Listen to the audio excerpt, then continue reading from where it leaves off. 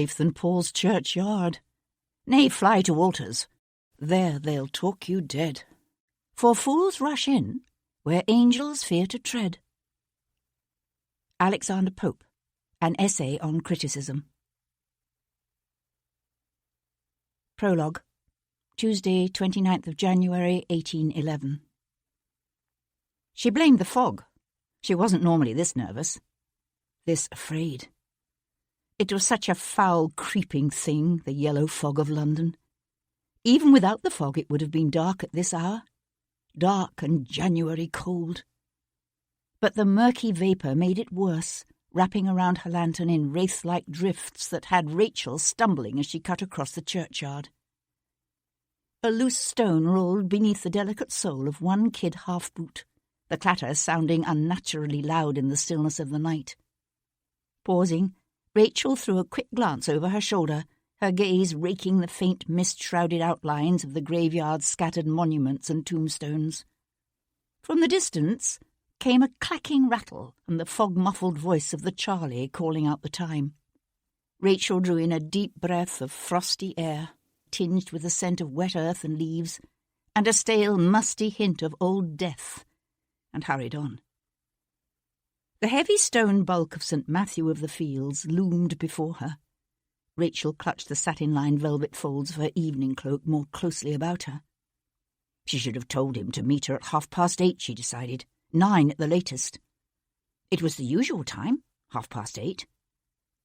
Only this wasn't a usual transaction. She hadn't expected to be so edgy. It was a sensation she didn't like. Being nervous made her feel like a victim, and Rachel York refused to play the role of victim. Never again. It was a promise she'd made to herself at the age of 15, and in the 3 years that had passed since that fateful night when she'd seized control of her own life. It was a promise she'd never broken. She wasn't about to break it now. At the steps leading up to the north transept door, she paused again. Beneath the deep round arch of the side portal, the darkness was nearly complete. Lifting the lantern high, she let the narrowed beam of light play over the door's weathered old oak. Through the thin kid of her gloves, the iron key felt cold and heavy in her hand. To her annoyance, her fingers shook when she thrust the toothed end into the lock. With one twist, the mechanism clicked smoothly, and the door swung silently inward before her on oiled hinges. The Reverend MacDermot was careful about such things, but then he needed to be. Rachel pushed the door open wider, one artfully curled lock of golden hair fluttering against her cheek in the sudden outward gush of air. Familiar church smells engulfed her, the scent of beeswax and damp stone and ancient wood.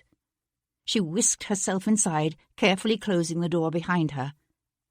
She didn't lock it. She dropped the key into her reticule, felt its weight heavy and solid against her thigh as she crossed the transept.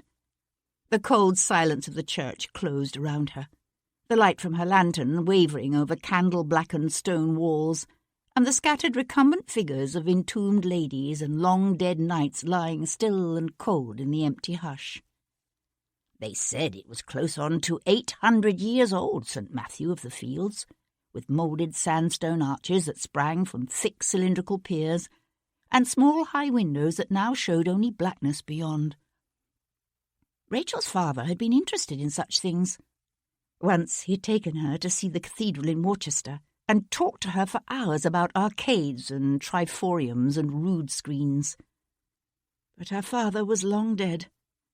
Rachel shut her mind against the memory, unsure what had brought such a thought to her now. The Lady Chapel lay at the far end of the apse, a tiny 14th-century jewel of white marble and slender columns and delicately carved screenwork. Rachel set her lantern on the steps before the altar. She was early. He wouldn't be here for another 20 minutes or more. The emptiness of the ancient church seemed to press in upon her, cold and dark. She found her gaze returning again and again to the blessed candles clustered together on the snowy linen of the altar cloth. For a moment longer she hesitated. Then, kindling a taper, She began to light the candles one after the other, their golden flames leaping up warm and bright until they seemed to merge into one comforting glow. Rachel gazed up at the massive canvas that hung above the altar, a darkly swirled depiction of the Virgin Mother ascending gloriously into the heavens against a background of triumphant angels. Once, Rachel might have murmured a soft prayer. Not now. She didn't hear the transept door open and close, only the faint echo of stealthy footsteps along the choir. He was early. She hadn't expected it of him. Turning, she shoved back the hood of her cloak and forced her lips into a practised smile, ready to play her role. She could see him now, a faint shadow, the outline of his greatcoat and top hat just visible through the Lady Chapel's intricately carved stone screen. Then he moved into the candlelight. She took a quick step back. "You," she whispered, and knew she'd made a terrible mistake.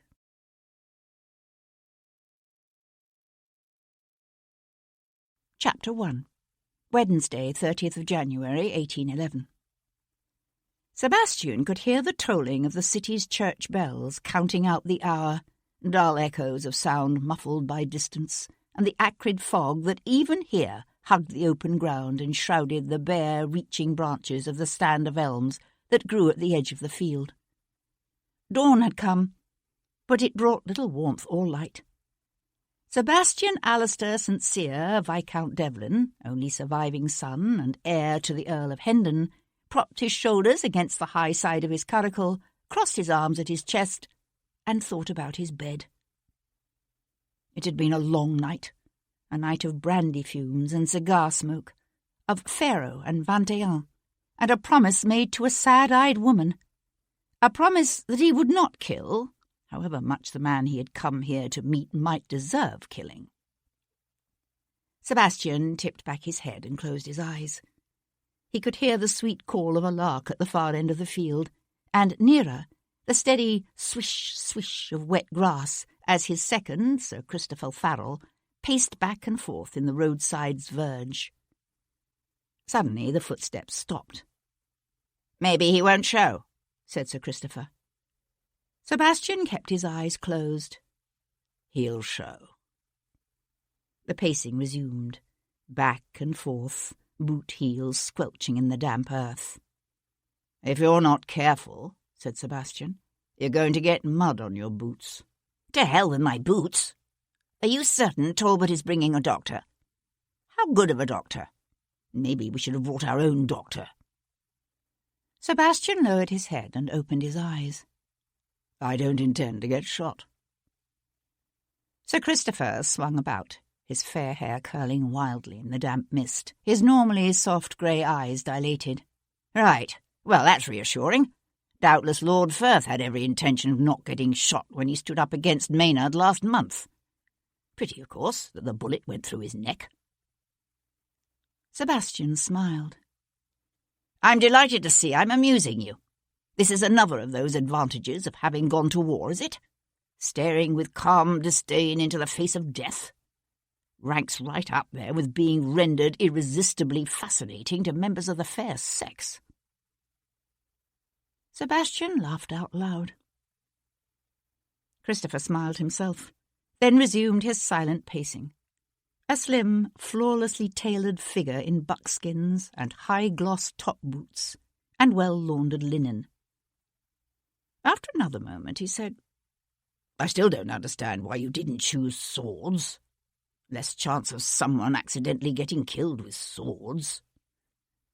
Lifting his left arm in a fencer's pose, he pantomimed a quick thrust against the cold, misty air. A neat little pink through the shoulder, a bloody scratch on the arm, and honour is satisfied. "Talbot intends to kill me." Christopher let his arms fall to his sides. "So you're just going to stand there and let him take a shot at you?"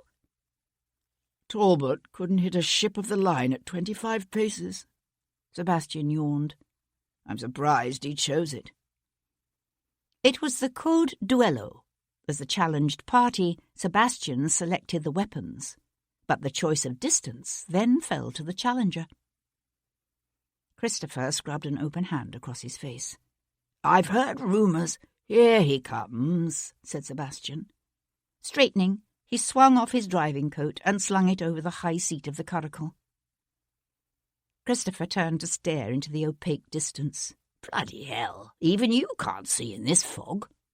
"No, but I have ears." "So do I, and I don't hear a thing. I swear, Sebastian, you must be part bat. It's unnatural." A minute or two later, a carriage appeared out of the gloom, a pair of showy blacks pulling a high-perch phaeton containing 2 men, and followed at a discreet distance by a simple gig. The doctor. A tall, lanky man with straight, thinning brown hair and an aquiline nose jumped down from the phaeton's high seat. Across the mist-blown field, Captain John Talbot's gaze met and held Sebastian's for one long moment. Then he turned away to strip off his coat and gloves.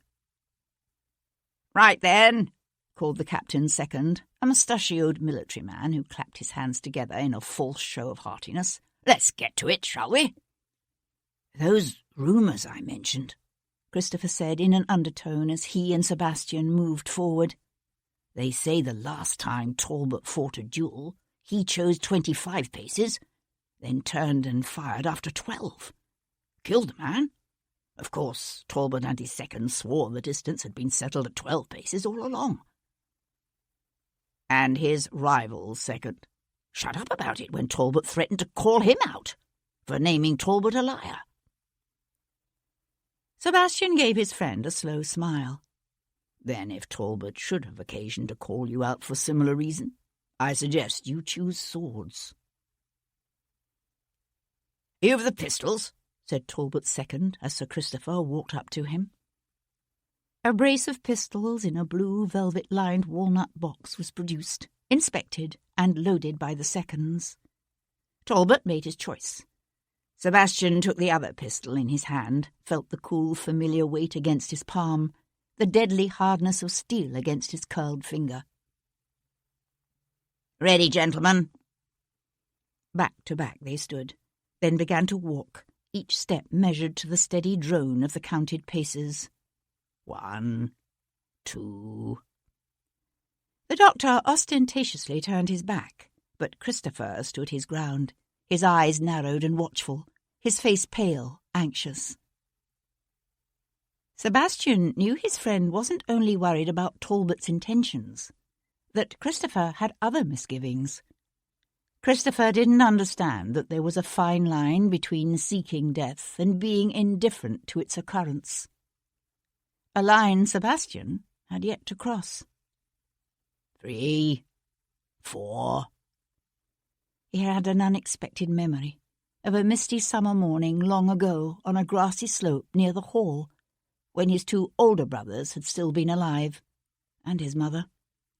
The air had smelled of the fresh scones they'd brought for tea, and ferns, and the restless sea beating against the rocks in the cove far below. They'd played drakes and dragons that morning, the 4 of them, counting out the movements. 5, 6, as they wove in and out, even his mother, her head thrown back, laughing, the strengthening sun bright on her golden hair. Only his sister Amanda had sat aloof, as she always did, aloof and disapproving and angry for reasons Sebastian never quite understood. 8, 9. The metal of the pistol's trigger felt cold and solid against Sebastian's finger. The wind-swirled mist damp against his cheeks. He forced himself to focus on this moment, this place. The lark called again, from nearer the base of the hill. He could hear the gurgle of a distant stream, the clip-clop of a horse ridden at a slow trot up the road. 10, 11. It was the hesitation in the other man's stride between the 10th and 11th count that warned him. That, and the whisper of cloth rubbing against cloth as Talbot turned. 12. Sebastian spun about and dropped into a crouch at the precise moment that John Talbot fired, so that the bullet, intended for Sebastian's heart, grazed his forehead instead. Then, gun empty and dangling slack in his hand, Talbot had no choice but to stand, body turned sideways, jaw clenched tight, nostrils flaring with each indrawn breath as he waited for Sebastian's shot. Calmly, purposefully, Sebastian raised his pistol, took aim, and fired. Captain Talbot let out a sharp cry and pitched forward. The doctor scrambled out of the gig and ran toward him. "Bloody hell, Sebastian," said Christopher. "You've killed him." "Hardly." Sebastian let the pistol fall to his side. "But I imagine he'll find it damned uncomfortable to sit down for a while." I say, blustered Talbot's second, his moustache working back and forth. "Most ungentlemanly conduct, this. Englishmen stand and fire weapons from their feet. Someone ought to fetch the constables. There'll be murder charges brought for this, mark my words." "Be quiet, man," said the doctor, snapping open his case. "No one I've treated yet has died from being clipped across the arse." Sir Christopher began to laugh, while Sebastian stretched to his feet and walked across the field to collect the other pistol. He'd promised Melanie he wouldn't kill her husband, but she hadn't said anything about not making the bastards suffer.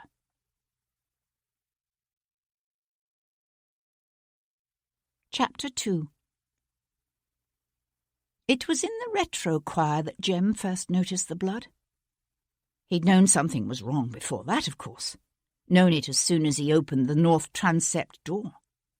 For 30 years now, Jem Cummings had been sexton here at St. Matthew's of the Fields. It was part of his job to see that the church was locked up tight every night and unlocked again the next morning. So Jem knew. They had a young rector what had taken over the living 3 years ago. The Reverend MacDermot he was. MacDermot hadn't liked the idea of keeping the church locked at night. But then Jem had told him about that time back in '92 when them bloodthirsty heathen frogs had been rampaging across the channel, and the old reverend had come in one morning to find the high altar smashed and pig's blood splattered across the choir walls. When he heard about that, Reverend MacDermot dropped his talk about leaving the church open real quick. It was the pig's blood that Jem was remembering now as he staggered toward the nave, his bum leg hurting bad in the damp cold, his eyes straining as he peered into the early morning gloom. Yet the peace of the church seemed undisturbed, the high altar pristine and untouched, the sacristy door protecting the church's precious consecrated vessels solid and locked. The pounding of Jem's heart began to ease. Then he saw the blood. He didn't know what it was at first. Only dark smudges, faint but growing more distinct, more discernibly in the shape of men's shoe prints as he traced the trail across the worn paving slabs toward the Lady Chapel. The cold of the ancient stone wall seemed to seep into his very bones, his breath coming ragged in his tight chest as he crept forward, his body shaking so badly he had to clench his teeth to keep them from rattling. She lay on her back, sprawled in an obscene posture against the polished marble steps that led up to the chapel's altar. He saw bare thighs spread wide and gleaming white in the lamplight. A froth of lace edged what had once been a fine satin flounce, torn now and stained with the same darkness that smeared her thighs. Eyes wide and glassy stared at him from beneath a head of golden curls tipped back at an unnatural angle. At first he thought the front of her gown was black, but as he inched closer, he saw the gaping gashes across her throat, and he understood. He understood, too, where all the blood had come from. It was everywhere.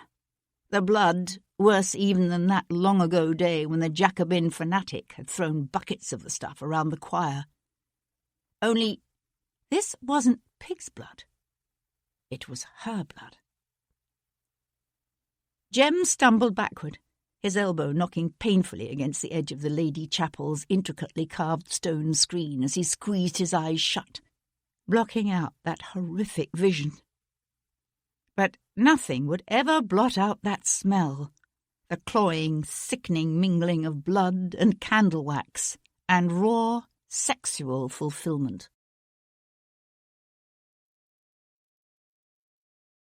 Chapter 3. It was almost noon by now, but the light filtering down through the stained glass windows in the apse of St. Matthew's of the Fields was still feeble, diffuse.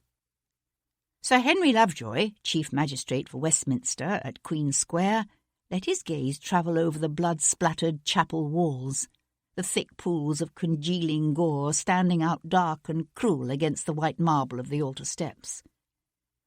He had a theory that the incidence of crimes of violence and passion was higher on those days when the yellow fog held London in its choking, deadly grip. But it had been a long time since London had seen a crime like this one. To one side of the Lady Chapel, a small, ominously still form lay hidden beneath a cloth stained dark and stiff, with so much blood that Lovejoy had to force himself to walk over to it. Bending, he flipped back the edge of the fabric and sighed. She'd been pretty once, this woman, and young.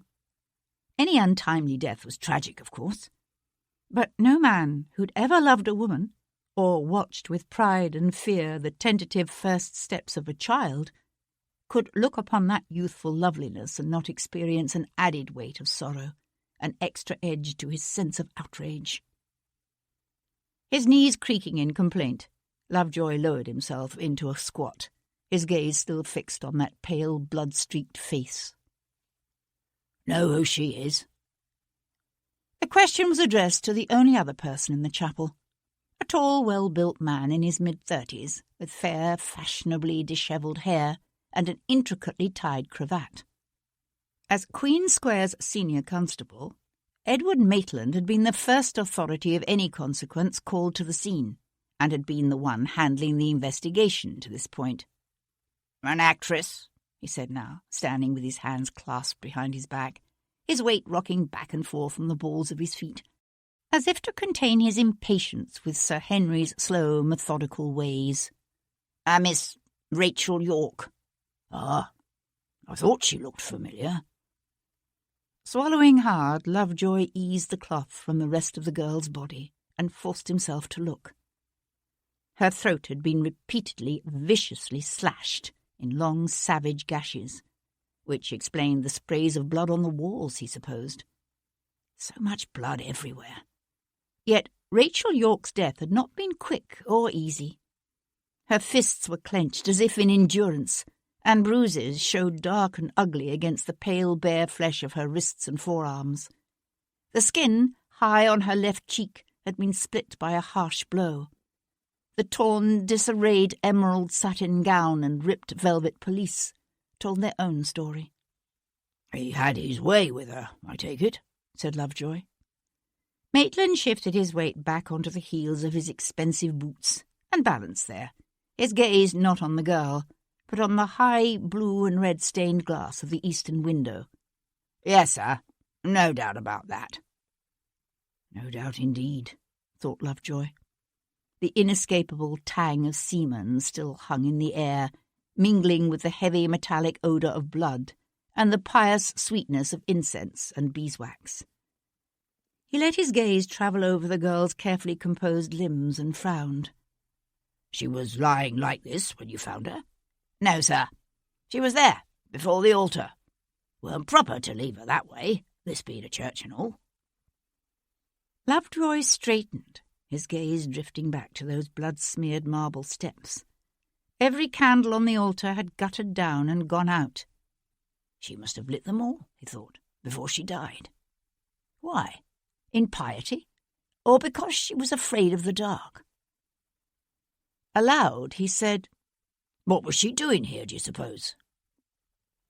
Maitland's brows twitched together in a swift, betraying movement, instantly stilled. It was obviously a question that hadn't occurred to him. "That I can't say, sir. The sexton found her when he came to open the church this morning." He pulled a notebook from the pocket of his greatcoat and flipped it open with the ostentatious display of attention to detail that sometimes grated on Lovejoy's nerves. Mr. Jem Cummings. Neither he nor the Reverend," there was a brief ruffling of pages, "Reverend James MacDermot, say they've ever seen her before." "They lock the church every night, do they?" "Yes, sir." Again Maitland consulted his notebook. "At 8 sharp." Reaching down, Lovejoy carefully replaced the cloth over what was left of Rachel York, only pausing at the last moment to study once again that pale, beautiful face. She had a French look about her, with the fair curls and widely spaced brown eyes and short upper lip often found in Normandy. He'd seen her just last week with Cat Boleyn in the Covent Garden Theatre's production of As You Like It. Seen her and admired her, not simply for her beauty, but for her talent. He had a clear image of her upon the stage, her hands held high in the clasp of her fellow cast members as they took their final bow, her eyes bright and shining, her smile wide and triumphantly joyous. He jerked the cloth back over those still blood-stained features and turned away, his gaze narrowing as he took in the layout of the old church, the aisled nave and wide transepts, the choir and broad apse. "This Mr. Cummings, does he say he came back here to the Lady Chapel before locking up last night?" Maitland shook his head. "The sexton says he glanced back here from the retrochoir and gave a loud halloo, warning that he was about to lock up. But he didn't actually venture into the chapel itself, sir. And he wouldn't have seen her from the retrochoir. I checked myself." Lovejoy nodded. In the damp coolness of the church, some of the pools of blood had yet to dry. Glossy and thick, they shimmered darkly in the lamplight, and he took care to avoid stepping in them as he walked slowly about the chapel. There'd been so many big, careless feet tramping in and out of the chapel in the past 6 hours that it would be impossible to accurately reconstruct what the floor had looked like before the sexton's arrival. But it seemed somehow disrespectful, a violation of that poor girl lying there against the wall, to be tromping heedlessly through what had once been her life's blood. So Lovejoy tried to avoid it. He stopped in front of the small altar's white marble steps. The blood was thickest here, where she'd been found. A lantern lay on its side, its glass shattered. He twisted around to glance back at his constable. "Any idea who was the last person to use the Lady Chapel?" Once again Maitland thumbed through his notebook. It was all for effect, Lovejoy knew. Edward Maitland could recite the entire contents of his notebook from memory, but he thought it gave weight to his pronouncements to be seen looking up each fact or figure. "We're still checking," he said with a slowness that was again for effect, "but it was probably a Mrs. William Knackery. She's a haberdasher's widow. Comes to the Lady Chapel here every evening at about 4:30 and prays for some 20 to 30 minutes. She says the church was empty when she left, just before 5.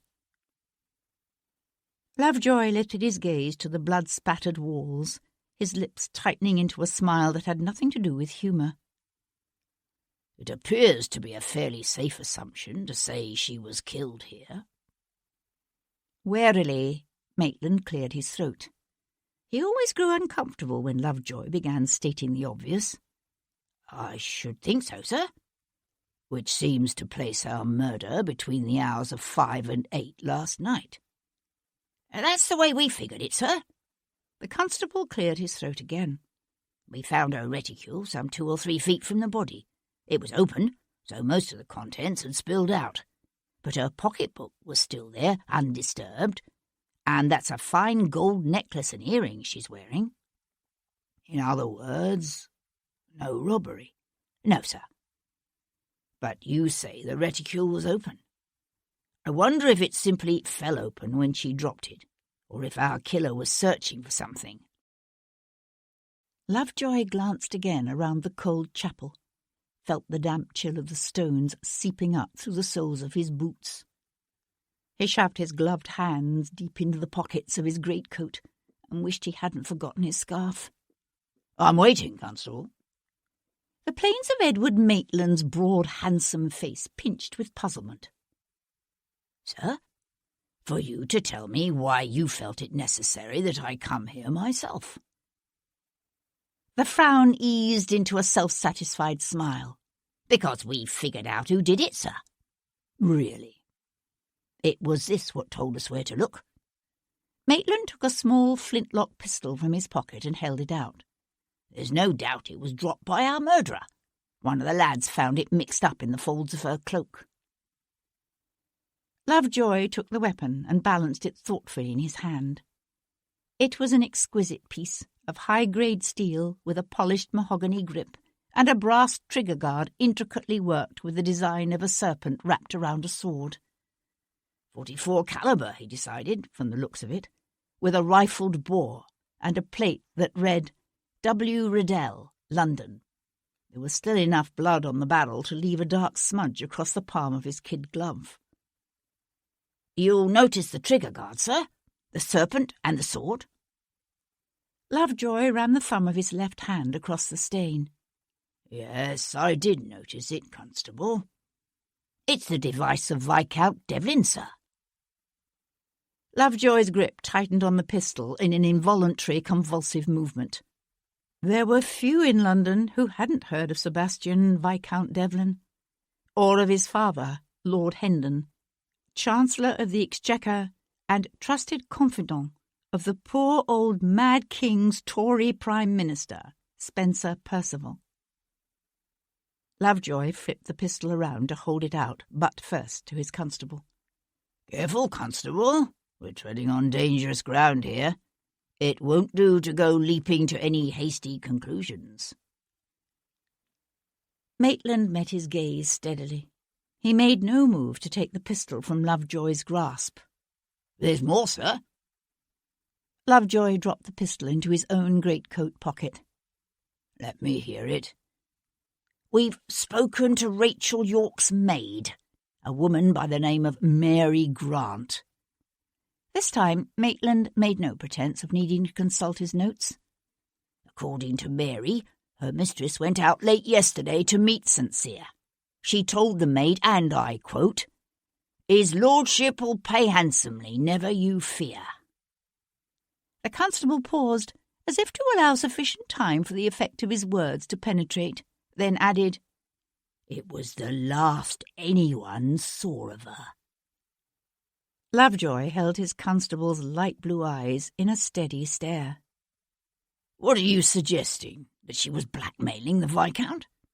Or threatening him in some way?" "Yes, sir." "I take it you've checked into Viscount Devlin's whereabouts last night?" "Yes, sir. His servants say he left the house at about 5. Claimed he was on his way to his club.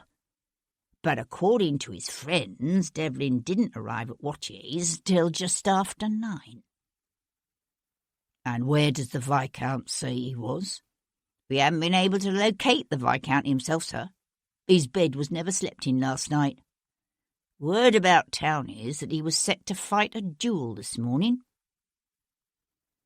Lovejoy brought one cupped hand to his mouth and blew thoughtfully against his palm and fingers before letting the hand fall again. "Whoever did this must have been drenched in blood. If Devlin is our man, he would have needed to return home for a change of clothes and a wash before going on to his club. It had occurred to me, sir. So, what do Devlin's servants have to say about that?" "Unfortunately, before he went out, Devlin gave his entire staff the night off. His lordship seems to be a most generous employer." There was something about the way it was said, a clipping of the vowels, a tightening of the lips, that betrayed a hint of an emotion Maitland generally kept discreetly hidden. He was no radical, Maitland. He believed in the social order, in the great chain of being, and the hierarchy of man. But that didn't stop him from craving wealth and position, and envying those, such as Devlin, who'd been born to what Maitland himself couldn't even aspire. Lovejoy turned away to wander about the small lady chapel. "His valet would know if a set of evening clothes had disappeared from his lordship's wardrobe." His lordship's man claims to have found nothing missing. But you know what these manservants can be like. Loyal to a fault.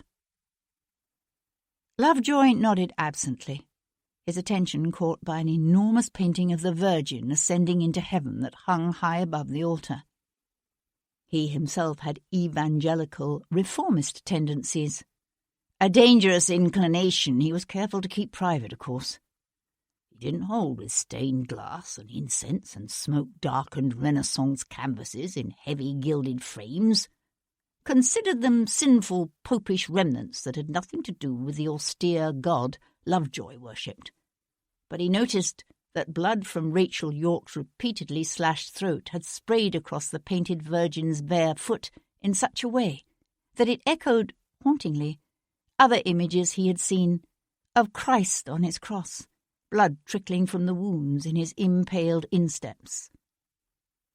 And he wondered again what the woman had been doing here, in this half-forgotten, inconsequential old church. It seemed a strange sight for a beautiful young actress to select for an assignation, or for blackmail. Maitland cleared his throat. "I'm to tell you Lord Jarvis is wishful of seeing you, sir, at Carlton House, as soon as you finished here."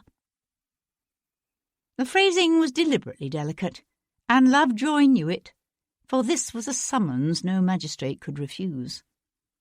All the public offices, whether at Bow Street or Queen Square, Lambeth Street or Hatton Garden, had standing orders to report to Lord Jarvis immediately if it appeared a crime might involve some sensitive person, such as the mistress of a royal duke, or the brother of a peer of the realm, or the only son and heir of a powerful cabinet minister. Lovejoy sighed. He'd never exactly understood the precise nature of Lord Jarvis's influence. In addition to a mammoth townhouse on Berkeley Square, the man kept offices in both St. James's Palace and Carlton House, although he held no government portfolio. And while it was true that he was tied by blood to the royal family, the relationship was that of cousin only. It had often seemed to Lovejoy that Jarvis's position could best be described by that vague medieval phrase, the power behind the throne. Although how Jarvis had acquired that power, and how he had maintained it through the course of King George's long descent into madness, Lovejoy could never understand. He only knew that the Prince of Wales now depended on the man as much as the king ever had, and that when Jarvis summoned a magistrate, the magistrate went. Lovejoy swung back to his constable. "You've already sent him word of this? I thought he'd want to know right away, Devlin's father being so close to the Prime Minister and all." Lovejoy blew out a long, tense breath that turned into a frosty mist in the cold air. "You do realise the delicacy of the situation?" "Yes, sir." Lovejoy's gaze narrowed as he studied the constable's impassive face. Odd that it had never occurred to Lovejoy to wonder until now about Edward Maitland's politics. But then it had never really mattered until now. Lovejoy tried to tell himself it still didn't matter, that their job began and ended with the need to investigate and solve this murder, and punish the malefactor. And yet,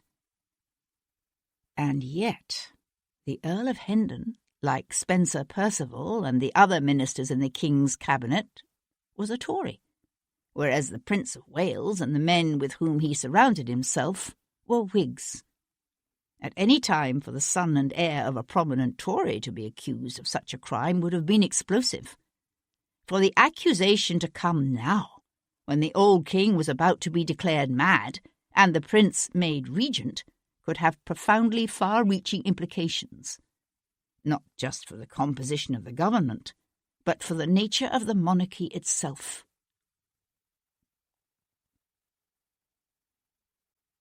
Chapter 4. The privileged inhabitants of fashionable London were just leaving their beds when Sebastian climbed the short flight of steps to his Brook Street home. Only the distant, fog-muffled rumble of traffic from New Bond Street and the squeals of children playing chasey in the charge of nursemaids in nearby Hanover Square disturbed the noonday silence. There was a kind of sweet oblivion in exhaustion, a blessed numbness, and Sebastian felt it now. Maury, his majordomo, met him in the hall, an unusually anxious look drawing the man's features together into a frown. "My lord," he began. Sebastian's gaze fell on a familiar cane and top hat resting on the hall table. He was suddenly intensely aware of his crumpled cravat, and the blood-encrusted graze across the side of his forehead, and the inevitable toll taken by all the brandy-tinged hours that had passed since last he'd slept. "I take it my father's here?" "Yes, my lord. The Earl awaits you in the library, but I believe it imperative that you first be made aware of an incident which occurred this morn—" "Later," said Sebastian, and crossed the hall to open the library door. Alistair St. the 5th Earl of Hendon, sat in a leather armchair near the fire, a glass of Sebastian's brandy cradled in the hand that rested on one knee. At his son's entrance, the Earl looked up, his jaw working back and forth, as it had a tendency to do when his emotions were aroused. At 65, he was still a powerful man, with a barrel chest and a thick shock of white hair above a heavily featured face. He had the most startling, deep blue eyes Sebastian had ever seen. For as long as he could remember, Sebastian had watched those brilliant eyes flare with an emotion he could never quite identify each time Hendon's gaze came to rest upon his only surviving son. And for the past 15 years or more, Sebastian had watched that blaze of emotion quickly disappear beneath a tide of pain and disappointment that was all too easy to read. "So," said the Earl now, "did you kill him?" "Talbot?" Sebastian swung off his caped driving coat and tossed it over one of the cane chairs by the bowed front window. His hat and gloves followed. "Unfortunately, no." "You're damned cool about it." Sebastian walked to the side table and poured himself a glass of brandy. "You would wish me otherwise?" The Earl's jaw worked furiously back and forth. "What I wish is that you curb this propensity to try to put a period to the existence of your fellow men. This makes 3 meetings in the 6 months you've been back in England. Actually, it's been some 10 months since I sold out." "Damn your impertinence!" Hendon surged to his feet. "The last one. What was his name?" "Danford." "That's right. Danford I could understand. There are some insults a gentleman can't be expected to allow to pass unchallenged. But Talbot! By God, you were screwing the man's wife. There'd have been hell to pay if you'd killed him, I can tell you that." Sebastian drained his brandy in one long pull and tried to swallow 28 years' worth of raw, conflicting emotions with it. He hadn't, in point of fact, been screwing Melanie Talbot. But even if Sebastian had been inclined to explain himself, there would have been no point. The idea of simple friendship between a man and a woman was something Hendon could neither believe nor understand, any more than he'd understand why Sebastian would care if a man such as Captain John Talbot should choose to beat his gentle young wife. "The man wants killing," Sebastian said simply. "Why, so you could have his wife?" Turning away, Sebastian went to splash himself another drink. "That was never my intention." "What you need is a wife of your own." Sebastian froze, then carefully lowered the brandy carafe. "So we're back to that, are we? If you're going to insist upon continuing this dissolute lifestyle of yours, the least you can do is have the courtesy to ensure the succession before you drink yourself into a decline. Or go out some morning and get yourself shot." "You underestimate me." He turned to find his father studying the gash across Sebastian's forehead through narrowed, troubled eyes. "This one was close." "I told you, the man wants killing." The Earl's jaw hardened. "You're 28. It's past time you settled down." "To do what?" take over management of the estates. Sebastian laughed at the spasm of alarm that crossed his father's features, lifted the brandy in a mock toast, and murmured, "Touché. The seat for Upper Walford is empty." Sebastian choked on his drink. "You can't be serious." His father continued to stare at him. Sebastian lowered his glass. "Good God, you are serious. Why not? It would give you something to do besides drinking and gaming and sleeping with other men's wives. And we could use a man of your abilities in the Commons." Sebastian subjected his father to a long study. "Afraid Prinny means to bring in the Whigs if he's made regent, are you?" "Oh, the Prince of Wales will be made regent, make no mistake about that. It's only a question now of form and timing. But he'll find he runs up against stiff opposition if he attempts to circumvent the Tories and resurrect the Ministry of All Talents. Or something worse." "Not so stiff as you might wish, obviously, if you're trying to recruit me as a candidate."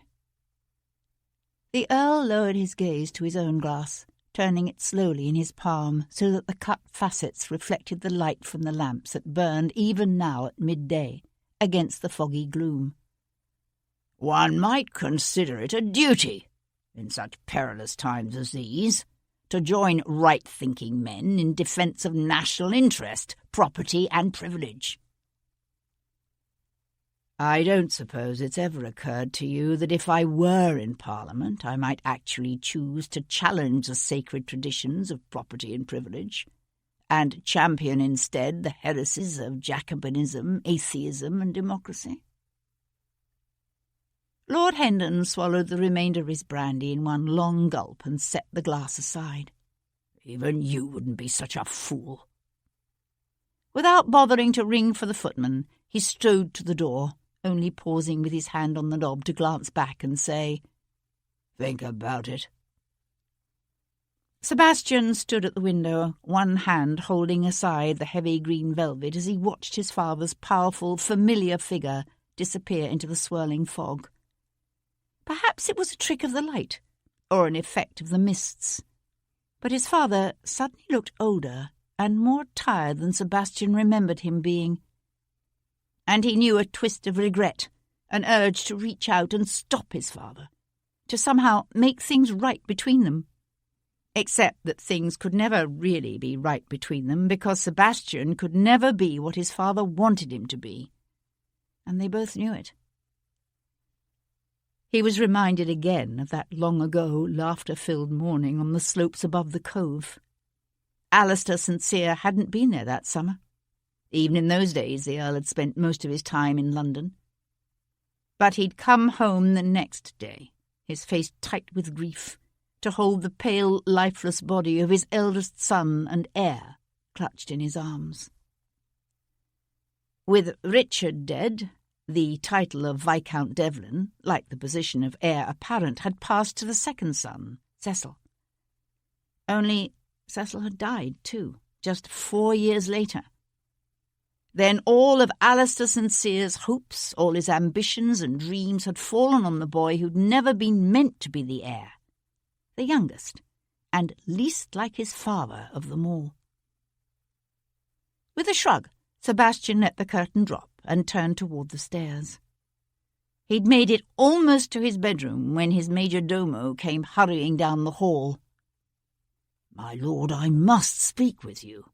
We've had the constables here this morning." "Not now, Maury." "But, my lord—" "Later," said Sebastian, and firmly shut the door.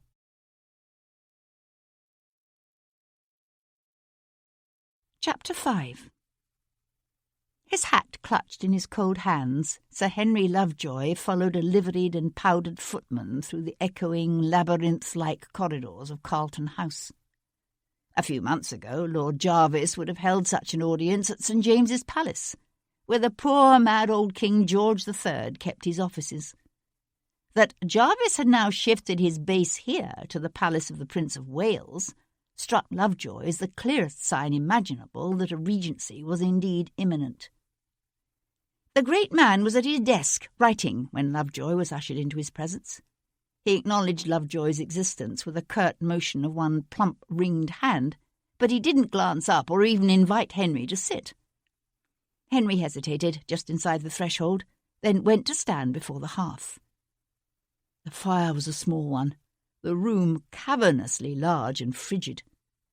Henry held his numb hands out to the flames. From somewhere in the distance came the rhythmic rat-a-tat of a hammer and the clanging of what might be scaffolding. The Prince of Wales was always renovating, whether here at Carlton House or at his pavilion in Brighton. "Well," said Jarvis at last, laying aside his pen and shifting in his chair so that he might regard his visitor, "what have you to report about this sorry business?" Retracting his cold hands and turning, Lovejoy executed a neat bow, then launched into a precise description of the crime scene, the victim, and the evidence they'd collected so far. "Yes, yes," said Jarvis, thrusting up from his chair with an impatient gesture that cut Henry short. "I've heard all this from your constable. It's obvious Lord Devlin must be arrested immediately. Indeed, I can't conceive why a warrant hasn't been issued already." Lovejoy watched his lordship fumble in his pocket for a delicate ivory snuff-box. He was an unusually tall man, standing well over 6 feet in height and weighing some 20 to 25 stone. In his youth he had been handsome. Beneath the ravages of indulgence and dissipation and the passing of the years, traces of those good looks could still be seen, in their fiercely intelligent grey eyes, the strong aquiline thrust of the nose, the sensual curve of the mouth. Lovejoy cleared his throat. "Unfortunately, my lord, I'm not convinced the evidence is sufficient to justify such an action at this time." Jarvis's head came up, his eyes narrowing, his fleshy face deepening in hue as he fixed Lovejoy with a hard stare. "Not sufficient? Good God, man! What do you want, an eyewitness?" Lovejoy drew a steadying breath. "I admit the evidence implicating the Viscount appears on the surface quite damning, my lord, but we really know very little as yet about this woman. We don't even have a clear idea as to what the killer's motive might have been." Deftly flicking open his snuff-box with one fat finger, Lord Jarvis lifted a pinch to his nostrils and sniffed. "She was raped, was she not?" "Yes, my lord." "So there's your motive." "Perhaps, my lord, although the violence of the attack suggests a level of anger, of instability even, which goes beyond simple sexual hunger." Jarvis closed the box with a snap and sighed. "Unfortunately, such outbursts of violence are not unknown amongst young gentlemen who have served king and country in war.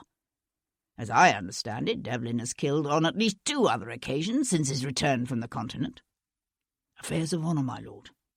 And his opponents were wounded, not killed. Nevertheless, the tendency is obviously there." His lordship walked away to stand for a moment at a window overlooking the terrace below, his hands clasped behind his back, his profile carefully composed as if in deep thought. It was a moment before he spoke. "You're a sophisticated man, Sir Henry. Surely I've no need to explain to you what it means to have the son of a prominent peer, a member of the government, for God's sake, implicated in such a crime. If we are seen to hesitate—" He swept one well-tailored arm in an expansive gesture toward the streets.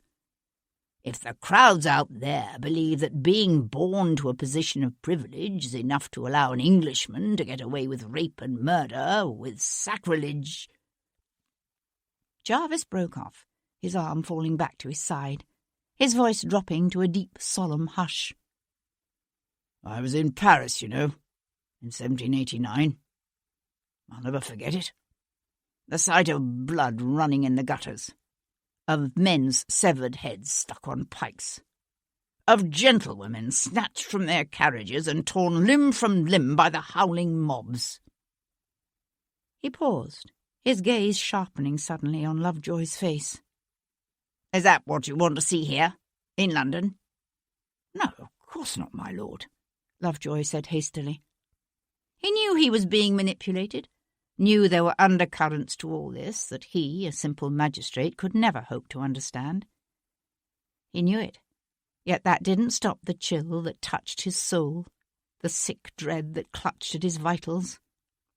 It was every Englishman's worst fear that the endless, rampant, mindless carnage of the French Revolution might some day spread across the Channel and destroy everything he held most dear. "If Lord Devlin is indeed innocent of this terrible crime," Jarvis was saying, "he will in due course be exonerated and freed. The important thing is to be seen acting now. These are perilous times in which we live, sir. The news from the war is not good. The masses are discontented and sullen, and easily stirred up by radicals. With His Majesty's health unlikely to improve, and a Regency Bill even now before Parliament, the very stability of the realm could be at stake. This is no time to be seen to hesitate, to dither and delay.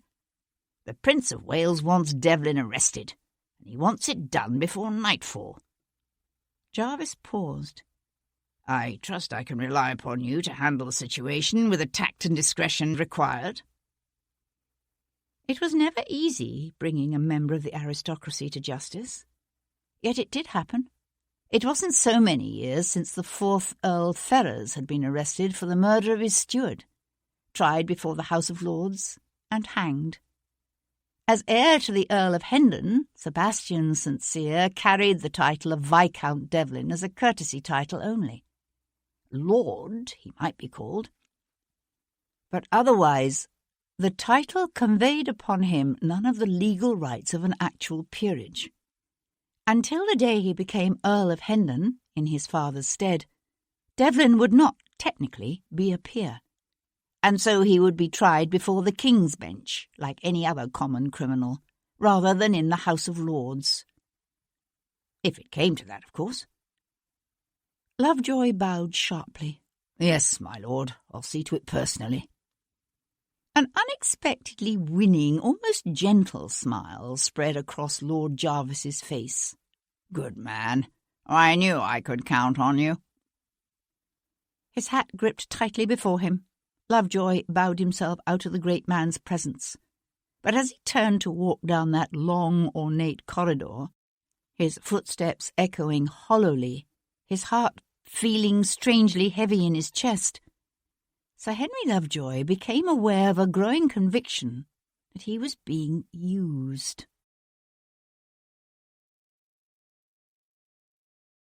Chapter 6. Sometimes dreams of the war still came to him. Dreams haunted by dying children, dark eyes filled with pain and fear and bewilderment, and golden-skinned women, swollen, pregnant bellies ripped open by soldiers' bayonets. Once it had mattered to him which soldiers' bayonets, French or English. It had mattered desperately. That had been before he'd understood it was irrelevant, and that it was only a factor of time and geography, that soldiers of all nations did these things. Once he'd thought England a nation anointed by God, a favoured land blessed and divinely protected, a force of good battling enemies who must therefore be the forces of evil. Once he had believed that there were such things as just wars and righteous causes. Once. Sebastian opened his eyes, his breath coming short and fast, his clenched hands clammy with sweat. The gloom of his velvet-shrouded bedchamber gave no indication of time, and it was a moment before he remembered where he was and why. He hadn't meant to sleep, had only intended to rest. Slowly he squeezed his eyes shut, then opened them again. But the memory of the images remained dark and haunting and indelible. Sir Henry Lovejoy decided to take Senior Constable Edward Maitland with him to Brook Street, along with another younger constable named Simplot, whom Maitland suggested. It wasn't that Lovejoy expected a man of Devlin's position in society to resist arrest, but Lovejoy had to admit to a certain secret fear that, minus the two constables' weighty presence, the Viscount might not take Lovejoy seriously. One heard tales of this Viscount, of his irreverent, unconventional ways. Lovejoy could imagine such a man simply laughing in the face of an arresting magistrate. Perhaps if Lovejoy had stood taller than 4'11" in his boots, he'd have felt more confident. At any rate, he was quietly pleased to discover that Simplot was even taller than Maitland and satisfyingly broad-shouldered. "Wait for us," Lovejoy told the driver of their hackney as they drew up before Devlin's Mayfair residence. The townhouse was an elegant structure with a neat bay window and beautifully proportioned Ionic portico, but it couldn't begin to compare with St. Cyr House, that massive granite pile on Grosvenor Square that would some day belong to Devlin, along with his father's titles, the estates in Cornwall and Devon and Lincolnshire, the interests in mining and shipping and banking. Lovejoy stared up at the townhouse's neat stuccoed facade and wondered what it said about relations between the Earl of Hendon and his only son and heir, that Devlin chose to reside here, in Brook Street, rather than beneath that palatial paternal roof. "His lordship will be finding the lodgings at Newgate a far cry from this," Maitland said in a quiet aside as a stony-faced majordomo bowed them into the hall. "A far cry indeed," he added, his handsome blonde head craning this way and that in an attempt to glimpse more of that gleaming expanse of black and white marble, the procession of gilt-framed paintings marching up the sweeping staircase that curved out of sight to the first floor. "You move ahead of the courts, Constable," hissed Lovejoy, as the majordomo's discreet knock upon the library door elicited the Viscount's permission to enter. "My lord," said the majordomo, "the persons who were here to see you this morning have returned with another." Viscount Devlin stood with one buckskin-clad hip resting on the edge of his desk, a shade of annoyance crossing his finely chiselled features as he glanced up from the sheaf of papers he held in his hands. He was built long and lean, with dark hair and a high forehead across which something or someone had recently left a nasty gash. "Yes," he said. "What is it?" Lovejoy waited for the majordomo to withdraw, then executed a neat bow and said, "I am Sir Henry Lovejoy, Chief Magistrate at Queen Square. A warrant has been issued in your name, my lord, for the murder of Rachel Yorke." Lovejoy couldn't have said what sort of reaction he'd been expecting. A flush of guilt, perhaps, or a passionate protestation of innocence. At the very least, one might have anticipated expressions of shock and sorrow over the death of a beautiful woman Devlin must surely have admired. But the young man's face remained impassive, unmoved by any emotion except for a faint quiver of what looked very much like boredom. He set aside the papers. "What is this? Some sort of jest?" "No jest, my lord. You have been implicated both by evidence found at the scene of Miss Yorke's death and by the testimony of witnesses." The Viscount crossed his arms at his chest and shifted his weight so that he could thrust his long legs out in front of him. "Really? That's interesting. What evidence? And who are these witnesses?"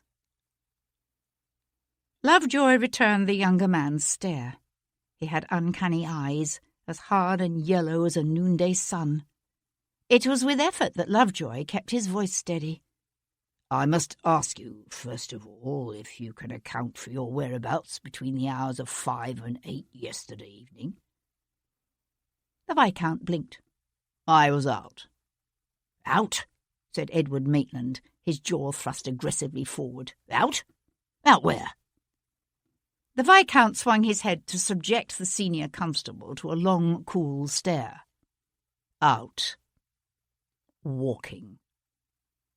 An angry flush darkened Maitland's cheeks. It had been a miscalculation after all, Lovejoy now realised, to bring the constables.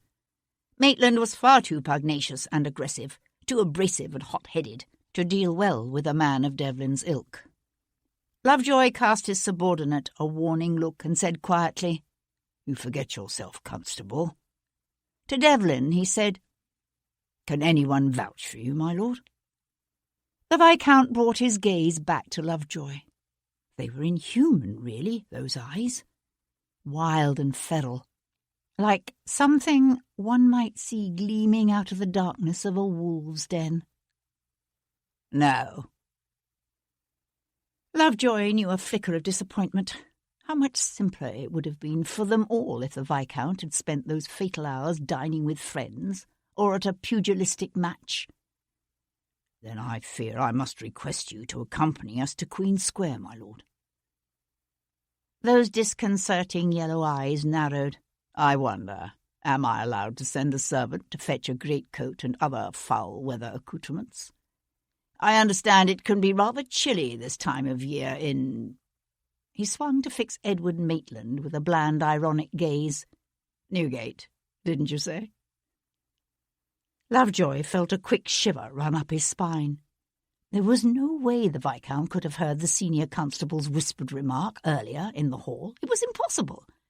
And yet, Lovejoy remembered hearing tales, near legendary accounts he'd always dismissed, of this young man's disconcertingly acute eyesight and hearing, of lethal reflexes and a cat-like ability to see in the dark. Invaluable abilities he'd exercised to such deadly effect against the French in the peninsula before he'd come home for reasons shrouded in rumour and innuendo. You may, of course, fortify yourself against the cold with whatever vestments you require, Lovejoy said hastily. An unexpected gleam of amusement flared in those terrible yellow eyes, then died. "Thank you," said Viscount Devlin. And for the second time that day, Sir Henry Lovejoy was left with the perplexing impression that beneath the surface all was not precisely as it seemed.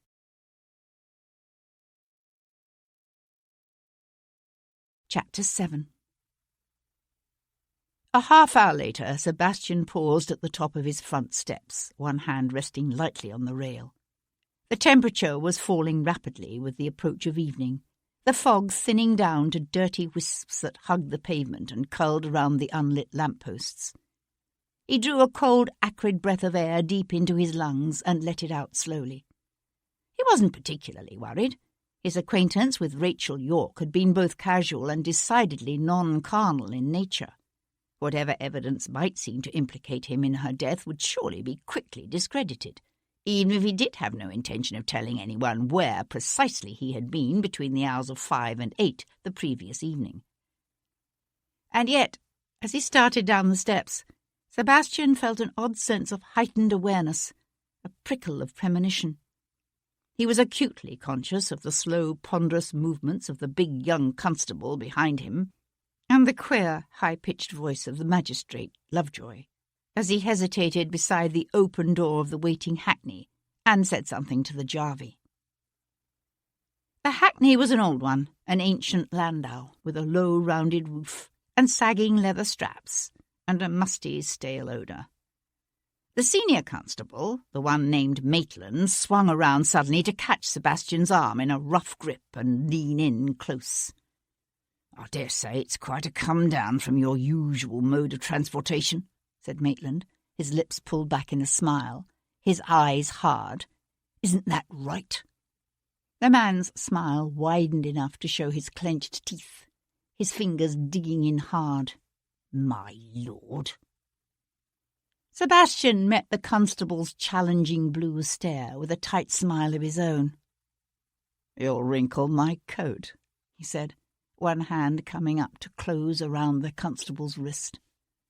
It was a simple manoeuvre he'd learned in the mountains of Portugal, a trick of pressure applied at precisely the proper points. The constable sucked in a painful breath, his hand losing its hold on the coat as he took an unwary step back. Days of stinking fog had left the stone steps slippery with a combination of coal soot and freezing condensation. 1 foot shooting off the edge of the first step, the constable spun around, his back slamming against the iron handrail as he scrambled to catch himself, missed, and went down on one knee on the second step. His top hat landed beside him. He had pretensions to dandyism, this constable with his artfully tousled blonde curls, and high shirt points and intricately arranged cravat. Clapping the hat back on his head, he straightened slowly, a dirty tear running down one leg of his expensive buff-coloured breeches. "Why, you bloody bastard!" Maitland's jaw tightened, his nostrils flaring. But it was his hands Sebastian was watching. London constables didn't usually carry knives, although some of the more aggressive ones did. Maitland's knife was a small, wicked thing, with a honed blade that shone even in the faint light of a dull afternoon. The constable smiled. "Try something like that again and you won't live long enough to hang, my lord." It was all for bluster and effect, Sebastian knew that. But the younger constable, the one with the open face and big ox-like body, threw a quick, worried glance toward the street, where Lovejoy stood with his back turned and one foot on the hackney step. "Good God, Maitland, put that thing away before Sir Henry sees." He lurched forward, intending perhaps to shield the knife from the magistrate's view. But he was big and clumsy, the wet granite steps treacherous. His feet slid out from beneath him in turn. With a startled cry, he pitched forward, straight into Maitland's blade. Sebastian watched the young man's eyes widen with surprise, his face go slack. "Jesus Christ!" Maitland let go of the knife's hilt, his own features twisting with horror. The young constable wavered on his feet, his gaze caught by the knife still protruding from his chest. A thin trickle of blood spilled from his mouth. "You've killed me," he whispered, his gaze lifting to Maitland's, his legs buckling beneath him. Sebastian caught the young man as he fell. Blood spilled over Sebastian's hands down the front of his greatcoat. Lowering the gasping constable to the footpath, Sebastian ripped off his own neckcloth, pressed it to the bubbling wound in the constable's chest. The fine linen turned red and sodden in his hand. "Good God!" whispered Maitland, staggering down the last step, his face ashen. "Get a doctor, quickly!" snapped Sebastian. Maitland stood with one arm wrapped around the area railing as if for support, his eyes wide and staring. "Bloody hell! Sir Henry, if you would—" Sebastian pivoted on one knee to find Lovejoy standing on the hackney's steps, his little face pinched with shock. "My lord," said the magistrate, "what have you done?" "What have I done?" said Sebastian. Still grasping the railing, Constable Maitland's wide-eyed gaze lifted from Simplot to the magistrate. "He stabbed him," Maitland suddenly shouted. "He stabbed Simplot." Sebastian stared down at the man in his arms. The cold, misty rain had begun to fall, bringing a dark sheen to the paving stones and dampening the greying face of the dying man. Sebastian had seen enough death, from Italy and the West Indies to Portugal, to recognise the signs when he saw them. The man would die, and Sebastian would be blamed for this death, just as he was already being blamed for the murder of a West End actress he had barely known.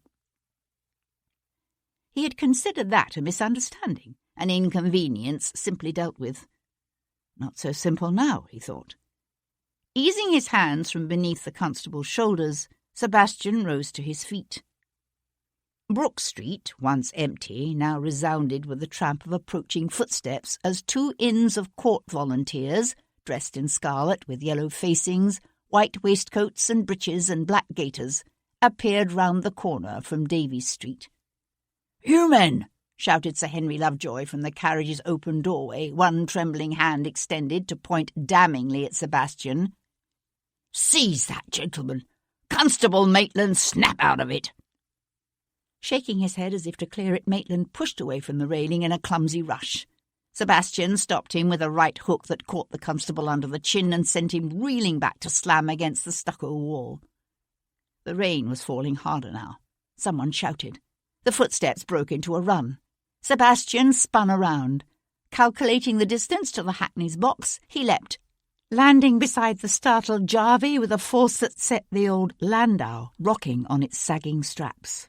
"Here," said the Jarvey, his bloodshot eyes opening wide in a gnarled, grey-whiskered face. "You ain't allowed up here with me." "Then I suggest you get down." Seizing the rein, Sebastian tweaked the whip from the man's slack grip and snapped the leather thong over the bay's ears. The ancient carriage jerked forward. Holy hell! gasped the Jarvey, and dived for the footpath. Sebastian threw a quick glance behind him. The Inns of Court men had stopped to kneel beside the wounded constable, but Maitland was running in the carriage's wake, his arms and legs pumping, his face twisted with determination. "Stop that, Hackney! The man's a murderer!" "Shit," said Sebastian, and spanked the reins hard against the bay's flanks. Without checking at the corner, he swung onto New Bond Street, cutting between a wide-wheeled freight wagon and a high-wheeled gig driven by a fat man in a yellow coat. The yellow-coated man jerked on his reins, his chestnut rearing up. "You there!" Sebastian heard Maitland shout. Looking back, Sebastian saw the constable leap onto the gig's high seat. "Give me those reins." I say, bleated Yellowcoat. "Get down," snarled Maitland, bringing the snorting horse under control and pushing Yellowcoat off his perch. Up ahead, a crush of vehicles jammed the street. Sebastian collected his reins, his eyes narrowing against the steady downpour as he judged the distance between a stalled dowager's barouche and the donkey cart making its slow, ponderous way up the street. "My lord!" shouted Sir Henry Lovejoy, his rain-lashed head and half his upper body protruding from the landau's open window, his fist pounding against the ancient panels. "In the king's name, I demand you stop this carriage at once." Bloody hell, thought Sebastian. He'd forgotten about the magistrate. "Keep your head in," he shouted, sparing Sir Henry one swift glance. "I said I demand you—" Sir Henry broke off, his eyes widening as Sebastian swung around the barouche, nipping in so close that one of the carriage's dangling lamps caught the brim of the magistrate's hat. "Good God," said the magistrate, jerking his bald head back inside the hackney. Hauling on the reins, Sebastian brought the landau careening in a sharp left onto Maddox Street. Behind them the donkey brayed and kicked, upending its cart to spill a load of squawking, feather-ruffled chickens across the wet pavement. "Get that bloody donkey cart out of my way!" screamed Maitland, the gig at a standstill, the blousy chestnut snorting and tossing its head as the constable jabbed at the ribbons. The bays were stretched full out now. Sebastian gave them their heads, ploughing up Maddox Street past the dignified stone pile of St. George's.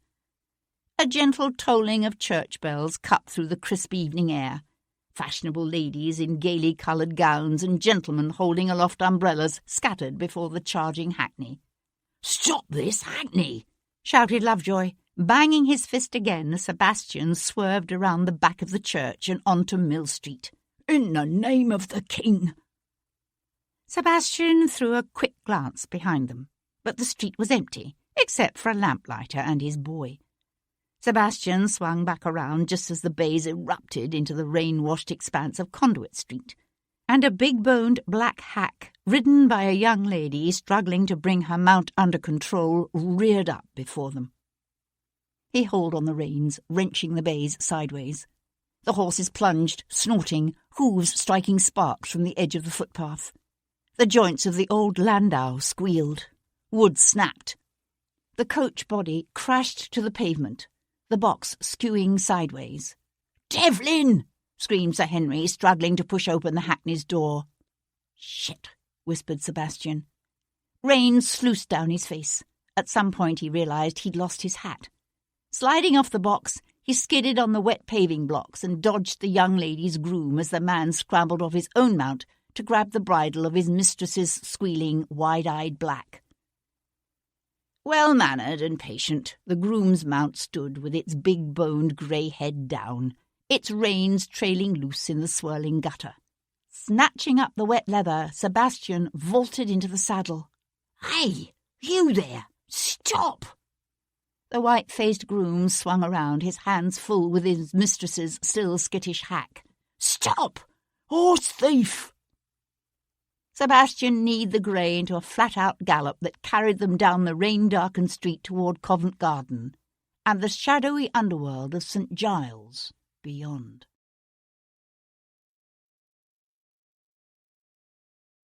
Chapter 8.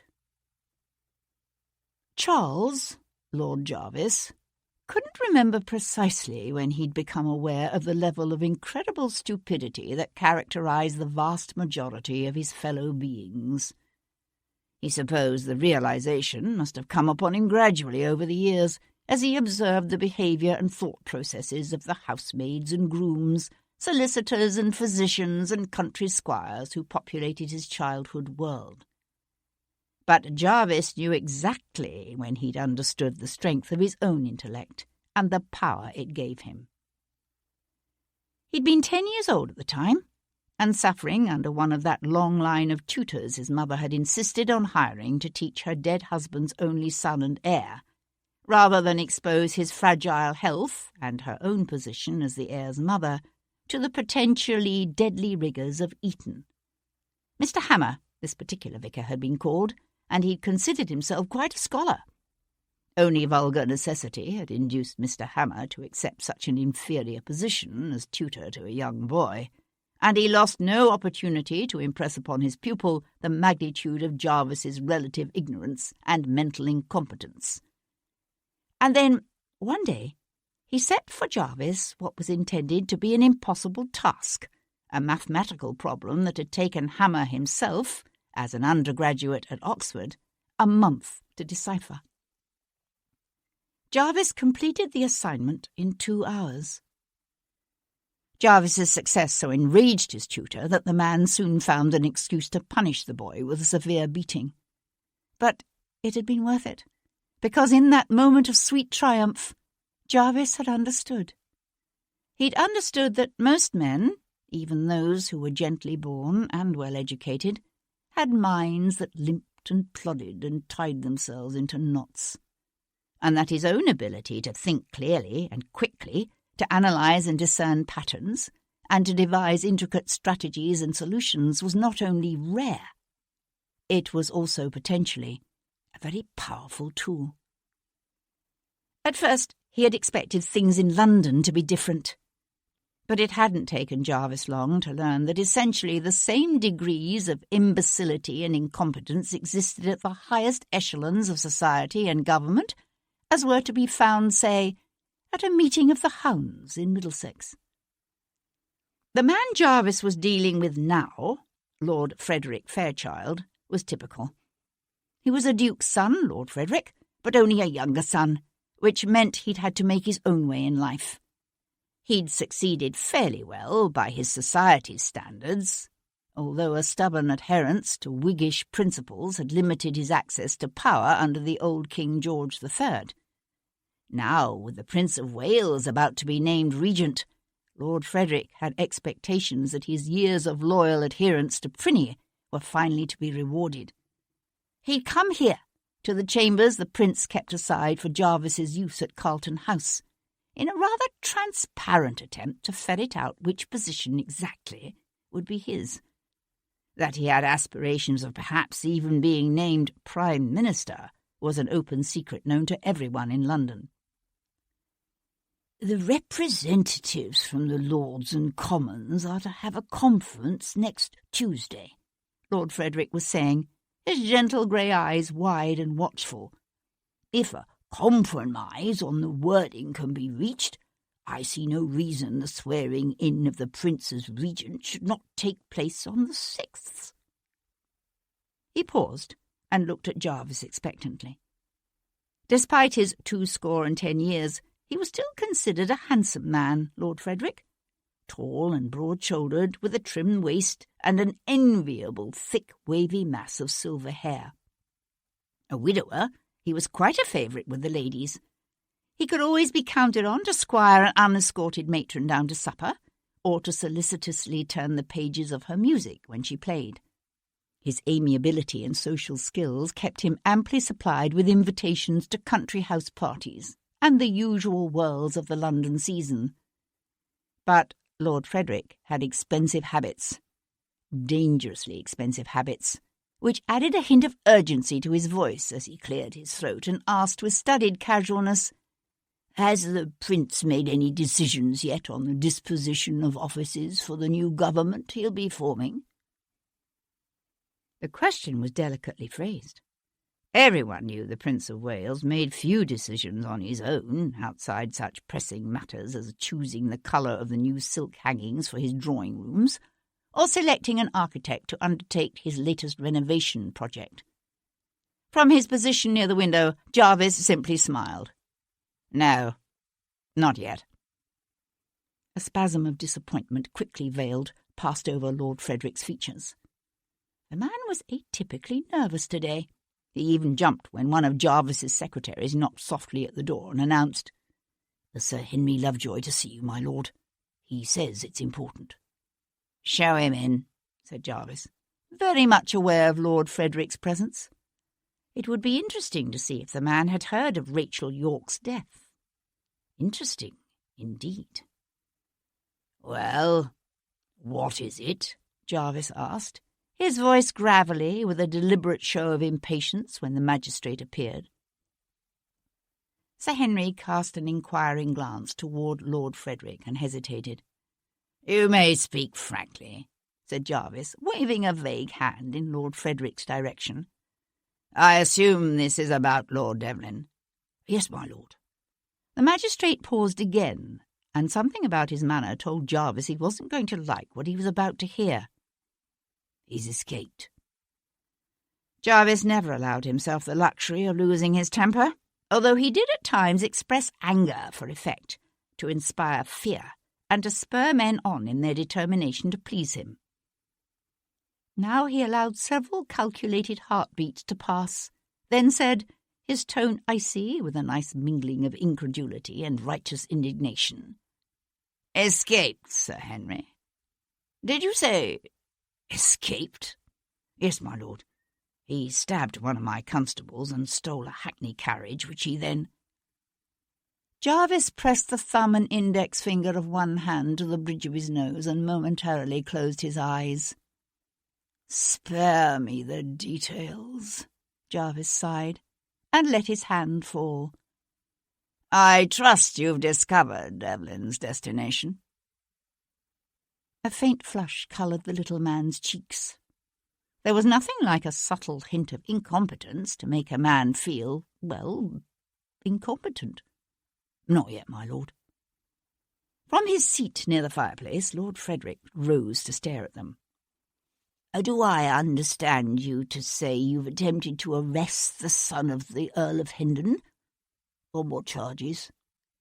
"Murder," said Jarvis blandly. "Murder? Good God, but I thought Talbot's wound more embarrassing than life-threatening.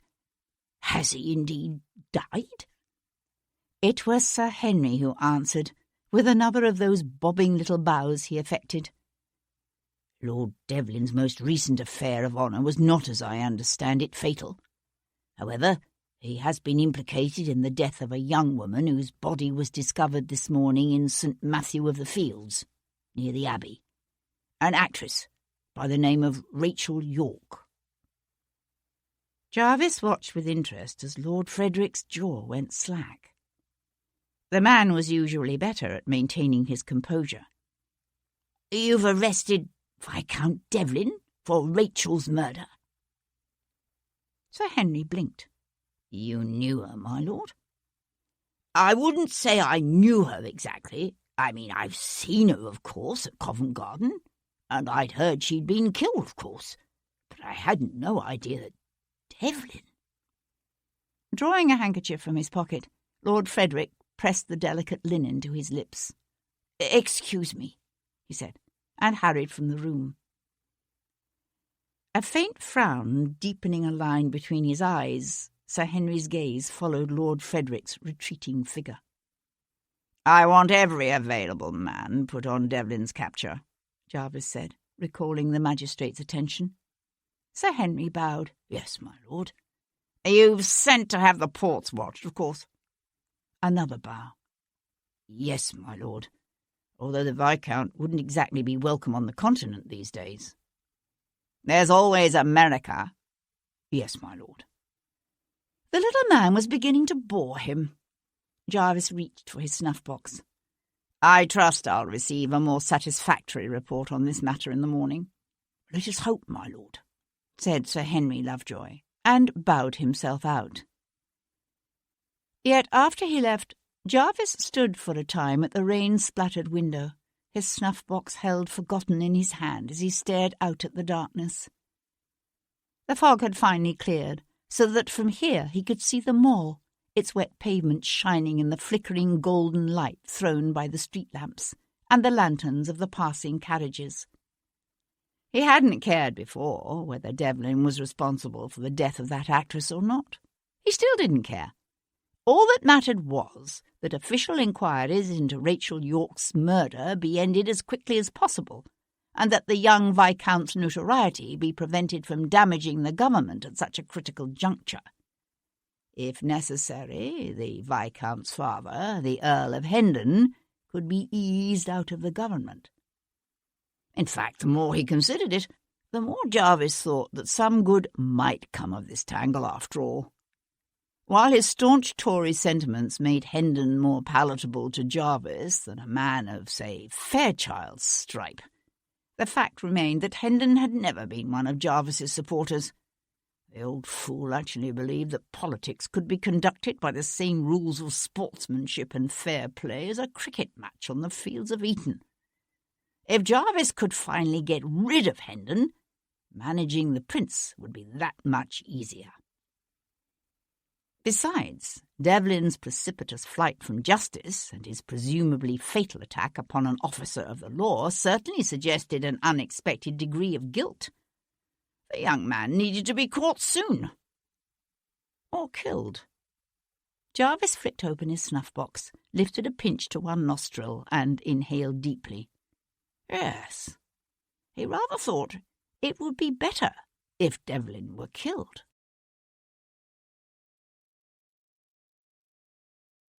Chapter 9. The sounds of pursuit had long since faded into the distance. Sebastian slowed the grey to a walk. Darkness was falling fast, the rain easing to a fine mist as the wind rose. Turning up the collar of his greatcoat against the cold and the wet, Sebastian had time to regret the loss of his hat and consider his future course of action. Even here, away from the more fashionable neighbourhoods of Mayfair, heads swivelled to follow his passing and fingers pointed. Sebastian was acutely aware of his missing neckcloth, his mud-splattered boots, the bloodstains on his greatcoat and gloves. His immediate need, he decided, was to remove himself to an area in which his dishevelled appearance would occasion less remark. In the back alleys and byways of some place like Covent Garden or St. Giles, no one would look twice at a hatless man with a torn greatcoat and blood on his gloves. Beneath the folds of his greatcoat, Sebastian felt the weight of his pocketbook and knew a moment of thankfulness for the forethought that had led him to slip the purse into his pocket before leaving the house. He would find an inn, he decided, some place humble but warm and dry, and then he would set about contacting those who could— Sebastian's head came up, his attention caught by a faint sound, barely discernible above the racket of wooden wheels rattling over ruts and the interminable patter of the rain.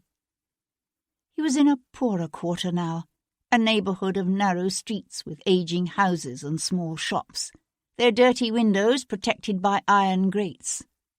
There were no fine carriages here. Only heavy, lumbering wagons and dog-carts winding their way through a growing throng of sturdy working folk, coopers and farriers, laundresses and piemen, their voices raised in a sing-song chorus of pies, rare hot pies.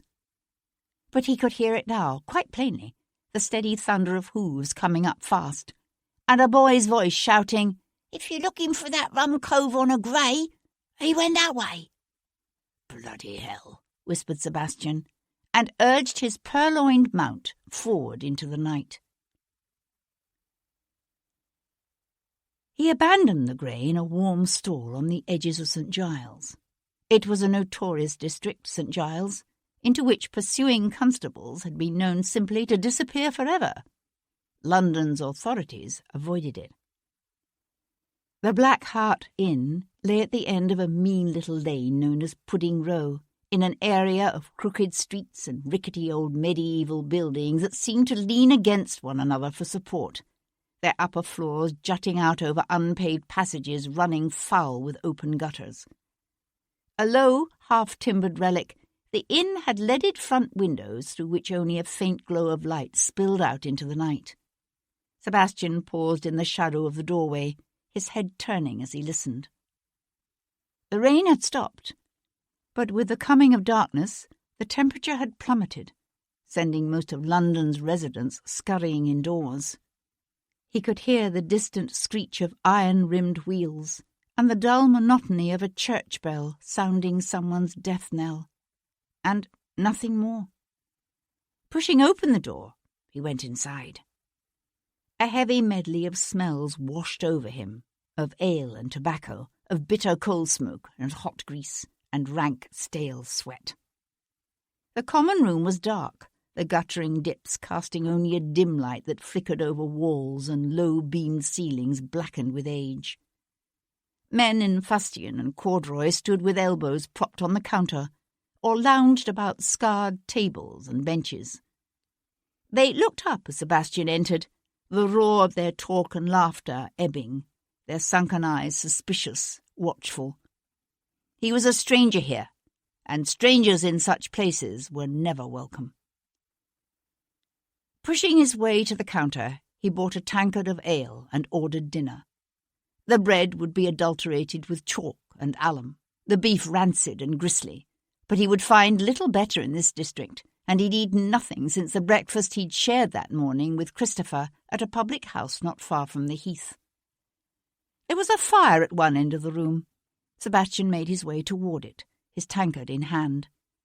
The general swirl of noise had resumed, although he was aware of resentful eyes following him, of an air of tense wariness. Furtive shadows moved across the walls as 2 or 3 men sidled quietly from the room. Sebastian was halfway across the sawdust-covered floor, winding his way between packed, unwashed bodies, when a boy of perhaps 8 or 10 brushed against him. "A natty lad," said Sebastian, his voice dangerously cheerful as he deftly retrieved his purse from the boy's fist. The unexpected loss of his prize caused the young thief to hesitate, so that, dropping the purse into an inner pocket, Sebastian managed to collar the lad and haul him back around, all without setting down the tankard or spilling a drop of ale. But not a particularly skilled one, I'm afraid. Every eye in the room was trained upon them, and Sebastian knew it. Yet the atmosphere was more one of watchful expectation than of hostility. A market beadle from Covent Garden, a big ponderous man with a stained waistcoat and 3 chins, stood up from a nearby table to wipe the back of one meaty hand across his wet lips. "Aye, he's an Anabaptist, that one." A low ripple of laughter travelled around the room, for it was a name given to young pickpockets who'd been caught in the act, and subjected to the rough-and-ready punishment of being dumped in the nearest pond. "Want we should rechristen him?" The lad kept his chin firm and his gaze steady, but Sebastian felt a shudder travel up the boy's thin frame. For a homeless child, a dunking in a freezing pond on a night like this could mean death. "I've no doubt he could use the ablution," said Sebastian, his words greeted by more laughter. "But the boy's done no real harm." Opening his fist, Sebastian let the thin, ragged cloth of the urchin's shirt slide through his fingers. "Go on," he added, jerking his head toward the door when the boy hesitated. "Get out of here." Instead of running, the boy stood his ground, his dark, unexpectedly bright eyes travelling over Sebastian in open, thoughtful assessment. "On the lam, are you?" Sebastian paused with his tankard halfway to his mouth. "I beg your pardon?" The boy was older than Sebastian had first taken him to be, probably more like 10 or 12, and obviously observant enough to notice that beneath the mud and blood, Sebastian's greatcoat was exquisitely tailored, and of a fine cloth that had been new just hours ago. "What you do? Lose all your blunt and bolt before they could shut you up in the Neverwag? or did you kill a man in a duel?" One small, bony hand reached out to finger the dark telltale stain on Sebastian's chest. "Me? I think you killed somebody." Sebastian took a long, deep swallow of his ale. "Don't be ridiculous." "Ho! And why else would such a swell cove be stopping at a dive like the Black Art? You answer me that." A prepubescent young girl with thin shoulders and a shank of straight, colourless hair appeared from the back rooms to dump the contents of her tray on the table in front of Sebastian. He stared at the small loaf of suspiciously white bread, the plate of unidentifiable meat awash in ladlefuls of congealing fat, and felt his appetite ebb. "You should tuck that purse of yours somewhere out of sight and out of reach," said the urchin, as Sebastian seated himself at the table. "You know that, don't you? It's like an open invitation, bulging out your coat all obvious like. In fact, it's criminal, I'd say, to be tempting honest lads into mischief like that." Sebastian glanced up, his fork halted halfway to his mouth. "And when were you ever an honest lad?" The boy laughed out loud. "I like you," he said, his gaze drifting to the plate of food before Sebastian. A quiver passed over his features, a spasm of desperate want quickly hidden. "I tell you what, got a proposition for you, I do, if you're agreeable. I could hire myself out to you for, say, 10pence a day, show you the ropes of this part of town. I could be your general factotum. A fine gentleman like yourself shouldn't be without a servant." "True." Sebastian chewed a mouthful, swallowed. "But I'm the strangest creature. I have a decided aversion to being fleeced by those in my employ." The boy sniffed.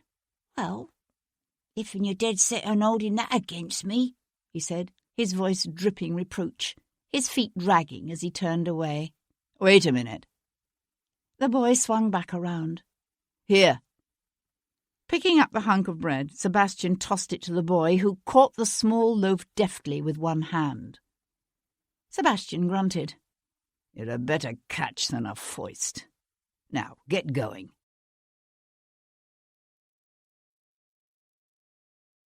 Chapter 10. Cat Boleyn had first met Rachel Yorke on the banks of the Thames on a snowy December night just over 3 years ago. Rachel had been 15 then, heartbreakingly young and full of despair.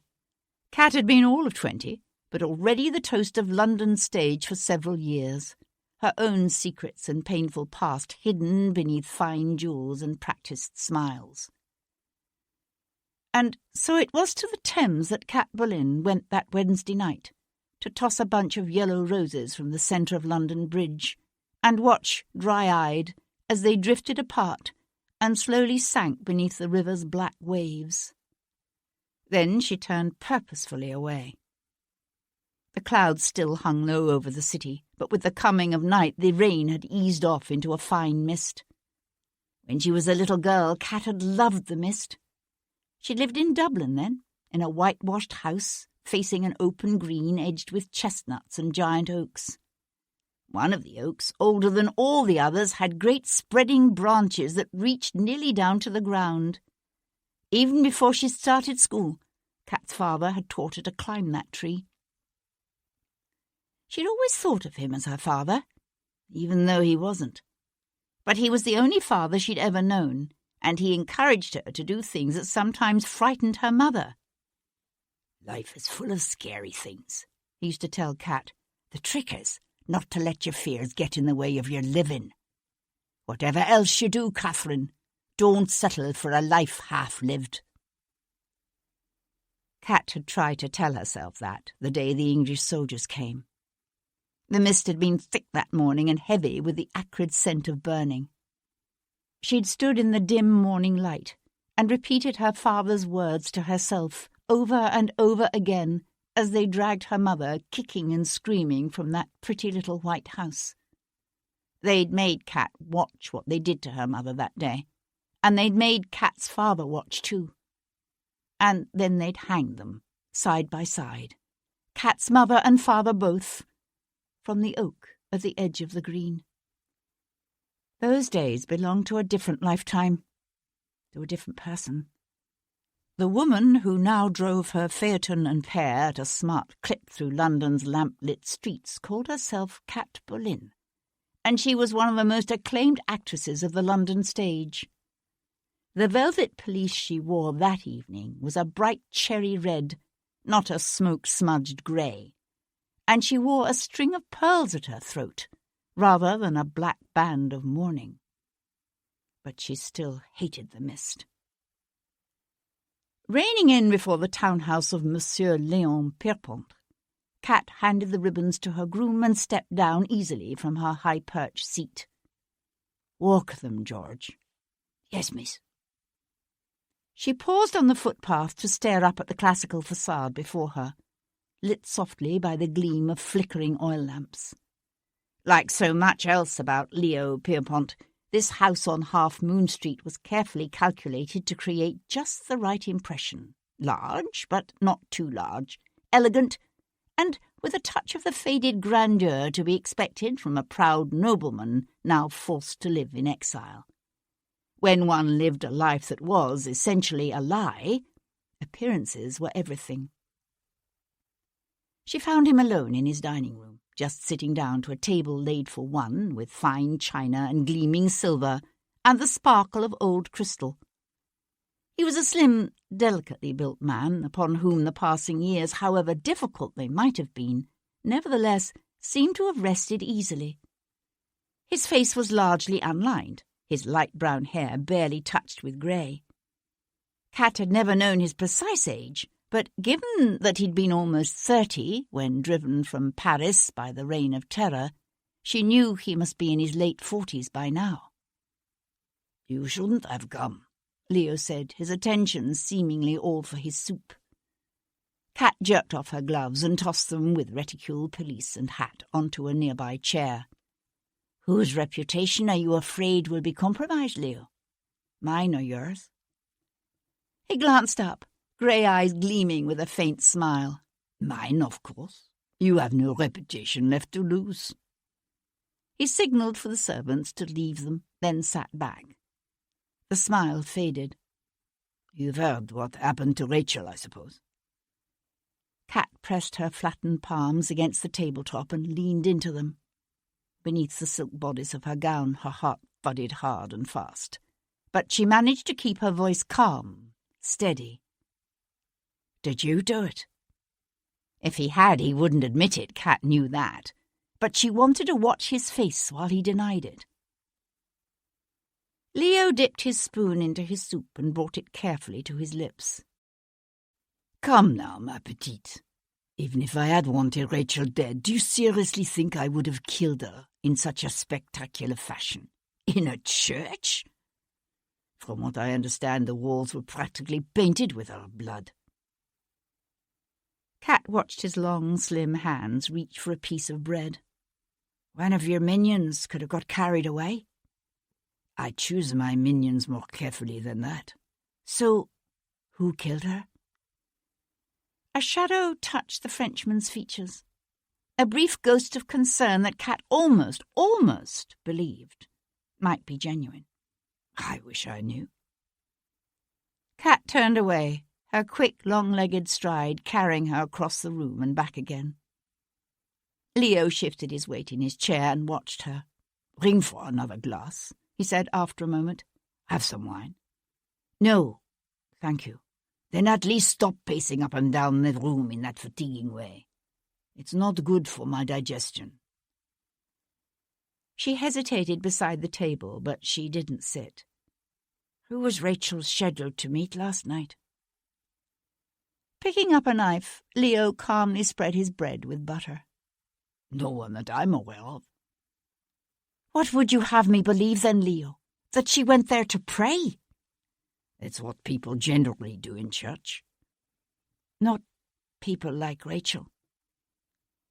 Cat went to stand before the hearth and stare unseeingly at the glowing coals.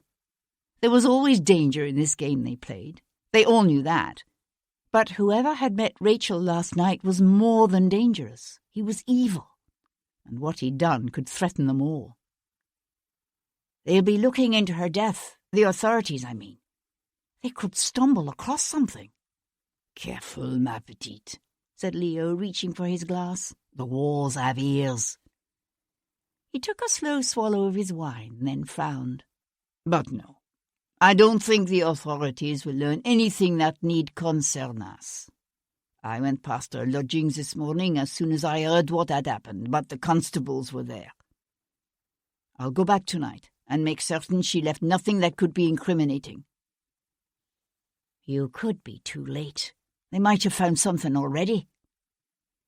Leo huffed a soft laugh. You can't be serious. This is London, not Paris. They're fools, these Englishmen. So afraid of the danger to their liberties posed by a standing army that they'd rather see their cities overrun with thieves and murderers than establish a proper police force. Those constables won't have found anything.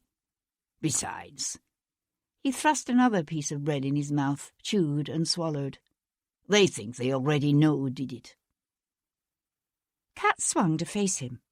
You said you didn't know who killed her. I don't know who killed her, but the London authorities think they do. He's doubtless under arrest even as we speak. Some vicomte with a reputed propensity for slaughtering his fellow men. He has a strange name, something like Diablo or Devil or... Devlin. Her breath coming uncharacteristically shallow and fast, Kat left the fireplace and walked up to Leo, her gaze searching his face. That's it. He gave her a wide-eyed look, and she knew he was playing with her, had recalled Sebastian's name all along. Ah, I remember now, he said, his head tipping to one side as he smiled up at her. Devlin was one of your protectors once. Is that not so? Before he went off to the wars to fight for king and country against the forces of evil and the Emperor Napoleon. It was a long time ago. Kat swung away and reached for her pelisse. She felt a sudden need to get away, to be alone. Pushing back his chair, Leo came to his feet in one smooth motion, his hand reaching out to close on her upper arm, stopping her, forcing her back around so he could look searchingly into her face. He was so languid, so slender and effete-looking, that one sometimes forgot both how swiftly he could move and what strength those long, thin fingers possessed. She stared blandly back at him, calling upon all her training as an actress to keep her features inscrutable, and willing the rapid, betraying beat of her heart to calm. But he knew her well, Leo. He knew her talents, and he knew, too, this one weakness she refused to admit, even to herself. A wry smile twitched one corner of his lips, then stilled. "When you're only 23, he whispered, his hand coming up to touch her cheek in a movement that was not quite a caress. Nothing in your life was so long ago."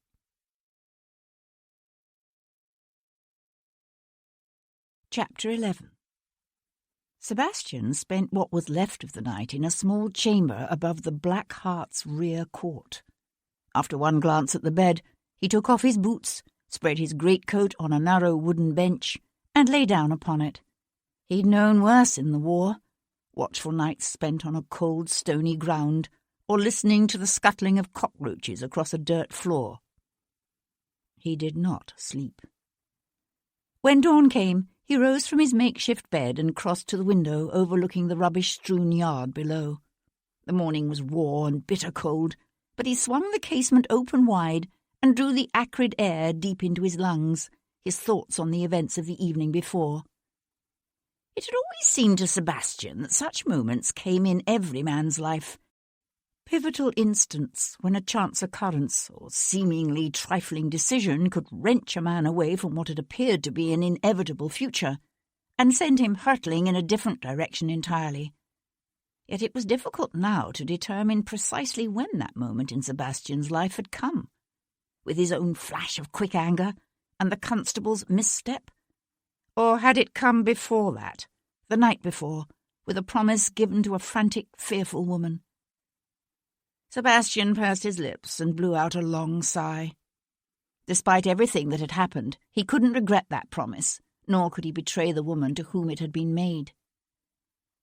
Drawing a small notebook from his pocket, he tore out a sheet of paper and scrawled quickly, "Please give Melanie my assurances that I shan't betray her. No matter what happens, she mustn't say anything to give herself away. Her life depends upon it. D." Folding the page once, twice, he wrote the name and address of Melanie's sister on the outside, then thrust the note deep into a pocket. He had calmly considered, during the long night, the options now open to him, and decided these came down to 3. He could surrender himself to Sir Henry Lovejoy at Queen Square, and place his faith in a system better known for delivering summary judgments than for ferreting out the truth. He could flee abroad, hoping someone might clear his name in his absence, but resigning himself to a life in exile if that failed to happen. Or he could lose himself in the shadows of the city and set to work discovering on his own who had killed Rachel York. She'd been an unusually attractive woman, Rachel. He'd seen her often at the city's various theatres, both on stage and at those select gatherings attended exclusively by such women and the wealthy, high-born men they sought to attract. He'd seen her, and, he had to admit, admired her. But he'd never taken her as his mistress, never even sampled what she had on several occasions made more than obvious she was willing to give.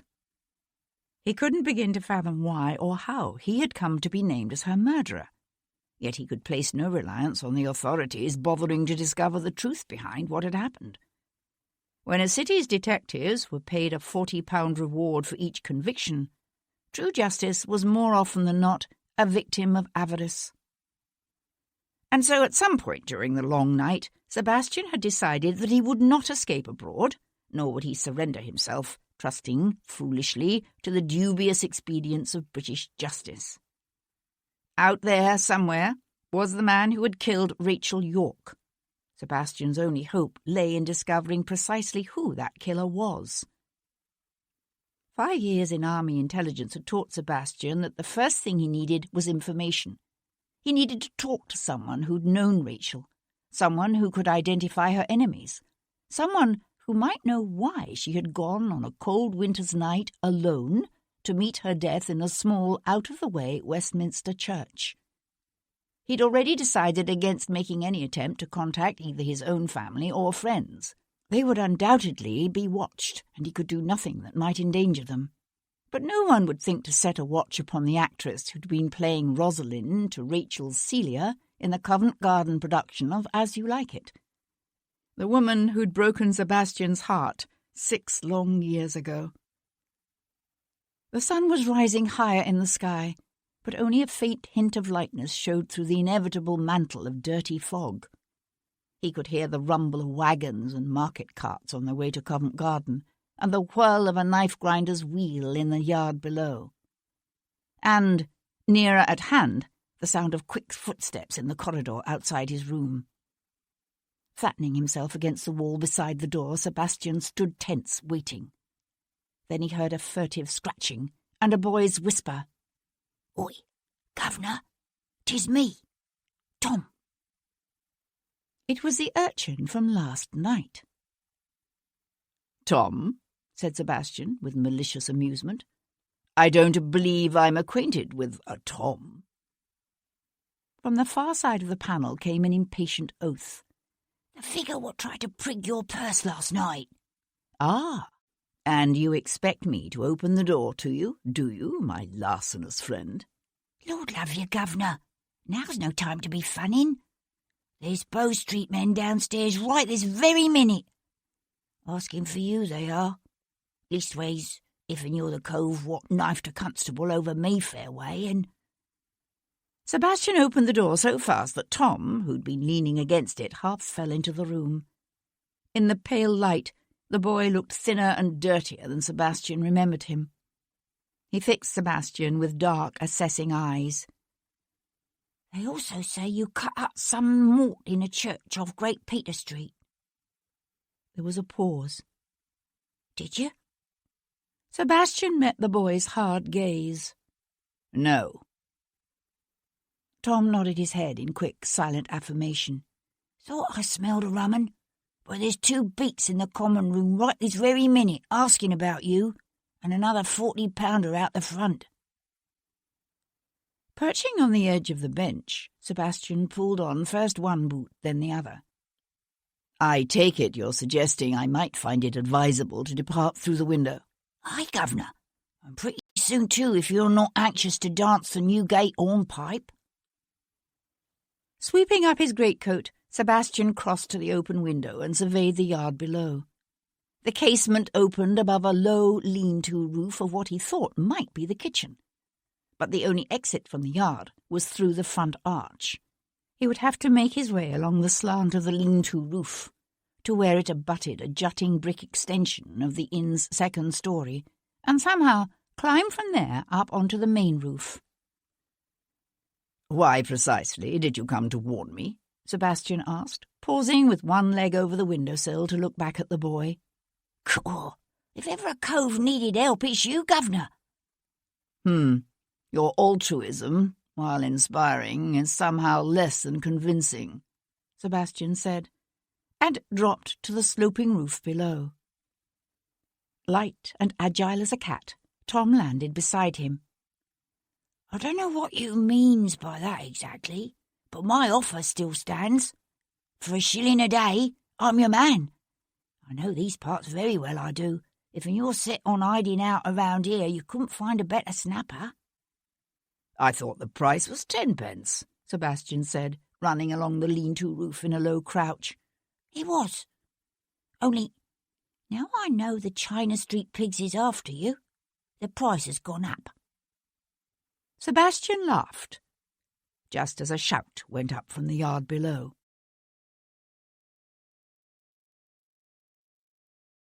Chapter 12.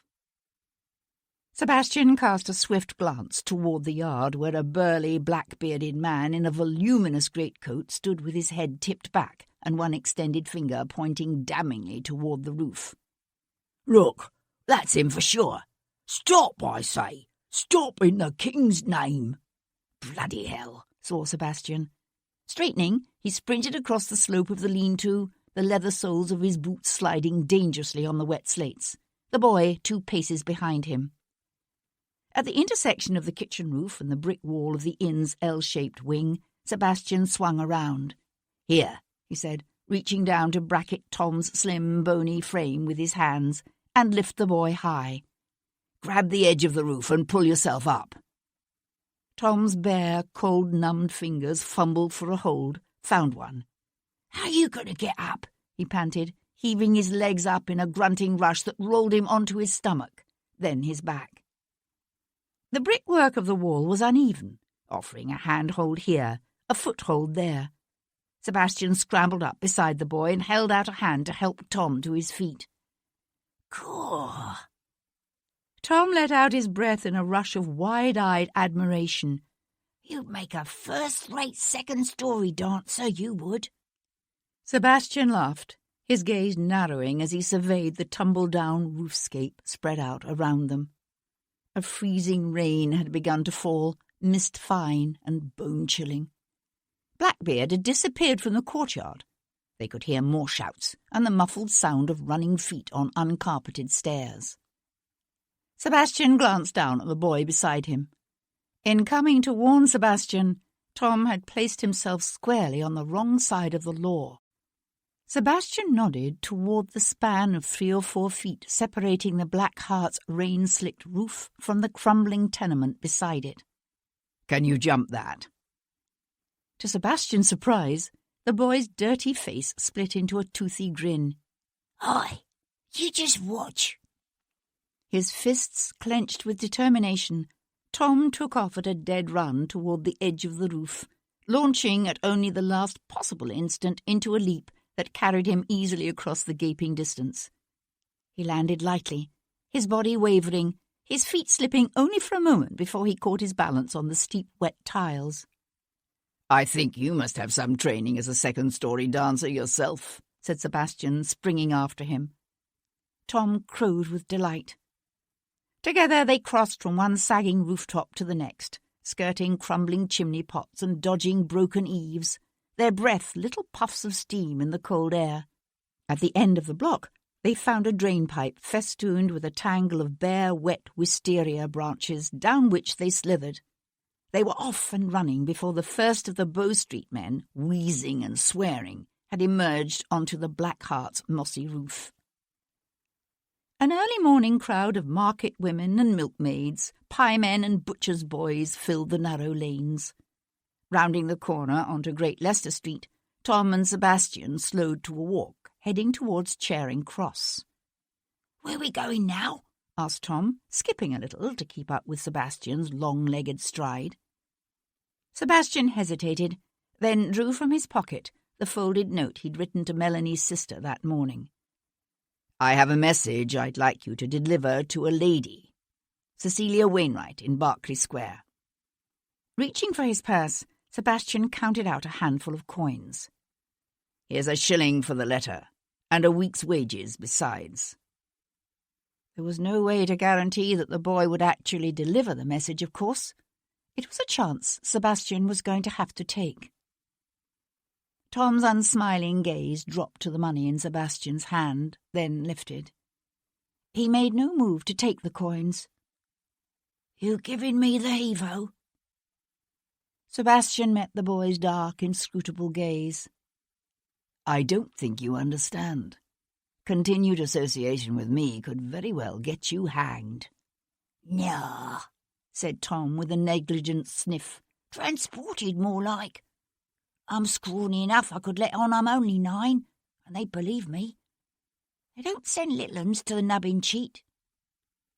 His face darkened, as if clouded by a sudden unpleasant memory. "This way's not usually." "You've a fancy to visit Botany Bay, do you?" Tom shrugged. "It's where they sent me mum." It was probably the complete lack of emotion in the boy's voice that got to Sebastian more than anything else.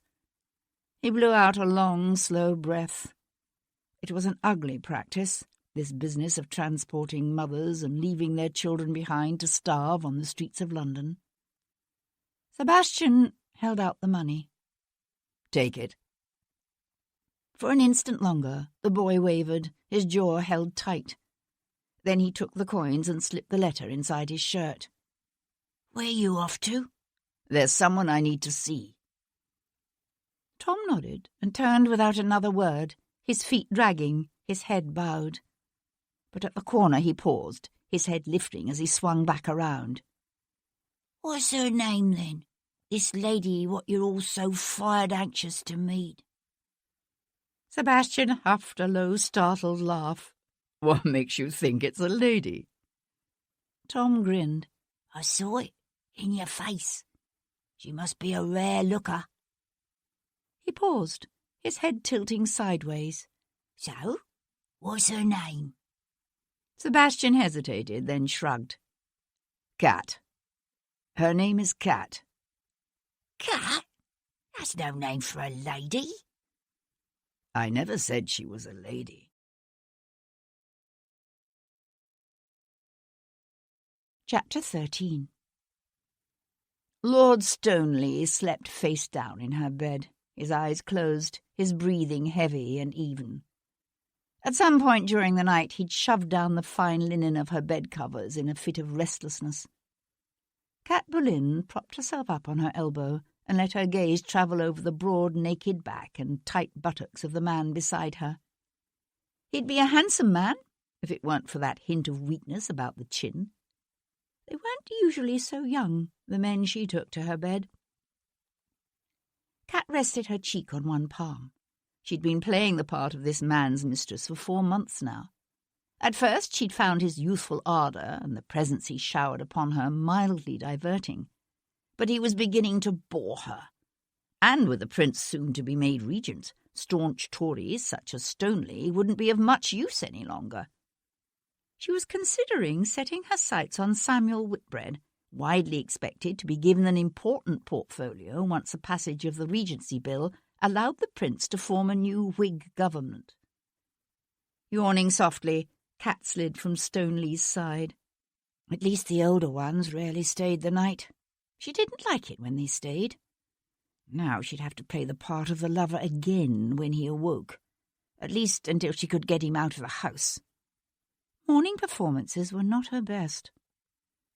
She slipped her bare arms into a silk wrapper and cast another glance at the tousled blonde head on her pillow.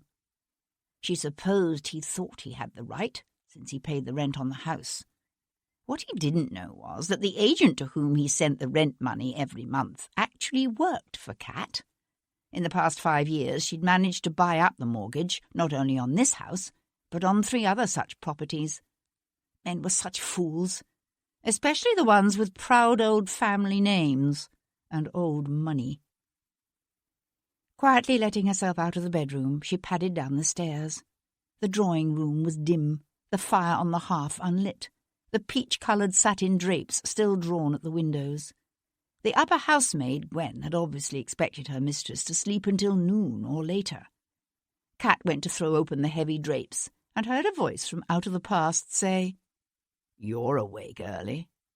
She spun about, one hand flying up ridiculously to clutch together the gaping neck of her wrap, as if her naked body hadn't once been as familiar to this man as his was to her, as if he hadn't touched every inch of her with his lips and his tongue and his incredibly gentle, clever hands. Sebastian St, Viscount Devlin, stood beside the empty hearth, one shoulder propped against the mantel, a boot heel hooked over the cold grate. He'd taken off his greatcoat and thrown it onto the back of a nearby chair. In the misty light of another dreary winter morning, he looked unkempt and dissolute and dangerous. A day's growth of beard shadowed his cheeks, and he had a nasty gash across one side of his forehead. She'd seen him, of course, in the 10 or so months since he'd been back in England, seen him in the crowd at the theatre, and once in New Bond Street, but always from a distance. They'd both been careful to keep a distance between them. "How did you get in?" He pushed away from the mantel and came at her, the lines bracketing his unsmiling lips deepening, although not with amusement. Cynical lines that hadn't been there before. "You don't ask why I'm here." Once he'd been her heart, her soul, her reason for living. Once she'd have given up anything for him. Anything. But that was 6 years ago, and she was as different from that love-obsessed young girl as she was from the laughing child who'd once climbed an oak tree on the edge of a sun-filled Irish green.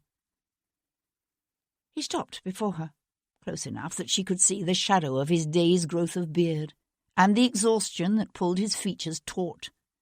Close, but not too close. Still, it seemed, there was to be a distance kept between them.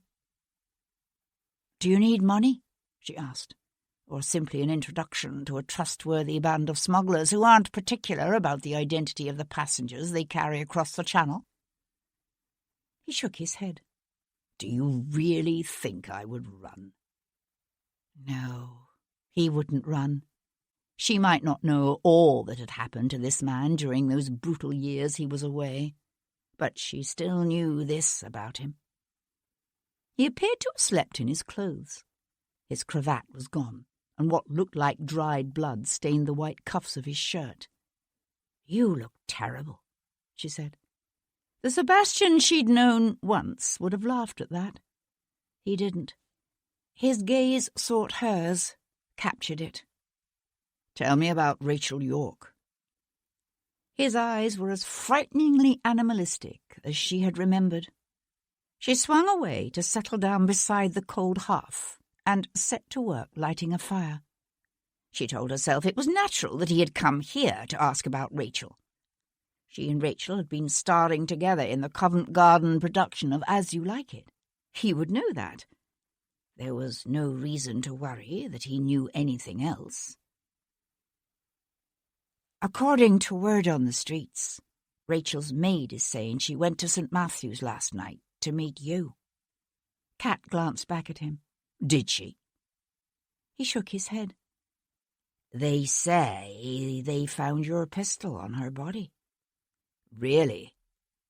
His eyes opened a fraction wider, but that was the only reaction he betrayed. How curious.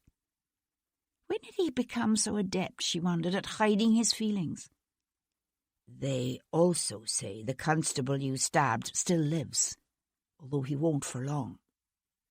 Did you know? I didn't stab him. Just like you didn't kill Rachel? A corner of his mouth twitched.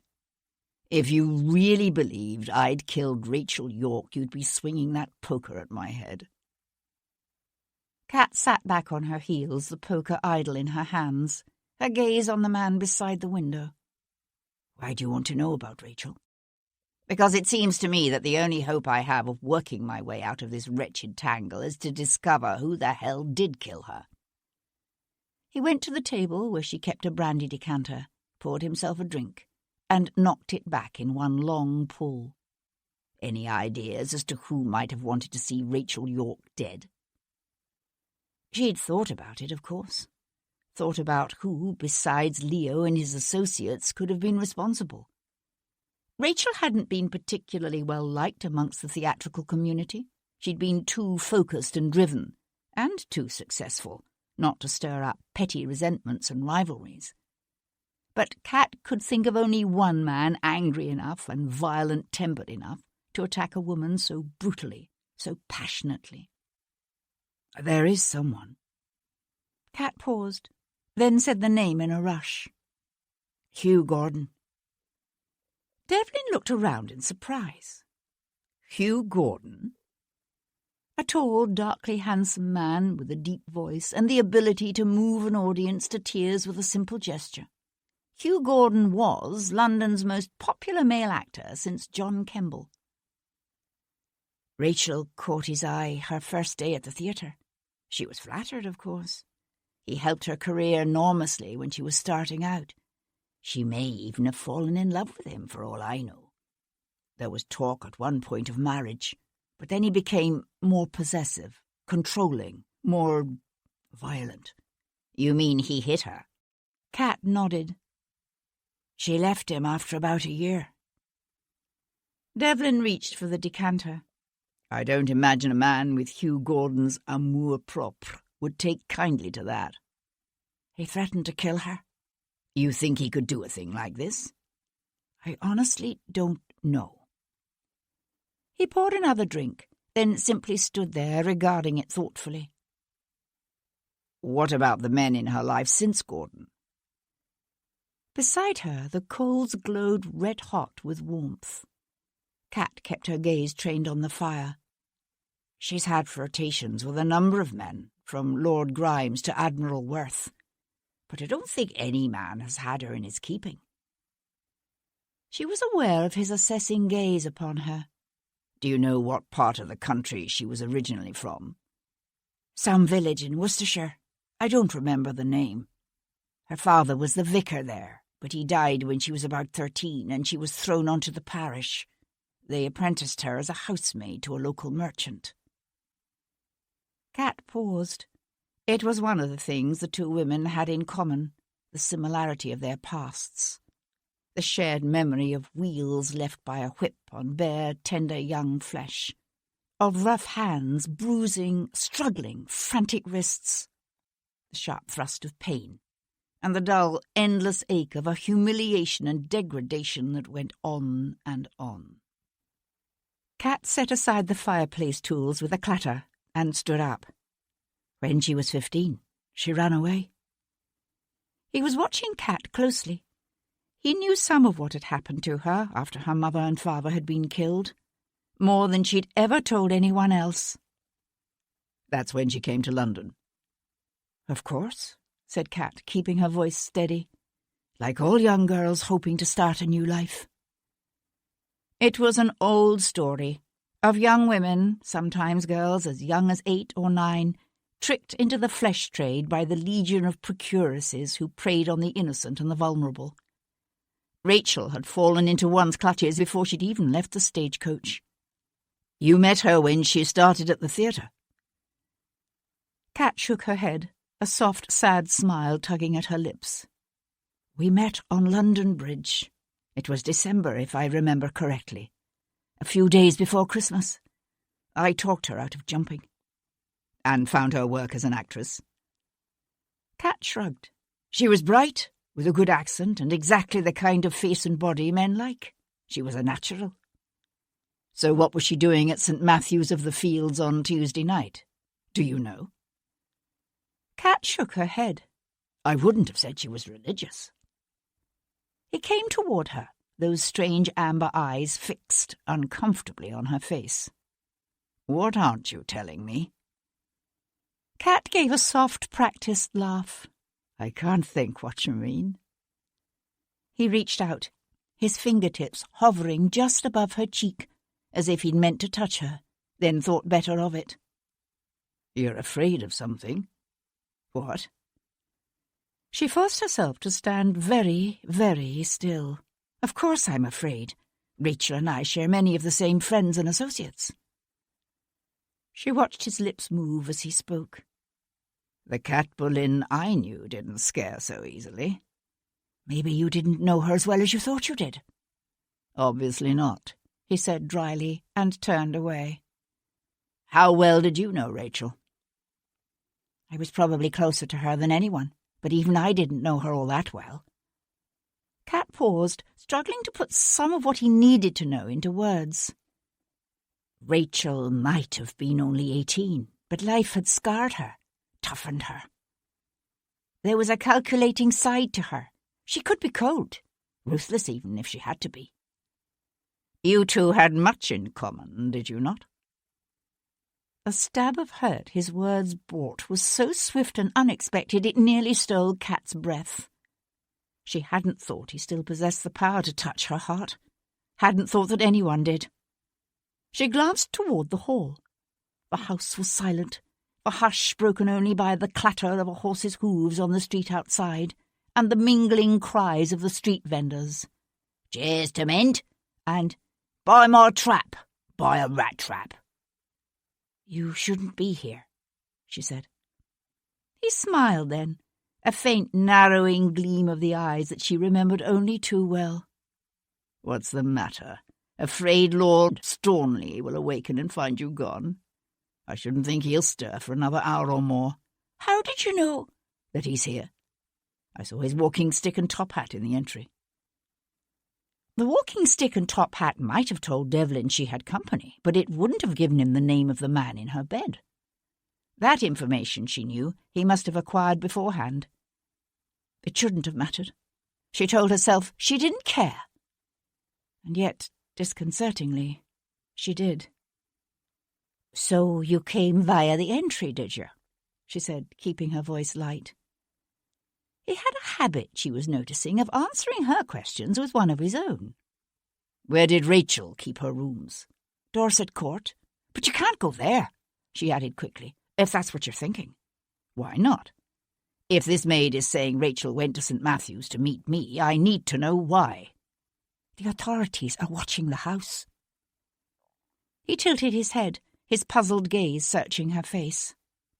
"How do you know that?" She knew that because Leo had come to the theatre last night after the performance and told her. Under the circumstances, it wouldn't be prudent, he'd said, for him to be seen there.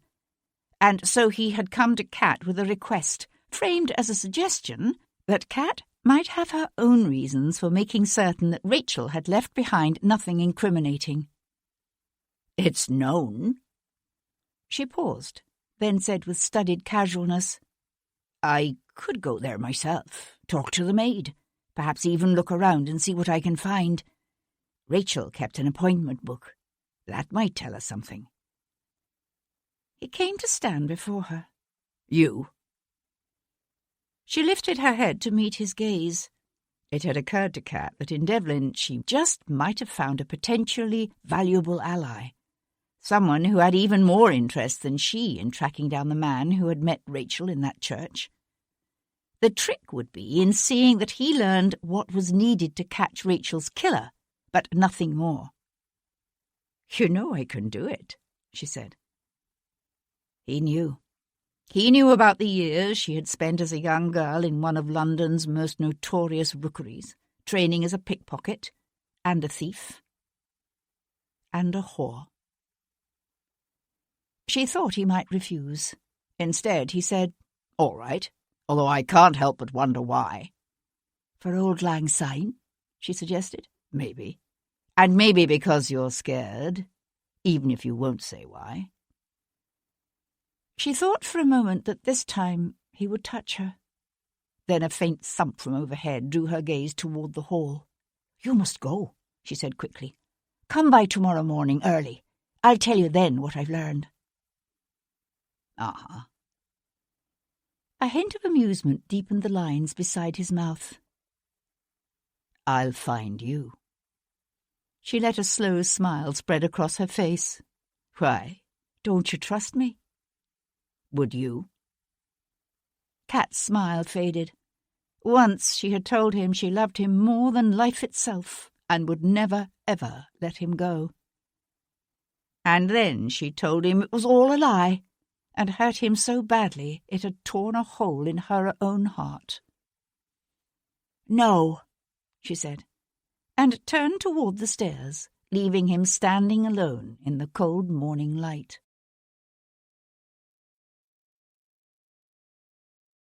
Chapter 14. Sir Henry Lovejoy took his position as Chief Magistrate of Queen Square very, very seriously. He often came into the public office early to go over his case notes and to study reprints of the decisions of his fellow magistrates. It was a product of his upbringing, he supposed. That and the habit of industry. Born of solidly respectable tradesman's stock, Lovejoy had decided in midlife to become a magistrate only after having amassed a tidy independence as a merchant. Not a fortune, but a comfortable independence. It was a shift in direction he hadn't undertaken lightly, for Lovejoy was a methodical man who never did anything without prolonged and careful thought. He'd a number of reasons for this change in vocation, not the least of which was his conviction that a childless man ought to leave something worthwhile behind him, some contribution to society. And Sir Henry Lovejoy was, now, a childless man. He was sitting at his desk, a muffler wrapped around his neck to ward off the morning chill, when Edward Maitland appeared in the open doorway and said, "3 Bow Street runners had Devlin trapped at an old inn on Pudding Row near St. Giles." "And," said Lovejoy, looking up from his notes, "he went out a window and escaped over the roof."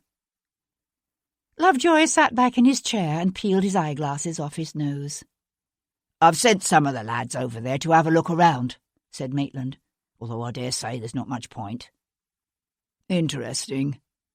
Lovejoy chewed the earpiece of his spectacles. "Why do you suppose he's still in London? No place else to bolt, I expect. A man of Devlin's resources?" Lovejoy shook his head. "Hardly. How is Constable Simplot?" "Still alive, sir, but he won't last much longer, not with a sucking wound." Lovejoy nodded. The knife had punctured the young man's lung. It would be only a matter of time now. Tipping his chair forward, Lovejoy searched amongst the litter on his desk. "What, precisely, have you discovered about this Rachel York? What is there to find out?"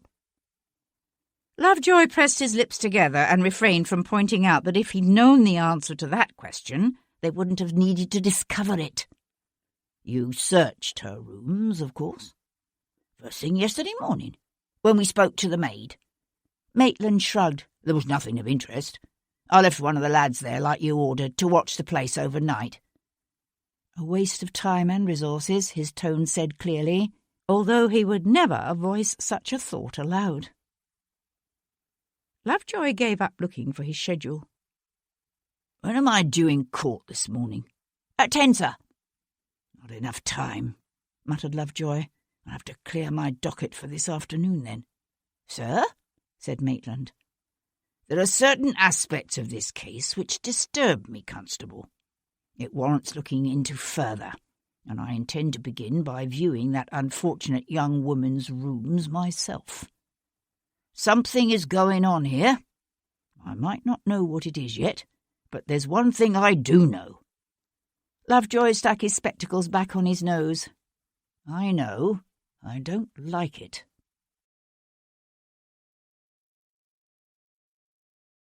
Chapter 15. Lady Amanda Wilcox didn't discover that her brother Sebastian was wanted for the murder of an actress named Rachel York until the day after his infamous flight across London. With the season not yet properly underway, she had opted for a quiet evening at home in the company of her 16-year-old daughter Stephanie. Neither her son Bayard nor his father, both of whom had presumably heard the news, having spent the night on the town, bothered to inform her of the scandal.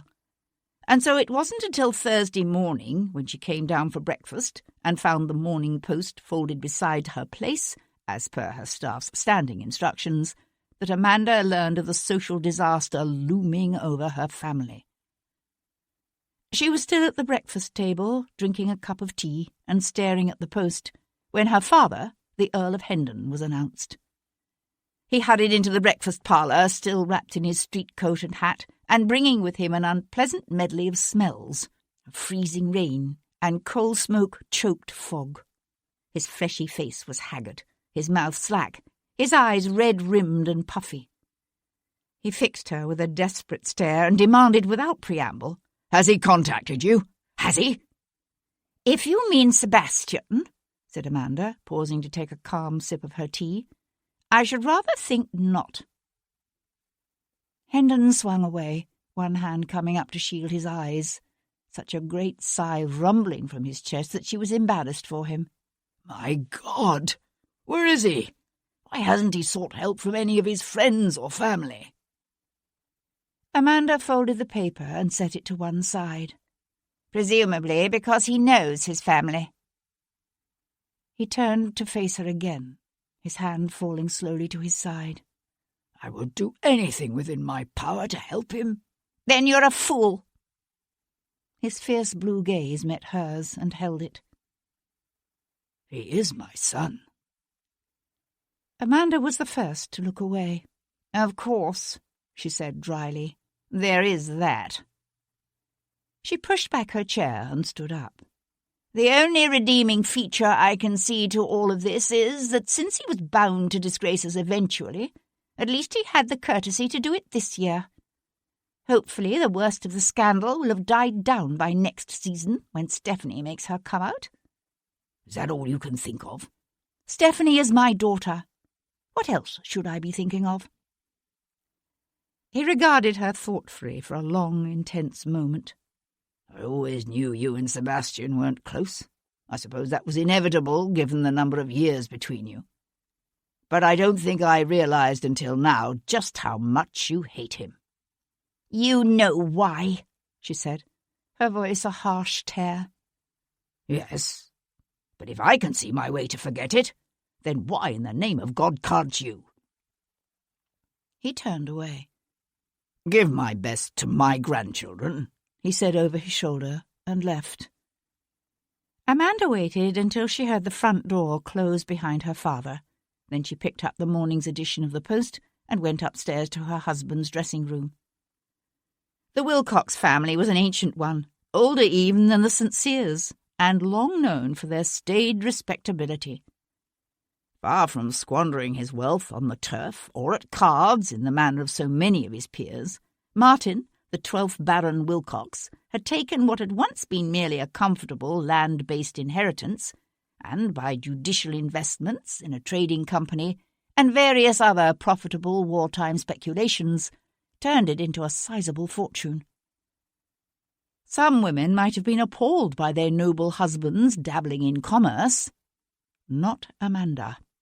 The Earl of Hendon's daughter understood well that while one's claim to gentility would always come from land, financial security and the future of wealth lay elsewhere. Amanda had married Lord Wilcox at the end of her second season. She'd rarely had cause to regret her decision. She found him seated before his dressing-table, engaged in the very serious business of tying his cravat. Martin Wilcox might be just shy of 50, with grey threading his receding brown hair and heavy jowls framing his thin lips, but like most members of the prince's set, he was a very careful dresser. After one look at his wife's face, he dismissed his valet with a curt nod. She tossed the open post onto the dressing-table before him. "You might have told me." Wilcox kept his gaze on his reflection in the glass. "You had retired for the evening," he said, as if that were the only explanation required. And indeed it was, for it had been some 15 years since Amanda had allowed Wilcox past the door to her bedchamber. Not that he could complain that she hadn't done her duty by him. In the first 6 years of their marriage, she had presented him with first Bayard, then a daughter, and a second son. It was only then, having produced the requisite heir and a spare, that Amanda had barred her husband from her bed. The youngest child had died in its 7th year, but Amanda hadn't been inclined to reverse her decision, and Wilcox, never one to make excessive demands upon his wife, had forborne to press her. Bayard was healthy enough, in body at least, if not in mind. "My father was here this morning," she said, going to stand in the centre of the room, her arms crossed at her chest. "And?" Leaning forward to study his image in the mirror, Wilcox began to make careful adjustments to the folds of his neckcloth with his fingers. "Does he know where Devlin is?" "No. He thought I might." Wilcox grunted. "If your brother has any sense, he's fled the country by now. Nasty piece of work this, from the sounds of it. I always knew Devlin could be violent, but—" He paused, tilting his head this way and that as he studied his reflection. "I must say I never expected something like this. The scandals he's forced us to endure in the past were nothing compared to this." Amanda let out a scornful huff. "Don't be ridiculous. Sebastian didn't murder that woman." He glanced up, his gaze meeting hers in the mirror, his habitual faint smile curving his lips. "So certain, my dear?" "You do realize who this dead actress was, don't you?" Opening a Chinese lacquered jewel box, Wilcox considered its contents, then selected a diamond and 2 gold fobs. Martin always wore too much jewellery. "Should I?" he said, hanging one of the fobs from his watch chain. "You might, if you paid more attention to your son and heir. Rachel York is the woman Bayard has been making such an exhibition of himself over since before Christmas."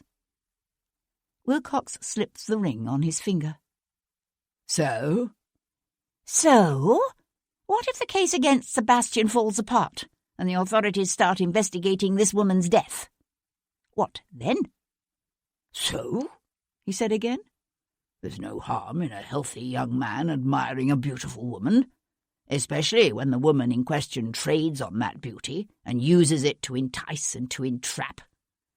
If the authorities are going to suspect every London buck who ever lusted after that woman, believe me, they'll have a very long list." Amanda started to say something, then didn't. "Besides," he continued, "if anyone asks, I've only to tell them that Bayard was with me Tuesday night." Amanda stared at her husband's bland, untroubled face. "And if he really did do it, Martin? You're worried about the scandal my brother has caused. What if it turns out to be Bayard?" Wilcox stood up, his jowly face slowly darkening. "What precisely are you saying? That you think your own 21-year-old son capable of a crime you don't believe your rake hell of a brother could have committed?"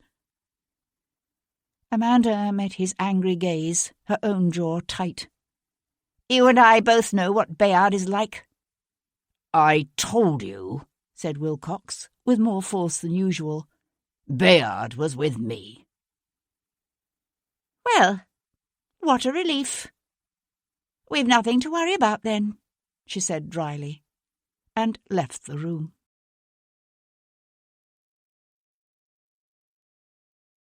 Chapter 16. He possessed a knack, Sebastian had discovered during his years in the army, for play-acting, for accents and mimicry and all the subtle nuances of behaviour and attitude that could be used to impersonate and deceive. He also knew that, in general, people saw what they expected to see, that men looking for an absconding nobleman wouldn't peer too closely at a humble vicar or an honest shopkeeper in cheap linen and a poorly cut drab coat. And so, after leaving Cat Bullen's elegant little townhouse, he made his way to the rag fair in Rosemary Lane, where he bought a set of second-hand clothes, a drab topcoat and a rusty black round hat. He stopped at several small shops where he made an assortment of other purchases. Then, wrapped in his new topcoat, with the round hat pulled low to hide his tawny eyes, he took a room at a respectable but simple inn called the Rose and Crown, and set about transforming himself into someone else entirely. Sebastian tipped his head first one way, then the other, surveying his reflection in the small mirror above the washstand. Mr. Simon Taylor, he thought he'd be called. He had little sense of style, Mr. Taylor, with his badly cut hair, old-fashioned coat, and poorly tied cravat. With practised care, Sebastian used chalk dust to add a few streaks of grey to his dark, newly chopped hair. After months of drifting aimlessly, of living a life at once privileged and predictable, and always inevitably, unbearably boring, he was conscious of a faint stirring of interest, of excitements such as he hadn't known since he'd left the army 10 months before.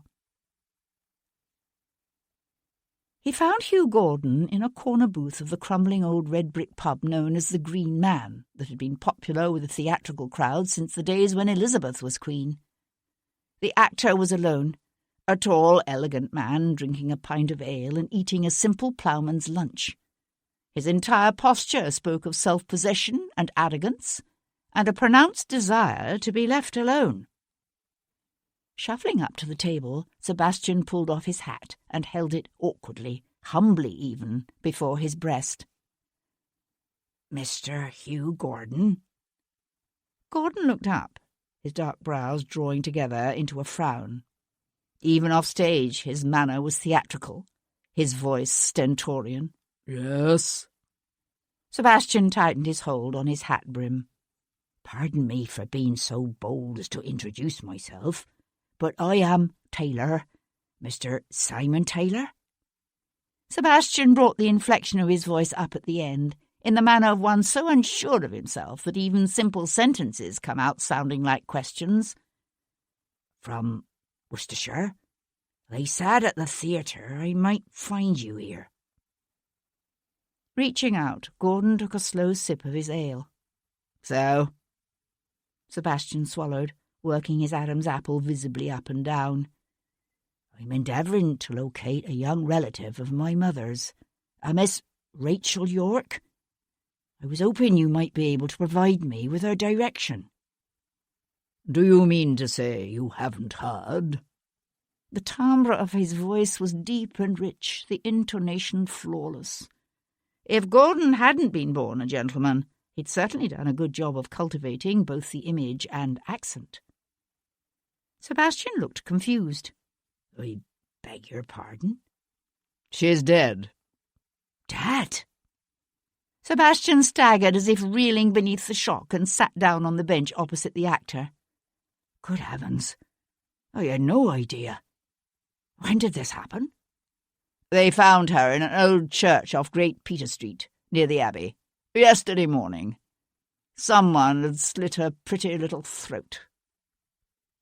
There was no sorrow in the statement, only a faint lingering of animosity that Sebastian noted with interest, although he was careful to keep all trace of the observation off his face. "Well, this is dreadful. Any idea who did it?" "Some knob." Gordon stuffed a forkful of beef in his mouth and spoke around it. "Oh, so they say." "I am so sorry. This must be very hard for you." Gordon paused with another forkful halfway to his face. "For me? What's that supposed to mean?" "I was under the impression that you and Rachel were—" Sebastian cleared his throat. "Well, You know." Gordon grunted. "Your information is out of date, my friend. There have been any number of gentlemen who visited her pleasure palace since me. I can tell you that." It was a crude and decidedly unlover-like expression. Sebastian drew a deep breath, his chest lifting in a soulful sigh. "My mother always feared the girl would end up as common Haymarket wear." Gordon snorted. "Nothing common about Rachel. Hell, a man would need to be a lord or a bloody nabob at least to get past her ivory gates these days." And there, thought Sebastian, lay the source of at least some of this man's resentment toward his former mistress. When she'd been young and just starting out in the theatrical world, Gordon's status as one of the titans of the stage must have made him seem powerful, even godlike to her. But once Rachel had established a reputation of her own and attracted the attention of some of London's wealthiest noblemen, she'd obviously decided she could do better than a common actor, especially one with a tendency to use his fists on her. Gordon took a long, deep drink from his tankard. "She used to talk about the day their noble heads would end up on pikes, and how London's gutters were going to run with their precious blue blood." He gave a low, mirthless laugh. "She changed her tune quick enough, didn't she, when they started buying her silks and pearls?" So Rachel Yorke had sympathized with the aims of the French Revolution. Interesting, thought Sebastian. He shook his head soulfully. "And now one of these noblemen has murdered her?" "So they say. Although, if you ask me, the authorities ought to be taking a closer look at that bloody Frenchman." "She had a French lover?" "Lover?" Gordon shoved the last of his bread in his mouth, chewed once or twice, and swallowed hard. "I don't know if I'd call him that, although the man was paying the rent on her rooms all right." "What man is this?" "One of those bloody émigrés. Claims to be the son of a count or some such nonsense." The flawless accent slipped for a moment, allowing a hint of Geordie to peek through. Pushing away his plate, the actor leaned back and dusted the crumbs off his fingers. "Man by the name of Pierpont. Leo Pierpont."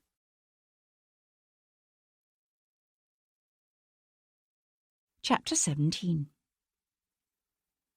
Sir Henry Lovejoy had two passions left in his life. One was for justice and the law, the other was for science. Whenever he could, he attended the public lectures given at the Royal Scientific Society. He read the Scientific Quarterly, and he tried very, very hard to apply the scientific method to his investigations and legal deliberations. But every once in a while, Lovejoy went with his instincts and played a hunch. It was his instincts that kept nagging at him over this latest killing, whispering to him that there had to be more to Rachel Yorke's murder in the Lady Chapel of St. Matthew of the Fields than Constable Edward Maitland had so far discovered. And so, late that afternoon, Lovejoy sought out Viscount Devlin's friend and erstwhile second, Sir Christopher Farrell, in Brooks's Club on St. James's, and set about finding out more about the Earl of Hendon's infamous Rakehell son, Sebastian. "Tell me about yesterday morning's duel between Lord Devlin and Captain John Talbot," said Lovejoy, when Sir Christopher joined him in the discreet little room tucked away at the top of the stairs that the club had provided for them. He was an unexpectedly open-faced man, Sir Christopher, with clear grey eyes and an easy manner. Nothing at all like what Lovejoy would have expected in a friend of someone as dark and saturnine as Devlin. At Lovejoy's question, he opened his eyes wide in a studied parody of innocence. "Duel? What duel?" The room contained a large mahogany table, surrounded by some half-dozen chairs upholstered in the same blue brocade as the walls. Lovejoy stood with the table between them, his gaze fixed on the other man's face. "You do your friend no favour, Sir Christopher. I have little interest at the moment in enforcing the codes against duelling, but 2 days ago a young woman named Rachel York was brutally assaulted and murdered, and certain evidence, combined with accounts from a witness, have implicated Lord Devlin. Therefore, the more we know about his lordship's movements these last few days, the closer we will be to understanding the truth of this matter. If you have any information which is pertinent, it would behoove you to provide it. So I ask you again, who was the challenger? Lord Devlin? Sir Christopher hesitated a moment, then shook his head. No. Talbot. When and where precisely was this challenge issued? Farrell went to look out the window, his hands clasped behind his back. It was a moment before he answered, his words coming out jerkily, as if he begrudged the magistrate each and every one. Tuesday afternoon, at White's. Sebastian was standing near the entrance to the gaming room, holding a glass of wine. Talbot jostled him in such a way that wine from Sebastian's glass splashed onto Talbot's boots. He demanded satisfaction. Lovejoy nodded in understanding.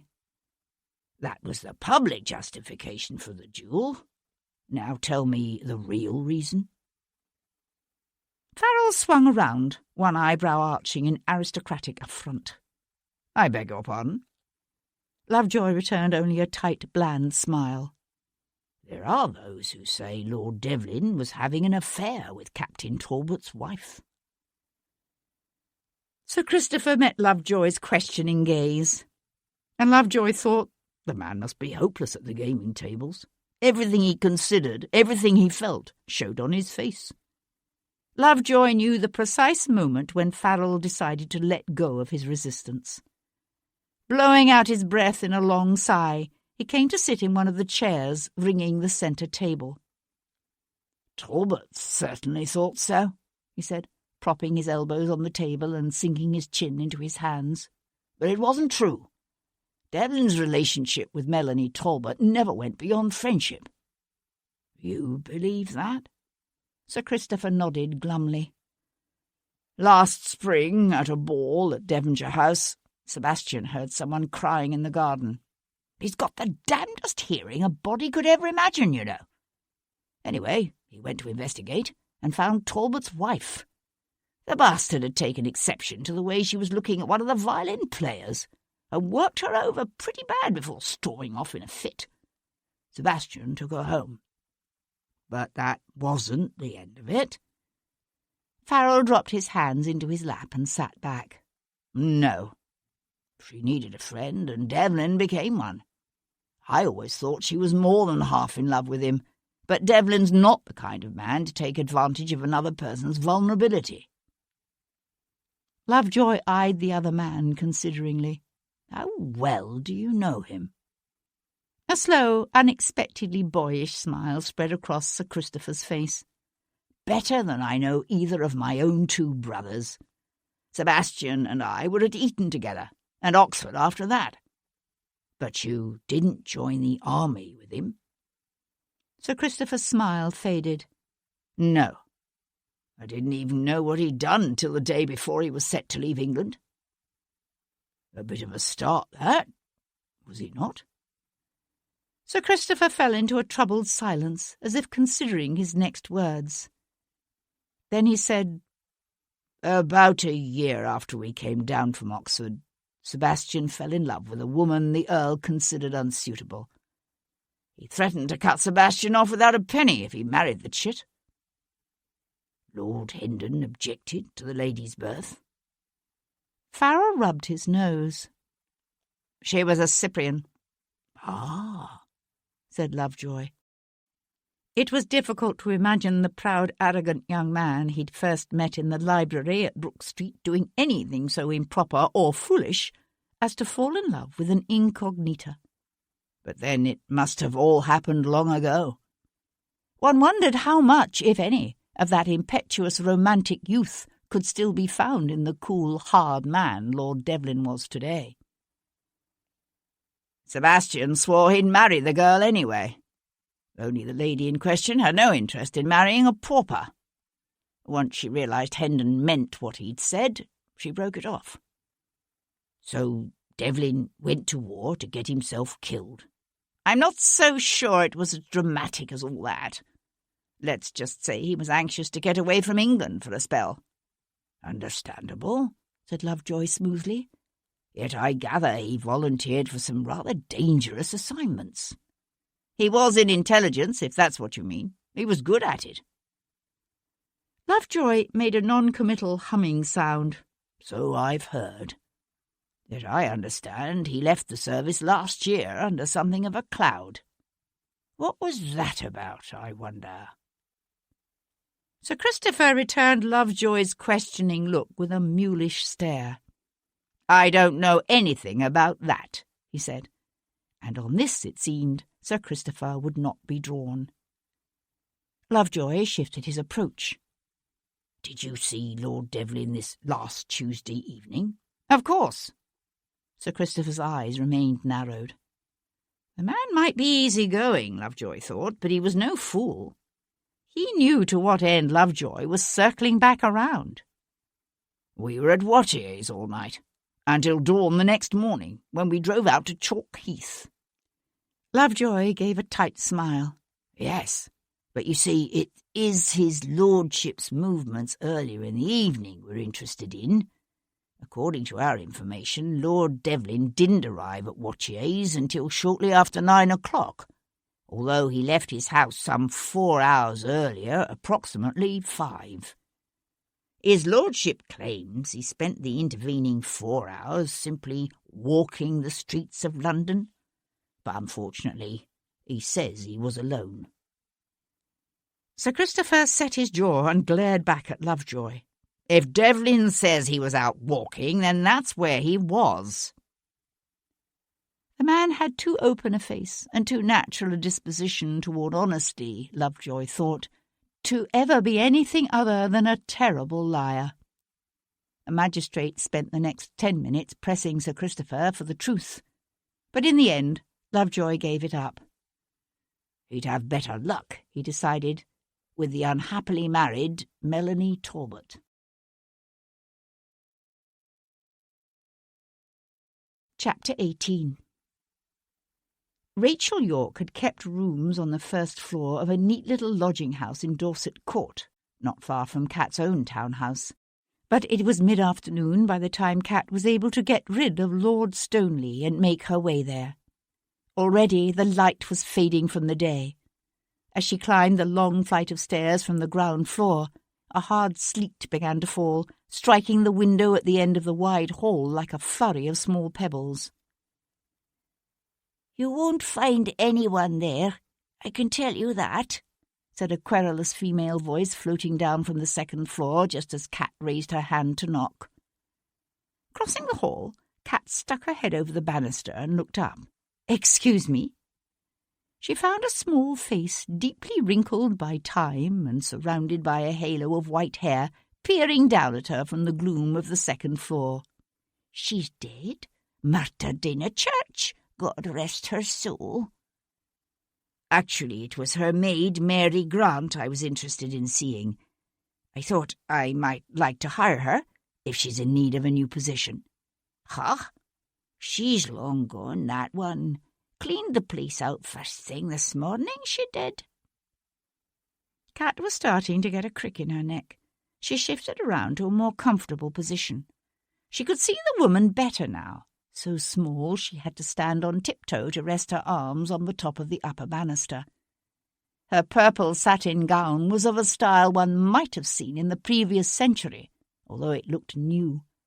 Just like the ropes of pearls and emeralds and rubies draping her neck and thin wrists looked real, at least in this light and from this angle. "Cleaned it out." "Took everything," said the elderly woman, her inflection betraying lingering traces of a Highland accent. "Carried it right off. Easy enough to do, I suppose, seeing as how her mistress already had most everything packed." Rachel was moving to new lodgings? It was news to Cat. "Ah, leaving London, more like, if you ask me." "Leaving?" "That's what I thought, although she wasn't exactly what I'd call forthcoming, that girl. All a twitter this week she was, up in the trees one minute, scared of a shadow the next. She'd found some way to get her hands on some money, was what I thought." The old woman expelled her breath in a little Lot of good it did her in the end. "But I thought there was a constable here. How could Mary Grant have taken anything without his knowing?" The old woman didn't seem to find Kat's interest in details in any way unusual.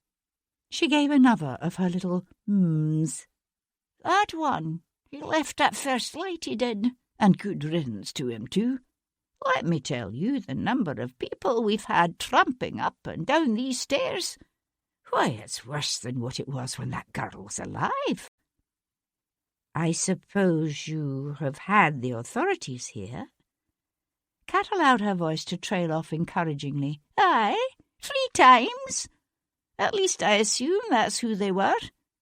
And then there was that young man who had a key."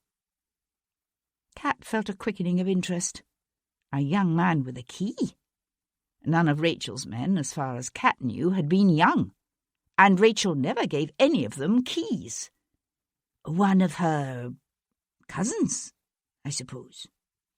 The elderly woman laughed, a ribald cackle that echoed eerily down the darkening stairwell. "One of her lovers, you mean? No need to pull your punches with me, young woman. I cut my eye teeth long ago." Kat smiled up at her. "Come here regularly, did he?" The woman sniffed. "Not him. Never seen him before." This time, Kat kept her smile to herself. She had no doubt the old woman kept a very, very close watch on the stairwell's comings and goings. "If you ask me," said the woman, "he was here looking for something he didn't find." "Really?" "Aye. Heard him down there a good 5 minutes, going from room to room, and I says to myself, he must be searching that place. And then what does he do but come up here and knock at my door bold as brass, wanting to know if I had any idea where that maid had taken herself off to. As if I would." The old woman fixed Kat with a speculative look. "You're an actress too, I suppose?" "Well," said Kat hastily, "if Mary Grant is indeed gone, then I suppose I'm wasting my time looking for her here. Thank you for your help." Kat was aware of that bright, curious gaze fixed upon her as she walked back down the stairs, her steps slow and deliberate. It wasn't until she had almost reached the ground floor that she finally heard the click of the old woman's door closing above. Slipping off her half-boots and hugging the wall so that the treads wouldn't creak, Kat darted back up the steps. The lock on Rachel's door was a simple mechanism, easy enough to pick when one has the right training. Kat let herself in and closed the door quietly behind her. Rachel had done well for herself in the 3 short years she'd trodden the boards. The rooms were well-proportioned and richly panelled, the hangings at the windows of draped velvet. But the old woman was right. Where once had stood gleaming polished tables and satin settees were now only small piles of rubbish and other litter strewn here and there. Her bare toes curling away from the cold floorboards, Kat crept softly through the empty, echoing drawing-room and interconnecting dining-room. Rachel's maid had left very little. At the back of the house lay the chamber Rachel had used as her bedroom, its walls covered in a flattering pink silk. It was to this room that Kat now went. Crossing the bare floor, she carefully drew back the heavy drapes and let the fading light of the dying day into the room. Then, her arms at her chest, hugging herself against the cold, she went to stand before the fireplace. The mantel had been cleverly worked, of carved wood painted to resemble marble. Kate studied the fluted pilasters, the scroll-like capitals. She touched first one decorative segment, then the other, pushing, twisting. It has to be here somewhere, she thought, just as a small section of the architrave pulled away from the others. Thrusting her hand into the gaping blackness of the secret nook, she drew out a small book, its gilt-edged pages bound in red leather, and tied up with a thong. Rachel's appointment book. Cat checked the compartment again, but it was empty. Untying the leather thong, Cat leafed quickly through the book.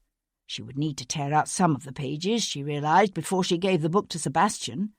It would be too dangerous to let him see anything that might somehow link Rachel back to Leo. Cat could only hope enough would be left to provide Sebastian with some clue to the identity of Rachel's killer. The distant sound of the door from the hall opening brought Cat's head up with a jerk. "Mother Mary," she whispered beneath her breath, and thrust the small book into her reticule. A man's voice came to her, high-pitched and sharp with angry incredulity. "What in the name of God has happened here? I ordered a watch set on this place." Shoving the secret compartment closed, Cat darted through a side door to the back cupboard, off which opened the steep, narrow flight of service stairs. "We left a man here overnight, sir," said another voice, a younger man's voice, at once defensive and conciliatory. "You said nothing about continuing the watch after that." Hopping inelegantly on one foot, Cat slipped on first one boot, then the other, her elbow thumping the stair door back against the wall, as she momentarily lost her balance and wavered. "What was that?" Cat's head jerked around as the urgent, high-pitched words echoed through the empty rooms. "What? I didn't hear anything." The first voice was moving. "There's someone here, in the back. Quick!" Cat didn't wait to hear more. Her half-boots clattering on the bare steps, her reticule clutched in her hand. She fled.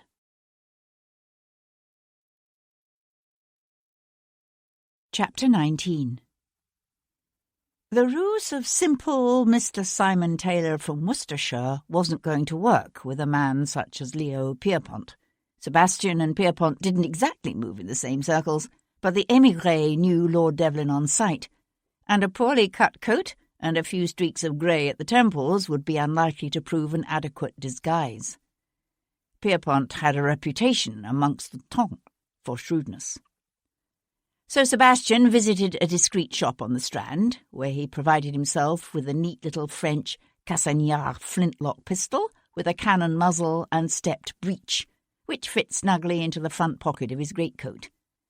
Then, as an early dusk fell over the city and the lamplighters struggled against a steady rain and sharp January wind, he set off for Half Moon Street.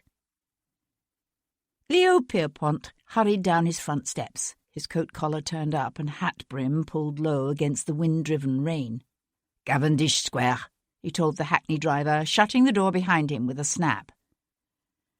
"There are more reasons than one might suppose," said Sebastian, lounging at his ease in the far corner, "for the beau's assertion that gentlemen should avoid riding in hackney carriages."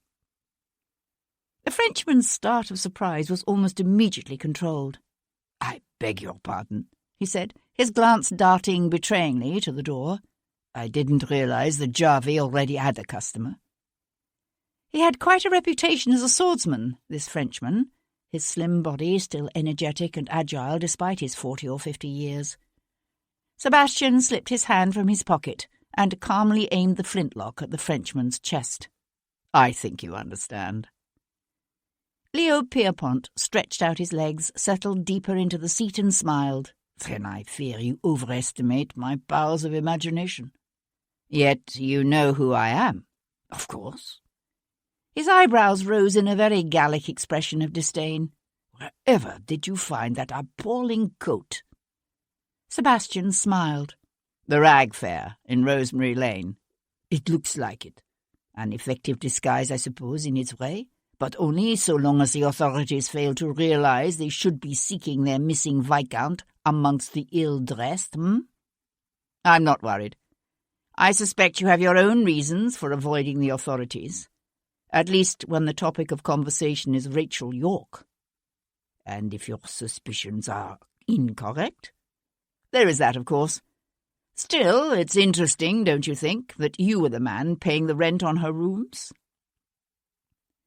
A carriage rattled past, the glow from the torches carried by its link boys slanting in through the hackney window to highlight the Frenchman's sharp, hawkish features. Who told you that? Sebastian lifted one shoulder in a careless shrug. Information is easy enough to come by, when one uses the right means of persuasion. The Frenchman regarded him dispassionately for a moment. Am I to guess why you've chosen to approach me on this matter? I should think the reason obvious. Pierpont opened his eyes wide. Good God! What are you suggesting? That I killed Rachel? What do you imagine to be my motive, I wonder? Not lust, surely. Given the details you've discovered about our arrangement, it's obvious I could have had the girl any time I chose. Why rape her in a church? Sebastian studied the other man's carefully composed features. Had Rachel been raped? Yet you seem to have shared her with others, said Sebastian, keeping his voice deliberately bland. Was that generosity willing, I wonder? Or not? What do you think? That I killed Rachel in a fit of jealous passion? Pierpont waved one long, delicate hand through the air in a dismissive gesture. Such a fatiguing emotion, jealousy, apart from being rather primitive and plebeian. You see, I am not a possessive man, my lord. The arrangement Rachel and I had suited us both, however strange some might find it. There are other reasons to kill. A gust of wind caught the carriage and rattled the glass in the window frame as they turned onto New Bond Street. There are reasons, yes, but to slit a woman's throat, viciously, repeatedly, until her head is virtually severed from her body.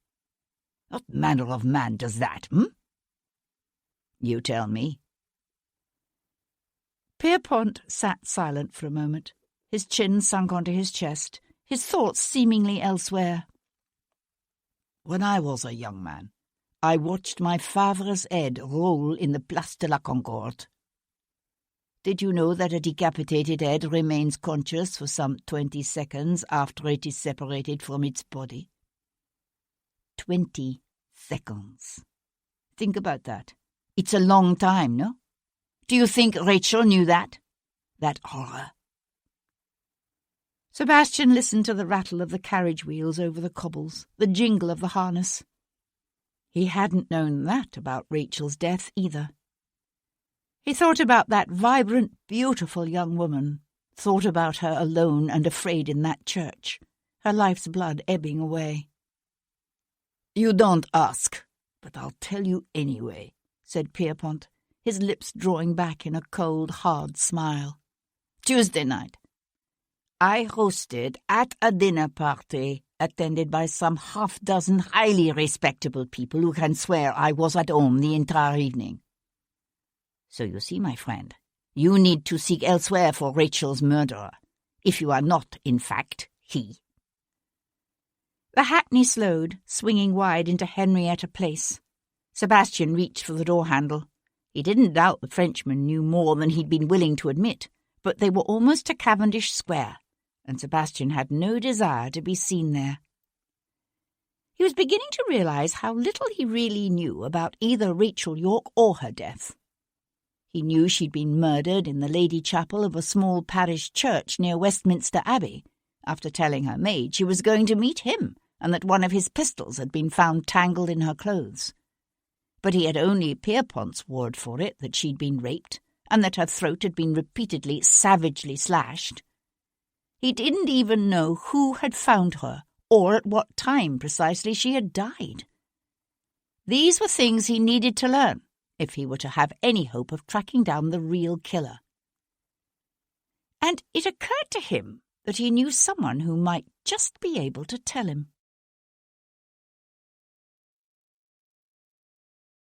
Chapter 20. By the time he reached the narrow medieval lane that wound its way around the base of Tower Hill, the wind was blowing in sharp, angry gusts that flapped the wooden signs overhead and sent the rain slashing sideways. In the lee of the deep crumbling arch of a doorway, his eyes narrowed against the wind-driven rain, Sebastian studied the huddle of old stone buildings opposite. The surgery was dark, but he could see a light burning in the small house beyond it. He cast a quick glance up and down the street. The freezing rain had driven most people indoors. There was no one to see him as he crossed the lane and knocked on the house's weathered front door. A dog barked in the distance.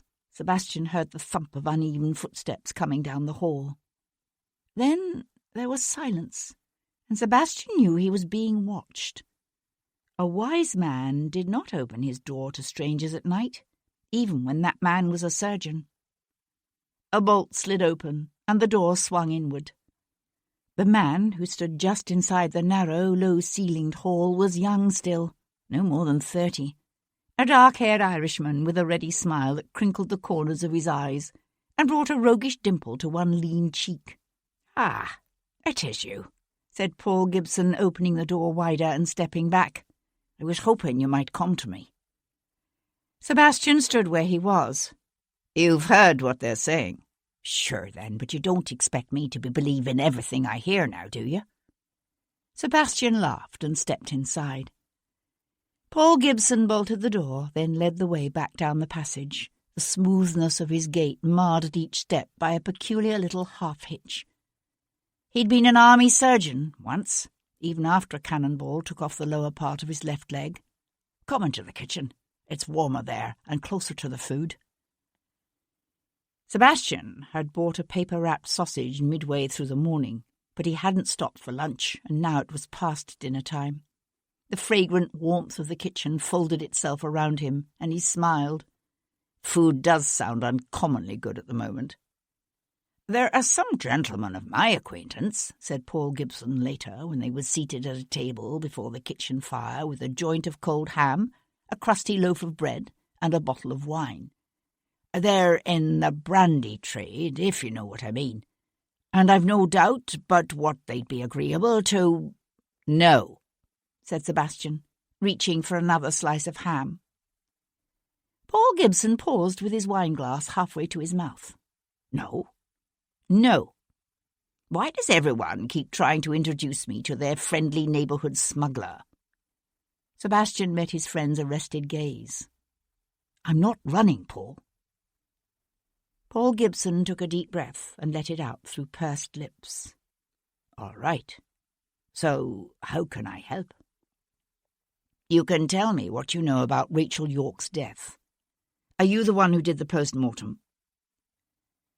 In the 2 years since he'd left the army, Paul Gibson had set up a small practice here in the city, but he focused a considerable portion of his time and energy on research and writing and the teaching of medical students, as well as providing the authorities with his expert opinion in criminal cases. "There was no post-mortem." "What?" He shrugged and emptied the last of the wine into Sebastian's glass. "They're not automatically done, you know, and in this instance there wasn't much of a reason for one, really. It was fairly obvious how she'd died." "You saw the body?" "No. A colleague of mine was called in." Lurching to his feet, the Irishman limped across the kitchen to fetch another bottle of wine. "It was a brutal attack from the sounds of it. She'd been beaten as well as raped. Her throat slashed not once, but many times." It fit with what Pierpont had told him, but Sebastian had been hoping for more. "Would it be possible for you to arrange to see her?" Gibson shook his head. "Too late. The body's already been turned over for burial. The theatre's arranging it." Sebastian swirled his wine thoughtfully in his glass. "What do you think you're going to do, Gibson swung his wooden leg over the opposite bench to sit down again with an awkward lurch. "Find the man who killed her yourself? If I don't, who will? It's not an easy thing, solving a murder." Sebastian looked up to meet his friend's narrowed, worried eyes. "You know what I did in the army." "Yes, but there's a difference, I should think, between being a spy and finding a killer." "Not as much as one might imagine." A hint of a dimple appeared in the Irishman's cheek. "So, have any suspects yet?" Sebastian smiled. "Two, as a matter of fact. There's an actor by the name of Hugh Gordon." "Ah, I saw him just last month. A very effective actor." "That's him. Seems Rachel York was his mistress when she first started at the theatre. He took it badly when she left him. Paul Gibson frowned. How long ago was this? Some 2 years ago. The Irishman shook his head. Too long. If she'd just left him, I could see it. But passions cool with time. One might think so, except that he still sounds surprisingly bitter to me. I get the impression Mr. Gordon nourishes Republican sentiments that he believes Rachel York once shared. I'd say he is as bothered by the blue blood of her recent lovers as anything else. The Irishman drained his glass.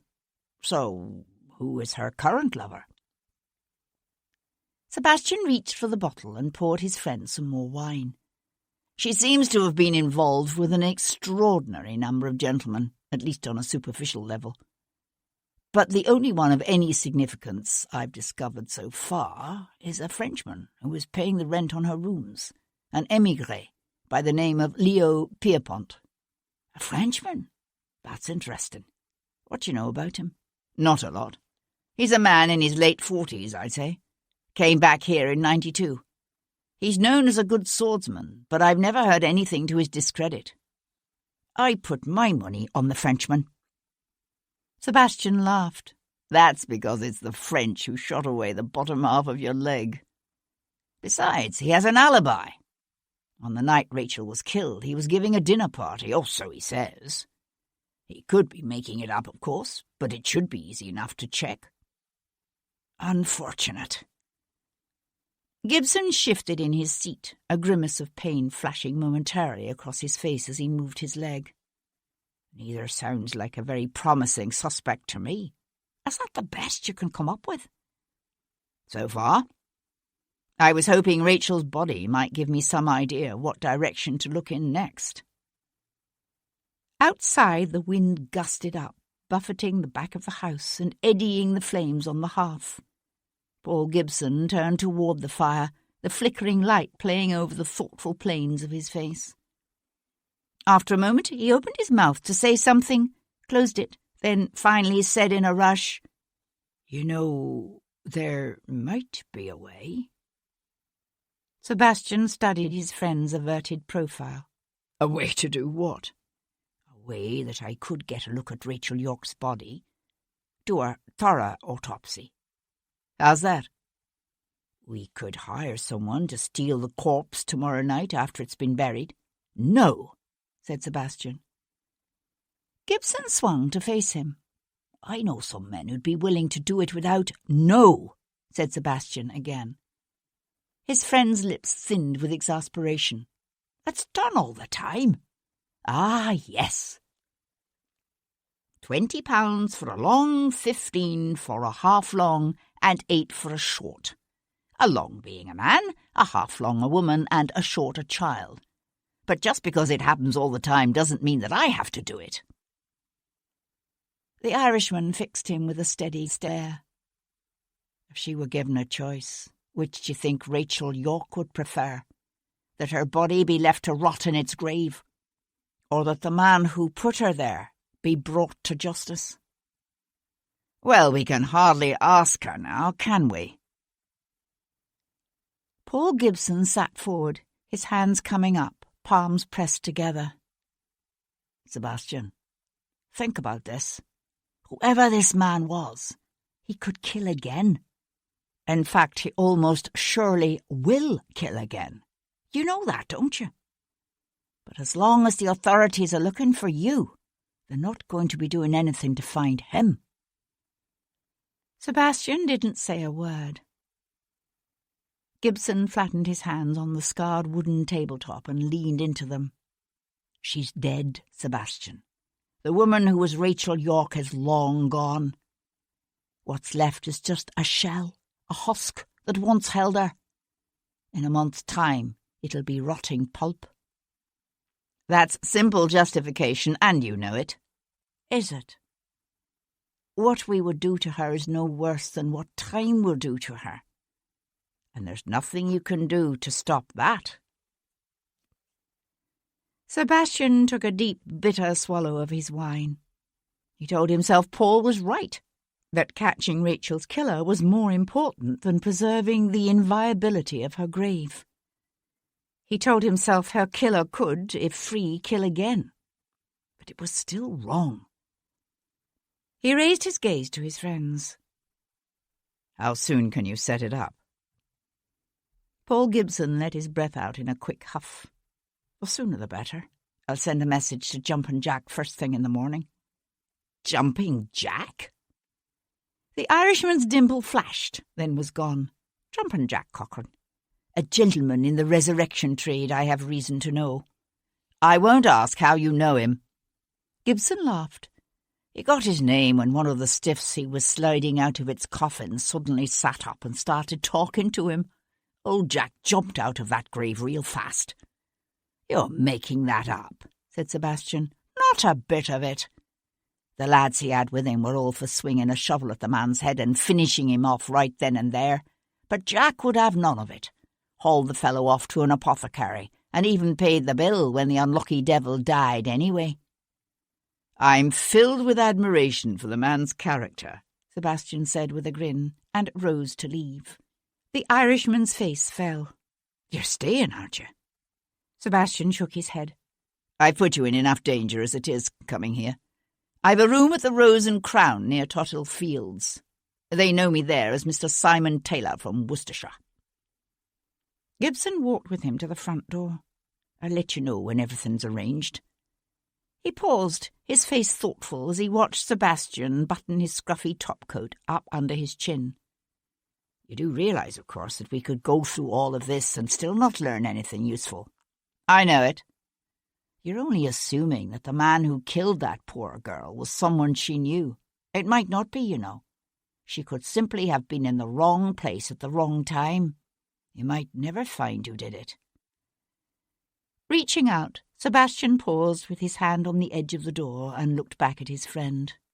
"No, but at least I'll have tried." Gibson met his gaze, his face unsmiling and drawn with worry. "You could still leave and spend the rest of my life running?" Sebastian shook his head. "No. I'm going to clear my name, Paul, even if I have to die trying." "You could die trying and still not succeed." Sebastian settled his hat lower on his forehead and turned into the icy blast of the night. "It's a chance I'm just going to have to take."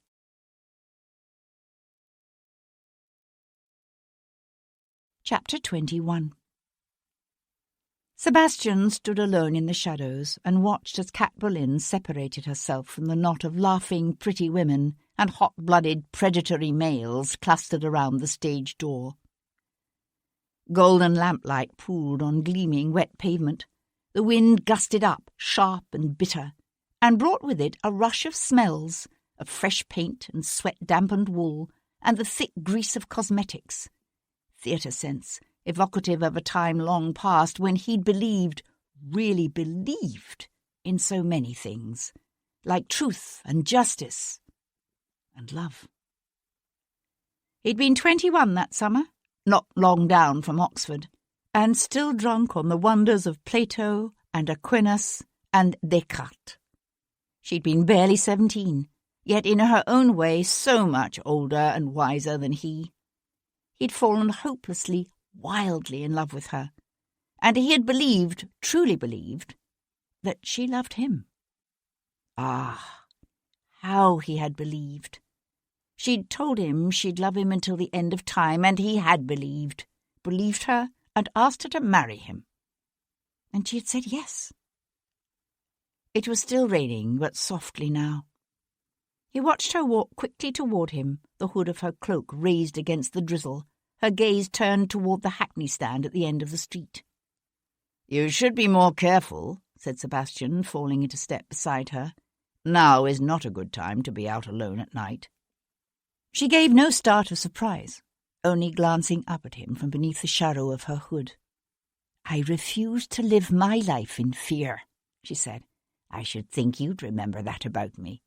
Besides," a soft smile touched her lips, "do you think I didn't know you were there?" He thought she probably had. He remembered that about her too, that while most people were hopelessly, cripplingly blind in the dark, Kat's night vision was unusually sharp. Not as good as Sebastian's own, but sharp. She made a move toward the nearest hackney. He caught her arm, drawing her on up the street. "Let's walk." They turned their steps towards the West End, part of a crowd of playgoers straggling home through the lamp-lit darkness. Snatches of light and laughter tumbled from the quickly closed doors of taverns and coffee-houses, music halls and brothels. From a darkened, urine-drenched doorway, a streetwalker hissed at him, her eyes bold, desperate, haunting. Sebastian looked away. "What can you tell me about Leo Pierpont?"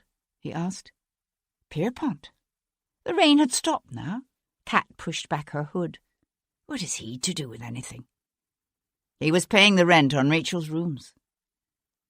She was silent for a moment, and he remembered this about her too, the way she carefully thought things through before speaking. Who told you that? Hugh Gordon. Pierpont didn't deny it. You've spoken with him? We shared a hackney ride, said Sebastian, and smiled softly at the familiar way her brows drew together in thought. It's a curious arrangement, don't you think?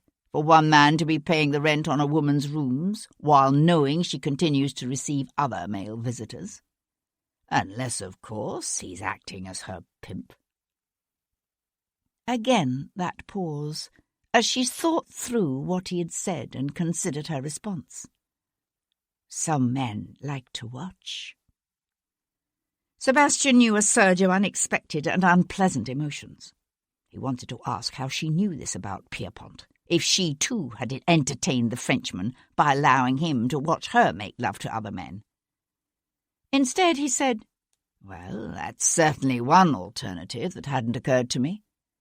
Your experience in such matters is more valuable than one might realize. She halted abruptly, her chin jerking up, her eyes flashing. She would have swung away, back toward the theatre, if he hadn't caught her arm. I'm sorry. That was an unforgivable thing to say. She met his gaze. He couldn't begin to interpret the dark shift of emotions he could see in her eyes. Yes, it was. She removed her arm from his unresisting grip and walked on again.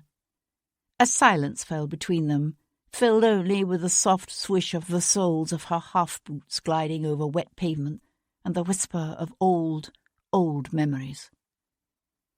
He let his gaze travel over the achingly familiar line of her profile, the arch of her neck.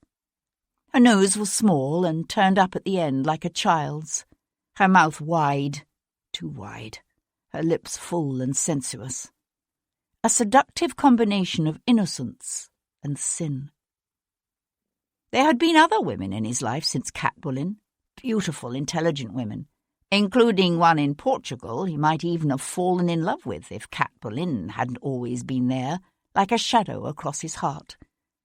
And he wondered suddenly if he'd approached her this morning because she'd known Rachel York and could give him the information he needed, or if he had turned to her now for some other reason entirely, a reason his mind sheered away from. She said, You haven't asked if I had a chance to speak with Rachel's maid? A carriage dashed past, the coronet on its panels glistening with wet, the air filling with the scent of hot pitch from the link boys' torches. Sebastian watched it disappear into the distance, flames wavering against a black sky. Did you? No. She's gone. Vanished, along with virtually everything in Rachel's rooms that was movable. He brought his gaze back to her face. I thought you said the constables were watching the house. Only through the night, according to the elderly Scotswoman who lives upstairs.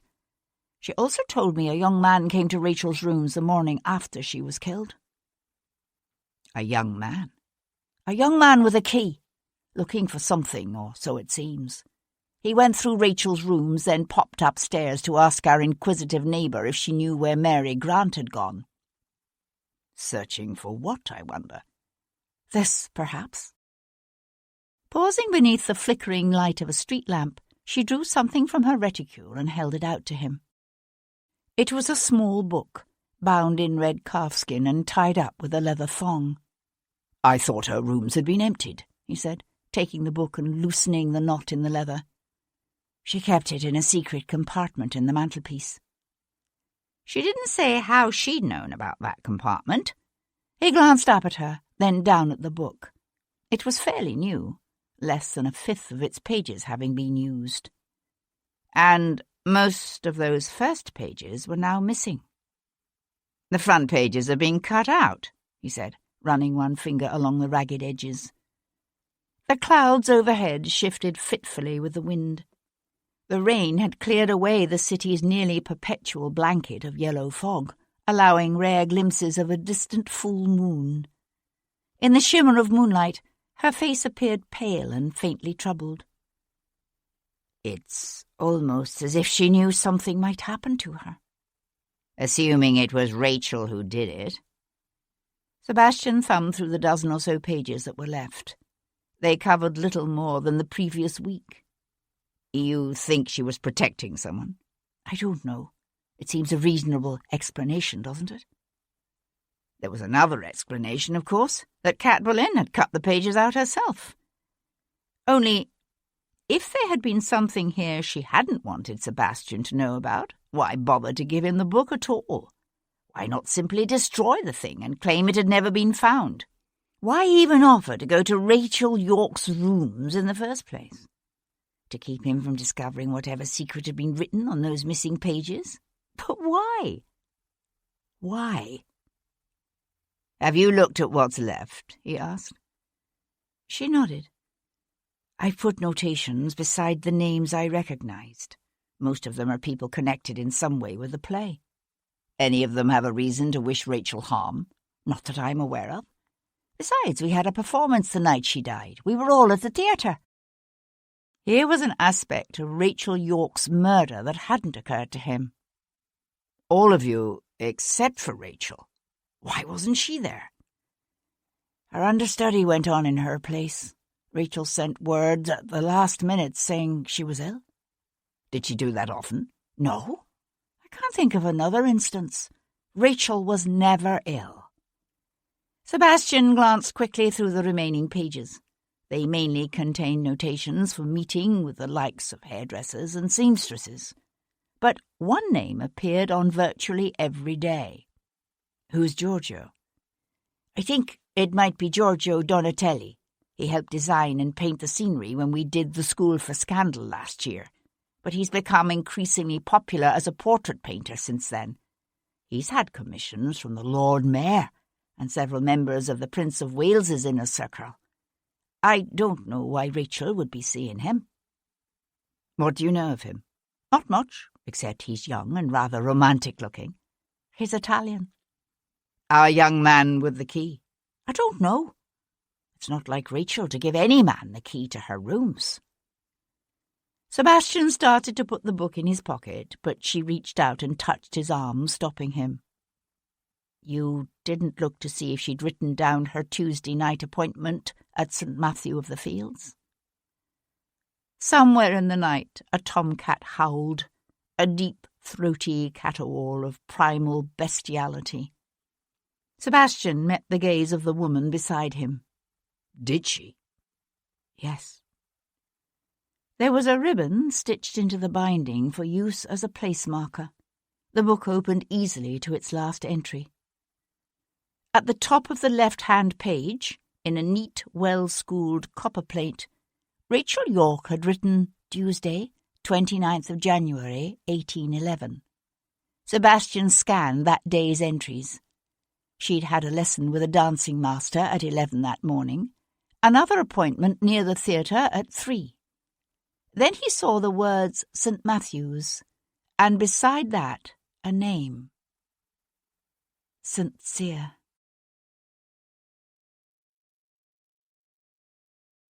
Chapter 22. Later that night, alone in his small chamber at the Rose and Crown, Sebastian lit a candle, slipped the leather-bound book from his pocket, and settled down in the room's single straight-backed wooden chair to read. All the pages containing Rachel's entries prior to the afternoon of Friday, January the 18th, had been cut from the book. Sebastian stared at the date at the top of the first surviving page. It had been bitterly cold that week, he remembered, as he followed Rachel York's fine copper plate through the mundane passage of the last days of her life, through the rehearsals and performances, the lessons and appointments with tradesmen. He leafed through each successive day, scanning the entries, not realizing until he reached the morning of Thursday, the 24th, that another page was missing, the page for Thursday evening, along with the following morning, which must have been on the overleaf of the same page. Thoughtful, Sebastian thumbed back to the beginning. Was there a significance, he wondered, in the pattern of missing pages? What had happened in her life on those two successive Friday mornings or Thursday nights that Rachel hadn't wanted anyone to know about? Or that someone else hadn't wanted Sebastian to know? Sebastian returned to the afternoon of Friday the 25th. After that, the pages continued without interruption up to Tuesday the 29th, the evening Rachel died, the evening she had planned to meet someone named St. Cyr in St. Matthew of the Fields.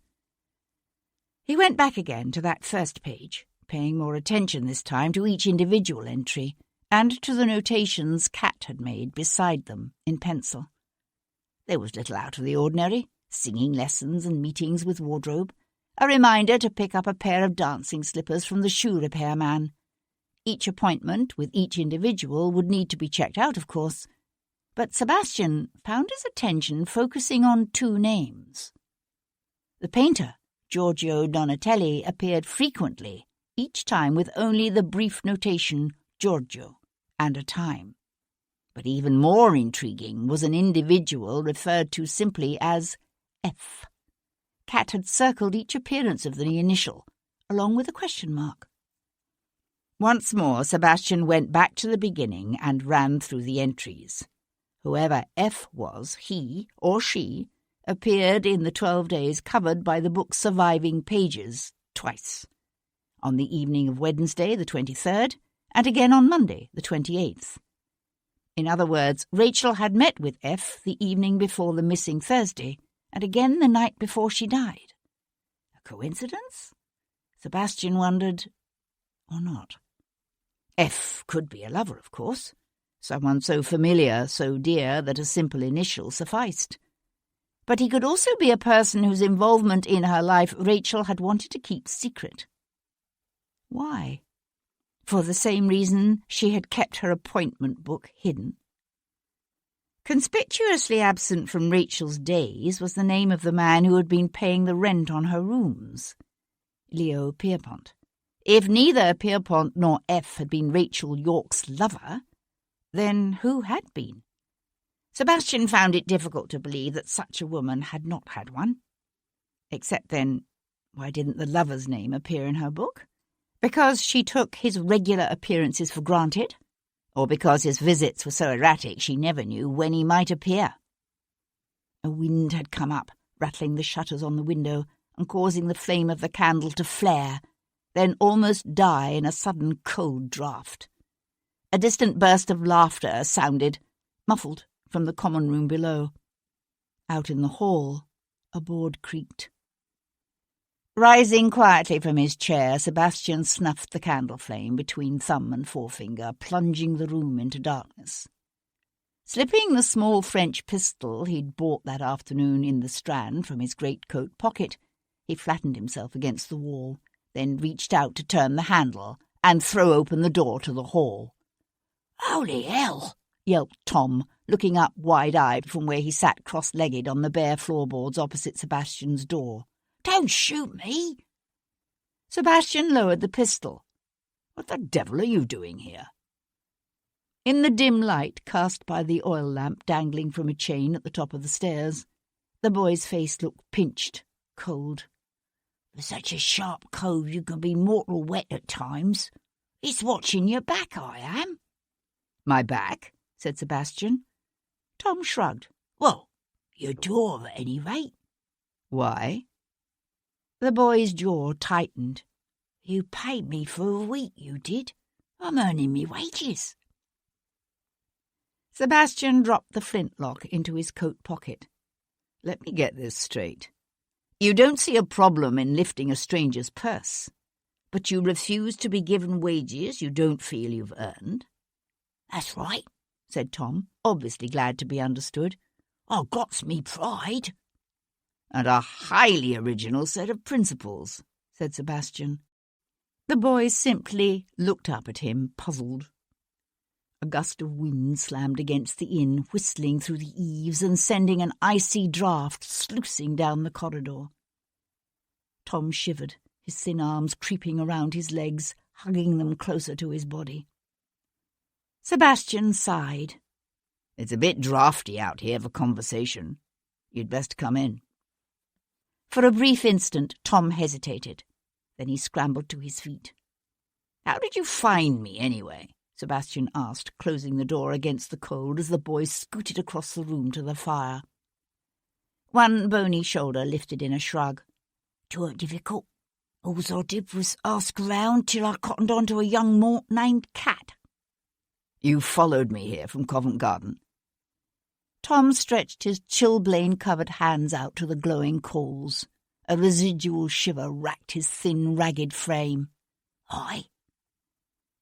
Sebastian studied the boy's half-averted profile. He was bright and resourceful, and determined, it seemed, to earn his wages.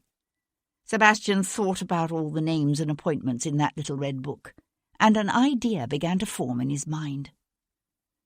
Opening the door to the room's ancient wardrobe, he rummaged around and came up with a quilt and an extra pillow. "Here," he said, tossing the bedding toward the boy. "You can sleep by the fire. Tomorrow we'll see about getting you a room over the stables." Tom caught first the pillow, then the quilt. "You mean you're keeping me on?" "I've decided I can use an associate of your talents." A wide, toothy smile broke across the boy's face. "You won't be sorry, Governor. There won't be any bung-nappers getting their dibs on your Cly or Foggles whilst I'm around, I can tell you that. Nor any trippers up, nor rampsmen thinking you're easy pickings." "Get some sleep," said Sebastian, turning away with a smile. "I have an early assignment for you tomorrow. I'd like you to discover the address of a certain Italian gentleman." "An Italian?" said Tom, in exactly the same tone of voice he might have used had Sebastian divulged a friendship with a cockroach. "That's right. An Italian." Sebastian slipped the pistol from his pocket and placed it, along with his pocketbook, beneath his pillow. "A painter, to be exact. A man by the name of Giorgio Donatelli." The dreams are rarely the same. Sleep and time distort memory. Events become disjointed. Fleetingly glimpsed faces and haunting images recombine with unrelated incidents to torture and taunt. In a mist-shrouded mountain village, simple stone walls rise up scorched and shattered. Reaching out, Sebastian turns over a woman's fly-blown body to find Cat's lifeless blue eyes staring up at him. He cries out, and fresh red blood that seeps from her gashed neck. Her lips move. "Aidez-moi," she says. "Help me. "Je suis morte." I am dead." But the knife is in his hand, and he is the one slashing, he is the one killing, and the bloodlust runs hot and sweet through his veins. "Oi, Governor, you right there?" Sebastian opened his eyes to find the boy, Tom, sitting up, his thin body silhouetted against the glowing embers of the fire. "I'm fine. It was just a bad dream." Sebastian rolled onto his back, one bent arm coming up to cover his eyes. "Go back to sleep."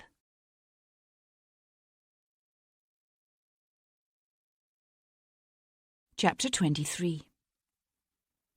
The following morning, Sebastian sent the boy off with a full stomach and a suit of warm clothes that included a top-coat and new boots. He half expected the urchin to disappear back into the seething slums from which he'd come. But less than 3 hours later, Tom was back at the Rose and Crown with information that an Italian painter by the name of Giorgio Donatelli could be found at number 32, Almonry Terrace, Westminster. "What's this then?" said Tom, eyeing Sebastian as he wound a roll of padding around and around his torso. Sebastian, who had made another visit that morning to Rosemary Lane and a variety of small shops, pinned the end of the padding and reached for his new, considerably larger shirt. "Today I'm Mr. Silas Beaumont, a plump, prosperous but not particularly well-bred merchant from Handstown, who is interested in having his daughter's portrait painted.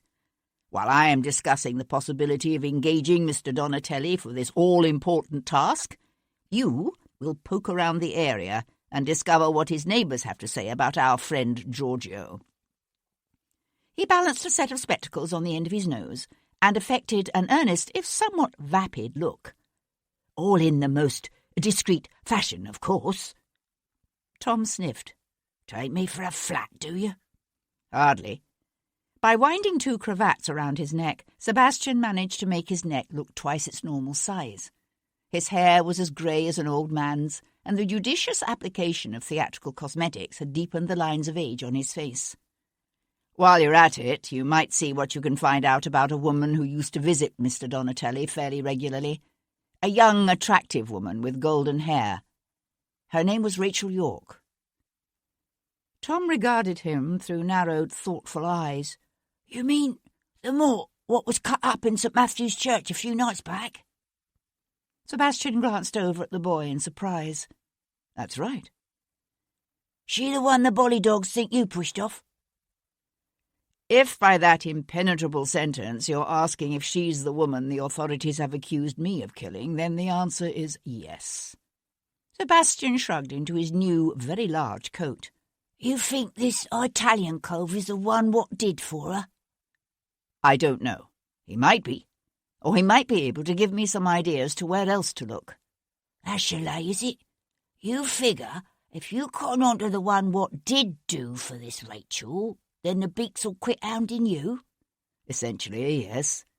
"So who else you think might have done for her?" Sebastian, who was rapidly developing a healthy respect for Tom's abilities and powers of perception, gave him a quick rundown of his conversations with Leo Pierpont and Hugh Gordon. "Huh," said Tom when Sebastian had finished. "Me? I'd put me money on one of them foreigners." "You might be right," said Sebastian, reaching for his new walking stick. "But I think it best to keep an open mind."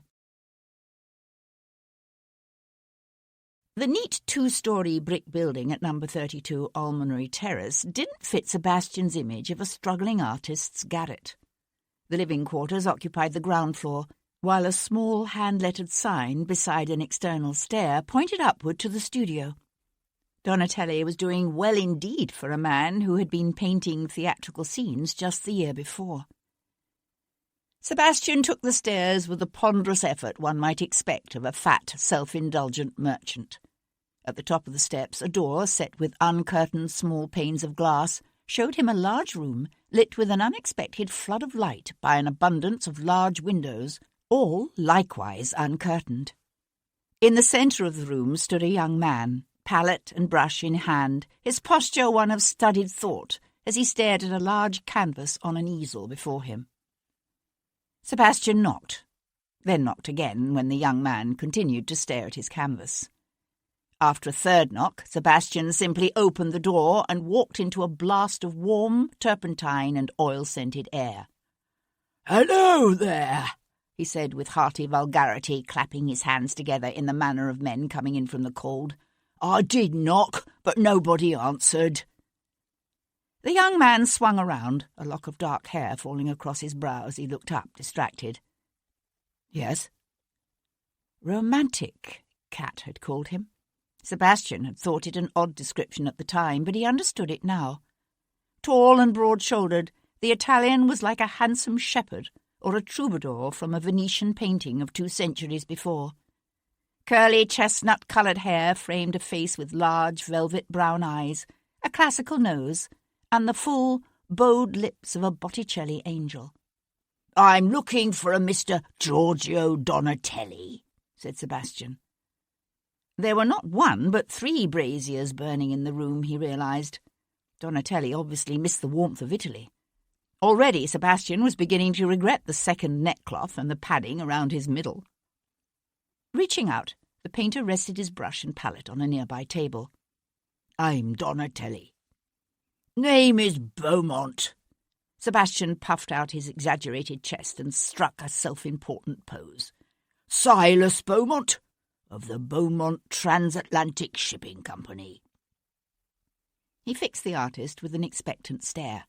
You've heard of us, of course.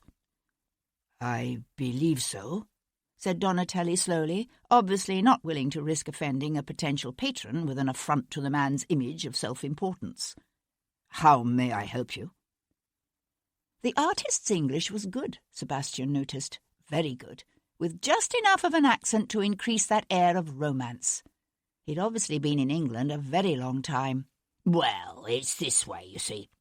I was talking to the Lord Mayor the other day about how I was wanting to find someone to paint my daughter Suki's portrait. She's 16 now, my Suki, and anyway, he suggested you.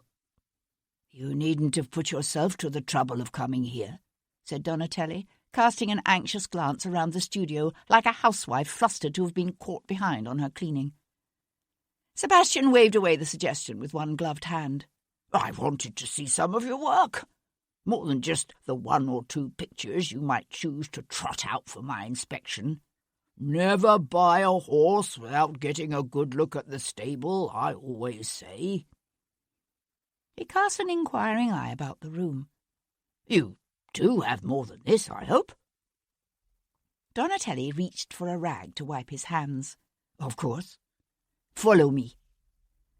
Still wiping his hands, he led the way through an open door to a large back room that was virtually empty except for the dozens and dozens of canvases, large and small, propped against the walls. Ah, said Sebastian, rubbing his hands together. This is more like what I was expecting. The painter was good, very good, Sebastian decided, making a slow tour of the room. Rather than the sentimental, flattering formality of a Lawrence or a Reynolds, here was vigour and iridescence of colour. Sebastian's steps slowed, his respect for the Italian's talent increasing as he studied portraits and sketches, vast dramatic tableaux and small studies. Then he came to a stack of paintings turned against the wall. Curious, he reached for the top canvas. I don't think that's exactly the sort of thing you're looking for, said Donatelli, starting forward. Sebastian held him off with one outflung hand. He was looking at a painting of Rachel York, not a portrait of Rachel the actress, but a depiction of Rachel as Venus, rising naked and utterly desirable from the sea, her flesh flowing and contoured, and so realistically depicted that one saw the sensuality of a woman rather than the idealized goddess of the myth. No, but I do like this. It's so very... Sebastian paused. Erotic was the word that came to mind. He changed it to... evocative. Donatelli, who had been watching him with anxious eyes, relaxed. Hold on, said Sebastian with a sudden pronounced start. He leaned forward as if to study the painting more closely. Goodness gracious! Isn't she that actress? The one who was recently killed? Yes. The word came hissing out on a pained exhalation of air. Sad business, that. Sebastian shook his head and tutted in the manner of old Mr. Blackadder, the apothecary his father used to call in whenever one of the servants took ill. Very sad. One has to wonder what the world is coming to these days. He shifted the canvas to one side and found himself staring again at Rachel York, this time as a Turkish odalisque, with one toe dipped in a bath, her only covering a wisp of scarlet satin twining in and out of her bare arms. I say, there's another painting of her, and another, said Sebastian, shifting more canvases. And another. She modelled for you frequently, did she? Yes. A remarkably beautiful woman, said Sebastian. Donatelli reached out one hand, his fingers hovering just above that vibrant, painted face, as if he might caress the cheek of the living, breathing woman herself. His hand shook, and Sebastian, watching him, thought, so he cared for her. But how much? Enough to kill her in a rage of passion? "She was more than beautiful," whispered Donatelli, his fingers curling into a fist as he let his hand fall to his side. Sebastian brought his gaze back to the woman on the canvas. This particular painting was different from the others, the colours a swirling golden riot of greens and blues, with something of Tiepolo's use of sharp shadow accents painted with vigorous gaiety against a wide sunlit sky. Here she sat upon a hillside, bathed in the bright, vibrant light of spring. She had her legs drawn up beneath a flounce of petticoats, her posture almost childlike, her head thrown back, smiling, as if caught in the instant before an outburst of carefree laughter. Sebastian looked down at the image of that vibrant, vital young woman, and he knew an unexpected stirring that was part sadness and part outrage. "She was so young," he said, "so young and full of life." His gaze lifted again to the man beside him. "It seems difficult to imagine how anyone could want her dead." A quiver of emotion, dark and painful to see, passed over the man's handsome, tormented face. "It's an ugly world, with ugly people in it. At least the police seem to know who did it. Some earl's son, is it not? A Lord Devlin?" Donatelli's lips twisted in a savage grimace of hate and bitter, useless rage. "May he rot in hell for all eternity. She knew him, did she?" The painter shook his head. "Not that I was aware of. When I first heard what had happened to her, I thought it was that other one." "That other one?" Donatelli sucked in a shuddering breath that lifted his chest and flared his nostrils wide. "He's been following her for weeks, months maybe, hanging around outside the theatre door, waiting across the street whenever she came here, watching her. Everywhere she went, he was there. She didn't report him?" Donatelli shook his head. "I wanted her to go to the authorities, but she said it wouldn't do any good. You know what they're like, these aristos. To them we are little better than animals, things to be used and thrown away." The vehemence of his words took Sebastian by surprise.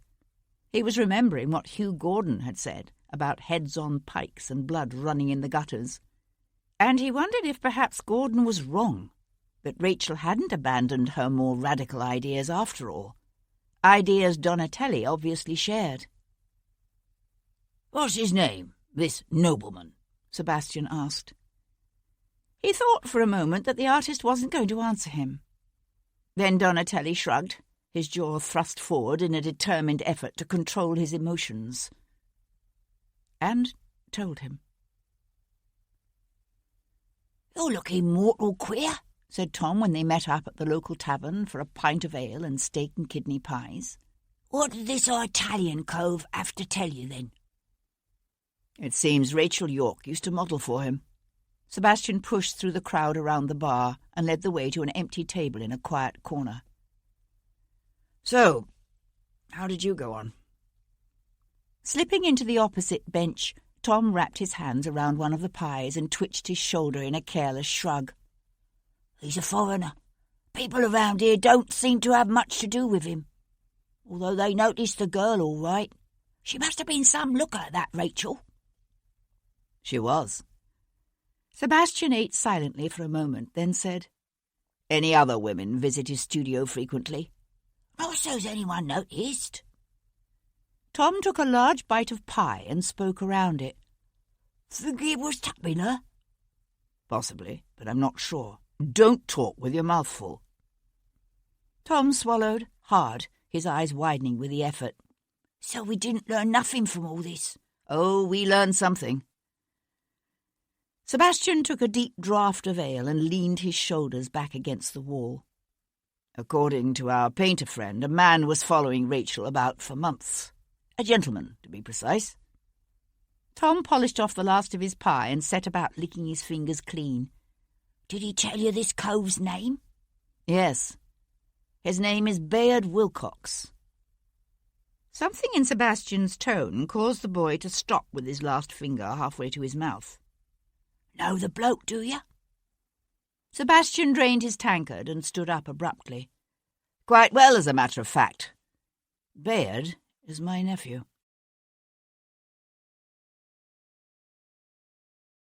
Chapter 24.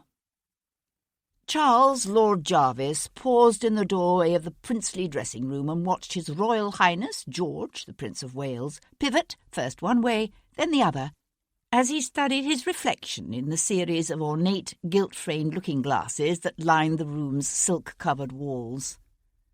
Several of the prince's boon companions, Lord Frederick Fairchild among them, lounged at their ease about the cavernous crimson and gold room, their discussions ranging from the use of champagne in boot polish to the newest opera dancers to catch their fancy. A dozen ruined cravats lay scattered across the chamber's richly hued Turkey carpet, while the prince's man hovered at the ready with another armload of starched white linen neckcloths, should the prince's present endeavour be no more successful than the last. Prince George might require the assistance of 2 footmen to shove his corpulent body into his coat, and a mechanical contrivance to hoist him into the saddle, but he always insisted on tying his own cravats. "Ah, there you are, Jarvis," said the prince, looking up. Jarvis, who had spent the past half-hour trying to soothe the wounded dignity of the Russian ambassador, simply bowed and said, "Sir." "What's this Lord Frederick is telling me about Spencer Percival and his damned Tory government pushing for restrictions on our regency?" The prince's full, petulant mouth puckered into a frown. "Restrictions? What restrictions?" Jarvis shifted a crumpled shirt and torn satin waistcoat from a gilded chair shaped like a lotus blossom and sat down. "A temporary restriction only," he said blandly, "to be lifted after 1 year." "A year?" "The doctors insist the king continues to improve," said Lord Frederick, his voice tight with worry. It was the Whigs' greatest fear that mad old King George III might recover before they were able to return to power.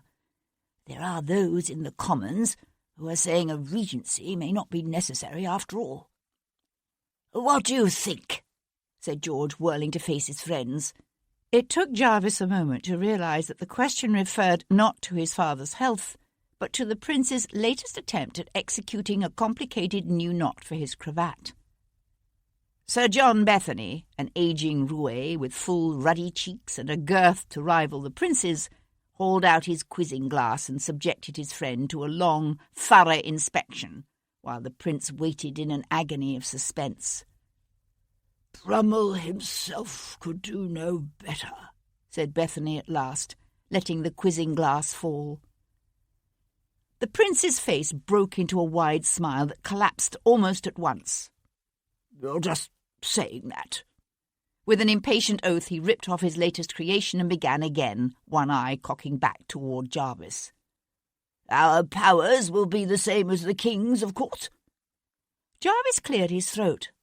"Not quite, sir, but you will be allowed to form a government." "I should rather think so," interjected the prince, "although it will need to be announced before you are sworn in by the Privy Council." The prince so often played the buffoon that one tended to forget that the blood of a host of kings, French and Spanish, English and Scottish, from William the Conqueror and Charlemagne to Henry II and Mary Queen of Scots, flowed through this man's veins. He could strike a decidedly kingly pose when he so chose. "Don't start, Jarvis," said George, suddenly every inch the prince. Jarvis inclined his head in a wordless bow. The regal manner faded almost instantly. George sighed. "If only Fox were still with us. Dashed inconsiderate thing to do, dying like that." "Just so," said Jarvis. He waited a moment, then added, "Although Percival thought perhaps—" "The devil fly away with Percival," said the prince in an explosion of warmth. It's enough to give a man palpitations." He stopped suddenly, the fingers of one hand going anxiously to his opposite wrist. "Our pulse is galloping. The next thing you know, we'll be having abdominal spasms." Jarvis rather thought the prince's abdominal spasms could be traced to the mountain of buttered crab he'd consumed the evening before, and the 2 bottles of port with which it had been washed down, but he kept the observation to himself. "It's really far too early in the day for such discussions," said the prince, his hand shifting to the royal belly, a spasm of distress contorting his fleshy features.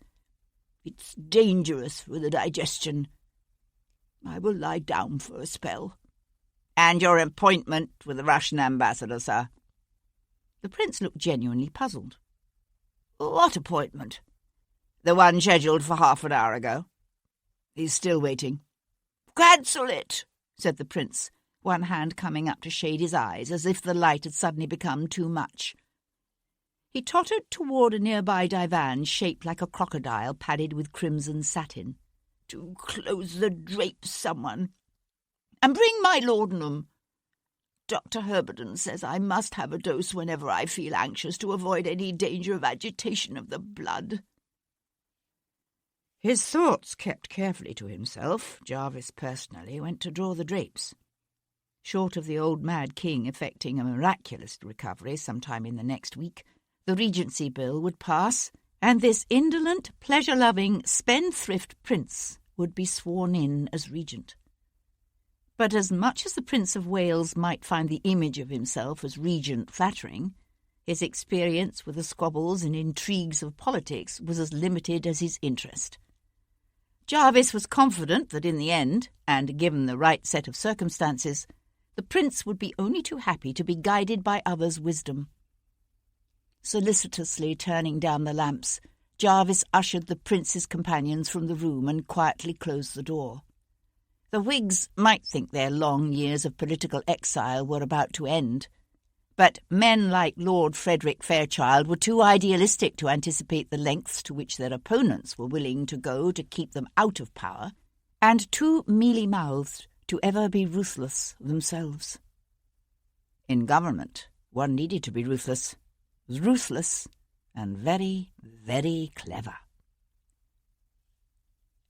Sir Henry Lovejoy was looking over case reports at his battered old desk when the Earl of Hendon, a polished walnut box tucked under one arm, walked into Lovejoy's office at Queen Square.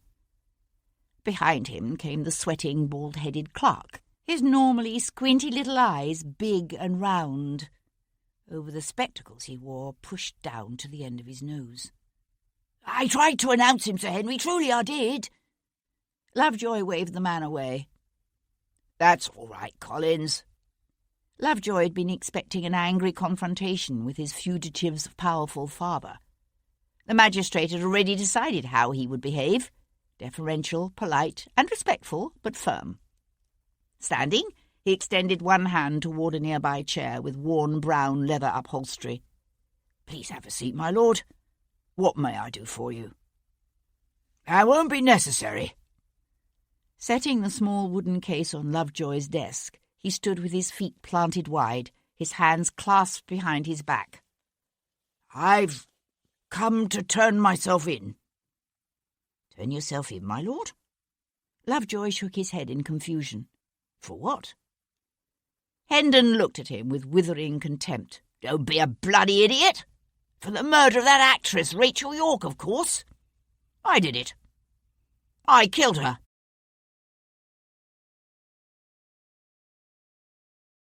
Chapter 25. "How old is this nevy of yours?" Tom asked. They were walking along Haymarket. The air was cold, the kind of damp, penetrating cold that sank bone-deep. Wisps of dirty mist drifted across the cobblestones, wrapped round the half-dead plane trees in a small nearby square. By nightfall the yellow fog would be back, thick and pungent and bitter. 20, maybe 21, said Sebastian. His mother is my elder sister. Tom glanced up at him. "You don't like him much, do you?" He was the kind of little boy who got a kick out of tearing the heads off live turtles. That and worse. Sebastian shrugged. I may be prejudiced. He could have grown out of it. I don't usually, said Tom, his jaws set tight and hard as if to ward off memories too savage to be recalled. And Sebastian wondered again at the life the boy must have led before he'd tried to lift Sebastian's purse in the common room of the Black Hart. A bath, a change of clothes, a few good nights' sleep, and a consistently full belly had wrought a startling transformation in the boy. From what Sebastian had been able to gather, Tom had been alone on the streets for at least 2 years. Of his life before that, the boy seldom spoke. "Why?" Sebastian asked suddenly, his gaze on the boy's sharp-featured, freckled face. "Why in God's name have you decided to throw in your lot with a man in my situation? I can't believe it's for a shilling a day, when you could earn many times that by simply lodging information against me at Bow Street." "I would never do that." "Why not? Many would, perhaps most." The boy looked troubled. "There's lots of bad things happen in this world. Lots of bad things what happen and lots of folks what do bad things. But there's good too. Lots of good. Me mum, before they put her on that ship for Botany Bay, she told me never to forget that. She said that things like honour and justice and love are the most important things in the world, and it's up to each and every one of us to always try to be the best person we can possibly be." Tom looked up, his nearly lashless eyes wide and earnest. "I don't think there's many what really believes in that. But you do." "I don't believe in any of that," Sebastian said, his voice harsh, his soul filled with terror by the admiration he saw shining in the young boy's eyes. "Yes, you do. Only you thinks you shouldn't. That's all." "You're wrong," said Sebastian, but the boy simply smiled and walked on. They turned onto Grange Street, each lost in his own thoughts. Sebastian kept turning over and over in his mind all that he had learned about the woman he stood accused of killing. It seemed to Sebastian that the essence of the woman who had been Rachel York continued to elude him. It was as if each of the men he'd spoken to so far, Gordon, Pierpont, Donatelli, had shed light on a facet of her life only. Sebastian had caught glimpses of Rachel as a new young actress, full of passionate rhetoric about revolution and the rights of man. Of Rachel as a mistress, seductive, compliant. Of Rachel as an artist's model, beautiful and yet ultimately two-dimensional, an image onto which the viewer could project his own fantasies and illusions. Only from Kat had Sebastian picked up a sense of anything beyond that famous face and sensuous body. The Rachel York who'd once been a young child, alone and afraid, and abused by a society that had no care for its weaker or less fortunate members. And yet Kat's rendering, too, had been blurred, incomplete, an image of Rachel as seen from a distance. He needed to see Rachel through the dispassionate eyes of someone who had known intimately all the various aspects of her life, the pattern of her days. What he needed, Sebastian decided, was to talk to that maid, Mary Grant. Stopping abruptly, he swung to face Tom. "I want you to find someone for me. A woman named Mary Grant. She used to be Rachel York's maid, but she cleaned the place out right after her mistress died, so she's probably living pretty high at the moment." Tom nodded. "What's she look like, this Mary Grant?" "I haven't the slightest idea." The boy laughed, his eyes gleaming with anticipation. He wasn't just good at this sort of thing, Sebastian was beginning to realise. Tom enjoyed it.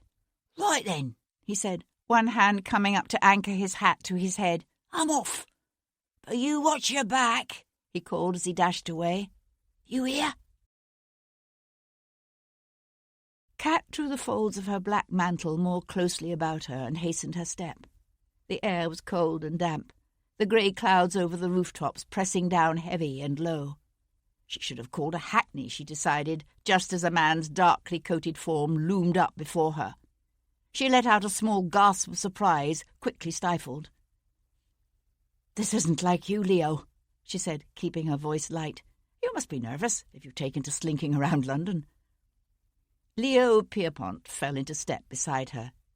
"Did you manage to get into Rachel's rooms?" "Last night." "And?" "As you said, there was nothing incriminating." A narrow line appeared between the Frenchman's brows. "You checked the compartment in the bedroom mantel?" "Of course. It contained Rachel's appointment book, nothing more." "You're quite certain you searched everywhere?" "There was nothing else to search. Rachel's maid cleaned the place out, down to the walls."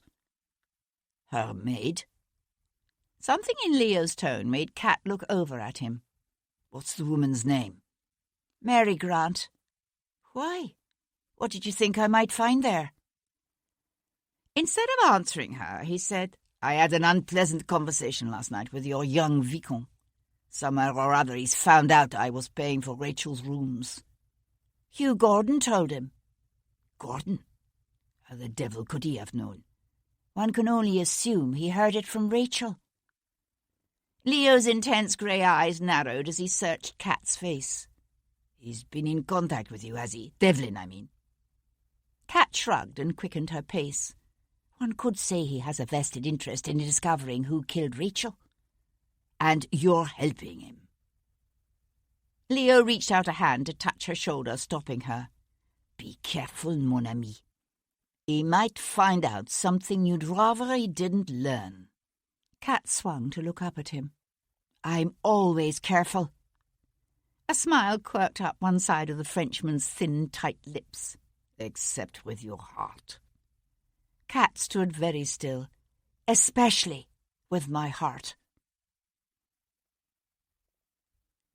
There were only so many places a young man of Bayard's crowd could be found in London on a cold, foggy January afternoon.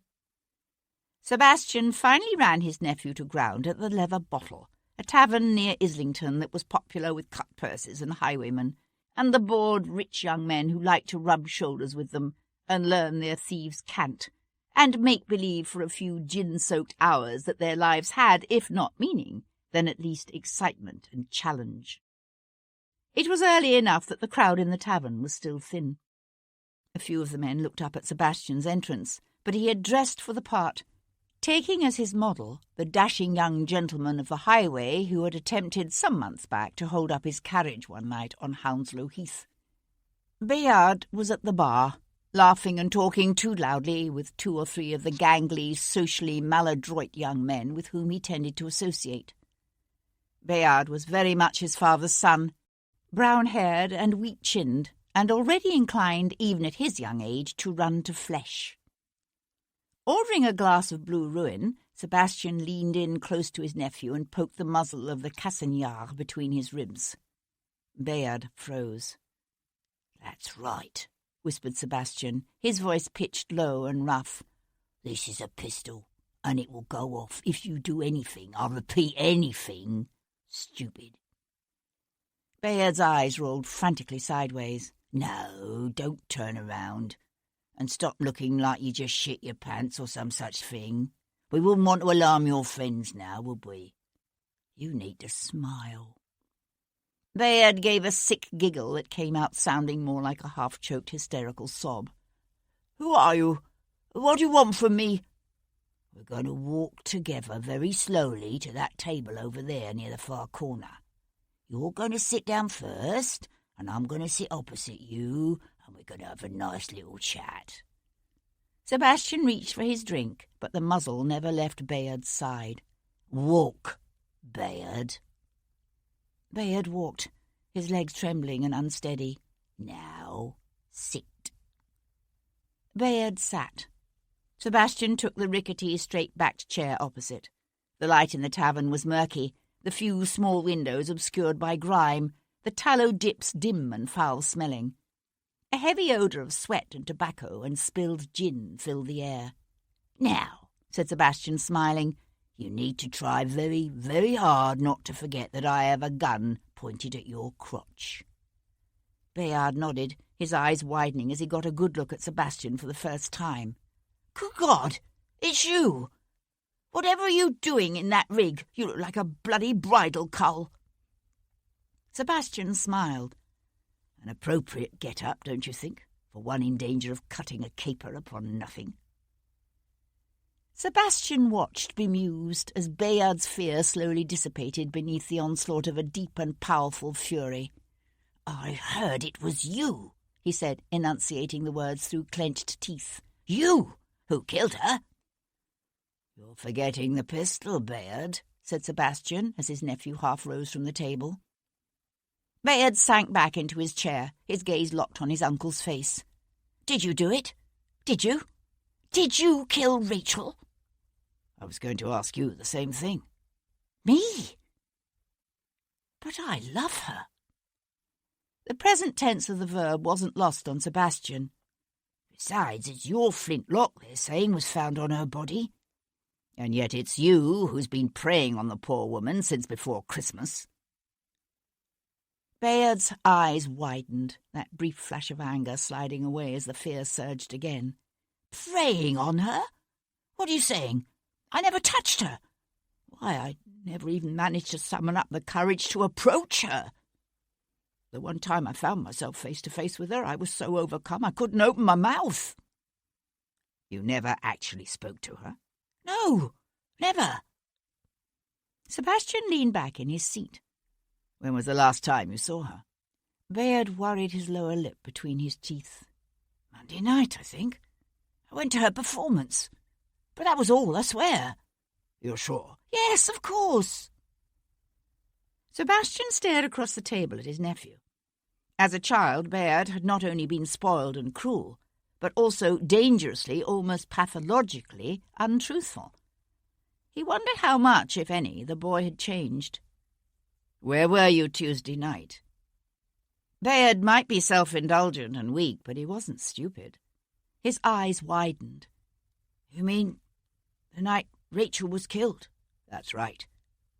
"We planned to spend the evening in Cribb's parlour." He jerked his head toward the two men still leaning on the bar, their attention focused on the mammoth breasts of the woman slinging gin behind the counter.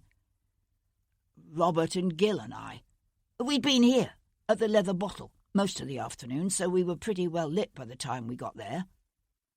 "You were there all night?" "Well, actually, no." He scrubbed one hand across his face as if to wipe away an unpleasant memory. "I started feeling unwell." "You mean you shot the cat?" A deep stain of mortification and resentment coloured the younger man's cheeks. "All right, yes. Robert and Gill were hauling me out of there when what should we do but run smack up against my father. It was damned embarrassing, I can tell you that. He insisted on taking me home. I must have passed out in the carriage because the next thing I know I'm in my own bed and he's hauling off my boots and prosing on about how lucky I am that my mother didn't see me." "What time was that?" Bayard looked confused. "What time was what?" "About what time did you pass out?" Bayard shrugged one shoulder. "I couldn't say for certain. Early. Around 9, I suppose." Sebastian studied his nephew's red, sulky face. It would take time, but it should be easy enough to trace Bayard's movements through the course of Rachel York's final day, if he were telling the truth. "Wait a minute," Bayard said suddenly, sitting forward. "I did see Rachel on Tuesday. It must have been about midway through the afternoon when I swung by the theatre on my way here. I was hoping I might get a glimpse of her, and there she was." "At the theatre?" Sebastian frowned, trying to remember Rachel's schedule for the afternoon before her death. They were rehearsing. No. She wasn't actually at the theatre, you see. She was in the goldsmith's across the street. I wouldn't even have noticed her except for the way he was shouting." "He?" "That actor, you know the one. He was doing Richard III at Covent Garden when it burned down." "You mean Hugh Gordon?" "Yes, that's him." "You're certain?" said Sebastian, frowning. What was it Hugh Gordon had said at the Green Man? "I haven't spoken to her for 6 months or more." Bayard nodded vigorously. I'd have recognised his voice even if I hadn't seen him. They were quarrelling. I don't know about that, but I could see he had her by the arm and he was leaning into her all threatening-like. I was about ready to go in there and ask him what the devil he thought he was doing, treating a lady that way, when he gave her a little shake and let her go. You didn't hear anything he said? Not so as I remember, except at the very end, right before he turned away, he said—" Bayard broke off, a strange, arrested expression narrowing his eyes and slackening his jaw. From somewhere at the back of the room came a sharp breaking of glass, followed by an outburst of laughter. "What?" said Sebastian, his gaze on his nephew's face. "What did Gordon say?" "He said he'd make her pay."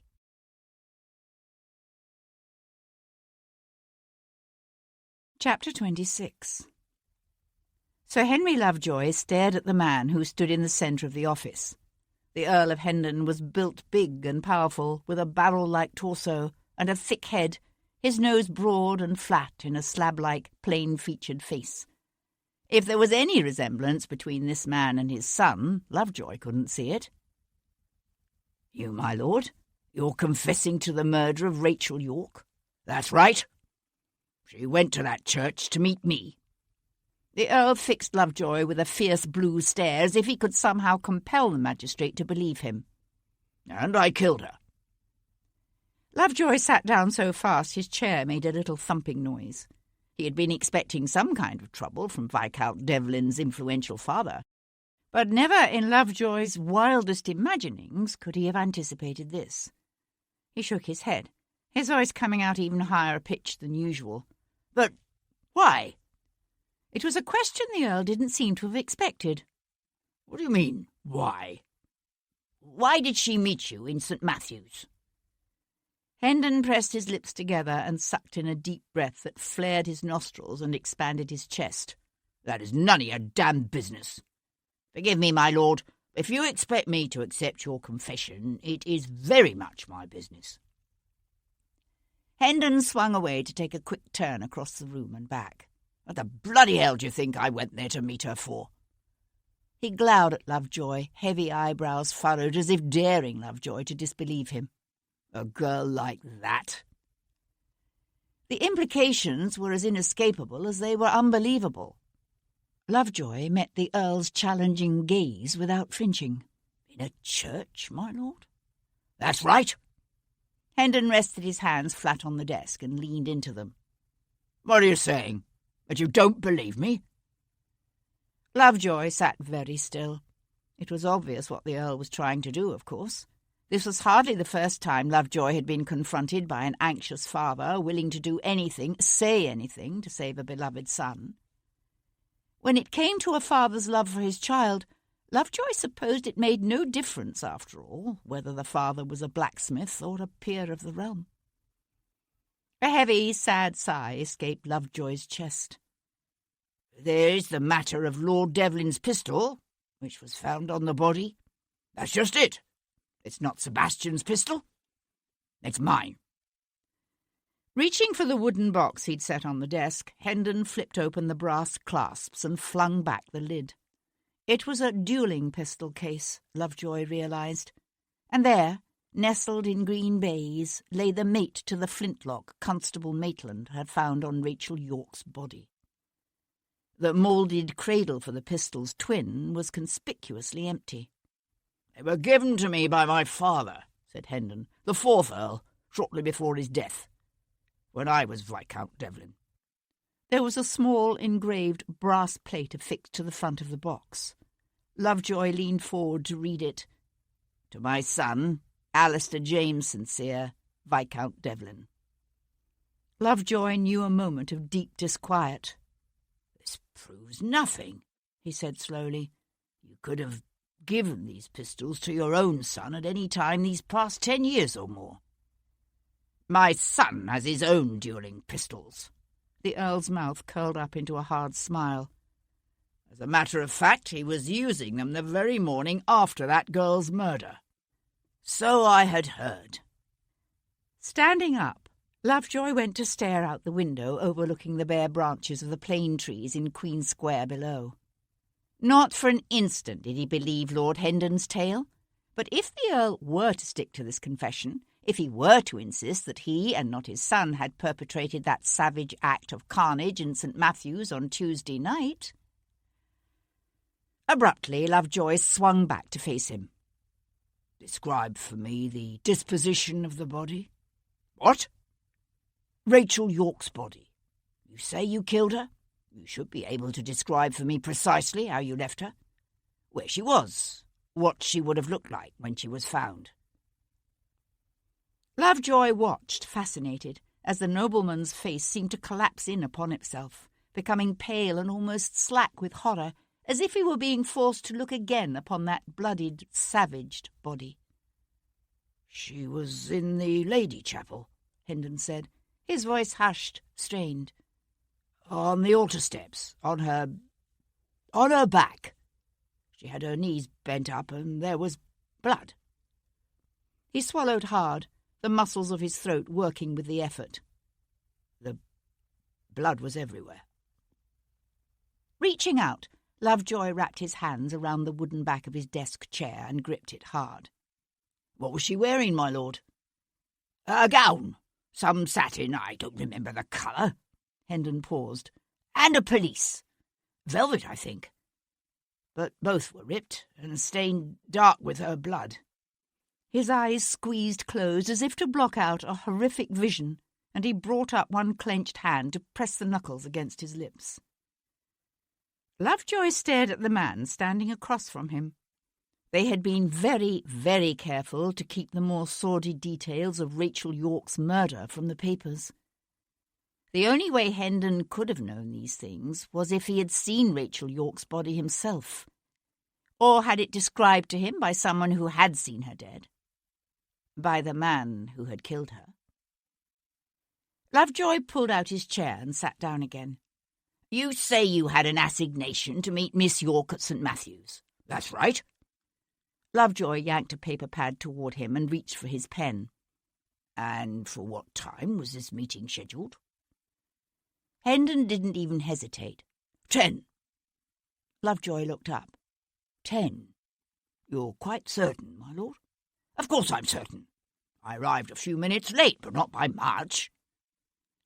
Lovejoy set aside his pen and pressed his fingertips together. So you arrived at St. Matthew's a few minutes after 10, and walked inside to meet her. Is that what you're saying? Hendon's heavy brows drew together in a puzzled frown. That's right. Lovejoy felt a sad, almost pained smile thin his lips. I'm afraid that's impossible, my lord. Miss York was killed sometime between 5 and 8 o'clock, which is when St. Matthew's of the Fields is locked every evening. What are you talking about? Lord Hendon's fleshy face turned a dark, angry colour, his voice booming out so loud that he brought the clerk, Collins, scurrying to the door in alarm. I arranged to meet that woman in St. Matthew's at 10, and the door in the north transept sure as hell wasn't locked when I got there. Lovejoy held himself very still. With all due respect, my lord, I believe you are attempting to protect your son by taking the blame for Rachel York's murder yourself. Reaching across the desk, Lovejoy closed the lid on the duelling pistols case and drew it toward him. You'll understand our need to keep this, of course. No doubt it shall prove to be a valuable piece of evidence. Lovejoy hesitated, then said it anyway. At your son's trial. Chapter 27. By the time Sebastian reached Cat Bullin's townhouse in Harwick Street, the fog was so thick the street lamps were little more than murky hints of dim light, and the familiar bitter stench of soot choked the cold evening air. It would be a dark night, a good night for smugglers and housebreakers. And grave robbers. He pushed the thought from his mind. His assignation with Jumpin' Jack Cochrane and his crew wasn't until midnight. There was much to do before then. Sebastian lifted the collar of his coat against the damp and studied the house opposite. It was early enough that Kat hadn't left for the theatre yet. He could see her slim, elegant shape silhouetted against the drawing-room drapes, along with the shadow of what looked like a child. Puzzled, Sebastian crossed the street. "I'll announce myself," he told the thin, mousy-haired maid who answered his knock at the door. He was already taking the stairs to the first floor 2 at a time before the woman had recovered enough to say, "But, sir, you can't do that." He could hear Kat's husky voice even before he reached the drawing-room door. "There's a saying that a good foist must have the same talents as a good surgeon, an eagle's eye, a lady's hand, and a lion's heart. An eagle's eye to ascertain a purse's precise location, a lady's hand to slip lightly, nimbly into the man's clothes, and a lion's heart." She paused, and he could hear the smile in her voice. "To fear not the consequences." "Cool. How'd you do that?" said a voice Sebastian recognised as belonging to his young protégé, Tom. Sebastian could see them now, standing at the far end of the room with their backs to the door. Kat was wearing a black silk gown made high at the neck, with modest crepe sleeves that told him she must have only recently returned from Rachel York's funeral. He couldn't even begin to guess at the reason for Tom's presence. "Now, let's try it again," she said, handing the boy a small silk purse. "This time I'll close my eyes while you hide it in one of your pockets. Try to detect the instant I lift it." She squeezed her eyes shut. Tom tucked the purse deep into his pocket. "Ready?"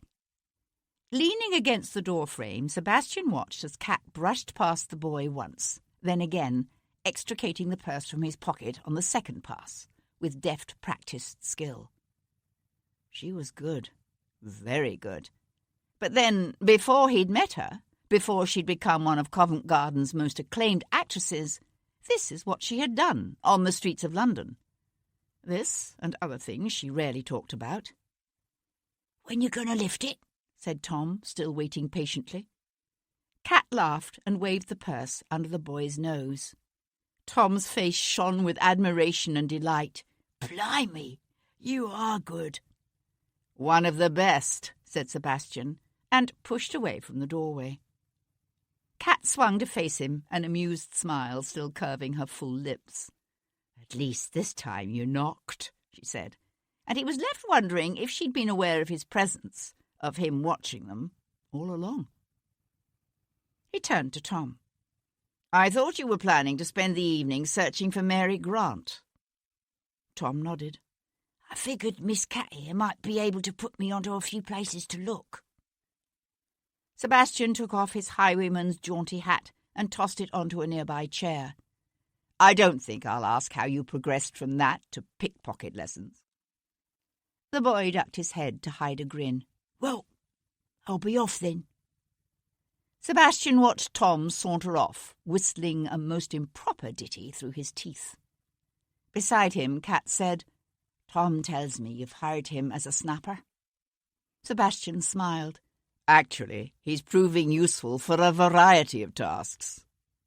She tilted her head, looking up at him. "You trust him?" Sebastian met her thoughtful gaze and held it. "You know me? I have a foolishly trusting nature." "I wouldn't have said that." "On the contrary, I'd have said you're an extraordinarily perceptive judge of character." Sebastian lifted one corner of his mouth in an ironic smile and turned away to strip off his greatcoat. "You went to the funeral," he said, tossing the coat and his gloves onto the chair. Kat walked over to the bell pull and gave it a sharp tug. "Yes." He could see the strain of the last few days in her face. She might not have been excessively close to Rachel York, but the young woman's death had obviously shaken Kat, and the funeral had been hard on her. He wondered what she'd say if he knew he had a rendezvous with a group of resurrection men scheduled for midnight.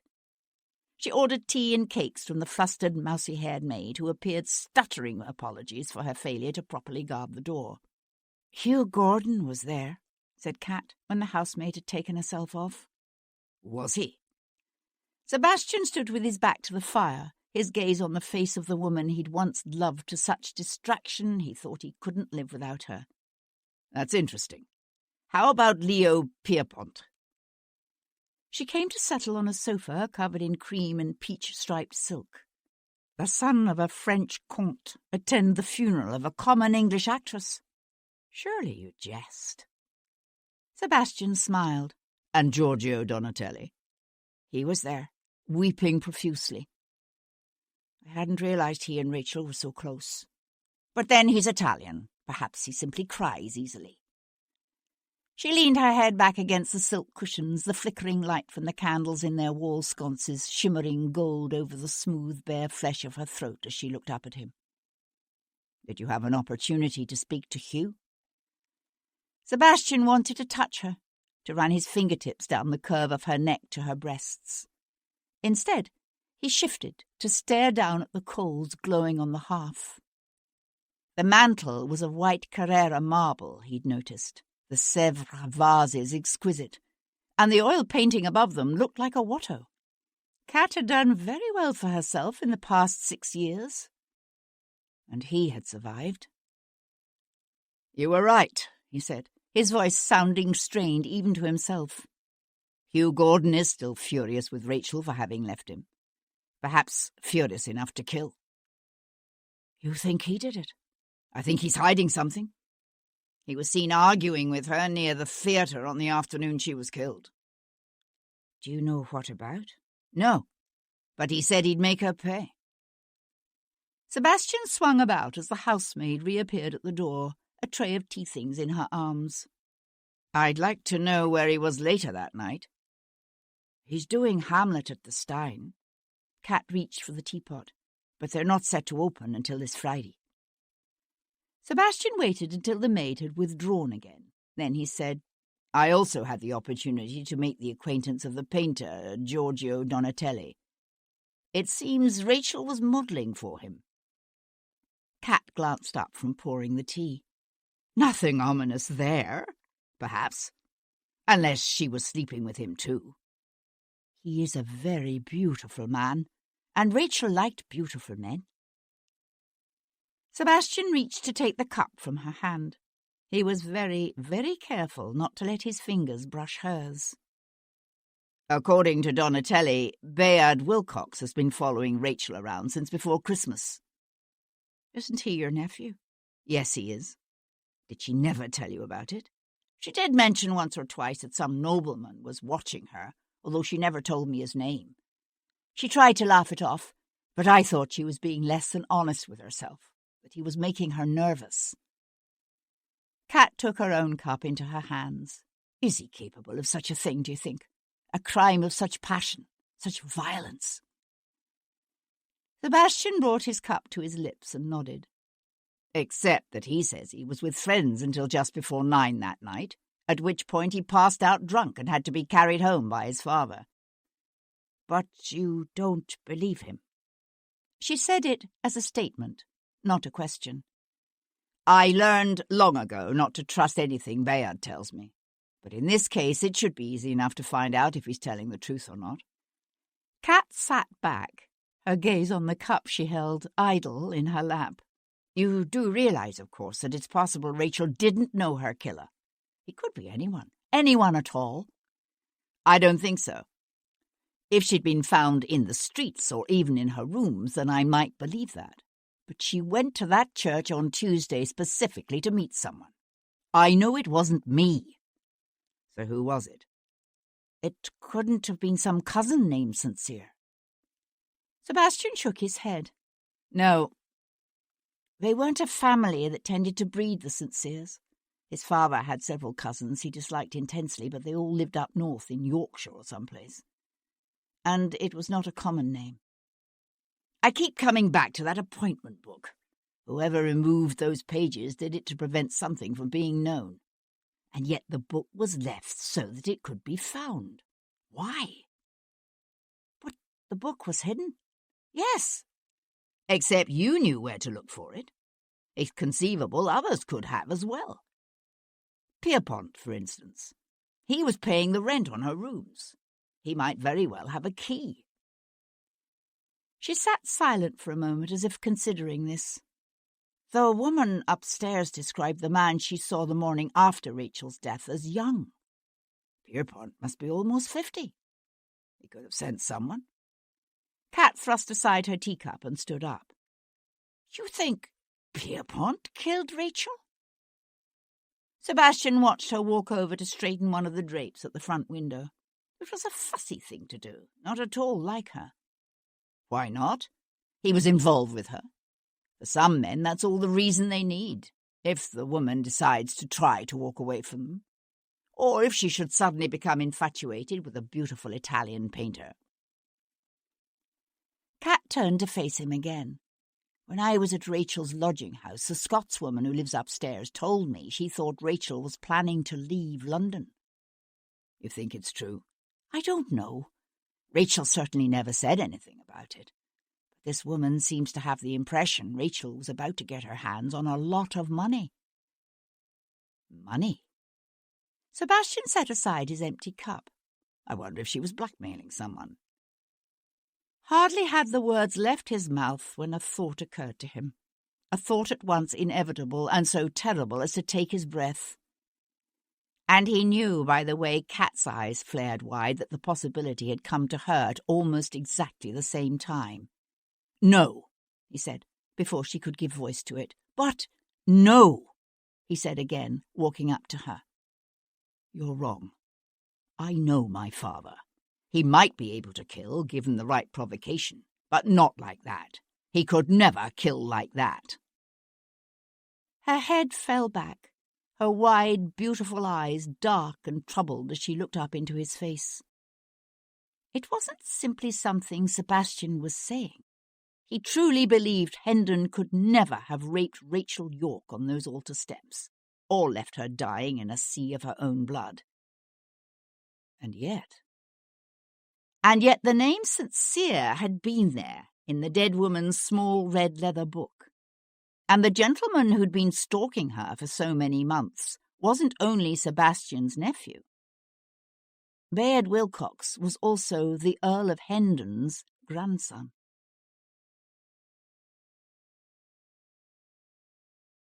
Chapter 28. Sebastian met Jumping Jack Cochrane and his two-man crew in a dark byway just off Highfield Lane.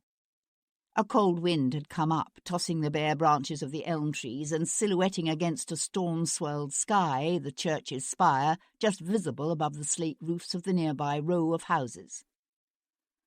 "Don't keep what you're so feverish to tag along," said Jumping Jack, hawking up a mouthful of spittle that he shot downwind. "'Tain't as if the good doctors have feared we can't be relied on to deliver the goods." The grave robber was an incredibly tall, lean man, somewhere between 40 and 60, with deep-set, narrowed eyes and raw-boned features, and a good 2 weeks of greying beard grizzling his cheeks and chin. But he was a natty dresser, with a bright red kerchief tied around his neck and striped trousers that showed only a hint of mud round the cuffs. The resurrection business was a lucrative one. Sebastian simply returned the man's quizzical stare and made no attempt to put his reasons into words. This man made his living stealing dead bodies from churchyards. He would never be able to understand the compulsion that had brought Sebastian here, the belief that his responsibility for the desecration of Rachel York's grave somehow obligated him to be there to witness it.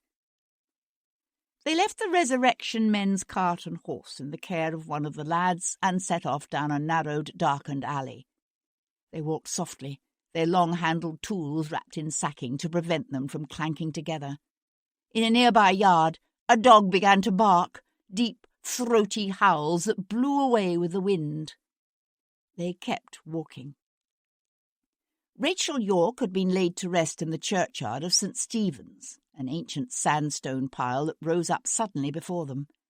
Hundreds of years of internments had raised the level of its graveyard so far above the street that the swelling soil had to be contained by a stone wall some 3 feet high.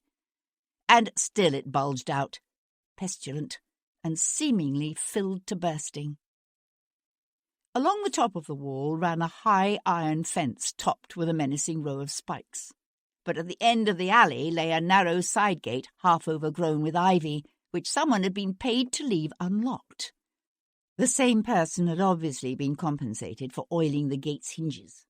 No telltale squeak shrieked out into the stillness of the night as they slipped quietly inside.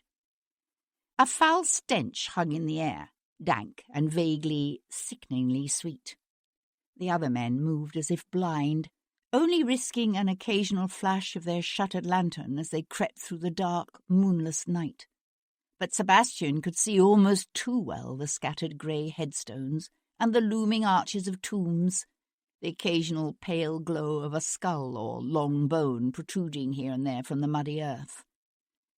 The cold night air filled with sounds, the wind rising through the bare branches of the trees, the stealthy, muffled padding of feet on a muddy path, and the hushed, strained breathing of nervous men. "Here it is," whispered Jumping Jack, his lantern flashing for an instant on a mound of naked, freshly turned soil. Unwrapping their tools, the two men set to digging, shovels scraping softly as they sank deeper and deeper into the earth. The stench was stronger here. Lifting his head, Sebastian realized it came from the long, half-filled trench of the poor hole, half lost in the gloomy shadows of the far corner. In the distance, the dog was still barking. From somewhere nearer at hand came the slow, steady drip, drip of water. The thwunk of metal striking wood echoed around the yard. Jumping Jack let out a grunt of satisfaction and said, "Got it." Sebastian forced himself to look down into that dark hole. The resurrection men were experts at their business. Rather than exhuming the entire coffin, they'd simply dug down to the head. Using one of the shovels as a pry, Jumping Jack levered open the top of the casket. Then the young boy with them, a stocky lad of about 16 named Ben, jumped down into the hole. Wheezing a string of curses under his breath, he slowly eased what was left of Rachel York from the coffin, the still, white-clad body showing ghostly pale against the darkness of the turned earth. Squatting down beside the corpse, Jumping Jack slipped a knife from the sheath at his side and began with swift, practised strokes to cut away her shroud. Sebastian's hand reached out to grip the man's arm, stopping him. "What are you doing?" Jumping Jack hawked another mouthful of spittle, his pale eyes glittering in the darkness as he spat into the gaping hole beside them.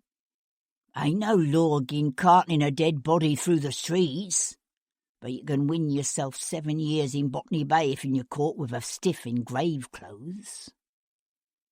Sebastian nodded and took a step back. They stripped the body of everything except the band wound lengthwise around her head to hold her jaw closed. Then, leaving the naked body lying in the muddy path, they shoved the grave clothes back into the coffin, closed the lid, and quickly shoveled the earth back onto the empty grave. "You there, Ben," said Jumping Jack, squatting down to grasp the body's bare white shoulders. "Grab her feet." Sebastian collected the shovels and the lantern while the other two men lifted the body between them, one bare arm flopping down to drag limply in the mud as they set off toward the gate. From somewhere in the distance came the cry of the watch. 1 o'clock, and all is well. They carried Rachel York's body into the small stone outbuilding behind Paul Gibson's surgery and laid her on a flat granite slab with drains cut around the outer edges in a way that reminded Sebastian, uncomfortably, of an ancient sacrificial altar he'd once seen in the mountains of Anatolia. He paid Jumpin' Jack £15, which was the going price for a half-long, and more than a good housemaid could earn in a year. As the resurrection men's cart rattled off into the night, Paul Gibson thrust home the bolt on the outside door, then limped over to hang his oil lamp from the chain suspended above the table. Golden light flooded the room, throwing the two men's shadows tall and unnaturally thin across the rough plaster of the wall behind them. "Nasty piece of work, this," he said after a moment. Sebastian had to force himself to look down at what lay on the slab before them. Rachel York had been a beautiful woman, her body long-limbed and gracefully made, slim of waist and hip, with full, ripe breasts. Now her soft flesh was deadly pale and smeared with the mud from her grave. But he could see other marks, bruises left by hard fingers digging into her wrists, more bruises on her arms, her cheeks, and ugly slashes across her neck so deep that one might almost imagine her attacker's objective had been to sever her neck. Reaching out, Paul Gibson untied the band around her head, and her jaw fell open. Sebastian looked away. "It would have been better if I could have examined her before she was bathed and laid out and dumped in the mud," Paul said. "Much will have been lost." Sebastian didn't like the way the small, stone-walled outbuilding smelled, or the way it felt. He knew a sudden, driving urge to get away. "How long will it take?" Paul Gibson reached for what looked like a butcher's apron and tied it around his neck and waist. "I might be able to tell you something in the morning, although, of course, the full post-mortem will take longer." Sebastian nodded, the smell of death so thick in his nostrils that each breath became a labour. He realised that Paul Gibson was looking at him strangely. "I don't suppose you've heard," said the doctor. "Heard what?" "This afternoon, your father walked into the Queen Square public office and confessed to the murder of Rachel York."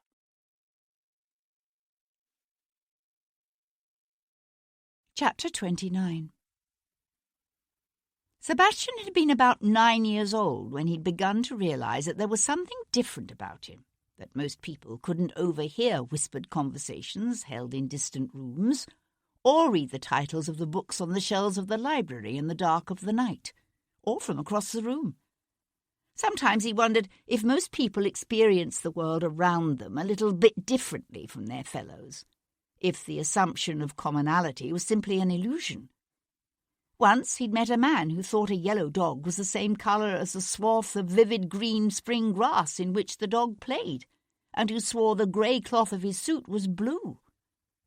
It had been a stray remark made by Sebastian's sister Amanda that had first made Sebastian aware of the fact that most people couldn't see colours at night, that for them darkness reduced the world to a shading of greys through which they moved almost blind.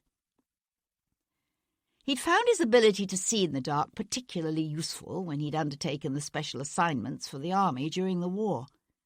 He found it useful now as he slipped over the garden wall of St. Cyr House on Grosvenor Square and crept toward the terrace.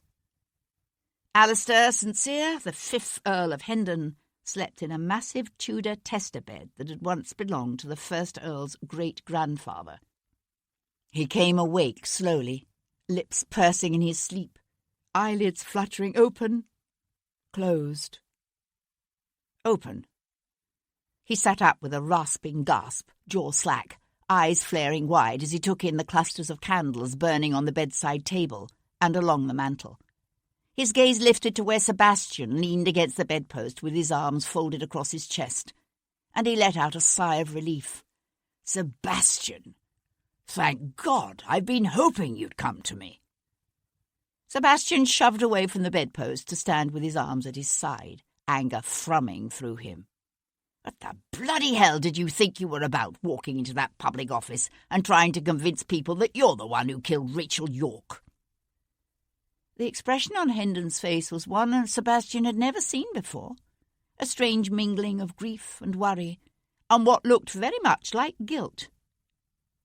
"Because I'm the one she went to meet that night." Tuesday, St. Matthew's, St. Cyr. "Oh, Jesus," whispered Sebastian, one hand coming up to shade his eyes. Hendon thrust aside the bedclothes and stood up, a powerful figure of dignity despite nightshirt and cap. "But I swear to you, she was already dead when I found her." Sebastian huffed a laugh, his hand falling back loosely to his side. "What do you think? That I'm going to believe you've taken to rape and murder in your old age?" Turning, he went to crouch before the fire and stir up the coals on the hearth. He felt the heat fan his cheeks, lick at the graveyard chill left deep within his being.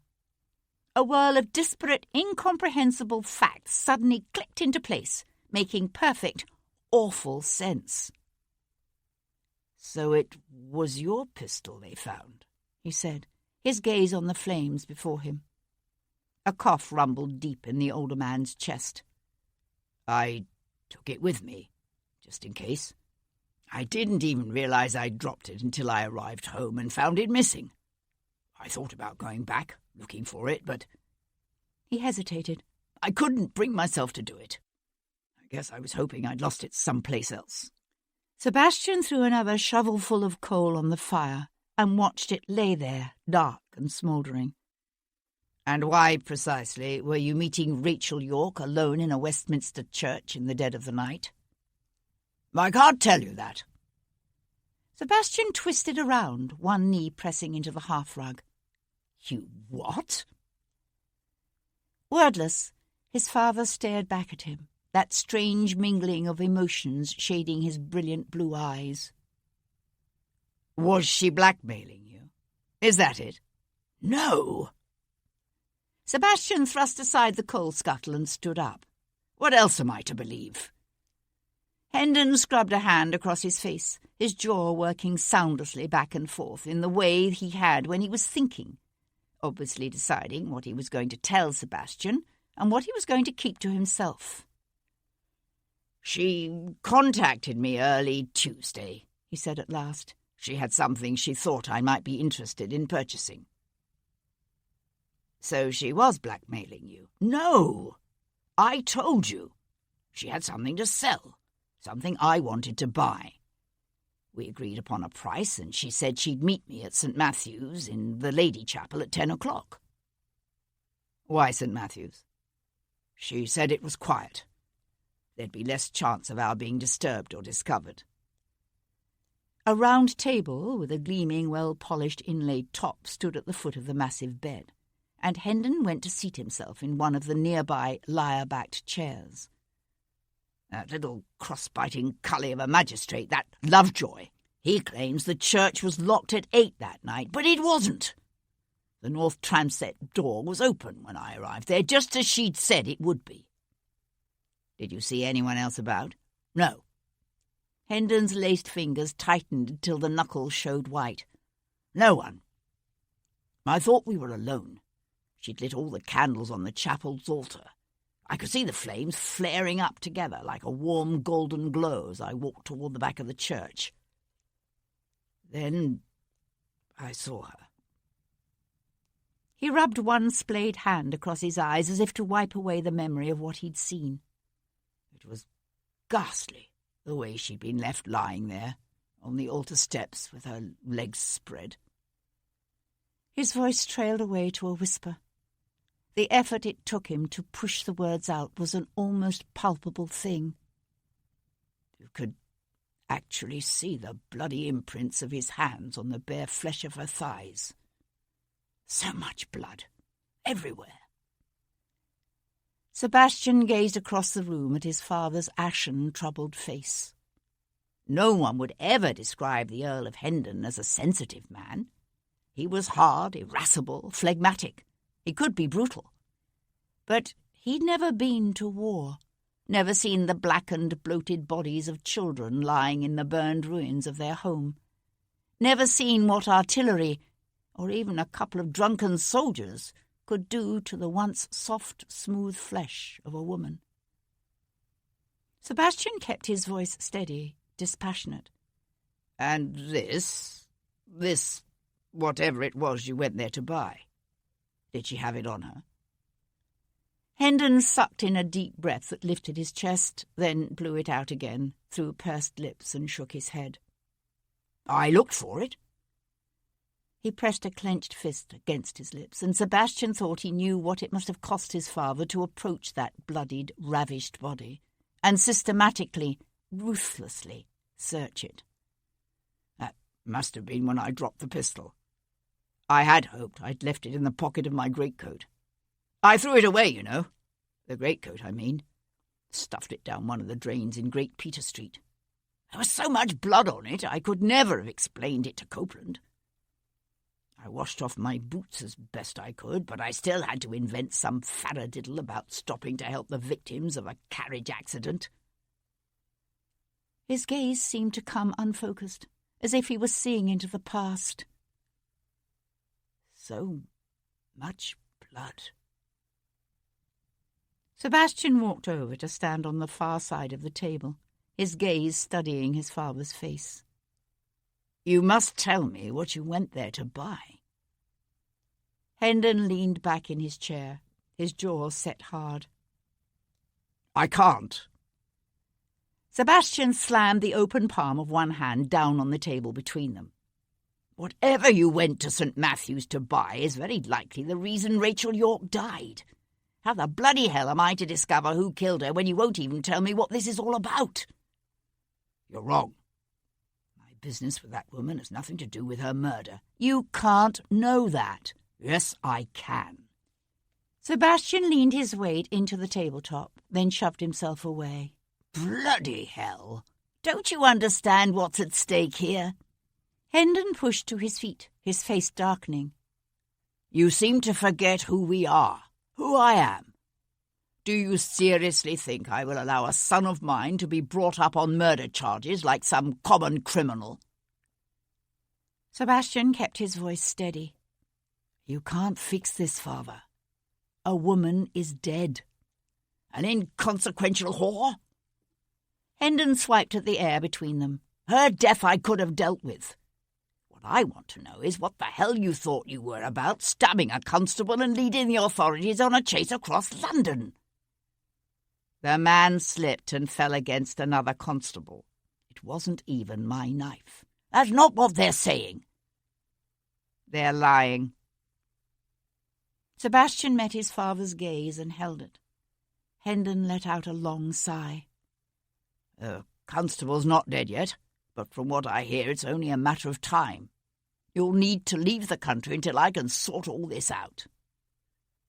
Sebastian smiled. And Jarvis, you can't tell me the king's very busy cousin isn't behind the authorities' haste to see me arrested. Sebastian knew from the way his father's jaw worked that he was right. United the two men might be in their hatred of the French, republicanism, and Catholics, but Hendon was far too much a stickler for the preeminence of rules and propriety to ever find favour with a Machiavellian schemer like Jarvis. I can take care of Jarvis.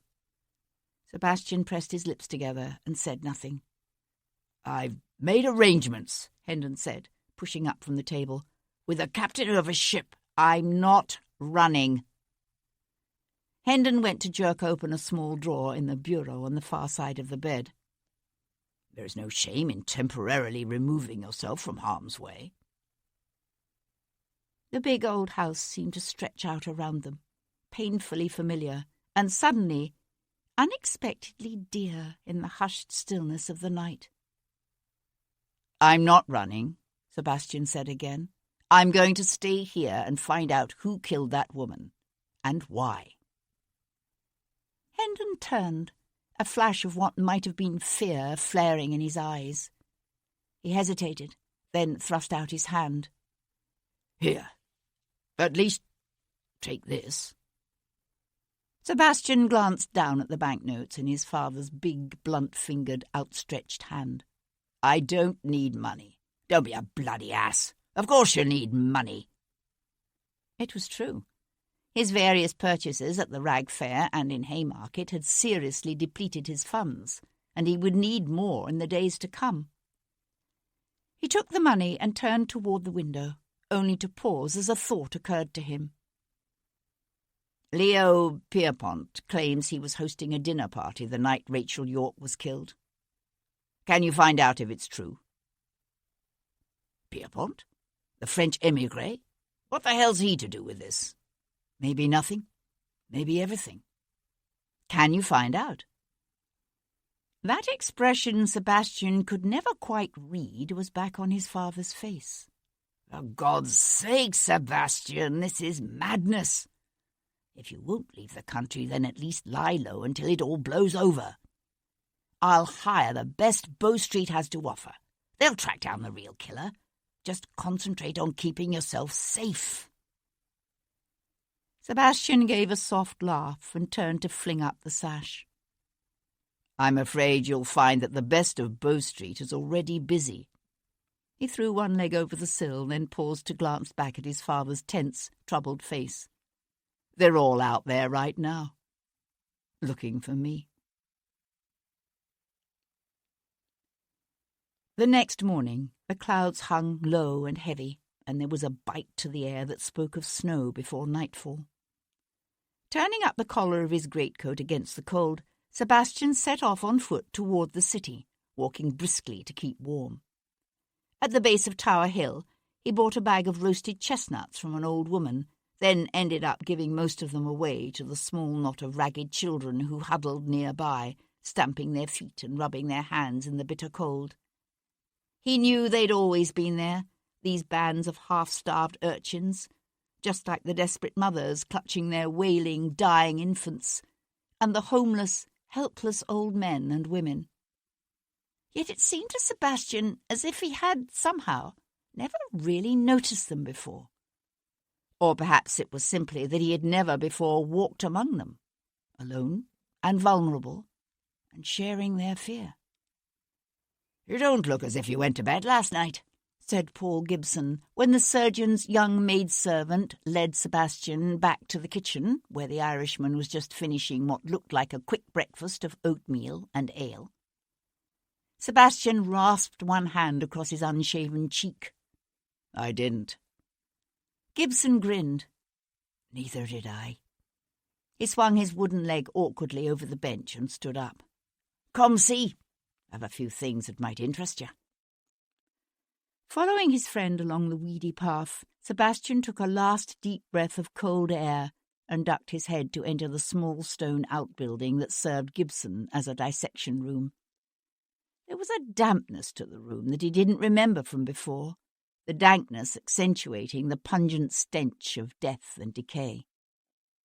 "I spent a good hour simply washing the mud off her," said Gibson, limping to the body that lay white and cold on the altar-like slab. Sebastian was glad to see the surgeon hadn't actually started cutting yet. The slices on her neck were made by a two-edged knife, probably a sword stick, such as a gentleman might carry hidden in his cane or walking stick. Sebastian nodded. He had such a walking stick himself, as did Hendon. "It was done like this." Gibson demonstrated by slashing his arm through the air, first in one direction, then the other. "Your killer cut back and forth, over and over again." He let his arm fall. "There must have been a fair amount of blood splattered around that chapel." "So I hear." Sebastian studied the savagely hacked flesh of Rachel York's neck, and remembered what his father had said about being so covered in blood he'd had to throw away his greatcoat. Whoever had done this must have walked away from that church drenched in blood. As Leo Pierpont had said, the attack had half severed the head from the neck. And Sebastian was left thinking, how had the Frenchman known that? "Because of the way it was done," Gibson was saying, "there are slashes running from both the left and the right.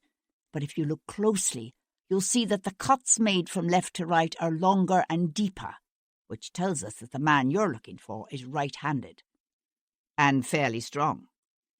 Gibson shrugged. "She was a small woman. Any reasonably sized man could have overpowered her, although she did fight him. She wanted desperately to live, this woman." With remarkable gentleness, he picked up one of the hands lying so pale and still against the granite slab. "Look at how the nails are broken and torn here.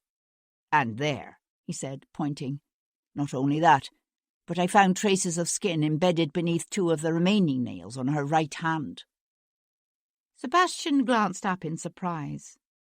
"You mean she scratched him?" "I'd say so, yes. But I suspect it was before he pulled the knife on her. There are no cuts on her hands." Sebastian ran his thoughts back over the men he had spoken to. None had borne signs of having been scratched, at least not in any place that was visible. "So she probably scratched him while he was raping her?" "I'm afraid not." Paul Gibson laid Rachel's hand back down on the cold stone. "She was raped after she died, not before." "What? How can you be sure? The Irishman leaned over the body. Look at the bruising around her wrists and on her forearms. You can see where she struggled against him, but there's no sign of bruising on her thighs. There would be if he'd been forcing her legs apart, holding her down. Nor is there any bruising on her feminine parts. Only a slight inner abrasion that could have come after death. He swung away to pick up a shallow enamelled basin from the long, low table that stood beneath the small-paned front window. "But this is the most telling piece of evidence," he said. And Sebastian found himself staring at a torn piece of satin, now so stained with blood it was impossible to guess at its original colour. "Presumably, it's from her dress. I found it inside her. He must have shoved it into her when he entered her. The minor abrasions she suffered from the rape couldn't be the source of all this blood. This blood must be from her throat, which means that by the time he'd mounted her, he'd already killed her." The damp cold of the room was starting to penetrate through the cheap wool of Sebastian's coat. He brought his cupped hands up to his mouth and blew on them, his gaze drifting back to the still form lying on that slab. He was remembering what his father had said about seeing the bloody fingerprints on her bare white thighs, and it hadn't even clicked. Sebastian let his hands fall to his side. So he... what? Struggles with her, bruising her arms and wrists, maybe backhanding her across the face when she scratches him. He pulls a sword from his walking stick, slashes her throat over and over again, killing her. And then he rapes her? Gibson nodded. And picture this. The way he had hacked at her throat, she would have been wet with blood. They both would have been. Sebastian breathed a harsh sigh. My God, what manner of man does such a thing? A very dangerous one. Gibson set aside the basin with a clatter that rang loudly in the cold room. There's a name for this particular form of depravity. It's called necrophilia. Sebastian brought his gaze back to the savaged, naked body of the woman before them. He'd heard of it, of course. There were places in London that specialised in catering to every sort of vile perversion a man could imagine. Sodomy, sadomasochism, pederasty. And this. So he killed her in order to rape her, Sebastian said. And he thought, what if Kat was right? What if Rachel York was killed by someone who didn't even know her? What if her death had nothing at all to do with who she was, with the men who had moved through her life, or even with the mysterious rendezvous she had scheduled that night with the Earl of Hendon? How could Sebastian hope to find her killer, then? Perhaps, said Paul Gibson. Then again, some men are sexually stimulated by the act of killing. His soft grey eyes grew troubled with the shadow of old, ugly memories, his voice dropping to a pained, torn whisper.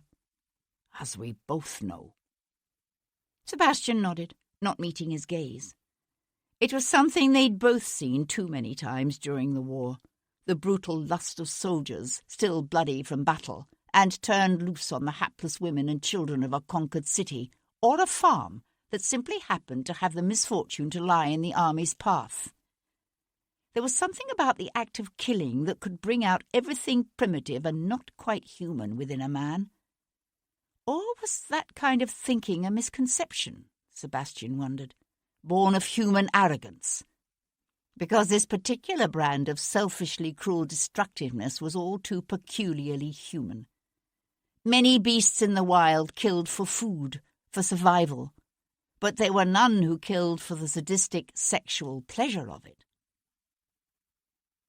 So he could have killed her for some other reason entirely, and found the whole experience so exciting that he felt compelled to ease his lust on her dead body. The doctor nodded. The inner abrasions are slight. He must have already been very excited when he entered her. He hesitated, then said, There is one other thing which may or may not be pertinent. Did you notice the scars on her wrists? Sebastian leaned forward to study the blurred, faded outline of old scars encircling each of her wrists like bracelets. Sebastian had scars like that himself, from his days in Portugal, a legacy of 12 painful, bloody hours spent twisting his wrists against the tight bite of a binding rope. And look at this. Reaching beneath one shoulder, Gibson rolled the body so that Sebastian could see the faint lines of white scars crisscrossing her slim, beautiful back. Someone took a whip to her. How long ago, would you say? I'm not sure. Gibson eased the body back down. At least several years ago, I'd say. He was moving around the room now, assembling instruments on a tray. I might have more to tell you in a day or two, when I've had a chance to do the actual autopsy. Sebastian nodded, his gaze caught by the still, beautiful features of the woman before him. Her skin had been pale, even in life. Now, in the cold morning light, she looked nearly blue, her full lips a surprisingly dark purple. I want to rebury her when you're finished, he said. Gibson came to stand beside him. He had stopped clattering his surgical tools. All right. Sebastian kept his gaze on all that was left of Rachel York. Less than a week ago she had been nothing to him, a name on a playbill, a pretty face only. Even after he'd been accused of her killing, his thoughts had all been for his own survival, his desire to find her killer driven by his own needs, not hers. But at some point in the last few days he realized that had changed. Rachel York had been less than 19 years old when she died, a young woman, alone and defenseless, battling to survive in a society that used and discarded its weak and unfortunate as if they were somehow less than human. And yet she had stubbornly refused to allow herself to become a victim. She had struggled against the odds, fought back, brave and determined, until some man had cornered her in the Lady Chapel of an ancient deserted church and done this to her. The world was full of ugliness. Sebastian knew that. Ugliness and ugly people. But you couldn't let them win, those men who took what they wanted with never a thought or care for the ones who suffered and died as a result. You could never stop fighting them. Never let them think that what they did was right or somehow justified. Never let them triumph unchallenged. You'll have justice, he whispered, although the woman before him was long past hearing, and he'd lost his belief in an all-knowing, benevolently attentive God long ago, on some battlefield in central Spain. Whoever did this to you won't get away with it. I swear it. He was suddenly aware of Paul Gibson standing beside him, a strange expression quirking up one corner of his lips. And here I thought you'd given up believing in either justice or righteous causes. I have, said Sebastian, turning toward the door. But his friend only smiled.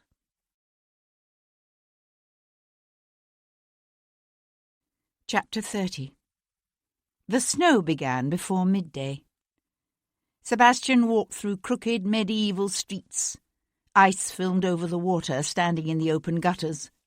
A ragged woman hurried past him, her shawl-wrapped shoulders hunched against the weather, her breath white in the cold, dank air. He walked until the smell of the river was thick in his nostrils and seagulls cried overhead. Beneath his feet, the cobblestones turned slippery with the snow that fell in great wet flakes from out of a yellow-white sky. Cutting between a boarded-up warehouse and a high stone wall, he climbed down a short flight of ancient steps to where the Thames stretched out before him, thick and brown and wide, the wind strong enough now to kick up little whitecaps and fill the air with the scent of the distant sea. Even with the cold and the snow, the river teemed with boats, lighters and culls and barges and hoys heading downriver to Gravesend and the open sea beyond. It was the lifeblood of the city, this river, And yet how often had he gone through the movements of his days within scant blocks of it, and remained essentially oblivious to its existence for weeks on end. He'd known it was there, of course, yet because it intruded so little on his life, it was easy to ignore, like the distant wailing of hungry children in the night, or the muffled rumble of the parish carts making their early morning rounds, collecting the endless supply of white-wrapped bundles that fed the poor-holes of St. Stephen's and St. Andrew's, St. Pancras, and the Spitalfields churchyard. Easy to ignore, too, was the existence of those dark, unassuming houses in Field Lane and Covent Garden, where for a few coins a man could buy the right to unlock a room and do whatever he liked to the shivering, frightened child or sobbing woman he would find there. Houses where whips cracked and bodies twisted in agony, where there was no hope, no God, only endurance and the ultimate deliverance of death. Whatever perversion a man lusted after, he could buy in this city, for a price. The snow was falling harder now, and faster. Sebastian looked up, letting the small white pellets sting the cold skin of his face. What was becoming a recurrent fear swelled within him, the fear that he was never going to clear himself of this terrible crime of which he'd been accused. And what then, he wondered? What if Rachel York's killing had been nothing more than a random act of violence? What if he could never find the man who had slashed her throat and sated his lust upon her dead, bleeding body? What then of his promise to see justice done, for her and for himself? He told himself her killer must have been someone close to her, someone who knew she would be waiting alone and vulnerable in that church so late at night. And yet Sebastian realized now he'd been wrong, that her killer could simply have seen her in the streets and followed her, watched as she lit the holy candles on the altar, and then come at her out of the darkness, a lethal and intimate stranger. Sebastian rubbed a hand across his eyes, aching now from lack of sleep. After he left his father's house in Grosvenor Square, he'd spent what was left of the night walking the slowly lightening alleys and byways of the city. He kept turning what his father had told him over and over again in his mind, trying to figure out what Rachel York could have been selling that his father would be so desperate to buy that he agreed to meet her in a deserted church in the dark of the night. He'd sworn it wasn't blackmail, but Sebastian had to acknowledge that that could be mere quibbling, a question of semantics only. Whatever it was, Hendon wanted it badly enough that he'd forced himself to overcome his horror and search Rachel York's bloody, mutilated body in hopes of finding it. Yet he hadn't found it, which could mean either that her killer now had it, or that Rachel York had never brought it to St. Matthew's in the first place.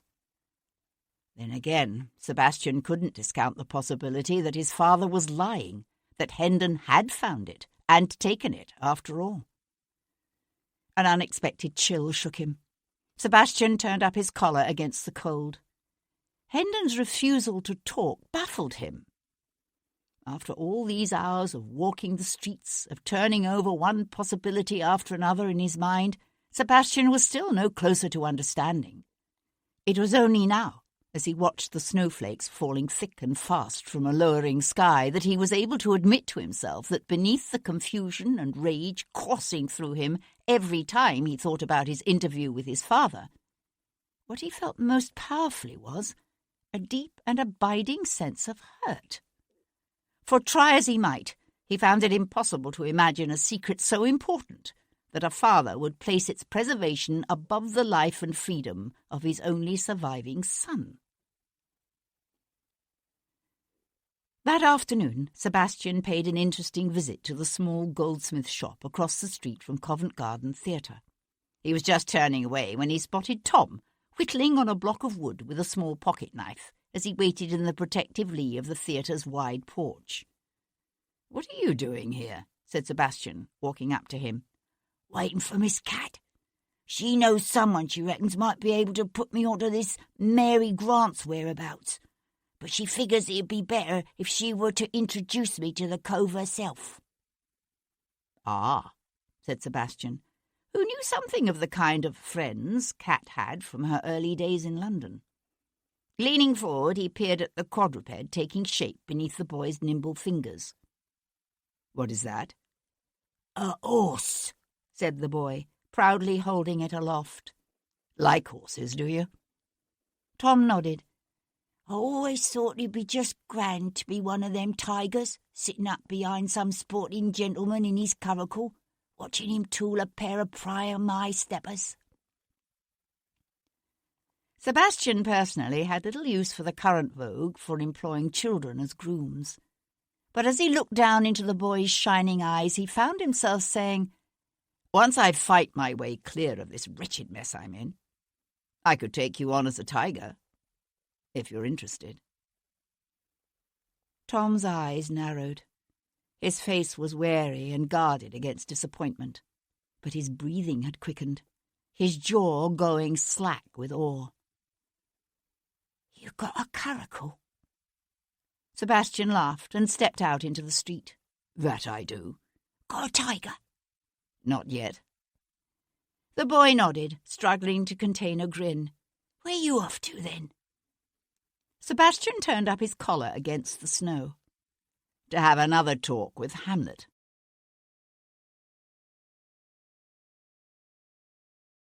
Chapter 31. Darkness came early that day, settling over the city with a heavy fall of snow. Across the street from the lodging-house where Hugh Gordon had rooms, Sebastian stomped his numb feet and watched the stocky grey-haired woman who came in daily to do for the actor close the street door behind her and set off toward the Strand, the snow blanketing her head and shoulders with white as she hurried through the gathering gloom. Sebastian waited while a coal cart trundled by, followed by a brewer's wagon. Then he crossed the street, with each step easing himself into the persona of Cousin Simon Taylor from Worcestershire. By the time he stood outside Gordon's door, his shoulders had slumped, and he was twisting his hat anxiously in his hands as he waited for Gordon to answer his knock. "Oh, it's you, is it?" said the actor, his lips pressing together in annoyance as he cast a distracted glance toward the ornate ormolu clock on his sitting-room mantel. He kept the door open no more than a foot. "I don't have a great deal of time at the moment." "It won't take long," said Sebastian, smiling hopefully. Gordon hesitated, then pushed his breath out in a sigh and opened the door wider. "Very well. What is it?"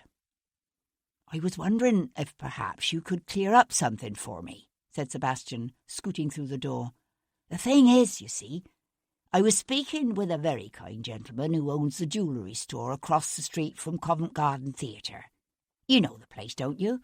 The one with the new gas lights? Well, Mr. Toru was telling me, that's the proprietor's name, Mr. Jacob Toru. He was telling me how Rachel was in his shop on the very afternoon she died. But what I find confusing, you see, is that while you told me you hadn't seen Rachel for the better part of 6 months, Mr. Toru says you came in his shop that same afternoon and confronted Rachel." Sebastian fixed the actor with an anxious gaze. "Actually, accosted is the word he used." Hugh Gordon returned Sebastian's stare with a bland look. "Obviously, the man is mistaken." "Well, one might think so. Except he's a particular fan of yours, is Mr. Toru." Sebastian continued, smiling amicably as he seated himself, without invitation, on a high-backed settee covered in burgundy brocade. "He says he hasn't missed a one of your performances in the past 5 years. And I gather that Cousin Rachel was one of his best customers, if you know what I mean. So, of course, when he read the next day about what had happened to Rachel, he remembered the incident. Though I must assure you that he has no intention of telling the authorities about the arguments, or the way you seized Rachel's arm and threatened to kill her." Gordon stood in the middle of his ornate burgundy and lace-draped sitting-room, his eyes narrowing thoughtfully as if he were beginning to reassess his attitude toward Rachel's cousin Simon. "I never did any such thing." "You're right. I exaggerate. According to Mr. Toru, the precise phrase you used was, beat you within an inch of your life. The actor was silent for a moment, as if considering whether to continue denying the meeting or to provide Sebastian with some abbreviated, distorted version of the truth. Abbreviated distortion 1. Rachel owed me money, he said, swinging away to pour himself a brandy from an ornate tray of heavy gold-rimmed glasses that looked as if it might have been part of the stage props for a production of the Arabian Nights. She has owed it to me ever since she first started at the theatre. She wasn't making much in those days, so I provided her with everything she needed in the way of dresses and such. She always knew it was no gift. I'm sure you were more than generous with her, said Sebastian, his smile hard. Gordon's brows drew together in an exaggerated frown. Everything about the man was exaggerated, Sebastian decided, from the opulent plush burgundy and gold trappings of his sitting room to his stentorian speech and theatrical gestures. One of the hazards, one might suppose, of always playing to a large distant audience. She used those dresses to sink her avaricious little talons into another man and leave me, said the actor, his brandy-clutching hand waving expansively through the air. What would you expect me to do? Just forget it. You seem to have forgotten it for the better part of 2 years. Gordon shrugged. A man has expenses. Sebastian studied the actor's gaunt cheeks and shadowed, preoccupied eyes. It was a look one saw often these days, in the gaming hells and clubs of London, the haunted look of a man who was badly dipped. What's your poison? Pharaoh? A wry smile curved the actor's full lips. Actually, I've chosen hazard as my own particular road to perdition. Sebastian regarded the other man thoughtfully. Debt had a way of making people desperate, and a desperate man could be a dangerous man. There are those who say you've a ready fist, said Sebastian, when it comes to women. Gordon drained his drink with one practised flick of the wrist, then pointed a finger at Sebastian over the rim of the empty glass. Women like a strong man, a man who knows how to keep them in their place. Don't ever let anyone tell you different. Sebastian nodded, as if in agreement.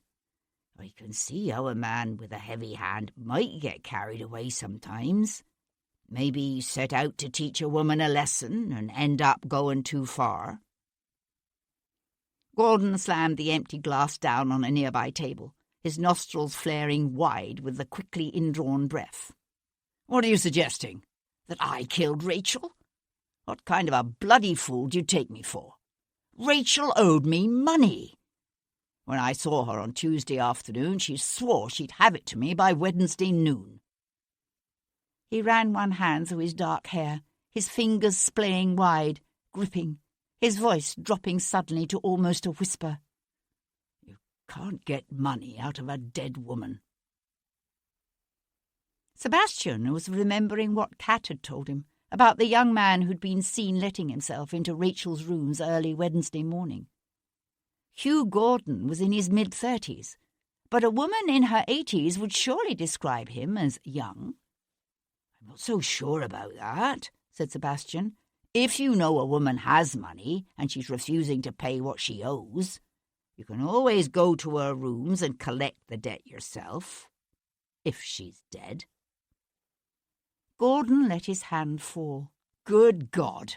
Now I'm a thief as well as a murderer. Sebastian kept his gaze on the other man's face. Where were you Tuesday night? I was here, at home, studying my lines. Alone? I work best alone. He glanced again at the ormolu clock on the mantel. Look, I have a performance that starts at 7. We just opened last night and I need to... Relax. Sebastian gave the man a slow, mean smile. You've plenty of time. Gordon met Sebastian's steady gaze. You're not Rachel's cousin, are you? His brows twitched together. What are you? Some sort of Bow Street runner?" Sebastian smiled. Something like that. It was even in a sense true, he thought. He was certainly running from Bow Street. Gordon swung away to jerk the burgundy velvet drapes closed against the growing cold. "She was an unusual woman, Rachel," he said suddenly, one hand still gripping the heavy cloth, as if he was struggling to put his thoughts into words. "There wasn't much she was afraid of. She told me once that fear made a person vulnerable, and she refused to ever be vulnerable again. But I'd noticed lately that she was nervous, jumpy, as if she'd suddenly found herself over her head in something and wasn't quite certain how she was going to get out of it." Sebastian watched the other man turn away from the window. "Something like what? Actually, I'm beginning to wonder if Rachel wasn't passing information to the French."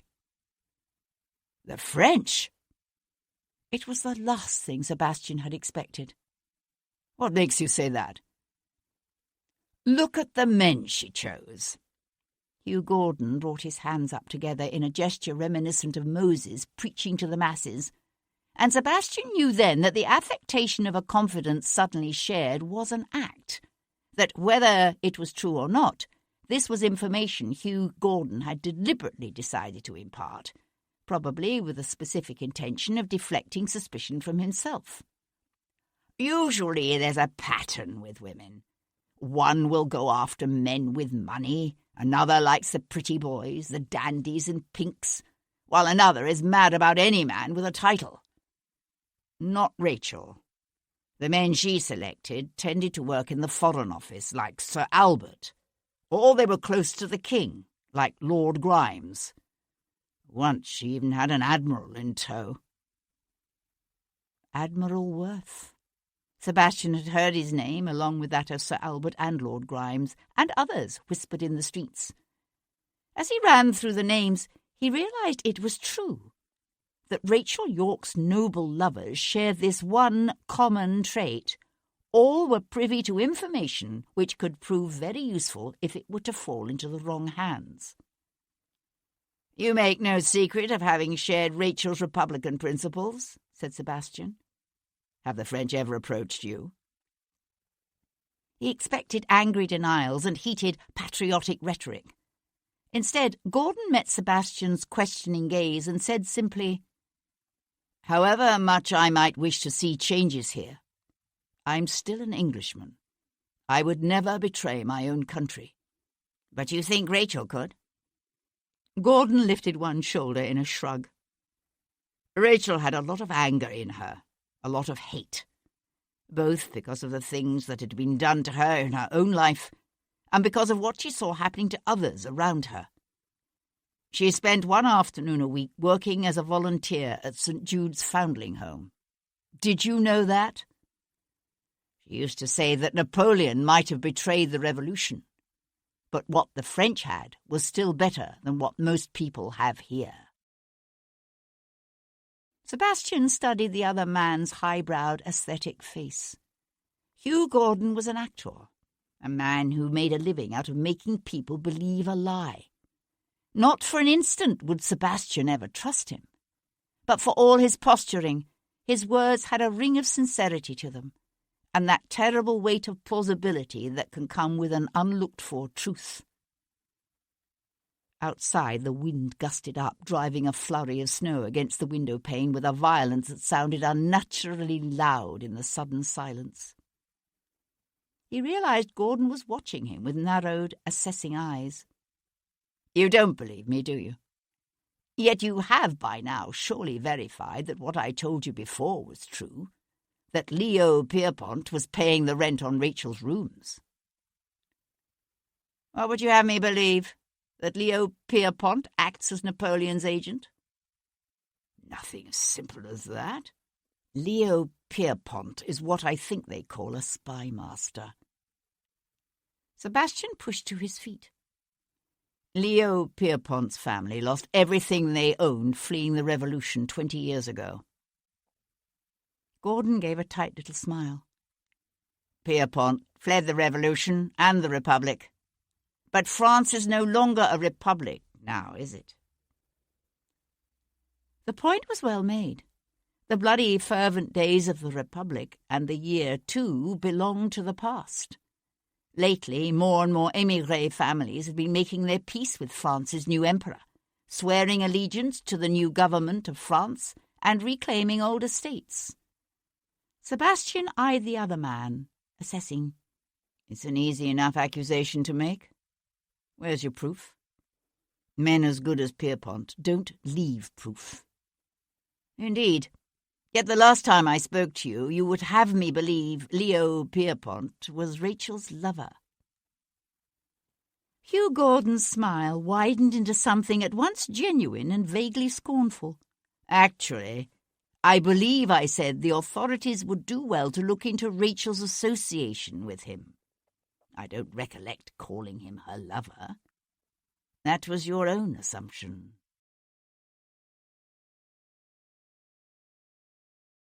Chapter 32. The Earl of Hendon's visit had done much to overcome Sir Henry Lovejoy's lingering doubts about the guilt of Viscount Devlin. But Lovejoy was a methodical man, and so, on Saturday afternoon, he decided to devote a few hours to setting to rest the question of Captain and Mrs. John Talbot. The captain, Lovejoy discovered, was a tall, handsome man in his early 30s, the youngest son of a small Devonshire landowner. With a commission in the Horse Guards, he'd had a promising future ahead of him until he'd made the mistake of running away with an heiress named Melanie Peregrine. His superiors hadn't looked kindly upon this romantic adventure. Captain Talbot's career had languished, while Melanie's father had been so infuriated by what he termed his daughter's perfidy that he cut her off without a penny and refused to allow her to cross his threshold again. It was snowing heavily by the time Lovejoy reached the Talbots' narrow brick townhouse off Upper Union Street in Chelsea. The house was small and undoubtedly hired, but the front door had been painted a cheery red, the knocker polished until it shone, and someone with an artistic eye had placed 2 potted rosemaries on either side of the entrance. Lovejoy noted these details and stowed them away for future analysis. They didn't sit well with the image of the weeping, battered wife Sir Christopher had painted for him. Nor did the calm, self-possessed young woman who introduced herself as Melanie Talbot. He was fortunate enough to find her at home and alone. Lovejoy apologized for the lateness of his call. Mrs. Talbot apologized for the dishevelment in which he found her. "I'm afraid I'm somewhat of a messy painter," she said, her smile sweet and almost impish as she rubbed her thumb against the splotch of paint that showed dark blue against a pale inner wrist. Lovejoy might have been misled into believing she'd been indulging a genteel feminine interest in watercolours, except that when he'd first arrived, he'd caught a glimpse of her up on a ladder painting the walls of her dining room. "I am grateful you've consented to see me on such short notice," said Lovejoy, taking the seat she indicated in the small, pleasant sitting room overlooking the snow-filled street. The furniture in the room was old-fashioned and battered, he noticed, but tasteful, with good clean lines, the kind of thing one might find tucked away in the attics of some ancient country estate, or for sale, cheap, in the markets of Hatfield Street. If Melanie Talbot's love match had proved to be an unhappy one, it certainly wasn't preventing her from working hard to make her home pleasant and comfortable, whatever her reduced financial circumstances. She sank into the chair opposite him, a lithe, unusually attractive young woman with very fair hair and large blue eyes set wide in a delicately moulded face. Exactly the kind of female to inspire any young buck, and more than a few old ones, with the desire to cast himself in the role of her knight in shining armour. She gave Lovejoy a broad, beautiful smile. "And how precisely may I help you, Sir Henry?" "I have a few questions I'd like to ask about Lord Devlin." Lovejoy watched, fascinated, as a gust of fear passed across her lovely features. She threw a quick, nervous glance toward the narrow hall, as if to reassure herself that no one could have overheard. Then her smile broadened again, bright and utterly false. "I'm not sure how much I can help you. Lord Devlin and I are the merest of acquaintances only." "Indeed, Mrs. Talbot, I have it on excellent information that you and his lordship are considerably more than that. And let me hasten to reassure you that if you fear your husband—" "And what makes you think I should have reason to fear my husband, Sir Henry?" she asked sharply. Lovejoy returned her firm, direct gaze. "I know what happened at the Duchess of Devonshire's ball last year." "Ah." Her chest hitched on a small sigh as she sat silent for a moment, seemingly lost in thought. Then her gaze lifted to his again, her jaw hardening. "Very well. Devlin and I are friends, good friends, but nothing more." Lovejoy kept his expression impassive. "It's my understanding that your husband and Lord Devlin fought a duel last Wednesday morning." Her smile, this time, was neither impish nor sweet. "Surely, Sir Henry, you are aware that we wives are never told of such things?" "But you knew." She stood abruptly, going to stand before the painted mantel where a small fire burned feebly on the hearth, providing little warmth. "You must understand, Sir Henry," she said, her gaze on the fire. "I promised my husband I would sever all contact with Lord Devlin." Lovejoy studied the slim, taut line of her back. "And when did you make this promise?" "On Monday last." "You didn't see Lord Devlin on Tuesday?" "No, of course not. I am a good and obedient wife. That's what's expected of a woman, isn't it?" she said, the sneer in her voice as much for herself as for the society in which she lived. "So you wouldn't be able to tell me where his lordship spent that evening?" "No." She swung to face him, and he was shocked by the strength of the emotion he could see in her face. "But I can tell you how he did not spend Tuesday evening. He didn't spend it murdering that poor woman you found in St. Matthew of the Fields." "So sure, Mrs. Talbot?" She pushed out a harsh breath, her eyebrows twitching together in thought. "Who told you about the Duchess of Devonshire's ball?" "I'm afraid I can't say." "But you know? You know what brought Sebastian and me together?" Lovejoy nodded, noting her unconscious use of the Viscount's first name. "He'd just come back from the war." She paused. "We both had demons we needed to deal with. I like to think that I helped him at least half as much as he helped me." "The demons a man brings home from war can sometimes drive him to do terrible things." She shook her head. "The kind of demons that haunt Lord Devlin aren't the sort that drive a man to rape and murder."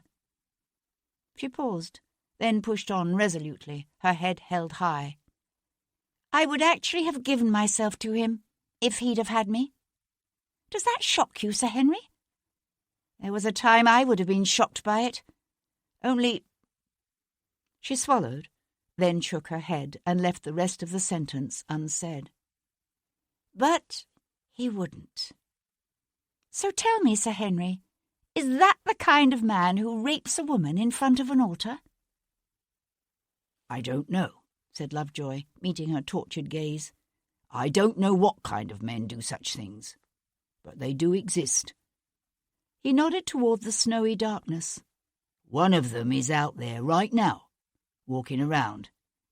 Perhaps it's Lord Devlin. Perhaps it's someone else. Some man buying a sausage at his local pub, or perhaps sitting down to dinner with his wife and family. And no one who knows him thinks he's capable of such a terrible thing. But he is. He is."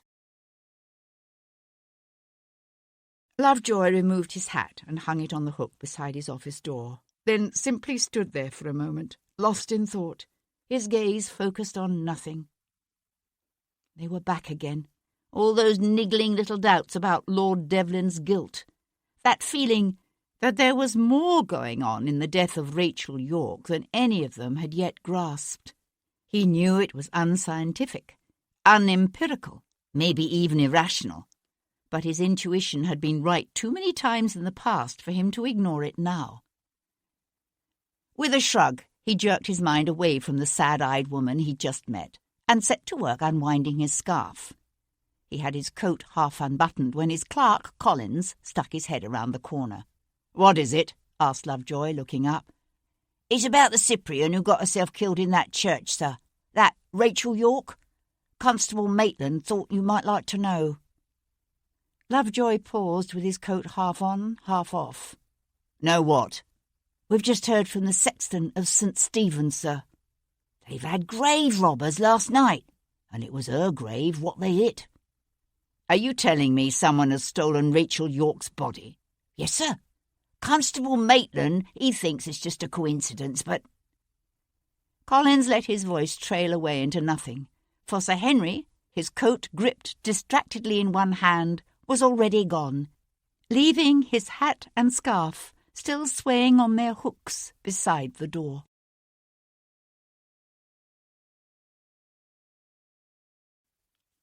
Chapter 33. By the time Sebastian neared Half Moon Street, the darkness was complete. The snow, a heavy, dirty white blanket that seemed to smother the city. But at the French émigrés' elegant townhouse, golden light blazed from every window. Thick straw buried the granite setts that paved the street, and a red carpet stretched down the entry steps to the footpath. It was just past 6, but already a crowd had begun to gather, ragged men and women and children huddled together against the cold. Some muttered darkly, but most were laughing and joking in excited anticipation. They were something of a spectacle, these grand galas put on by the Tonne, not quite as entertaining as a hanging, but considerably more magnificent than a balloon ascension. "Monsieur Pierpont's having a ball tonight, is he?" asked Sebastian, snagging a half-grown lad in livery who came rushing past, his face flushed with self-importance. "Hi, a masquerade," said the boy, his eyes bright with as much excitement as if he were to be one of the guests. Sebastian watched the boy dash off, then stood for a moment as a part of the crowd, his gaze drifting from one blazing window to the next. He kept turning over in his mind what Hugh Gordon had told him, that Rachel York might have been passing information to the French through Leo Pierpont. If it was true, if Rachel York had been involved in some kind of underhanded game with the French, then it cast her killing in a different light entirely. And if it was true, then what was Sebastian's father doing meeting with her, in secret, in the dark, deserted lady chapel of an out-of-the-way Westminster church? It was just minutes to curtain time. Kat was hurrying down a backstage corridor when a strong hand closed around her arm from behind, drawing her back into the shadows. "Sebastian!" Kat cast an anxious glance up the hall. "Why are you here? Someone might see you." "I need a costume." In the dim light of the oil lamp at the end of the corridor, she could see the rough cut of his coat, the touches of grey he'd added to his dark hair. "I'd have said you were already fairly effectively disguised." "I had something a bit more elegant in mind. Something in silk or satin." "Satin? Going to a ball, are you?" "Something like that."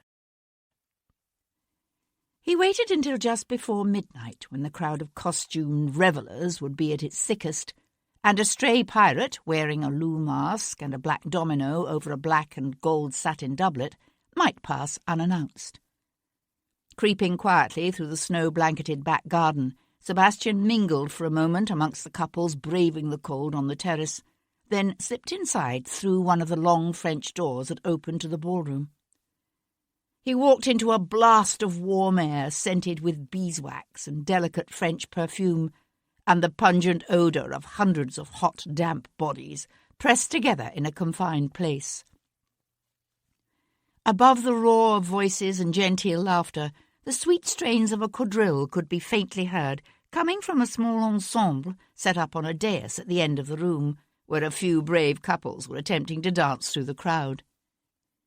Leo Pierpont's masquerade would undoubtedly be deemed a sad crush, which was a way of calling it a resounding success. Weaving his way through Valkyries and Romeos, Arab princes and Renaissance ladies, Sebastian found himself in the hall, where a teasing conversation with a dimpled young housemaid provided him with the information that Monsieur Pierrepont's library could be found at the foot of the stairs on the ground floor, near the back of the house. The door to the library was closed. When he opened it, Sebastian could see why, for much of the furniture, which had been cleared from the house's reception rooms, was obviously being stored in here. Shutting the door behind him, Sebastian threaded his way through looming piles of settees and rolled carpets and end tables to jerk back the heavy velvet drapes at the windows. The lamps from the nearby terrace shone on the snow outside to suffuse the library with a pale white glow. Turning, Sebastian cast an expert's appraising eye around the room. About half the library's walls were taken up by floor-to-ceiling mahogany bookcases, while the open panels in between were covered with Pierrepont's collection of broadswords and dueling rapiers, daggers and cutlasses, their carefully maintained blades gleaming in the night. Sebastian searched the room quickly but methodically, looking for anything that might associate Leo Pierrepont with Napoleon's government and the dirty, underhanded game of spying. He checked behind pictures and along the backs of the bookcases. He rifled expertly through desk drawers and found nothing. Stymied, he perched on the edge of the desk. His gaze fell on a small carved wooden box sitting on the desk's green leather top. If you want to hide something, went the adage, display it in plain sight. Sebastian flipped open the box's wooden lid and smiled. To the uninitiated, it was a simple, if somewhat curious cylinder, about 6 inches long, and composed of a row of discs of white wood revolving on a central iron spindle. But to those who knew, it was a wheeled cipher, invented by an ingenious American named Thomas Jefferson. Each of the cylinder's 36 discs contained the letters of the alphabet arranged randomly.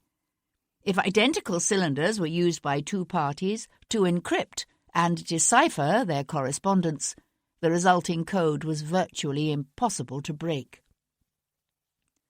Sebastian held the cylinder between his hands, thoughtfully twirling the discs with his thumbs as he considered its implications. The Americans themselves had, curiously enough, recently abandoned the Jefferson cipher in favour of a far less secure device, while the English preferred stubbornly to rely upon their black chamber with its invisible inks to safeguard their secret correspondence. But the former American president's clever little invention remained in favour with the Americans' old ally, France. Sebastian turned his head, his attention caught suddenly by a faint sound. He had been aware all the while of footsteps rushing past in the hall outside as servants hurried to and fro. But he heard now a different stride, firmer and more deliberate, a tread that stopped abruptly before the library's door. Sebastian dropped the cylinder into an inner pocket just as the door opened abruptly to flood the darkened room with light.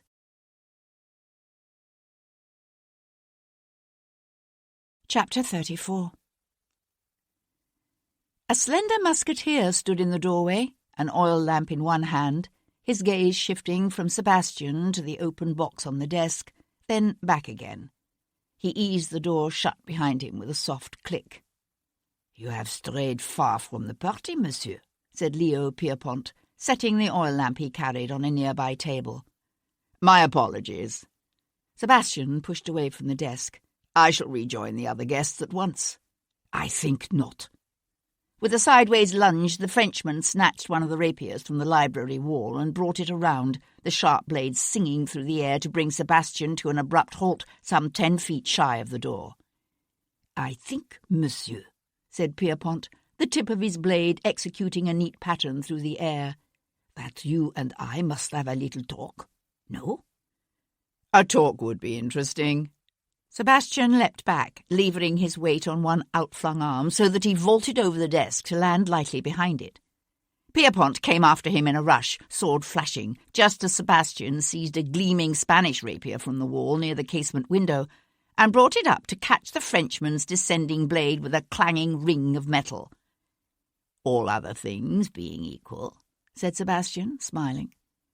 Pierpont leapt back, panting lightly, his pale eyes bright with a strange glow of exhilaration. "It is you, isn't it, Devlin? I've heard you're a good swordsman, for an Englishman." Sebastian laughed. Pierpont lunged, the long blades clanging together as Sebastian parried easily. "Why did you kill Rachel York?" Sebastian asked, almost conversationally, sliding away from the Frenchman's flashing sword, only to close again, his booted feet moving softly against the oriental carpet. "What did you think? That she intended to lodge information against you?" "Information? Against me?" Pierpont's lips drew back in a smile as their swords came together again. "And what sort of information would that be, monsieur?" "Information about your little spy ring." Pierpont parried Sebastian's lunge. "Your experiences in the war obviously overset your imagination, Monsieur le Vicomte." "Perhaps. But I have enough of my wits left to reason that if what I've heard is true, if Rachel was feeding you tidbits of information gleaned from her noble lovers, then her death might suggest that at least some of the details of your activities have become known. And who has encouraged you in this fantasy, hmm?" "What's the matter, monsieur? Scared?" said Sebastian, just as Pierpont launched a swift and brutal attack.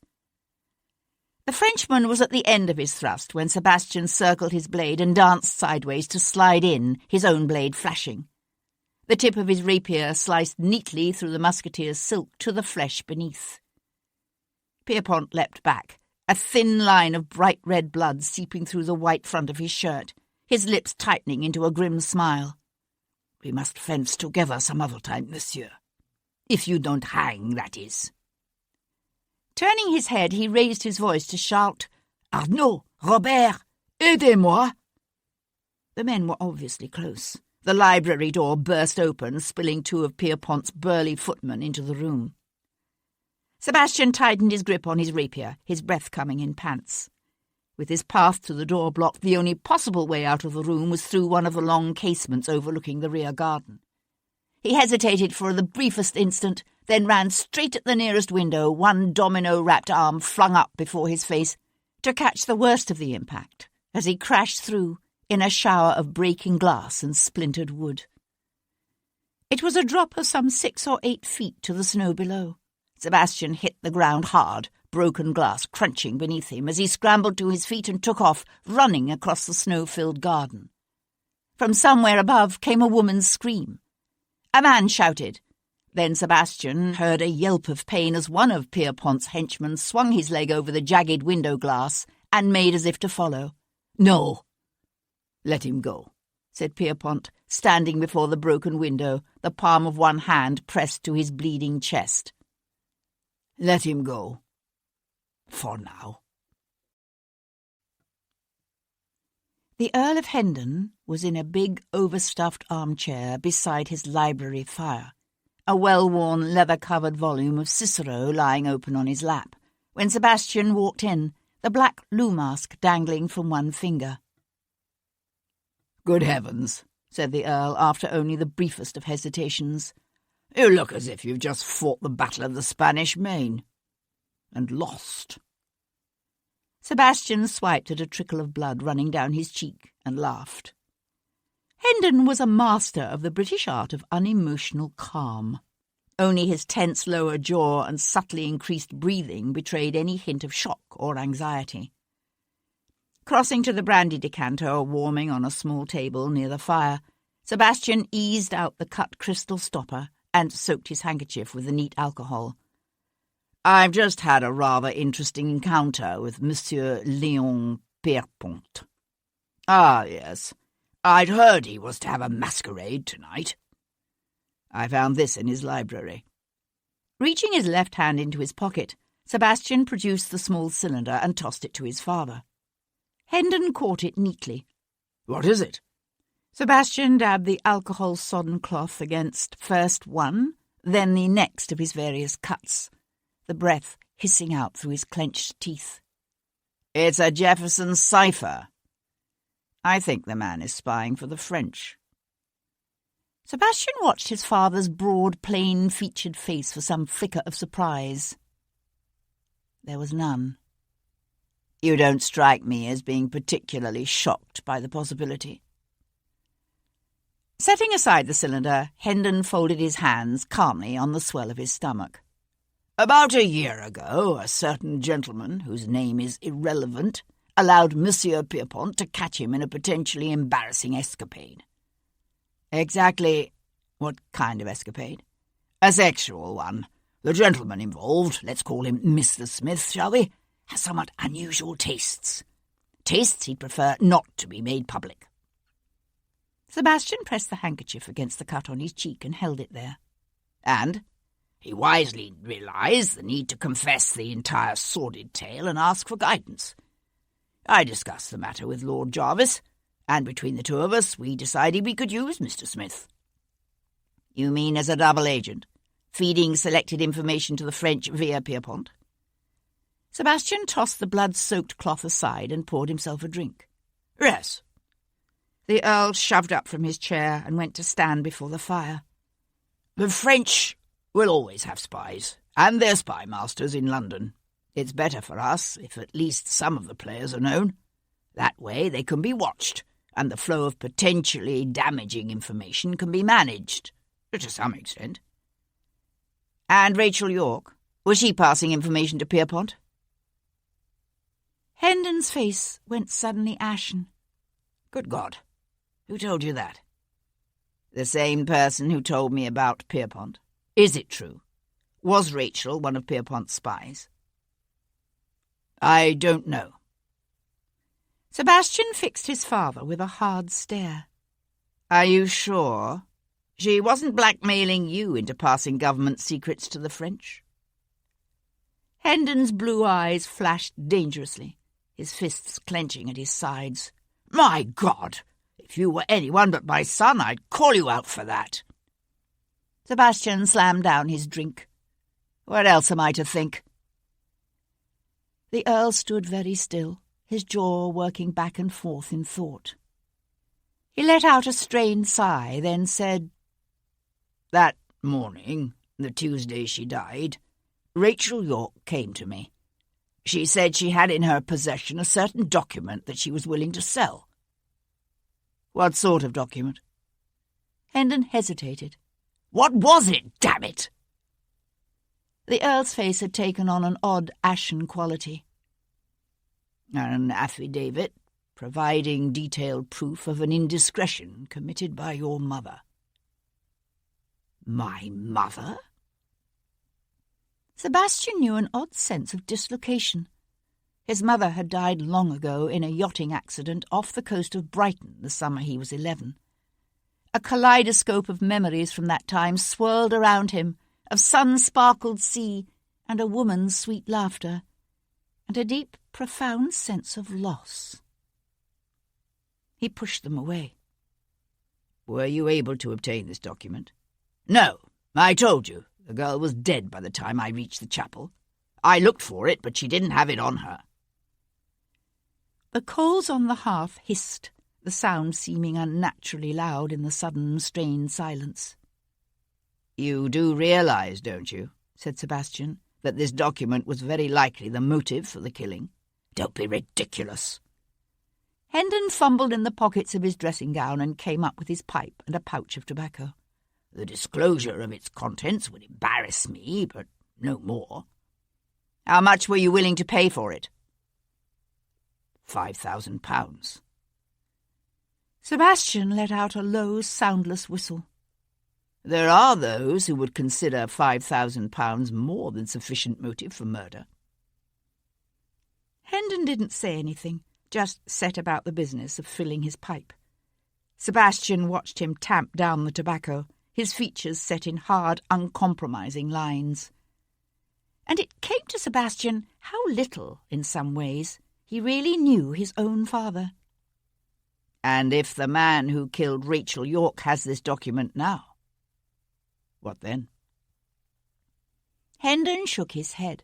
I don't think she brought it with her to the chapel.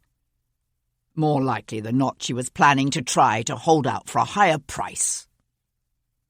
Sebastian supposed it possible, but it wasn't particularly likely, given what he'd heard about Rachel's nervousness and her plans to flee London. A deep disquiet bloomed within him.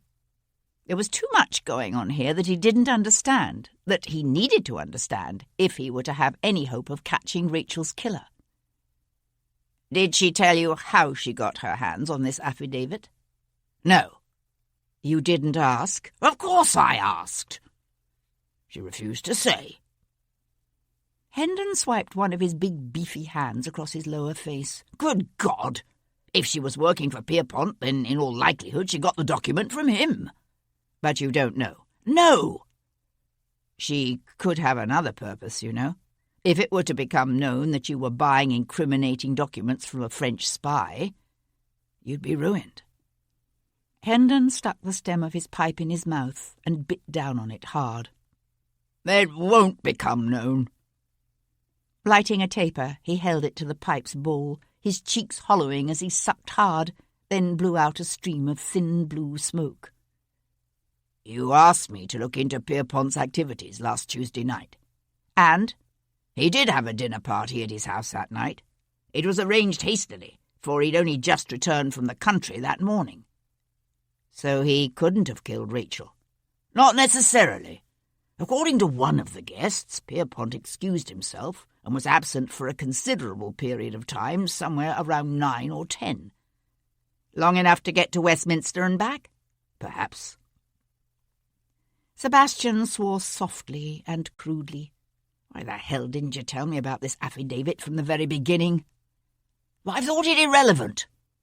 I still think it irrelevant. What does it matter why Rachel York was in that church? Some brute simply happened upon her there alone and took advantage of it. He raped her and then he killed her. It happens all too frequently these days. Except that she was raped after she was killed. Hendon's mouth went slack around the stem of his pipe. Good heavens! What manner of man would do such a thing? Someone who enjoys killing, said Sebastian. He made his way back to the Rose and Crown, through crooked byways filled with sparkling white snow that crunched audibly beneath each step. A few stray flakes still floated down, lazy and peaceful in the night.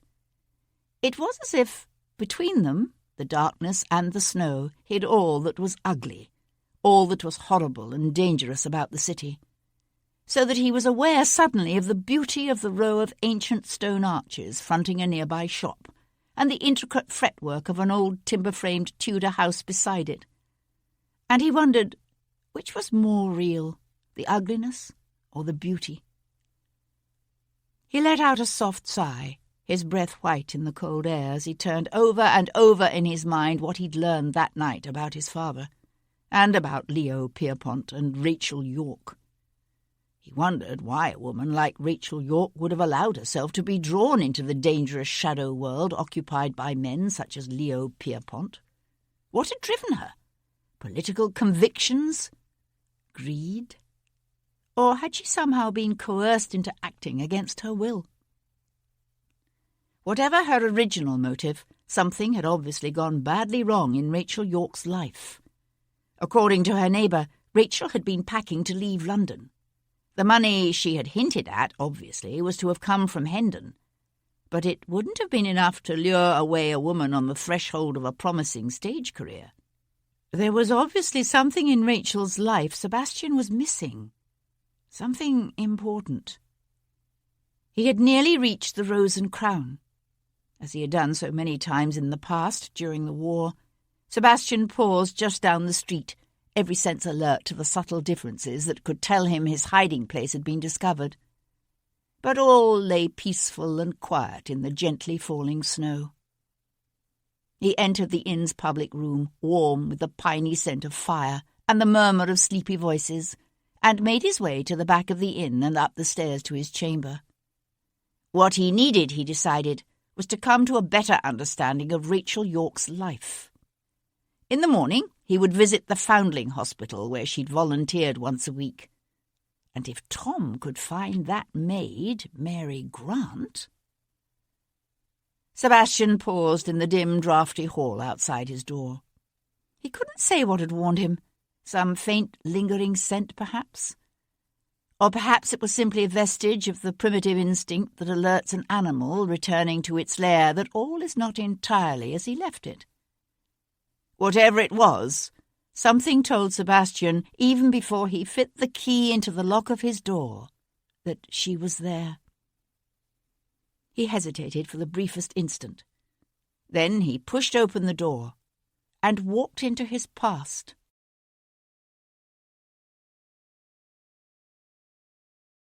Chapter 35.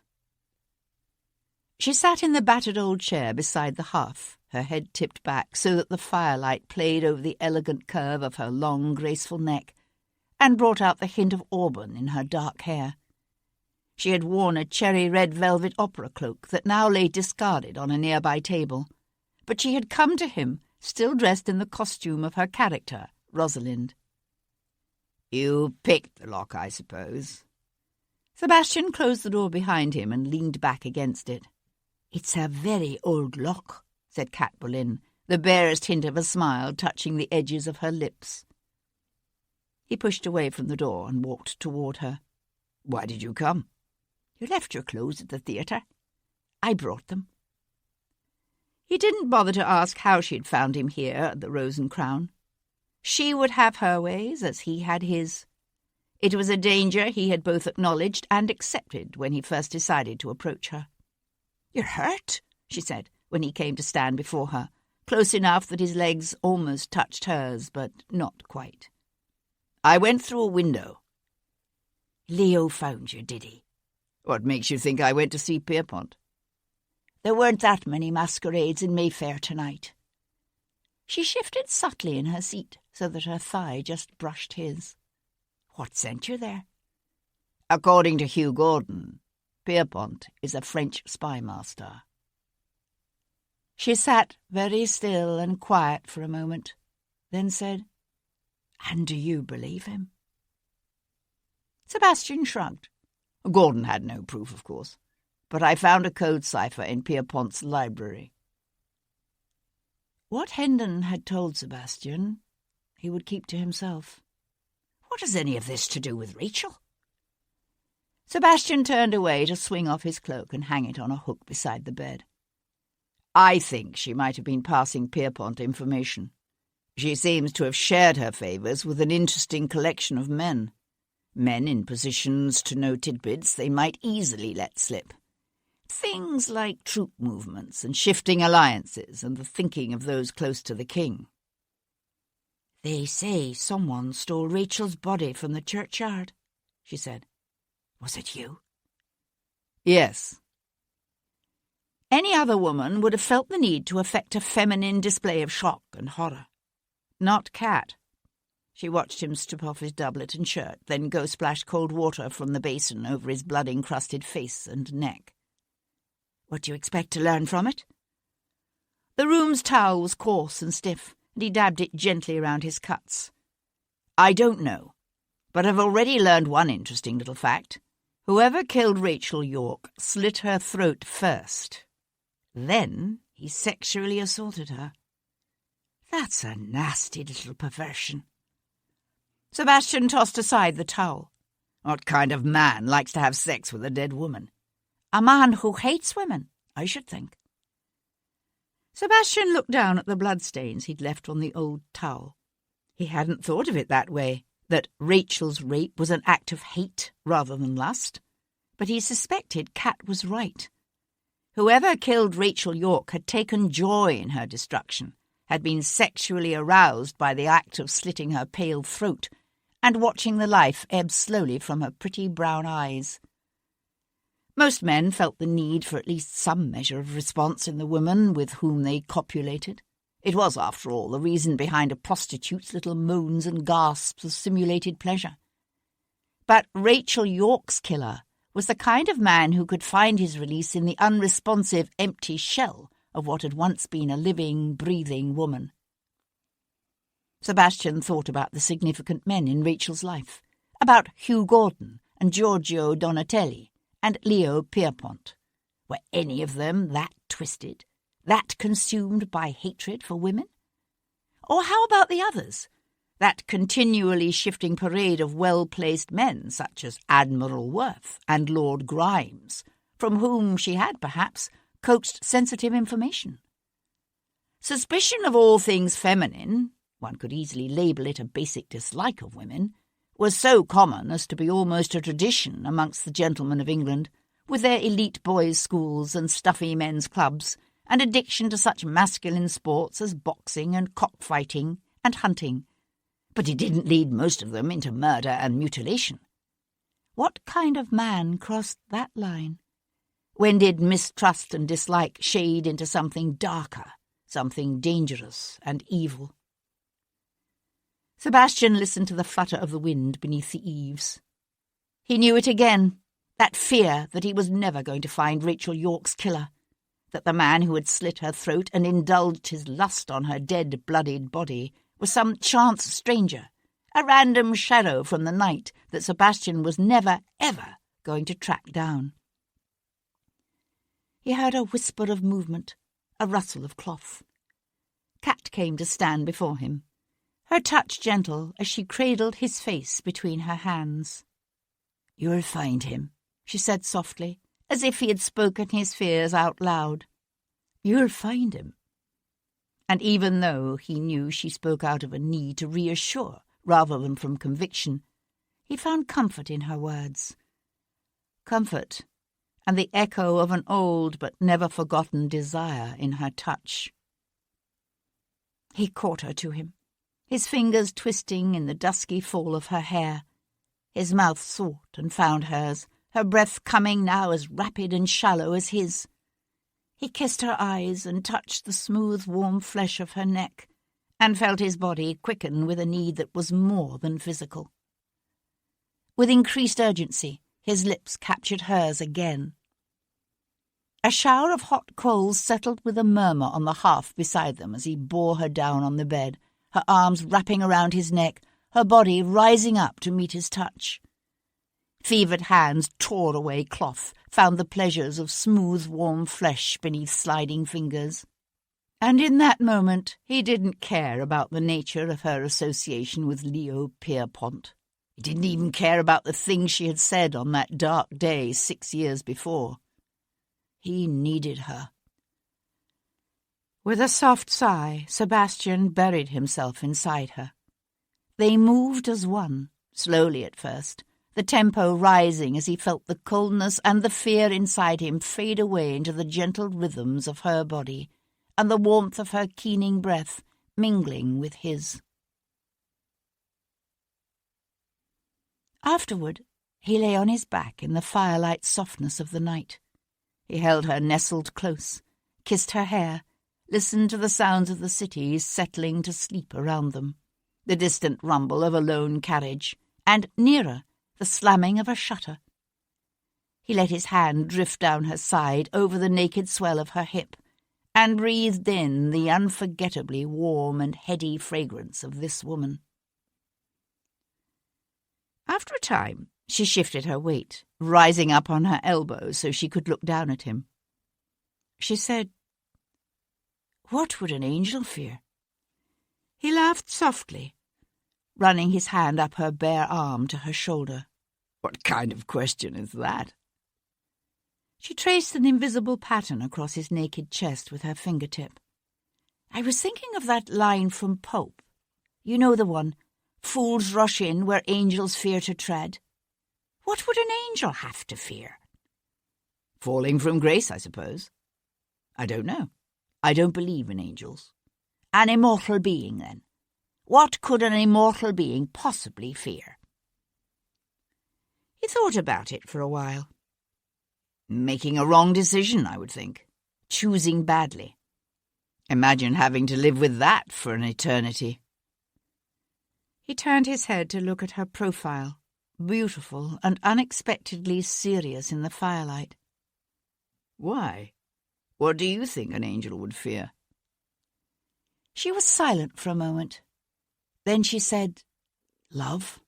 I think an angel would fear falling in love with a mortal, someone who could be theirs for only a short time, and then would slip away forever. He caught her to him, his elbow hooking behind her neck to bring her down to his kiss. This time when they came together, there was an edge to her love-making, a quiet kind of desperation that he noted, even if he couldn't understand it. Some time before dawn, he awoke to the gentle patter of her footsteps on the worn floorboards, the rustle of cloth as she moved about, dressing. He could have said something, could have reached for her, stopped her. He let her go, the door easing closed behind her on a breath of cold air. Then he simply lay there, staring into nothingness and waiting for the coming of dawn. By the next morning, the snow had turned into a dirty brown slush that dripped off eaves and ran in wide rivulets down the centre of unpaved streets. Avoiding the steady rush of water sluicing from broken gutters and sagging awnings, Sebastian made his way to St Jude's foundling home on the south bank of the Thames near Lambeth. The home turned out to be a large, gloomy structure built some 2 centuries before, of the same red Tudor brick, and in the same forbidding, fortress-like style as Hampton Court. Except that the foundling home was, of course, considerably less well-kept than Hampton Court. "I don't know how much I can help you," said the prune-faced matron when Sebastian presented himself to her in the guise of cousin Simon Taylor from Worcestershire. "Miss York always came in on Mondays, which is my day off." The pursing of the mouth with which Matron Snyder spat out the name Miss York said much about the nature of the 2 women's dealings with one another. She was a hard-faced woman, Matron Snyder, with a solid build and a massive shelf-like bosom.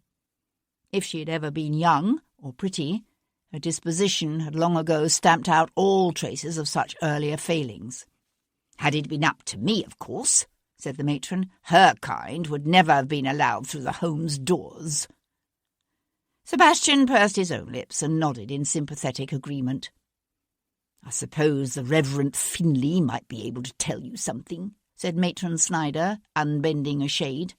"Miss York was quite a favourite of his." Reverend Finlay? Sebastian felt a quickening of interest.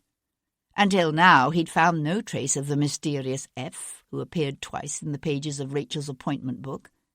But if Rachel had developed a romantic interest in the home's young spiritual counsellor, it did much to explain her continued visits to the place. Mrs. Snyder's mouth pursed again. Obviously she didn't approve of Reverend Finlay either.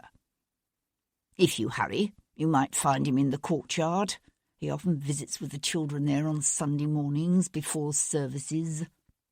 The courtyard was a cheerless, wind-swept place of cracked walks and patchy grass showing brown beneath the dirty remnants of last night's snow.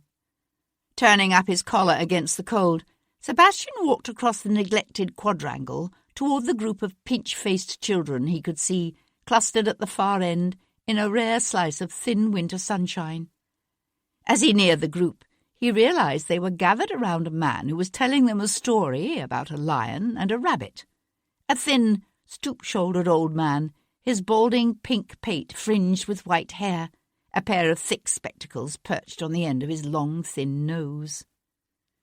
Sebastian hung back, his hands thrust deep into the pockets of his cheap greatcoat, a smile tugging at his lips as he watched the old reverend hold that band of ragged charity children enthralled with the simple power of his words.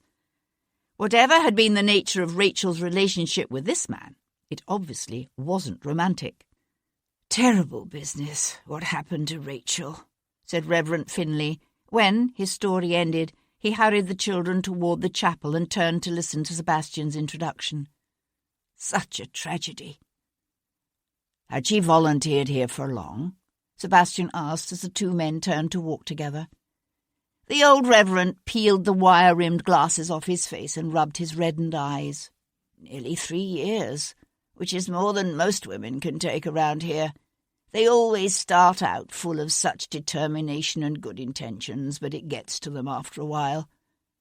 So many of the wee ones die, you see. I've never quite been able to understand it myself. But Rachel, she had this theory that they died from a lack of love. And so she'd come every Monday afternoon and spend time holding each of the poor babes in turn. Just hold them, sing to them.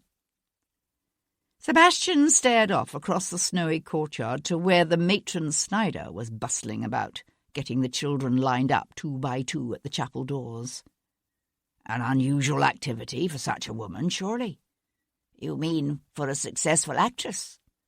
The old reverend lifted one thin shoulder in a shrug. Rachel was an unusual woman. Most people, when they have the good fortune to pull themselves up from a bad situation, they soon forget where they came from. Rachel didn't. But Rachel was never a foundling. No, but she knew what it was like to be a child alone and friendless in this world. The reverend paused, his features pinched and troubled. I sometimes wonder. Wonder what? At the end of the quadrangle, the chapel's lone bell began to ring, a solemn, steady toll. The old man's eyes narrowed as he stared up at the small spire above them. This past month or so, Rachel seemed different somehow, preoccupied. It was almost as if she were afraid of something. But I never said anything to her about it. These last few days, after what happened, I can't help but wonder if I made a mistake. If perhaps I could have helped her in some way, if I'd only asked. You don't have any idea what she was afraid of? Finlay shook his head. No. I wish she had confided in me, but she didn't. Did you know she was planning to leave London? The old man glanced around in surprise. No, I'd no notion. Any thoughts as to where she might have been planning to go? He considered this for a moment, but shook his head. No, I could hardly see her going back to Worcestershire. No, Sebastian thought, she wouldn't have gone back to Worcestershire. Was there a man in her life, do you think? A man she maybe was afraid of? Most of the children were in the chapel now. Only 3 or 4 stragglers remained, hurried along by Matron Snyder, who cast a quick, disapproving glance at the 2 men. The Reverend Finlay turned toward the open chapel doors. We never spoke of such things, of course, but I'd have said yes. Rachel was in love with someone, although I don't think it was anyone she was afraid of. She had that look a woman gets when she's happy in love. A sad, almost wistful smile touched the old man's lips. You might think I'm too old to recognize that look, but we were all young once, you know. Sebastian walked through the cold, wind-blown streets of Lambeth to the banks of the Thames, where he took a scull that carried him across the river to the steps just below Tower Hill. From there it was but a short distance to Paul Gibson's surgery. He found his friend wrapped in a tattered quilt and sitting in a cracked leather armchair beside the parlour fire, his staring gaze fixed on the glowing coals. "Leg bad, is it?" said Sebastian, sinking onto the ragged chair opposite. "A wee bit." Gibson looked up, his eyes bright with the unholy fires of the opium eater. It was an addiction far too many wounded men carried home with them from the war. Normally the Irishman could keep his compulsion under control, but there were times when the memories of what he'd seen in the war would loom unbearable, or the remnants of shrapnel in his leg would twist and bleed, and he would disappear for days into a drug-induced fog. "But I've finished your post-mortem, never fear." "And?" Gibson shook his head. "Nothing more, I'm afraid. If she'd been brought to me directly, there might have been some sort of evidence, but as it is—" Sebastian nodded, swallowing his disappointment. He'd known it was a long shot. "I was wondering if you could get in touch with Jumpin' Jack for me." "Cochrane." Gibson huffed a soft laugh. "Looking to steal another body, are you?" Sebastian grinned and shook his head. "It's information I'm interested in this time." I'm wondering if those in the resurrection trade have heard of anyone expressing a specific interest in female corpses." Paul Gibson nodded thoughtfully. "Think to come at your man from that angle, do you? It's worth a try." Sebastian pushed to his feet, his hand grasping his friend's shoulder for a moment before he turned toward the door. "I'll drop by again in a few days. See how you're getting on."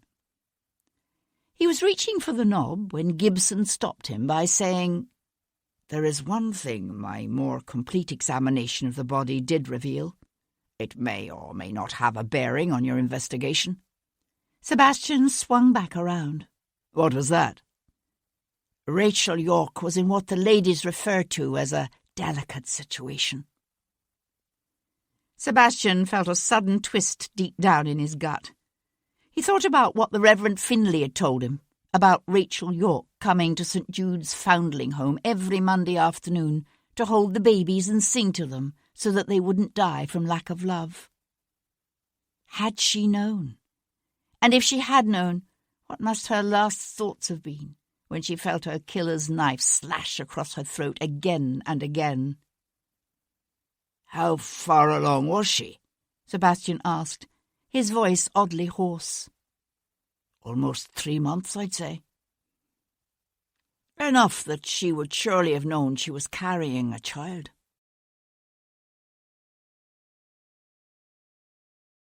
Chapter 36. Sebastian was nursing a tankard of ale in the public room at the Rose and Crown when Tom burst in from the street, bringing with him a blast of icy air scented with coal smoke. "I found her," he said, his voice high and tight with exultation. "I found your Mary Grant, and she must have done very well with that stuff she lifted from her old mistress. Very well indeed, 'cause she's living as high as you please, in Bloomsbury no less." Rachel York's erstwhile maid had taken rooms in a lodging house facing a respectable street just south of Russell Square. By the time Sebastian got there, the sky was a flat white that promised more snow before nightfall. Conscious of a surge of anticipation and hope he tried to damp down, Sebastian climbed the neat staircase to the first floor. The door was to his left, as Tom had said it would be, but when Sebastian rapped sharply on the freshly painted panels, it creaked open beneath his touch. "Miss Grant," he called, his voice echoing in the stillness. He pushed the door open wider and stepped inside. He was standing in a parlour filled with the cherrywood furniture and gilt-framed mirrors and expensive oddities that had once belonged to Rachel York. All had been thoroughly, savagely ransacked. Mirrors and pictures had been torn from the walls and smashed. Chairs lay overturned, their stuffing spilled out across the rumpled rug. Drawers had been pulled from their bureaus, their contents strewn about in what appeared to have been a wild, frantic search. Sebastian closed the door behind him with a snap that sounded unnaturally loud in the early afternoon hush. He walked from one room to the next. Impossible to know what the intruder had been searching for, or if he had found it. But when Sebastian entered the bedroom, he thought he knew at least part of the answer to that question. For here, only half the room lay in disarray. The rest had not been touched. Sebastian walked to the chest of drawers that stood on the far side of the room, its bottom 4 drawers still intact. Lacy feminine things spilled from the top drawer where it lay broken on the carpet. It was the logical place to have begun a search of this kind. Women were always tucking secret things away amongst their undergarments. Whoever Mary Grant's intruder was, he was obviously new to this game. Sebastian hunkered down beside the broken drawer, his attention caught by the corner of what looked like a piece of blue paper that had fallen or been kicked, so that it lay almost completely hidden beneath the chest's frame. Easing the edge of the paper from beneath the wood, Sebastian found himself holding a blue envelope, across which someone had written in a bold, masculine-looking scrawl, "Lord Frederick Fairchild." He was one of the most prominent articulate Whigs in the House, Lord Frederick, urbane and witty, and, unlike most of the Prince of Wales's set, remarkably temperate. When the prince was sworn in as regent in a few days' time, it was commonly assumed that Fairchild would be selected to help form the new Whig government. Sebastian stared thoughtfully at the blue envelope in his hands. Here, surely, was the F referred to in Rachel Yorke's red leather-covered book. Could Lord Frederick even be the father of her unborn child? And maybe her murderer? The room was cold, the fire on the hearth having been allowed to burn itself out. The sweet scent of lilac water hung heavy in the air, but beneath it, Sebastian caught a hint of another odour, a sharp metallic stench only too familiar to any man who'd ever gone to war. With a sense of profound foreboding, he tucked the envelope into an inner pocket and stood up. The door to the dressing-room stood half ajar. One hand on the pistol in his greatcoat pocket, Sebastian crossed the room to push the door open wider, and found himself looking at what was left of Mary Grant.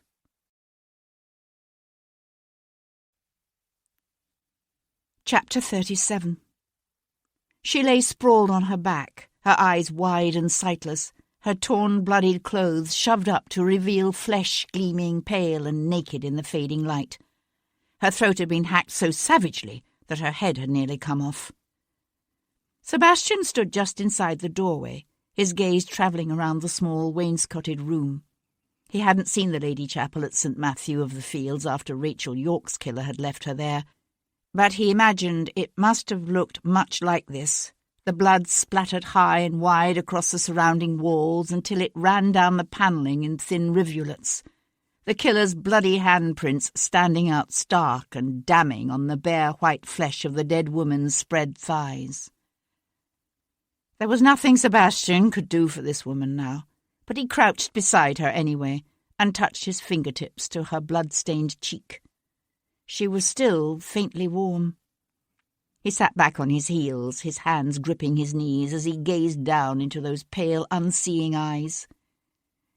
She was younger than he'd expected her to be, probably no more than 25 or 30, with flaxen hair and a sallow complexion, and the kind of sharp, small features one saw often on the streets of London. She must have thought she was a downy one, awake on every suit. She'd seen a chance to take everything that had once belonged to her mistress, the fine furniture, the expensive clothes and jewels, and she'd seized it.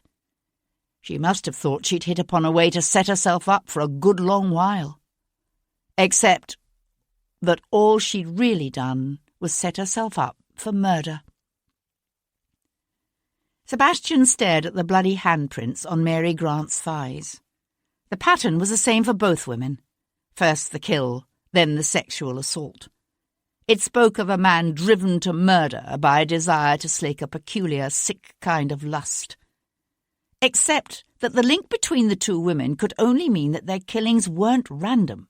Whoever had killed Rachel Yorke had not come upon her simply by chance in the Lady Chapel of St. Matthew of the Fields. He had sought her out, and then he had tracked down her maid, Mary Grant, and killed her too. But why? Why? What if the sexual use of the women's bodies had been not the reason for the killing, but an effect, a release of the excitement and bloodlust generated by the act of killing? Mary Grant could have been killed because she surprised her murderer in the act of searching her rooms, or because she had known something that might have identified him as Rachel Yorke's killer. Or had the killer marked both women for death for some other reason entirely? Sebastian fingered the envelope in his pocket. Whether it had been dropped by mistake or been left deliberately so that it might be found, the involvement of a man such as Lord Frederick Fairchild in this affair was ominous. The two women had been linked to a French spy ring, while Lord Frederick was the man most likely to be named the next Prime Minister of England when his dear friend the Prince of Wales took over as regent. A whisper of movement brought Sebastian's head jerking around, but it was only the heavy satin drapes at the window, shifting in a sudden draught. He could hear the wind outside picking up now. It would be dark soon. He pushed to his feet. He knew the urge to cover Mary Grant's bloody, abused body, to shield her from the staring, assessing eyes that would in time find her, but he forced himself to turn away and leave her rooms essentially the way he had found them. He was letting himself out the street door when he brushed past a stout matron who paused to look straight up into his face. And in that brief instant, before he turned away to hurry down the front steps, he recognized her, and saw in turn the flicker of recognition in her eyes. "My lord," she called after him. "That is you, isn't it? Lord Devlin?" Sebastian kept walking, his hat pulled low, his shoulders hunched against the cold. But his heart had begun to pound, and he was cursing silently to himself. Her name was Mrs. Charles Lavery, and she was the widow of a colonel who'd served with Sebastian in the peninsula. She would think for now that she had been mistaken, that she'd simply seen a stranger who happened to remind her in some vague way of the young Viscount she'd once known. She'd tell herself she was silly not to have noticed sooner the shabbiness of his clothing, the touches of grey where his hair showed beneath his hat. But when they found Mary Grant's body, as they surely would, Mrs. Lavery would recall this chance encounter and tighten the noose around Sebastian's neck. "I don't get it," said Tom, his small face pinched with the effort of assembling his thoughts. They were in a hackney carriage, the light from the street lamps flickering over the worn leather upholstery as they turned down Pall Mall, heading towards St. James's. "Lord Frederick is a Whig," said Sebastian, struggling to explain early 19th century English politics in a way that might make sense to a child of the streets. But for the last 20 years or so, the Tories have dominated the government. Tom shoved his fists deep into the pockets of the warm coat Sebastian had bought him and made a rude noise through his nose. "Not much to choose between the lot of them, if you was to ask me." Sebastian smiled. "In many ways you're right. But in general, the Tories see themselves as staunch defenders of the country's established institutions, such as the monarchy and the Church of England, which means they're against any kind of change, especially things like religious toleration and parliamentary reform." "Things the Whigs is for?" "Basically. And unlike the Tories, the Whigs are against continuing the war with Napoleon." Tom looked up in surprise. "You mean they like the French?" "Hardly. But they question the Tories' motives for continuing the war. War is costly. It leads to high taxes and government loans taken out at high interest, which is good for the large landowners and merchants who are lending to the government, but not so good for the common people like farmers and tradesmen and day workers. If the Whigs come to power, we'll very likely see a peace treaty with France." Tom nodded, his eyes bright with understanding. "So what you thinking? That this Lord Frederick's been playing some underhanded game with the French, and he offed them two women because they threatened to squeal on him?" "Perhaps. Or perhaps it's simply in someone's best interest to make it appear that way." "Meaning the Tories?" said Tom. The boy was surprisingly quick. Sebastian nodded. "That's right." "Your dad's a Tory, ain't he? Chancellor of the something or another?" Sebastian glanced sideways at his young friend. "Who told you that?" "Miss Cat."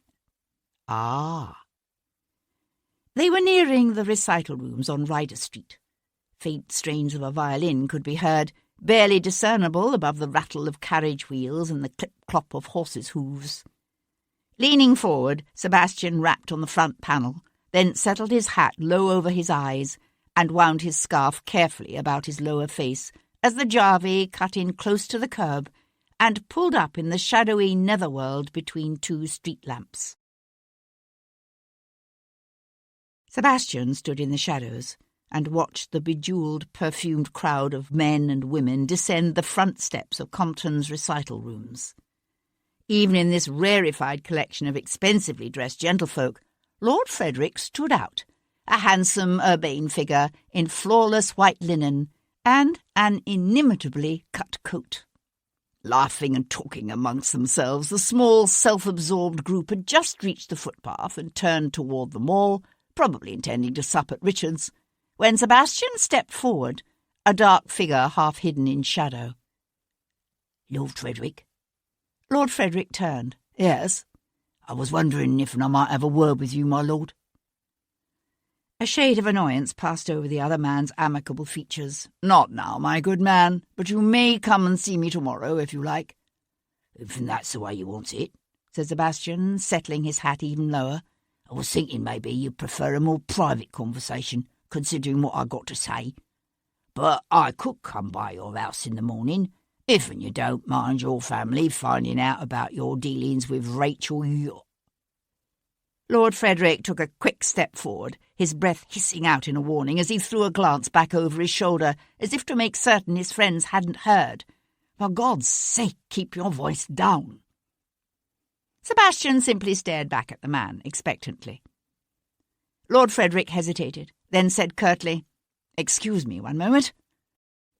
Turning toward his friends, he said with a wide smile, "Go on without me. I'll catch up with you later." His smile faded the instant he swung back to Sebastian. "Who are you? What do you want?" Sebastian shoved his hands deep into the pockets of his greatcoat and rocked back and forth on his heels. "Well, you see, we found your name in Miss York's appointment book. You do know Miss Rachel York, the one who was murdered Tuesday last in Westminster? We were wondering if you could tell us what it was doing there." Lord Frederick had an admirable control over his features. Not a flicker of either surprise or consternation showed in his smooth, amiable face. "You're from Bow Street, I assume. I'm sorry, but my acquaintance with Miss York was entirely superficial. I really don't see how I could possibly be of assistance to you." Sebastian sighed. "I was afraid you'd say something like that. The thing is, you can talk with me straight here and now, all nice and friendly, or we can have our little chat down at Bow Street." "You're bluffing. You wouldn't dare." Sebastian met the other man's gaze and held it. Lord Frederick looked away first. Pursing his lips, he blew out his breath in a long sigh, then gave a shaky laugh. "Very well. Miss York and I were having a little liaison. You know how these things are." "You mean you was having sex with her?" Lord Frederick laughed again, weakly. "Crudely put, but essentially accurate. Yes." "And that's all there was to it?"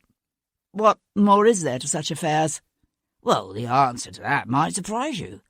Leastways, when the lady in question appears to have been working for the French." Fairchild might have control of his features, but he couldn't stop the blood from draining from his face, leaving him looking pale and frightened. Sebastian studied the other man with interest. "I'm guessing you'd have me believe you didn't know about that?" "No, of course not. Are you quite certain of that?" Lord Frederick jerked out his handkerchief and pressed the fine folds of silk to his upper lip. "This is dreadful," he said, his voice muffled by the handkerchief. "Just dreadful. There must be some mistake." The man was in obvious distress. But it was also true that he was no longer meeting Sebastian's gaze. "Where exactly were you last Tuesday night?" "I spent the evening with the Prince, of course. Why?" Lord Frederick's jaw went slack with sudden comprehension. "Good God! Surely you aren't suggesting that I killed her?"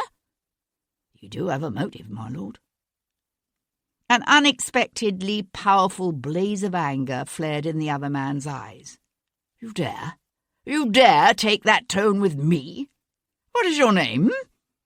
He stepped forward, his gaze narrowing as he tried to peer into Sebastian's shadowy, muffled face. "Speak up, man. Who's your superior at Bow Street? I swear to God I'll have your job over this." Sebastian smiled. "I never said I was with Bow Street." "What? Then who are you working for?" Fairchild demanded. But he spoke only to darkness and a scattering of dry leaves carried along by the night wind. For Sebastian had gone. "He's hiding something," said Sebastian. From the shelter of a columned portico, he and Tom watched as Lord Frederick strode briskly away, the tap-tap of his boot heels echoing eerily in the thickening fog. He had obviously changed his mind about rejoining his friends at supper. He was headed away from Richard's in the Mall, and toward Piccadilly instead. Tom fidgeted with impatience. "Think he's our man?" "I'm not sure," said Sebastian, one hand closing over Tom's shoulder to hold him back when he would have moved. "But it'll be interesting to see where he goes." They waited until their quarry was almost out of sight. Then Sebastian squeezed the boy's shoulder and let him go. "Now," said Sebastian. With the grace and noiseless gait of an alley cat, Tom slipped from behind the column and darted forward, a shadow following a shadow through the mist-filled night.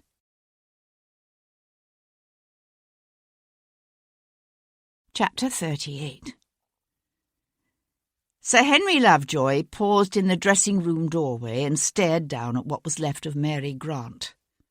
They hadn't covered the body yet, and the smell of her blood hung thick in the air. He was glad he hadn't had a chance to eat his supper yet.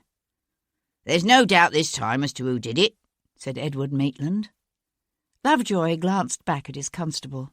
"There's not. We have a witness." Maitland flipped open his notebook and turned it toward the golden pool of light cast by one of the oil lamps they'd lit. Mrs. Charles Lavery. She saw Lord Devlin leaving the building this afternoon." "She's sure it was Devlin?" "Says she knows the Viscount. Her husband served with Devlin in Spain." Maitland closed his notebook with a snap. "No doubt he's our man, sir." Lovejoy crouched down beside the dead woman and studied her face. She was young, but not particularly attractive. Nothing like Rachel York. "Why this woman? Why go through all the bother of tracking her down?" "She knew Rachel York had gone to St. Matthew's that night to meet him." Maitland shrugged his expensively tailored shoulders. "So he kills her to shut her up." "But she'd already told us about that." Lovejoy's gaze drifted around the disordered room. "What else did she know, I wonder? And what do you suppose he was looking for?" "Money," Maitland suggested. "Or something to sell. Jewellery, perhaps?" "We're dealing with the heir to an earldom here, not some petty thief. Still, he must be getting short of the ready by now, for all that. A man's got to eat." Perhaps.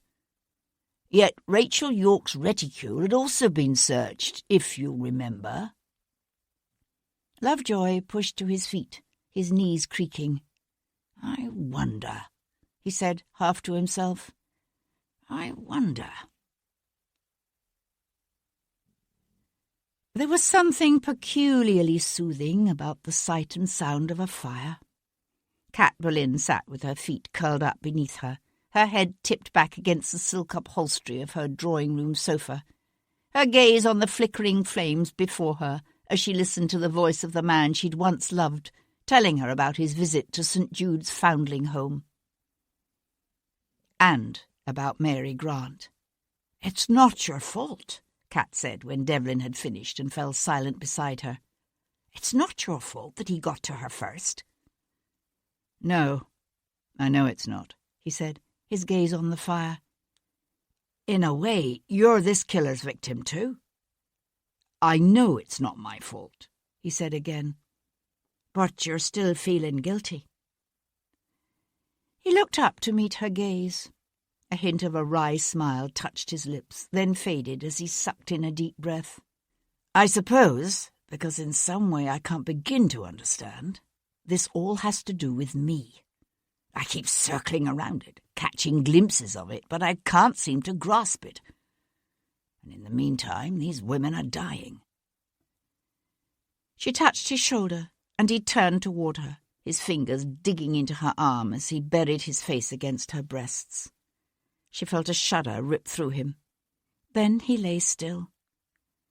Disturbed by the tumult of her own feelings, she touched her hand lightly to his hair just above the nape of his neck.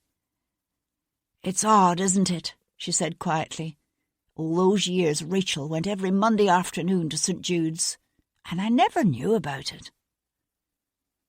He shifted so that his cheek lay against the bare flesh of her chest, where it showed above the bodice of her gown, and his hand rested high on her stomach. She was with child. Did you know? Kat's fingers stilled in his hair. No, I didn't know.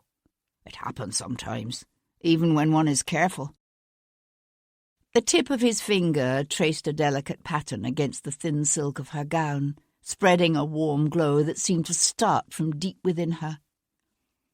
And she marvelled at the effect this man's touch could have on her, even when she didn't want it to, even when she tried to steel herself against it. He said, "The Reverend Finlay seems to think she was in love with someone." Kat's hand closed over his, stopping that slow, seductive motion. "You think she was killed because of the baby?" "Perhaps. But it doesn't explain the rape, or what was done to Mary Grant." He lifted his head to look at her. "How well do you know Lord Frederick?" As a friend of the Prince of Wales, Lord Frederick was a frequent guest at the kind of functions to which women like Kat were invited.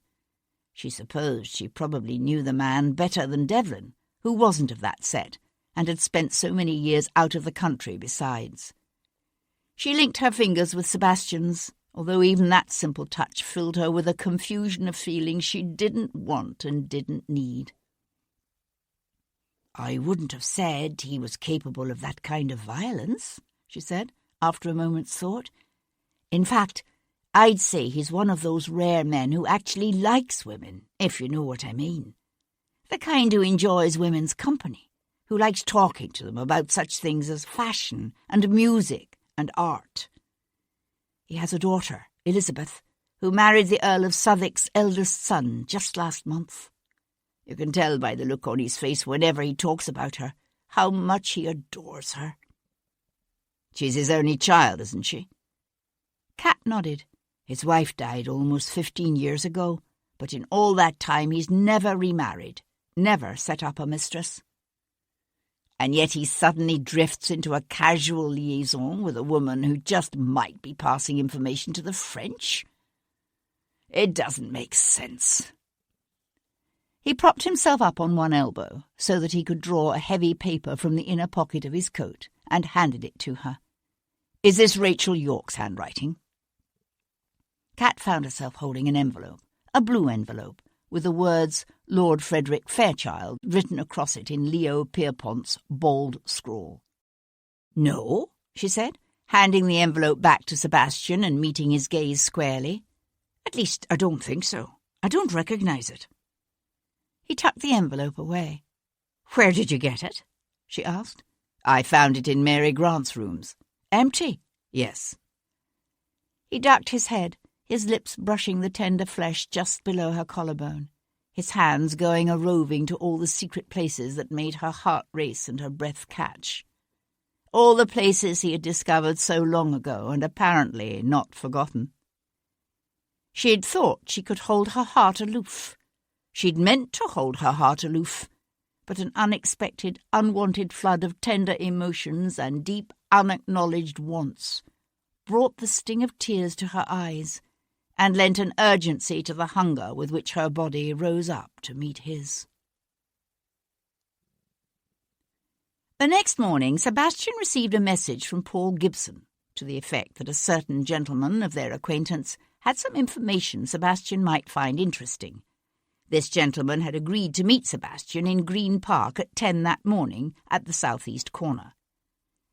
Wary of a possible trap, Sebastian arrived at the rendezvous early, only to find the park's open fields populated by nothing more than a dozen dairy cows and their attendants.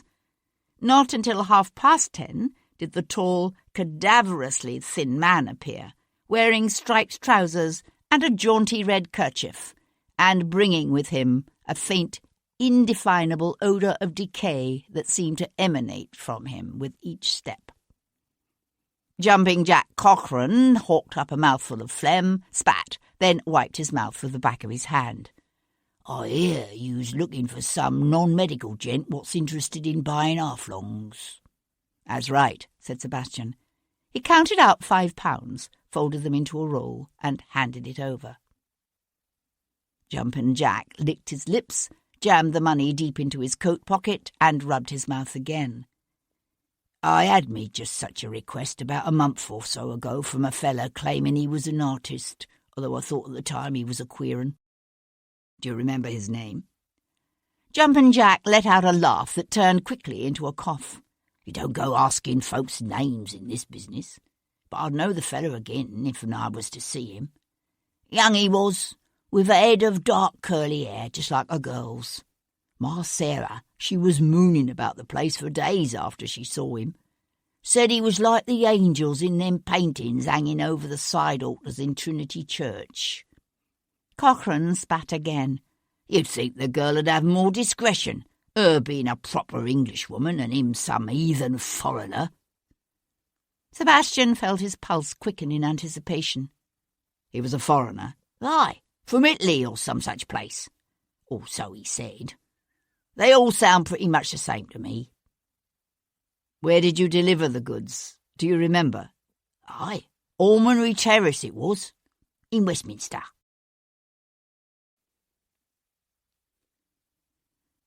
Chapter 39. Donatelli was in his studio when Sebastian came through the door. The artist half turned, his slack mouth agape with shock, the breath whooshing out of him when Sebastian's shoulder caught him in the gut and brought him down. "What are you doing? What do you want from me?" the Italian managed to gasp before Sebastian shoved his forearm up beneath the man's chin, cutting off his air. "I understand you've been buying yourself some half-longs," said Sebastian through gritted teeth. "Is that the way you like your women, You like it when they don't move, don't talk back, don't even breathe?" Donatelli's angelic brown eyes went wide. He tried to speak, but all he could get out was a gurgle. Sebastian eased the pressure on the man's throat just enough to let him gasp. "No, it's nothing like that. I do medical illustrations." Sebastian made as if to increase his pressure on the man's throat again. "Gammon. No, I swear it's true. My last commission was for the female torso." He made as if to push up from the floor, then went limp again, his features twitching with fear when Sebastian brought up the small flintlock and laid the muzzle against the man's temple. Donatelli licked his lips, his eyes rolling sideways in an effort to watch Sebastian's finger on that trigger. "If you let me go, I'll show you. They're in the back room." Sebastian hesitated, then let the man up. Donatelli's hand crept to his throat. "Mother of God, you could have killed me." Sebastian levelled the flintlock at the artist's chest. "The illustrations?" Donatelli nodded. "They're back here." He staggered toward the other room. "See?" They were a series of perhaps a dozen, rendering in meticulous detail the torso of a woman in various stages of dismemberment from a variety of angles. "I work with a medical student from St. Thomas's," said Donatelli, his voice still hoarse, strained. "He does the dissections while I sketch." "Now, why would a painter who's suddenly become society's newest discovery need to be hawking anatomy sketches to medical journals?" Donatelli twitched one shoulder in a very Mediterranean shrug. "I began doing it for extra money when I was painting scenes at the theatre. I keep it up because it improves my ability to realistically render the human form. I'm not the only painter who studies cadavers. Look at Fragonard." Sebastian turned away from the bloody renderings. "Where were you the night Rachel York was killed?" The illustrations might provide the artist with a plausible excuse for buying female human cadavers, but that was all. The Italian's eyes went wide. "Me? But surely you don't believe that I killed Rachel?" Sebastian kept his gaze steady on the other man's face.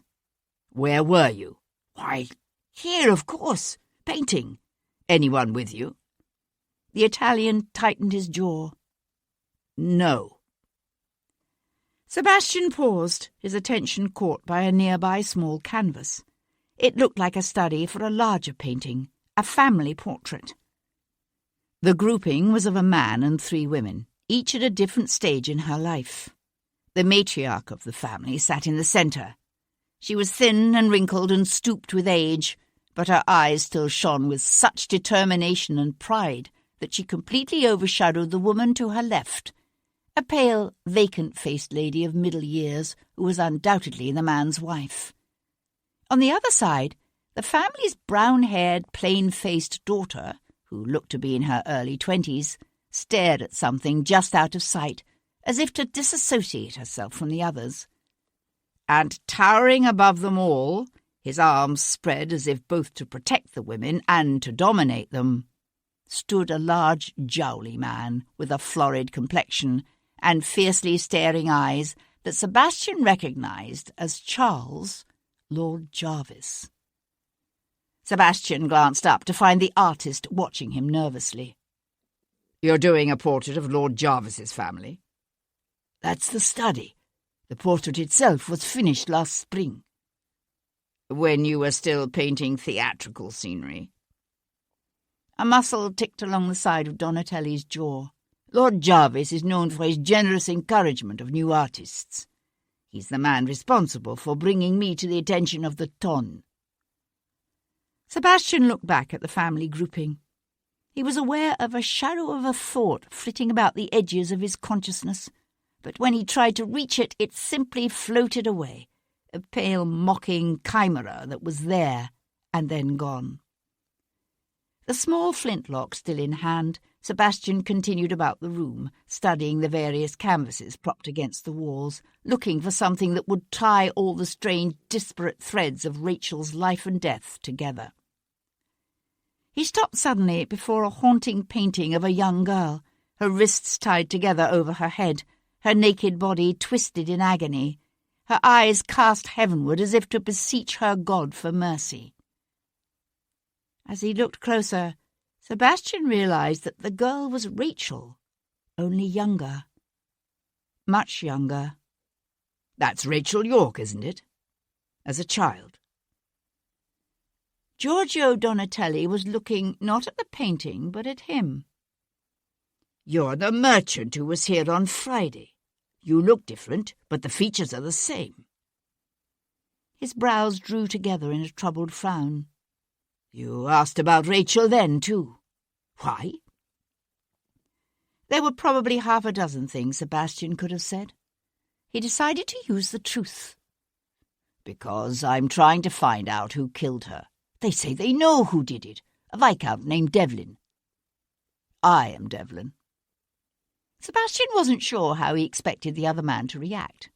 Donatelli glanced down at the pistol Sebastian still held in his hand, then away, and nodded once, as if he'd somehow come to this conclusion himself. "Rachel used to talk to me sometimes," he said, jerking his chin toward the canvas, "when I was painting her. She'd tell me about her life, about when she first came to London. And before. It's what gave me the idea for this painting." "Her life in Worcestershire?" Donatelli's eyes shone dark and fierce. "She was only 13 when her father died. Her mother was already dead, and she had no relatives willing to take her in, so she was thrown on the parish. They sold her as a housemaid." He sucked in a deep breath that flared his nostrils and expanded his chest. "They do that here, you know. You English, you talk so fine, looking down your noses at the Americans and prosing on about the sin and inhumanity of their African trade. And yet you sell your own children into slavery." He paused. "They sold her to a fat old merchant and his wife. She was mad, that woman, sick in her head. She used to tie Rachel to a post in the cellar and lay her bare back open with a whip." Sebastian stared down at the naked, frightened girl in the painting. He was remembering the thin, criss-crossing bands of white lines Paul Gibson had found on Rachel's back, and the scars on her wrists. "But what the merchant did to her was even worse." Donatelli's voice trembled with emotion. "He used Rachel as his whore. A 13-year-old girl child, and he bent her over his desk, and took her from behind like a dog. A woman who's been through something like that, I wouldn't think she'd have much use for men, said Sebastian softly. She learned to do what she needed to survive. Did you know she was planning to leave London? Donatelli's gaze shifted away. No, she never mentioned it. But you knew she was with child. It was said as a statement, not a question. To Sebastian's surprise, Donatelli's eyes went wide, his lips parting as if on a sudden gasp of fear. How do you know that? I know. Who was the father? You? No. Who then? Lord Frederick? Lord Frederick? Donatelli gave a short, sharp laugh. Hardly. A man's a Bulgarus. It was an old term, Bulgarus. An old term for a man with certain tendencies that were as old as time. Sebastian's first inclination was to reject the accusation out of hand, except that Donatelli was too passionate, too transparent to be much of a liar. And it didn't sound like a lie. If that's true, then why was he involved with Rachel? He wasn't. She was his, how do you say it, his cover. He paid her for the use of her room so that he could meet his lover there, a young clerk.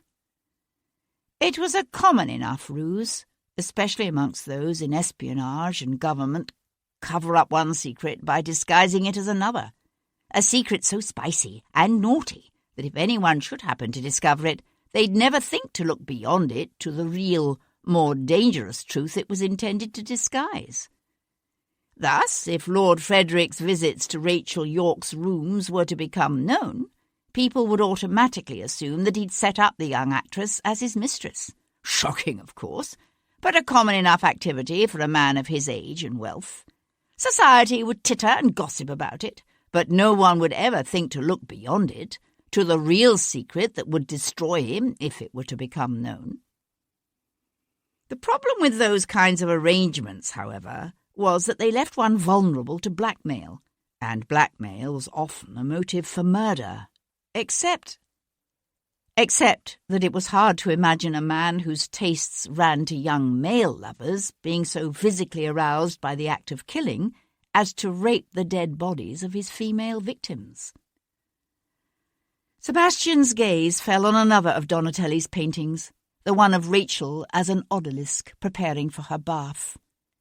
For the first time, he noticed that the painting also contained the figure of a man peering out at her from behind a nearby planting of pleached orange trees. "Tell me again about Bayard Wilcox," said Sebastian suddenly. "You said he used to watch Rachel, follow her around, but he never actually approached her." "Not until last Saturday." Sebastian looked up in surprise. "Saturday? At Stephen's in Bond Street? We went there after the play, a group of mainly theatre people. At about 11:30, Bayard arrived with some of his fellow aristos." Donatelli's angelic features quivered with remembered revulsion and disgust. They were falling down drunk, propping each other up, laughing like idiots. Then Bayard, he saw Rachel. He went quiet all of a sudden and left the others to come lean against a nearby column and stare at her in that way he had. His friends tried to pry him away, but he wouldn't budge. So they started teasing him. Said he must be some kind of a eunuch, to stand around simply looking at a woman the way he did. They said if he had any balls, he'd walk up to her and tell her how he felt about her. "So he did?" Donatelli nodded. "Walked right up and told her he wanted to fuck her, in those exact words." She threw her punch in his face. What did Bayard do? I've never seen anything like it. One minute he was blubbering all over himself, saying she was like a goddess to him, and how he couldn't think of anything but what it would be like to have her naked and beneath him. Then she threw the punch in his face, and it was as if he turned into someone else. I mean, his face actually changed. His eyes scrunched together, and his lips curled back, and his skin grew dark. It was as if he were possessed by someone else, someone evil. Sebastian nodded. He knew what Donatelli was talking about. He'd seen that kind of a change come over Bayard even when he was a boy. "If we hadn't been there," Donatelli was saying, "I think he'd have killed her on the spot with his bare hands. We had to physically hold him back until his friends finally dragged him away. You could still hear him screaming when he was outside, spewing the most vile obscenities, saying he was going to kill her." "He said that he wanted to kill her?" Donatelli nodded, his face ashen and strained.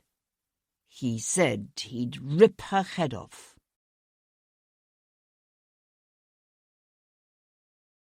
Chapter 40. Normally, Sunday was the only day of the week when Charles, Lord Jarvis, spent any time at home. He would shepherd his mother, wife and daughter to church in the morning, and then he'd sit down with them for a traditional English Sunday dinner before retreating to one of his clubs, or to the chambers set aside for his use in Carlton House or St. James's Palace. But a condition his doctors called inflammation of the heart, but which Jarvis himself considered little more than heartburn, had kept him in bed that Monday under the care of his caustic, sharp-tongued mother, who ran his household, while his wife retreated farther and farther into her own misty dream worlds, and his daughter was off, tilting at windmills and meddling in things she refused to believe were none of her affair. It was one of the ironies of Jarvis's existence that his life was filled with women. In addition to his mother, wife, and daughter, who lived with him, Jarvis was far more involved than he would have liked in the lives of his two sisters, weepy, hair-brained Agnes, forever needing his help to tow her useless husband and son out of Dun territory, and Phyllis, who, while no more intelligent than her sister, had at least had the wit to marry well. Women, in Jarvis's opinion, were generally even more profoundly brainless and foolish than most men. True, there were some exceptions. Females with astonishingly rational, quick minds who tended to be either embittered and sour or sarcastic and irreverent, and who irritated him even more than their empty-headed sisters. His deep and abiding hatred of the French notwithstanding, Jarvis had to agree with Napoleon in this, if nothing else. The only two things women were good for were recreation and reproduction. Which was a thought that brought him back, as it often did, to Annabel, his wife.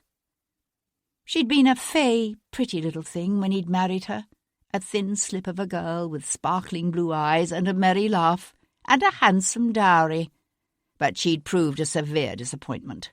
She'd managed to produce only one living daughter, and a sickly, weak son before succumbing to a series of yearly miscarriages and stillbirths that the doctors claimed had ruined her health and overset the balance of her delicate mind. Jarvis knew better. Annabel's mind had never been balanced. But whatever hopes he might have had that her precarious health would soon carry her off proved misplaced. She lived on, year after year, forbidden by her doctors from providing him with the release his body still occasionally craved, and unable to produce the son he needed to replace David, lying now in a watery, unknown grave. Yet of all the women in his life, it was his daughter Hero who tended to cause Jarvis the most grief. A stubborn, wrong-headed creature, she had dedicated her life, nauseatingly, to good works, while spouting any number of alarming sentiments gleaned from her reading of the likes of Mary Wollstonecraft and the Marquis of Condorcet. Worse, having stubbornly resisted his efforts to contract for her any number of advantageous matches, she was now nearly 25, and well on her way to becoming a spinster for life. Never the pretty, taking little thing her mother had been, whatever good looks she might once have had were in danger of fading fast. She was off right now, inspecting a workhouse of all things. Just the thought of it brought a sour burn to his chest, so that he was in no good humour when, midway through the afternoon, that fool magistrate, Lovejoy, was finally ushered into his presence. "You wish to see me, my lord?" said the little man, bowing. "It's about time," groused Jarvis from the sofa beside the fire where he had set up a kind of temporary office. "I hear Devlin has killed again." "We don't actually know." "He was seen there, wasn't he?" The little man pressed his lips together and sighed. "Yes, my lord." "The Prince is greatly displeased by this entire affair. There are whispers on the streets, alarming talk. They're saying it's reached the point that noblemen in this country can kill with impunity, that common folks' women are no longer safe even in their own homes. It's the last thing the Prince needs, with his installation as regent just 2 days away." "Yes, my lord."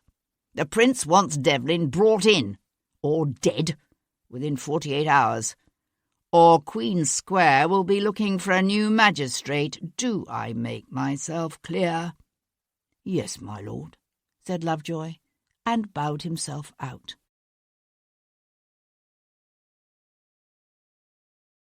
Chapter 41. It was just past noon when Sebastian reached his sister's townhouse on St. James's Square. "My lord," said Amanda's butler, his eyes widening in surprise and fear when he answered the door to Sebastian's peremptory knock. "Bayard's still at home, I presume?" said Sebastian, brushing past the man and heading for the stairs. "I believe Mr. Wilcox is in his dressing-room, my lord, if you care to wait in the—" "My lord!"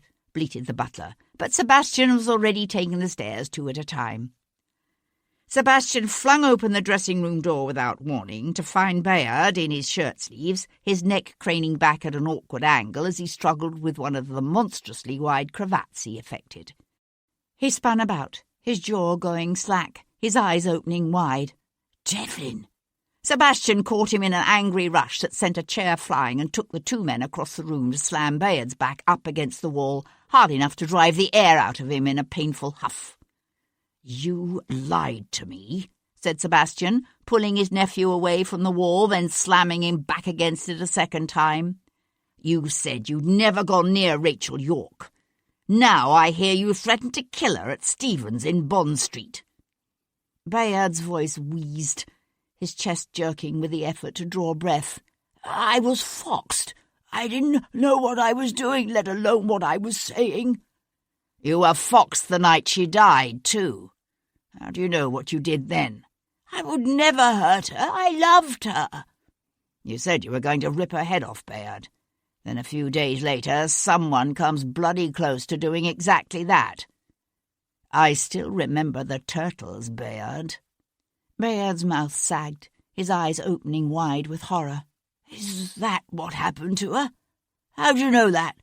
Oh, God, it's not true, is it?" Sebastian tightened his hold on his nephew's arms, lifting him up until his feet barely touched the floor and holding him there. "What about the other one, Bayard? Mary Grant. Why did you go after her, too?" The mystification on Bayard's face was so complete that Sebastian knew a moment of misgivings. "Other one? Who the devil is Mary Grant?" A woman's voice cut through the sudden, thick silence. "Let him go," said Amanda. "Let him go, or I swear to God, Sebastian, I'll bring the constables down on you." Sebastian swung his head to stare at his sister. She stood in the doorway, a tall, middle-aged woman with the inescapably proud bearing of an earl's daughter. She had their mother's colouring and slim, graceful stature, but enough of their father's blunt, heavy features that by the age of 40 she resembled the Earl far more than the beautiful, ethereal woman who had once been the Countess of Hendon. Sebastian hesitated, then eased his grip on Bayard's arms to let the boy slump against the wall. Bayard stayed where he was, his shoulders pressed against the panelling, his mouth slack, his breath coming hard and fast. "You knew, didn't you?" said Sebastian. "You knew he killed that girl." Bayard wiped a shaky hand across his loose, wet lips. "I didn't. Why won't you believe me?" Sebastian kept his gaze on his sister's face. "You knew, and yet you kept quiet about it. And now he's killed again." "I tell you I didn't kill her," said Bayard. "I didn't kill anyone."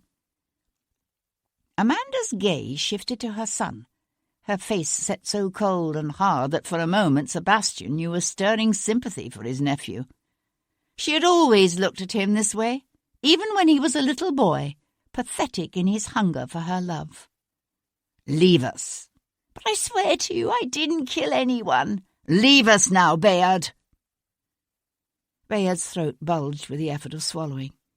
He hesitated a moment, his mouth working as if he were trying to say something.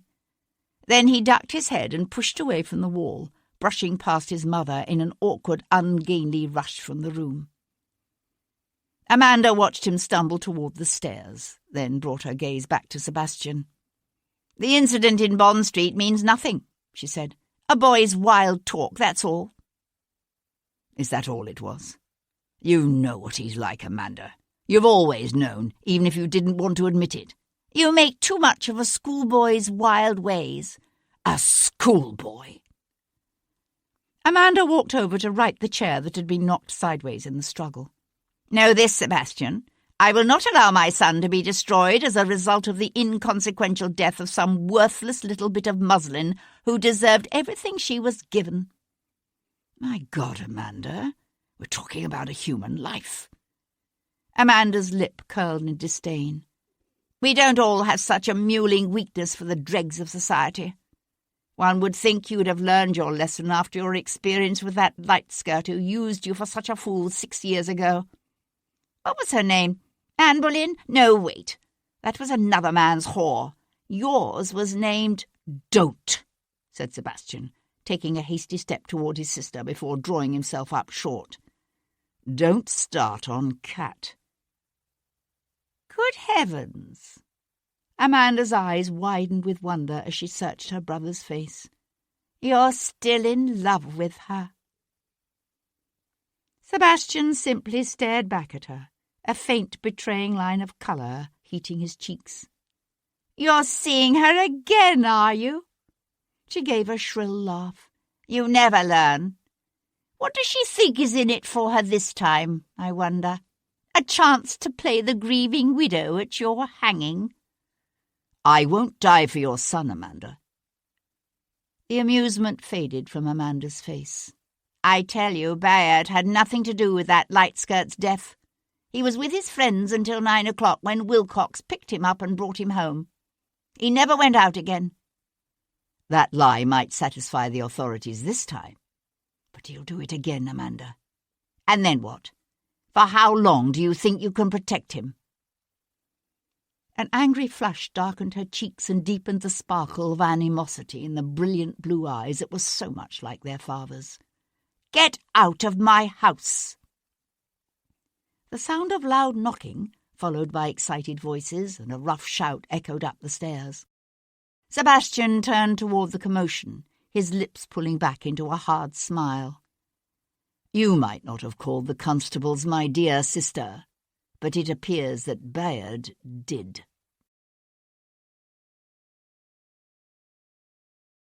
Chapter 42. There were only 2 constables, both on the wrong side of 40, one tall and bone-lean, the other slow and fleshy. The first was halfway up the stairs when Sebastian's fist caught him under the jaw with an audible smack that closed the man's mouth and sent him arm-wheeling backward. "I say," blustered the second just before Sebastian buried his fist in the man's soft gut. His eyes widened, and he doubled over with a wheezing whoomph. Bayard was standing at the base of the stairs, his derisory, self-satisfied smile fading fast. "You little bastard," said Sebastian, and punched him too, just for the bloody hell of it, on his way out the door.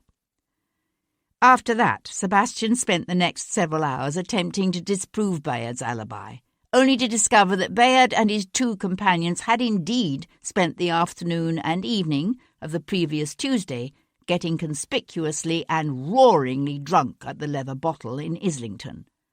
Their subsequent arrival at Cribb's parlour, followed by their hasty departure, had been equally spectacular and memorable. In fact, the doorman distinctly remembered helping to load the insensible young gentleman into his father's carriage. He even remembered the time, for the city's church bells had begun to toll 9 o'clock, just as the carriage pulled away. Tom found Sebastian in a coffee-house near the Rose and Crown, a tankard of ale cradled in his left hand, a blood-stained handkerchief wrapped around the knuckles of his right. "What'd you do to your hand?" "I hit something." "A bone box, you mean?" Tom said with a grin, and slid onto the opposite bench, a paper-wrapped Cornish pasty clutched in one fist. "Find out something on your nevvy?"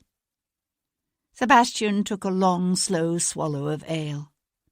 "That he has an ironclad alibi." Tom looked up from tearing the paper off his pasty. "A what?" "An alibi. Veritable proof that he was somewhere else at the time of the crime. In this instance, passed out insensible in his father's arms." Sebastian stretched back on the bench. "My pool of suspects is rapidly diminishing. Bayard had the motive and means, but not apparently the opportunity to commit murder. Giorgio Donatelli had the opportunity, but no motive that I can see. Apart from the fact that nothing we've learned about the man suggests he's capable of such extreme violence. Lord Frederick claims he was with the Prince of Wales at the time of the killings, and while I haven't had a chance to verify that, I would assume at any rate that a man of his inclinations would be unlikely to indulge in our killer's particular form of necrophilia." "Necro what?" Sebastian glanced over at the boy's open, inquisitive face. "Never mind that one." "There's still the Frenchman," said Tom. He paused to take a bite of his pasty, but swallowed quickly before continuing. "And that actor, Hugh Gordon. All you got is his word for it that he was home studying his lines that night." "A love affair that went bad 2 years ago seems an unlikely motive for murder. But you're right, it wouldn't hurt to look into his movements that night. Why don't you ask around, see if any of his neighbours remember seeing him that night?" Tom nodded and swallowed the last of his pasty. "I got something interesting on your Lord Frederick. He went to see a friend last night. A young friend what has rooms in Stratton Street over Marylebone Way." Sebastian drained his tankard and pushed it aside. "Who is he?" "Folks around there didn't seem to know. I take it he hasn't lived there long, so I followed him this morning. And?" "His name is Davis, Wesley Davis. Turns out he's a clerk at the Foreign Office." It was the hour of the fashionable promenade in Hyde Park, the hour when everyone with pretensions to being anyone was careful to be seen there, walking, trotting sedately along the Row on a showy hack, or bowling up the avenue in a suitably stylish curricle, phaeton, or barouche. The weather hadn't been particularly favourable lately, but that morning's bleak sunshine had melted what was left of the snow, helped along by a stiff wind that was still blowing hard enough to keep away the stinking yellow London fog. Society's finest were out in droves, bundled up to their stiff upper lips against the cold. Sebastian kept his hat pulled low and his scarf wrapped about his lower face, but his scruffy appearance still attracted more attention than he would have liked as he waited patiently beside the footpath, some 20 yards away from where Lord Frederick had paused to speak to a fawning matron and her blushing young daughter. He might be nearly 50 and a younger son, but Lord Frederick was still considered quite a catch for all that. His wife had, unfortunately, left most of her considerable fortune tied up in trust for their daughter, but everyone knew that the chances were more than even that the man would be made Prime Minister in just a few days' time. True, he'd shown no disposition to remarry in all the years since his wife's tragic death, but the recent marriage of his dearly loved only daughter had raised hopes in the bosoms of the metropolis's mammas, as well as among more than a few of society's more attractive widows. Surely, they realised, the need for female companionship would at long last inspire Lord Frederick to look about him for a wife, especially when one considered the pressing need for someone to play the part of his political hostess. Of course, they didn't know about the existence of one Mr. Wesley Davis of Stratton Street. Smiling smoothly, Lord Frederick extricated himself from the clutches of the two ambitious ladies, tipped his hat, bowed, and continued up the footpath. He wore buff-coloured doeskin breeches and a many-caped garrick, and carried an ivory-handled ebony walking stick that swung idly in one hand as he headed toward Park Lane. Sebastian fell into step beside him. "I've a flintlock in me pocket big enough to blow a hole in your gut the size of a dinner plate, so don't you be getting any fancy ideas about hollering out or trying to skewer me with the fancy little sword you've got hidden in that cane of yours," Sebastian added, when the man's fist tightened around his walking stick. Fairchild relaxed his hold on the stick's ivory handle, but his expression remained calm and defiant. "Surely you don't expect to get away with armed robbery in broad daylight in the middle of Hyde Park? I don't want your bongs and giggles. All I want is for us to have a little chat. Over there." Sebastian nodded toward a wooden bench set back amongst the shrubbery, "Beneath that chestnut tree." Lord Frederick hesitated a moment, then stepped off the footpath into the long wet grass. "Sit down, real easy like," said Sebastian, when Fairchild reached the bench and turned to look back expectantly. "And drop that walking stick. That's right. Now, kick it over here." Keeping a watchful eye on the man on the bench, Sebastian reached for the cane at his feet. The mechanism that released the ivory handle from the ebony shaft was easy enough to find. The shaft fell away with a well-oiled hiss, revealing a gleaming, two-edged blade. "Nasty little piece of work, this," he said, in his own voice and diction. Lord Frederick set his handsome square jaw. "The streets are dangerous places these days." Sebastian laughed and loosed the scarf from about his lower face. "You've no idea how dangerous." A mingling of recognition and shock sagged the other man's face. "Oh, God! You're Devlin, aren't you?" He swallowed, a new kind of wariness narrowing his eyes, replacing the initial slackness of surprise. "What you want from me?" "The truth would be nice, for a change." Sebastian played with the sword stick in his hand, learning the weight of it, testing the balance. "I'll save us some time, shall I, by telling you what I already know? For instance, I know that whatever else you were doing with Rachel York, you weren't tupping her."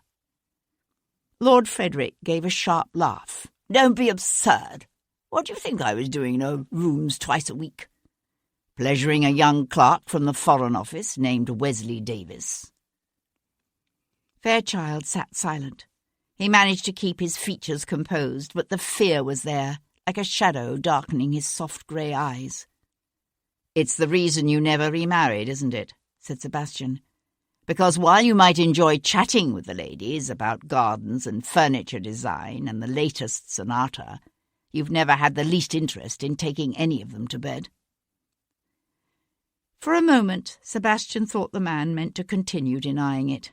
Then his shoulders sagged, the skin around his eyes tightening as if in a wince, and he said softly, "Who else knows?"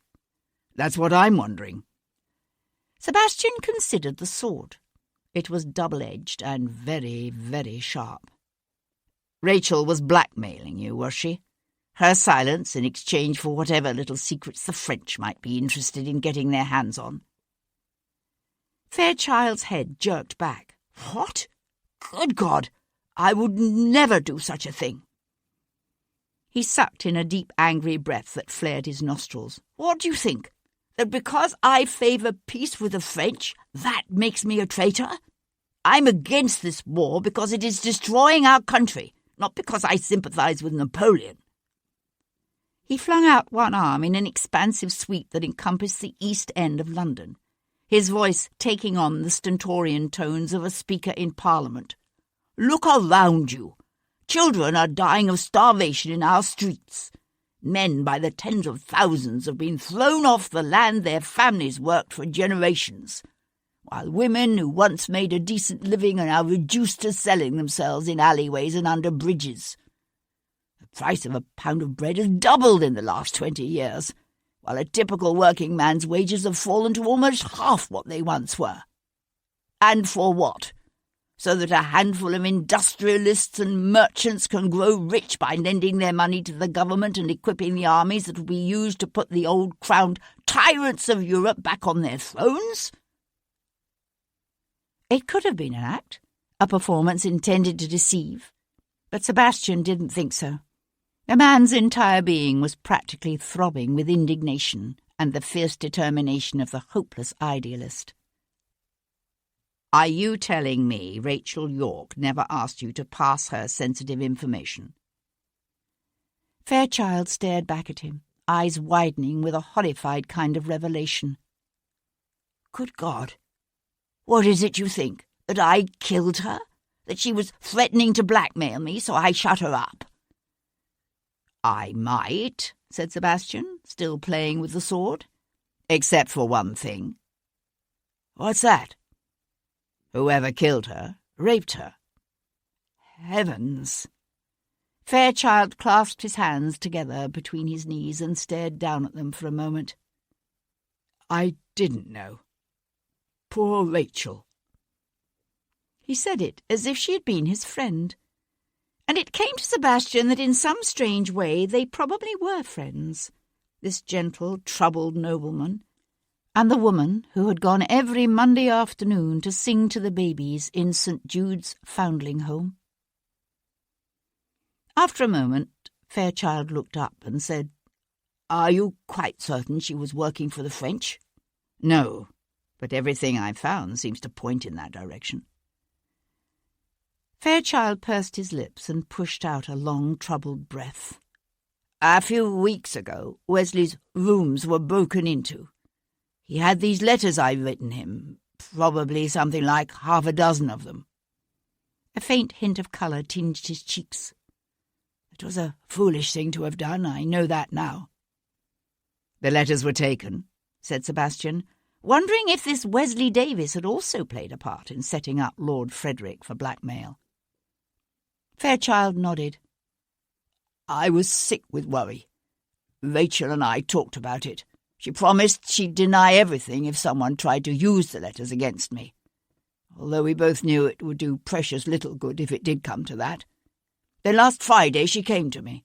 She said she'd discovered who had the letters and she knew someone who could get them back for me. Steal them, actually. For how much? £3,000. It was less than what she demanded from Hendon. And it came to Sebastian that there might very well have been others she'd approached, other rich, powerful men, one of whom might have decided to kill rather than pay for the secrets she had to offer. He studied the man who sat slumped on the bench, lost in his own thoughts. Do you think she's the one who took the letters from Davis's rooms in the first place? Rachel? Lord Frederick considered this for a moment, then shook his head. I don't think so. Although the last few weeks she seemed afraid of something. I don't know what. She talked about going away, starting over someplace else. It fit with what the others had told him, Hugh Gordon and the Reverend Finlay at St. Jude's. When were you supposed to meet her? Tuesday? Fairchild's chest lifted with a weighty sigh. I only wish I had.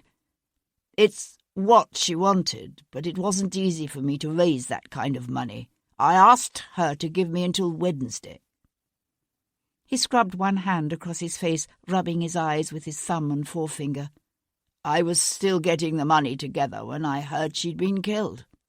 So who has the letters now? His hand fell back to his side. He looked haggard, frightened. I wish I knew. As soon as I heard what had happened to Rachel, I went past the lodging-house where she kept her rooms. I had some notion of going up and looking for them, but the constables were there. I didn't dare stop. Sebastian nodded. So Fairchild had gone to Dorset Court that day. But if he hadn't gone up to search Rachel's rooms, then who had? Fairchild jerked up from the bench and took an agitated step away before whirling back around. If those letters are made public, I'll be ruined, absolutely ruined. Sebastian studied him dispassionately. Did Rachel tell you who had the letters? A faint flush touched the man's high aristocratic cheekbones. Yes. Leo Pierpont. Of course, said Sebastian. I should have known. At the far end of the row, a young blade on a showy, white-marked chestnut set his mount cavorting. Sebastian lifted his head and watched the chestnut's 4 white stockings flash in the thin winter sunlight. And he knew it again, that tantalizing sensation of a thought hovering somewhere on the edges of consciousness, just beyond his grasp. Exactly who had she found to steal the letters from Pierpont, did she say? The other man shook his head. All I knew was that it had to be done while Pierpont was out of town for the week at Lord Edgeworth's country house down in Hampshire. She was hoping to be gone by Thursday before Pierpont had a chance to come back and find the letters missing. I could be wrong, but had the impression— Yes? He's the one she was afraid of. The one she was running away from. Sebastian glanced down at the gleaming blade in his hands.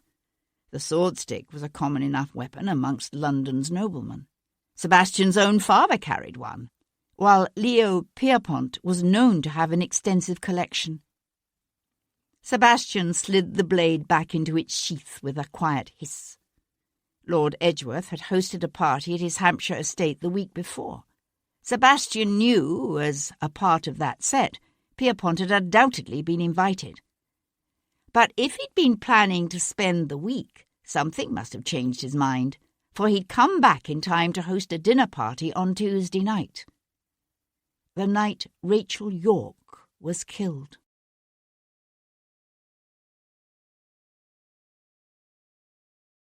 Chapter 43. Sir Henry Lovejoy sat in the empty pit of the Stein and watched Hugh Gordon, decked out as Hamlet, rehearse his climactic sword fight with a significantly overweight Laertes. The discovery of Mary Grant's ravaged body should have removed whatever lingering doubts a magistrate might have had about Lord Devlin's guilt.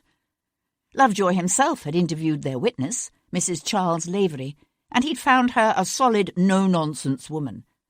If Mrs. Lavery said she'd seen Lord Devlin leaving the lodging-house, then Lovejoy was inclined to believe the man had been there. And yet the doctor who examined Mary Grant's body had given it as his opinion that she'd been killed earlier in the day, perhaps before noon. And while most people didn't put much stock in such things, Lovejoy had too much respect for the scientific method to ignore the doctor's report. Except that if Devlin hadn't killed Mary Grant, then what was he doing there at her rooms? Why was he still in London at all?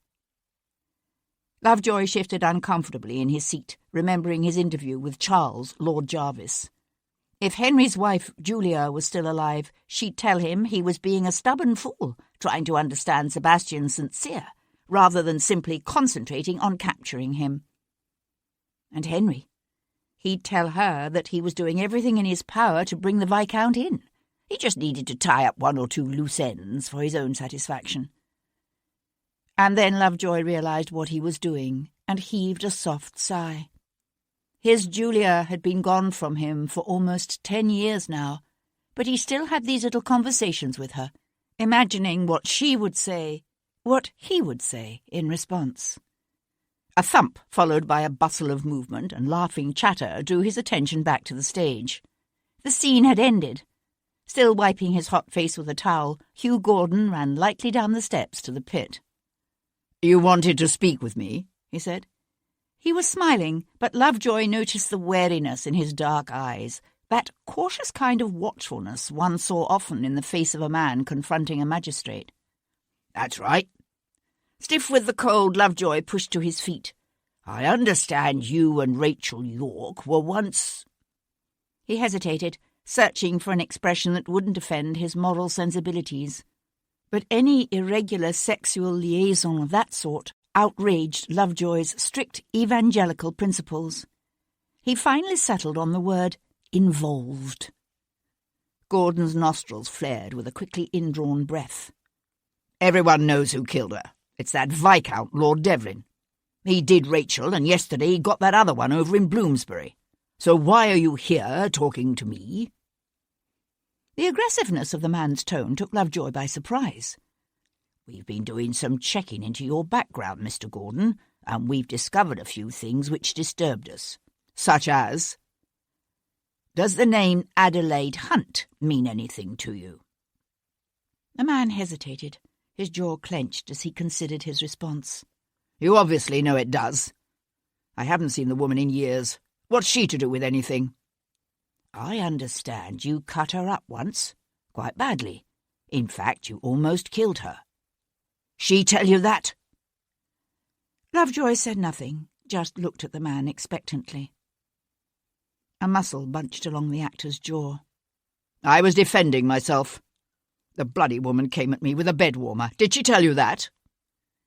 As I understand it, you flew into a rage when she attempted to break off the relationship. She wielded the bed warmer to defend herself. No charges were ever pressed. Now, were they? Lovejoy drew in a deep breath scented with grease paint and the faint lingering tang of orange peels. Some men make it a habit of cutting up women who try to break off with them. I understand you were particularly angry with Rachel York when she left you for another man. A faint flush darkened the actor's lean, handsome face. So, that was almost 2 years ago now. What is it with you people? I explained all this to that other fellow. What other fellow? The one who came around a couple of times asking questions about Rachel. First he claimed to be her cousin Simon Taylor from Worcestershire. Then he said he was a Bow Street runner. What? What did this man look like? Gordon shrugged. Tall, lean, dark. Younger than he was trying to make himself look. Dressed rather scruffy. Lovejoy felt a quickening of interest verging on excitement. See, Julia, he thought, this stubborn fool is onto something after all.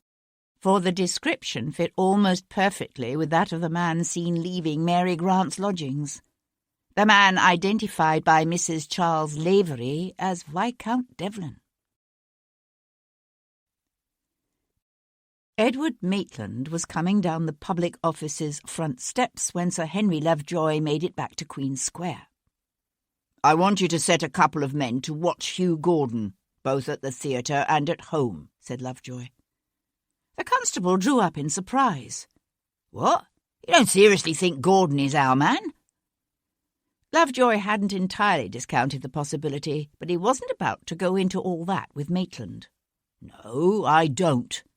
But Devlin seems to have developed an interest in him. He's already approached Gordon twice, and he may try to do so again. I want us to be ready for him.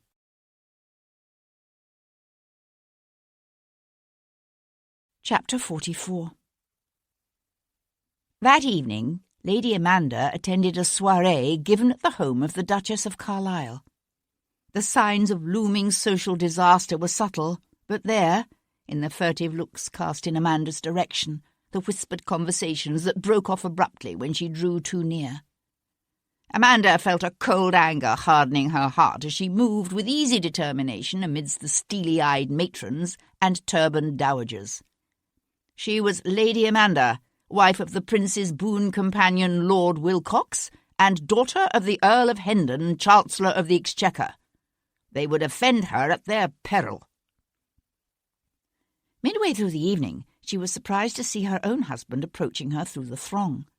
Having no taste for the whirl of social functions or visits to the theatre and opera that occupied his wife's time, Wilcox normally retreated after dinner either to an evening session of the House of Lords or to one of his clubs. "Something wrong, dear?" she said in a smiling aside as she lifted a glass of champagne from a passing servant's silver tray. "Has Sebastian's latest exploit resulted in your being blackballed from White's? Or has Boney landed at Dover?" Wilcox's habitual placid smile was firmly in place, but his eyes were grave. "Bayard tells me his uncle paid you a visit this afternoon." Even as he spoke, he kept his gaze moving casually over the glittering crowd. "Is that wise, my dear?" "Really, Martin, do you seriously think I had extended Devlin an invitation? Suggested he might want to hide out in the carriage house, or perhaps pose as one of our footmen?" "No, I suppose not." For one telling moment, Wilcox's smile slipped. Where the devil is he hiding, anyway? He didn't happen to mention it. But unless I miss my guess, he's taken refuge with that light skirt he made such a fool of himself over when he first came down from Oxford.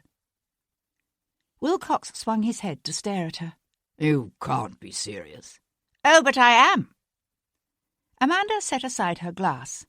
Ah, there's Lady Bainbridge. Do excuse me, dear. And she left him then, to make use of the information or not, as he chose. Sebastian watched Leo Pierpont rein in before the open door of his carriage house. Night came early to the streets of London in February. By 4, the mews and the gardens leading up to the house were already dark. Gilles! The Frenchman shouted, his voice echoing hollowly in the cold stillness. Gilles, où es-tu? He waited expectantly. Charles? Swearing to himself, he swung from the saddle to lead the tired chestnut into the stables. He lit the lamp suspended from the rafters, glanced around the softly lit area, then said, "Merde," under his breath, and reached to unbuckle his cinch. From the shadows of an empty stall at the end of the row, Sebastian waited, listening to the muttered grunts of a man unused to the task of unsaddling and grooming his own horse. The smell of warming oil mingled with the scents of hay and oats and horseflesh. In a nearby stall, one of Pierpont's carriage horses moved restlessly. Slipping the flintlock pistol from his pocket, Sebastian crept to where the Frenchman, still grumbling, crouched to run a currycomb over his chestnut's wet belly. Sebastian held out the pistol until the muzzle was scant inches from Pierpont's ear. At the sound of the hammer being pulled back, Pierpont froze. "Move very carefully, Monsieur Pierpont." Pierpont turned his head, his gaze focusing on the pistol before lifting to Sebastian's face. "Where are my groom and coachman? Some place where we don't need to worry about them disturbing us." The Frenchman straightened slowly. "What do you want?" "I thought I'd tell you a story."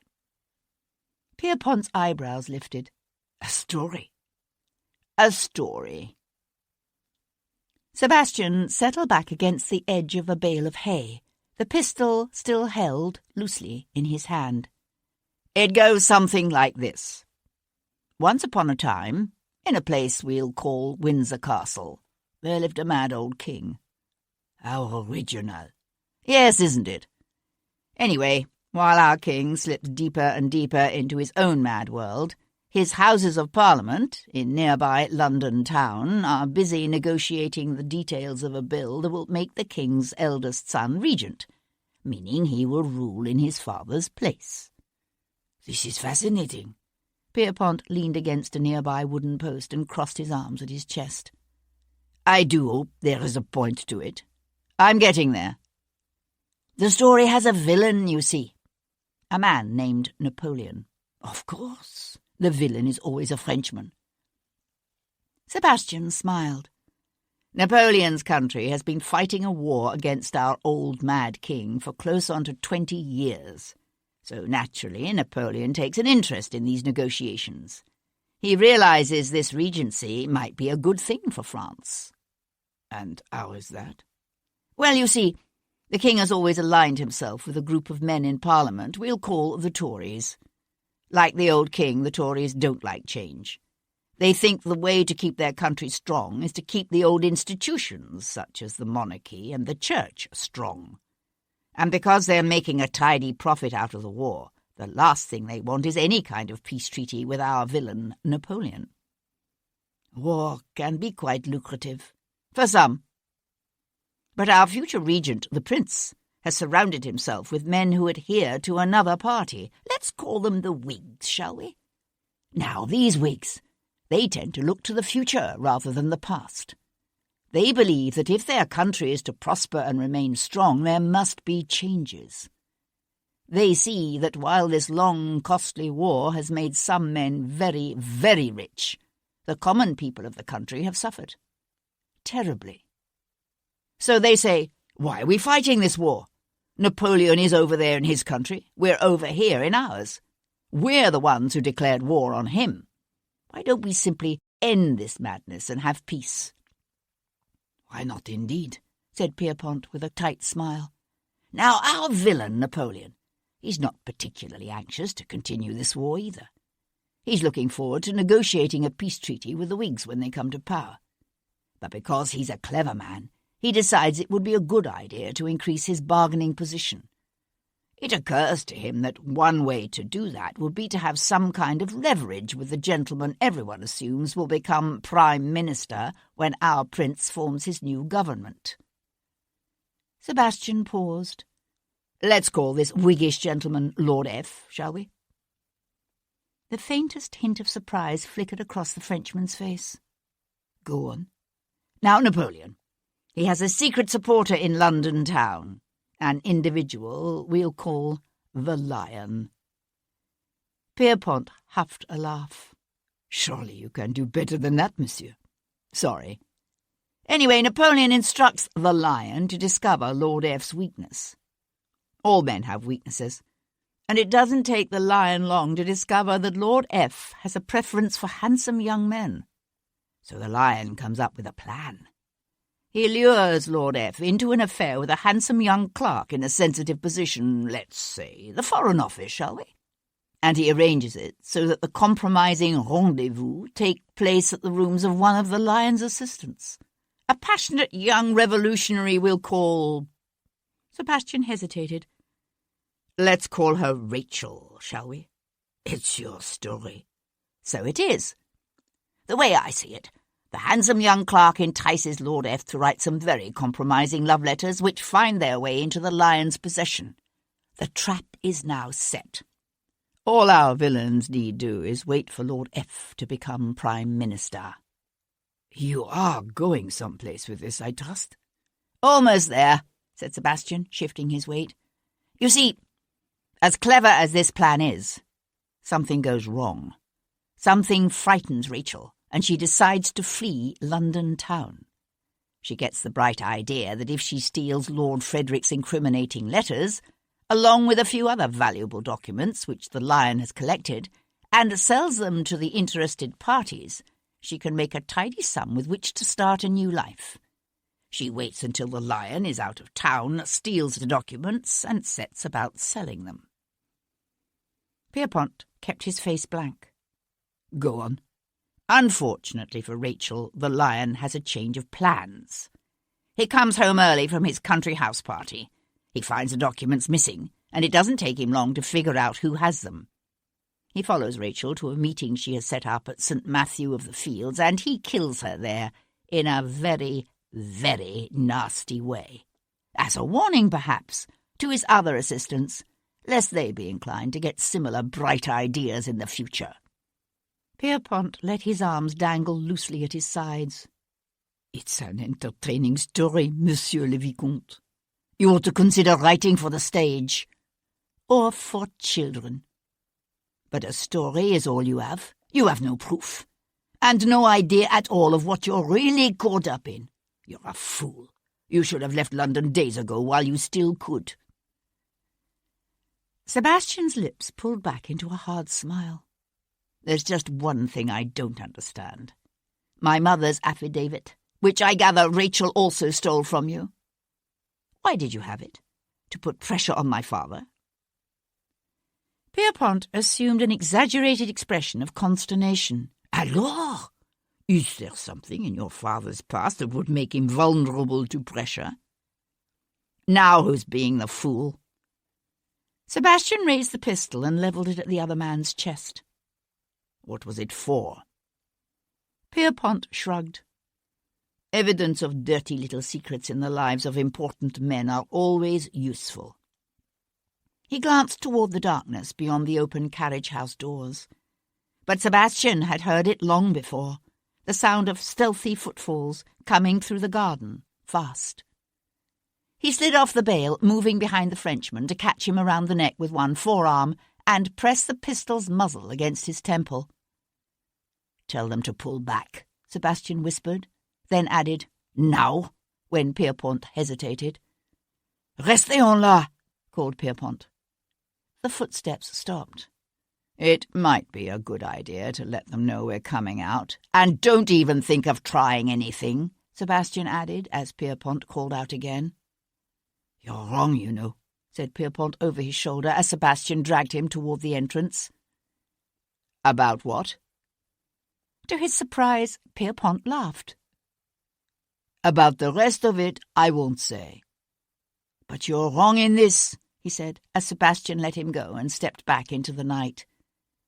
I didn't kill Rachel York.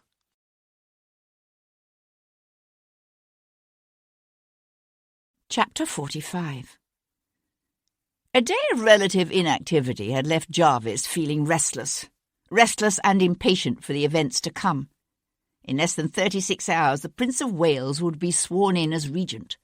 Tomorrow would be an entertaining day. Most entertaining. Sometime after midnight, he set aside the report he'd been reading and stretched to his feet. The house lay empty and silent around him, all the troublesome women of his life having long ago retired to their respective rooms. Making his way down to the library, he poured himself a glass of brandy, then went to unlock the upper right-hand drawer of his desk and ease it open. It wasn't often that Jarvis allowed himself the luxury of gloating, but he indulged himself now, sliding the paper out to hold it for a moment in his hands. Smiling softly to himself, he was just closing the drawer again when he heard his daughter's voice. Is something wrong? He looked up to find her standing in the doorway, one hand cupped around the flickering flame of her chamber stick to shield it from draughts. She was a tall woman, Hero.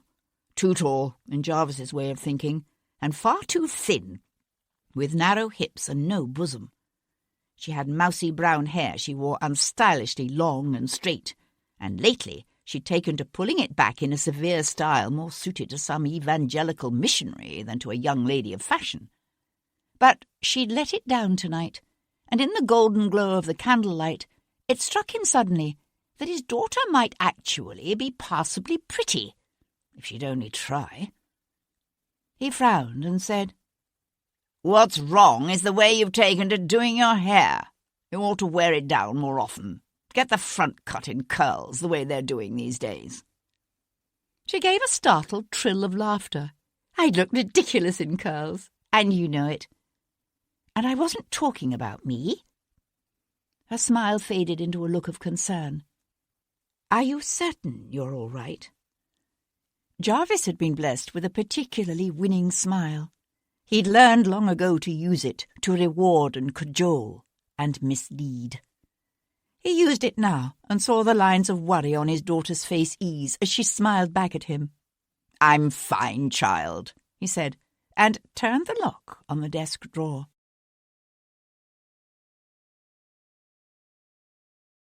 Chapter 46. Kat closed her eyes and smiled. The years of artifice and practised calculation, of determinedly holding herself aloof, had slowly obliterated the memories. She had forgotten what it could be like, forgotten the warm inner glow of joy that could come from palms sliding over beloved sweat-slicked skin. Forgotten, too, the stomach-clenching thrill of seeing familiar dark shoulders rise above her, the breath-catching delight of strong fingers capturing her hand to hold her a willing prisoner while soft lips went a-roving. She'd forgotten that beyond mere physical sensation and release, far beyond it, lay rapture and a union so spiritual in essence as to reach the sublime. The night around them lay quiet and dark, filled only with the ragged twining of their breath and the crackle of the fire on Kat's bedroom hearth. Hands trembling, she clutched Sebastian's tensing body to her, her legs tightening around his waist as she felt the shudders start to rip through him, heard him say her name in a tortured cry, felt his body pulsing so deep within her own. Afterward, he smoothed her hair from the dampness of her forehead, nestled her into the curve of his arm as he eased himself down beside her, and kissed her softly below her ear. His smile was tender in the night, but already his eyelids were fluttering closed. She felt the strain and worries of the long day drain out of him, felt his arms go limp around her, and knew he slept. Sometimes, she'd learned, he had nightmares, memories of the war that could jerk him awake wide-eyed and sweating. But for now, his sleep was undisturbed. Lying quietly beside him, she listened to him breathe, watched the play of firelight over the strong bones of his face. But when the emotions surging within her threatened to become overwhelming, she slipped away from him carefully so as not to wake him. Catching up a cashmere shawl from the back of a nearby chair, she went to stand looking out over the mist-shrouded parterres of the garden below. She had never stopped loving him. She supposed that in some secret, unacknowledged corner of her heart she'd always known the truth. She knew now, too, that beneath all the throbbing anger and hurt of the last 6 years, Sebastian's love for her still burned, a warm and beautiful thing. But the hardest part of all was facing the stark realization that she was never going to stop loving him, that this pain of loving him would go on, stretching into all the bleak and lonely years to come. Letting the drapes settle back into place across the cold, frosted window, she turned again to the man who still lay gently sleeping in her bed. Her gaze roved over him, over the proud, aristocratic line of nose and jaw. For one weak moment, she allowed herself to fall into a dangerous reverie, a seductive fantasy in which she imagined the future that could be theirs together if Sebastian were never to clear himself of this terrible crime of which he'd been accused. If, rather than someday, taking his place as the Earl of Hendon, he were to remain a fugitive forever. But she stopped short of actually wishing it might be, although a sigh stretched her chest and tears she would never let fall stung her eyes. For it was because Kat loved Sebastian so much that she had driven him from her 6 years ago. And she knew well this man she loved. She knew that as long as there was breath within him, Sebastian would keep fighting to clear his name. Or die trying. The next morning, the sun was little more than a faint promise on a misty horizon when Sebastian returned to the Rose and Crown. He was in his room having breakfast when Tom came in, bringing with him the smells of London, of snow and coal smoke, and the roasting meats sold by the sidewalk vendors. "Cool, it's colder than a witch's tit out there," he said, stomping his feet and blowing on his stiff red hands before holding them out to Sebastian's fire. Sebastian looked up from buttering his toast. "Where are your gloves?" "I'll give 'em to Paddy." "Paddy?" "Aye, Paddy O'Neill. He's a neighbour of that actor cove, Hugh Gordon. And get this, according to Paddy, Gordon pinched the hackney Paddy'd sent one of the neighbourhood lads to fetch for him last Tuesday night. Even threatened to plant Paddy a facer when the old codger give him what for." Sebastian pushed back his chair and stood up. "Are you certain it was Tuesday night? This, old codger could have his days mixed up." "Not that old bugger. Every Tuesday for the past 15 years he's been taking part in a perpetual devotion on Lower Weymouth Street. His slot is from 9 to 10, and that's where he was going when Gordon pinched the carriage." Sebastian looked at the boy in surprise. "And how did you come to know about such things as perpetual devotions?" A faint line of colour touched the boy's cheek, but all he said was, "I knows." Sebastian let that pass. "So Gordon went out before 9? Tom nodded. "That's right. And get this, our Paddy even knows where the cove went. Heard him giving orders to the jarvey." "And?" "He told the hackney driver to take him to Westminster."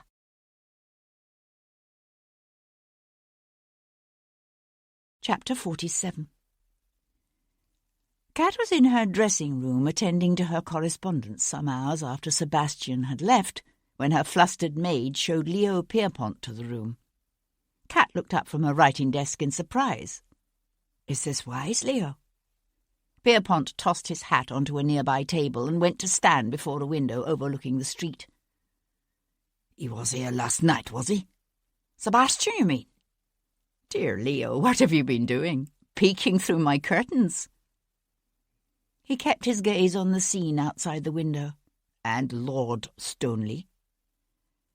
Kat Kat set aside her pen and leaned back in her chair. "I've grown tired of his lordship. I've no doubt he'll recover from the heartbreak in—" She hesitated, a cynical smile touching her lips.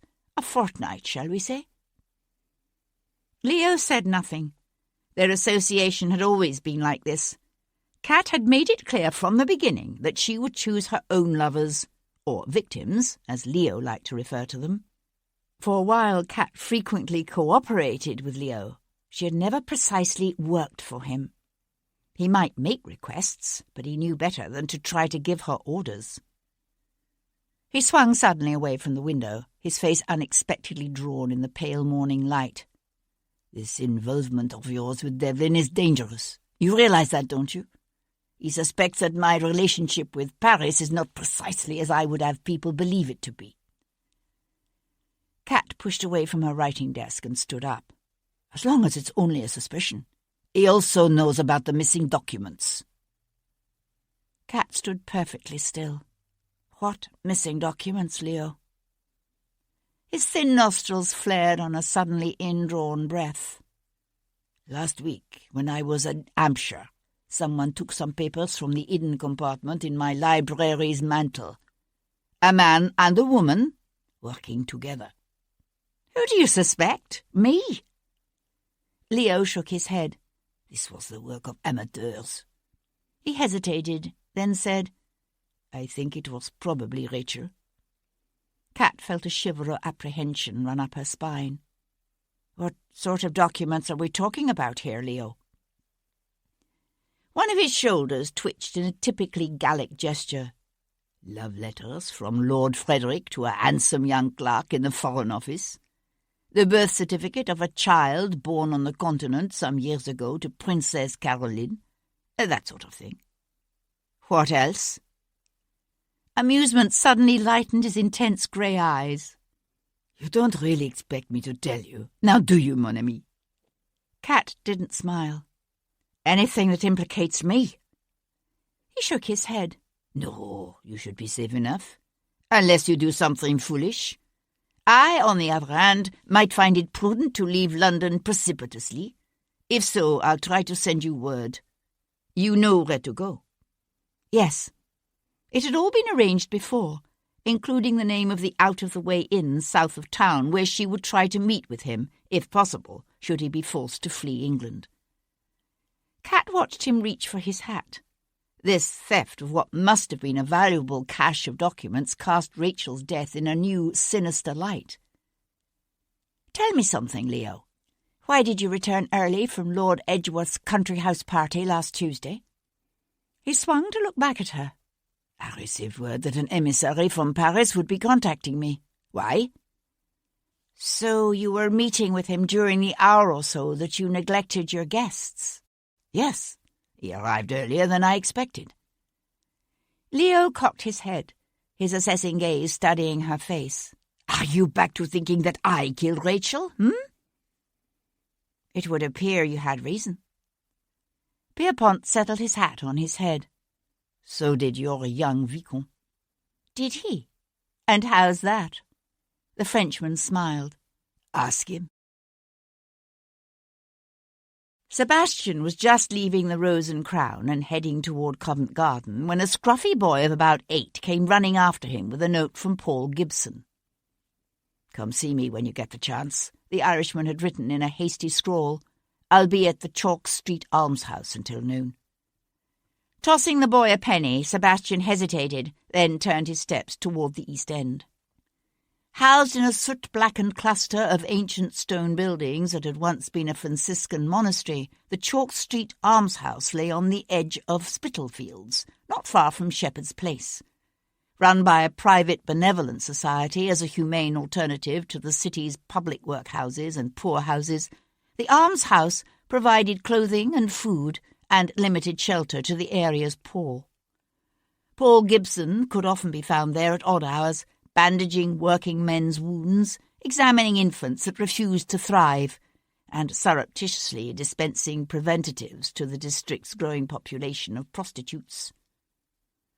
"They get younger and younger every year," said Gibson with a sigh, as he drew Sebastian into the small, unheated alcove allotted to him by the almshouse directors.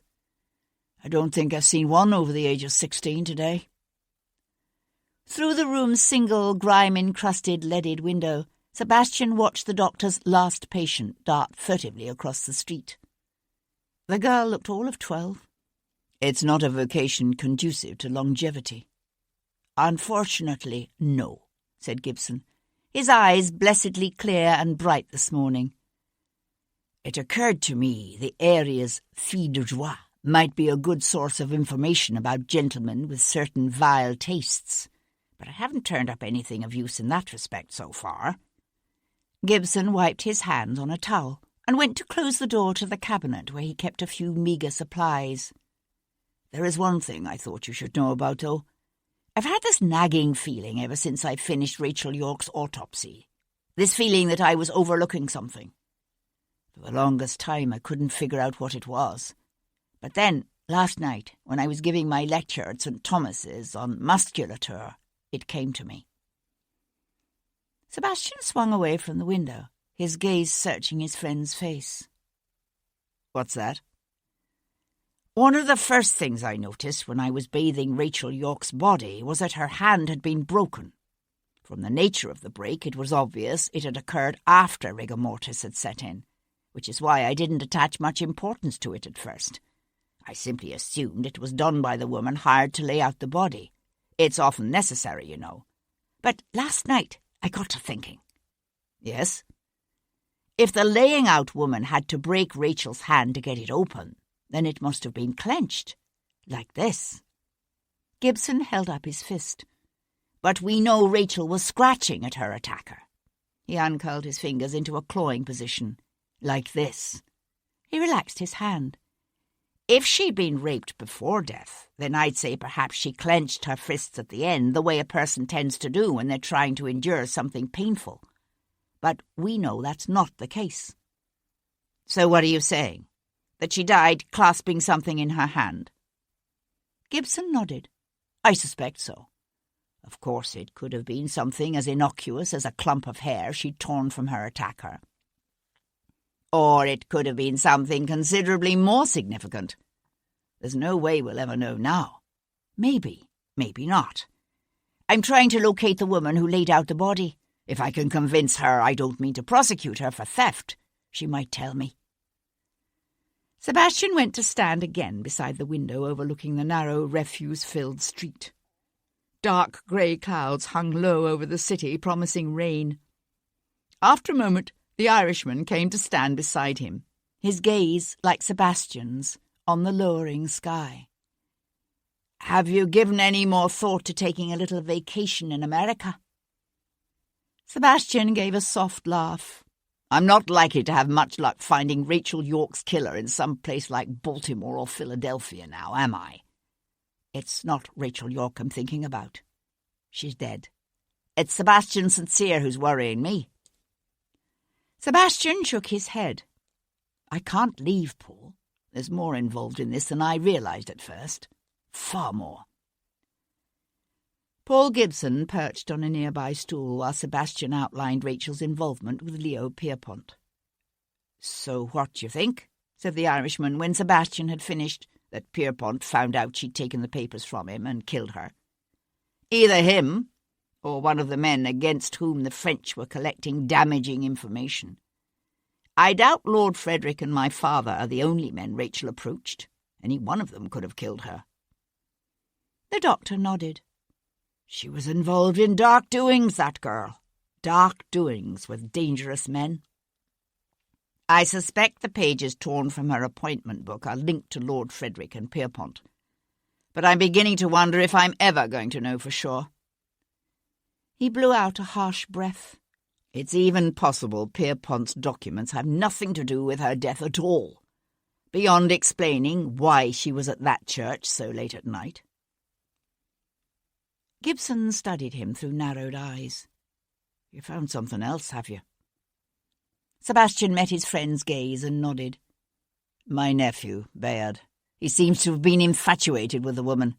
Followed her everywhere. Common enough occurrence, surely, when one is dealing with beautiful actresses and opera dancers and callow young men newly on the town. Perhaps, except the Saturday before Rachel died, Bayard flew into a rage at Stevens and threatened to kill her. Said he was going to rip her head off. Ah, not so common. Is he capable of such a thing, do you think? I never liked him as a child. He could be cruel. Vicious, even. Sebastian let his voice trail off. Yet it doesn't seem possible that he could have done it, given that he spent the evening in a very public display of riotous excess before passing out in front of Cribb's parlour. His own father took him home. Gibson sat silent for a moment, lost in thought. No, it doesn't seem possible, does it? And there's that other woman, Mary Grant. Why would Bayard track her down and kill her? Sebastian shook his head. No reason I can think of. Although, for that matter, the same could be said of Hugh Gordon. Rachel owed him money, and he's badly dipped enough that he might well have killed her in a fit of temper if she refused to pay. But why the maid? It doesn't make any sense. Unless... Sebastian broke off suddenly. Unless? What? Sebastian sat forward suddenly. Unless Gordon hunted Mary Grant down because he was looking for the papers Rachel had taken. Think about it. Gordon knew Rachel was involved with Pierpont and the French. What if he also knew she'd stolen the documents and was planning to sell them? He might well have decided to get his hands on them and sell them himself. And where does Mr. Gordon say he was last Tuesday night? Sebastian pushed away from the stool. He says he was at home studying his lines. But according to a cranky old Irishman named Paddy O'Neill, Gordon went off in a hackney just before 9 o'clock. Any idea where he went? Sebastian smiled. Westminster. Sebastian found Hugh Gordon in a cloth warehouse in the Haymarket, where the actor was inspecting an array of Bath superfine on a shelf against the side wall. "Oh, God, it's you again," he said when Sebastian came to stand beside him. "What the devil do you want now?" "How about the truth for a change?" Sebastian leaned against the nearby dark-panelled wall and smiled. "You followed Rachel to St. Matthew's last Tuesday night, didn't you?" "What?" Gordon glanced nervously over his shoulder. "Of course not. I told you I was at home last Tuesday night studying lines." "That's not what Paddy O'Neill says." "Paddy? What the hell has that dotty old Irishman to do with this?" "He says you pinched the hackney he'd called that night and took it to Westminster." "He's lying." "Is he? You needed money. Lots of money. More even than Rachel owed you. I think you found out about the documents Rachel took from Pierpont and came up with the bright idea of scaring her into giving them to you. Only she refused." Sebastian leaned in close and lowered his voice. "That's when you grabbed her, wasn't it? Maybe even gave her a shake, just like you used to do. Only this time Rachel fought back, tried to claw your eyes out, so you backhanded her." "This is crazy," Gordon began. "Across the face," continued Sebastian without pause. "And when she came at you again, you pulled the blade from your walking stick and slit her throat. And then, because fighting with women always makes you hard, you raped her." "What?" The word came out in a low-voiced explosion of shock. "What are you saying? That Rachel was raped after she was killed?" "That's right," said Sebastian. "I suppose it takes something out of a man, giving in to that kind of bloodlust and passion. Maybe that's why it wasn't until the next day that you finally made it around to Rachel's rooms, hoping to find the papers there. Only her maid had cleaned the place out by then, hadn't she? So you had to track her down. And when you found her, you killed her too. Why, I wonder?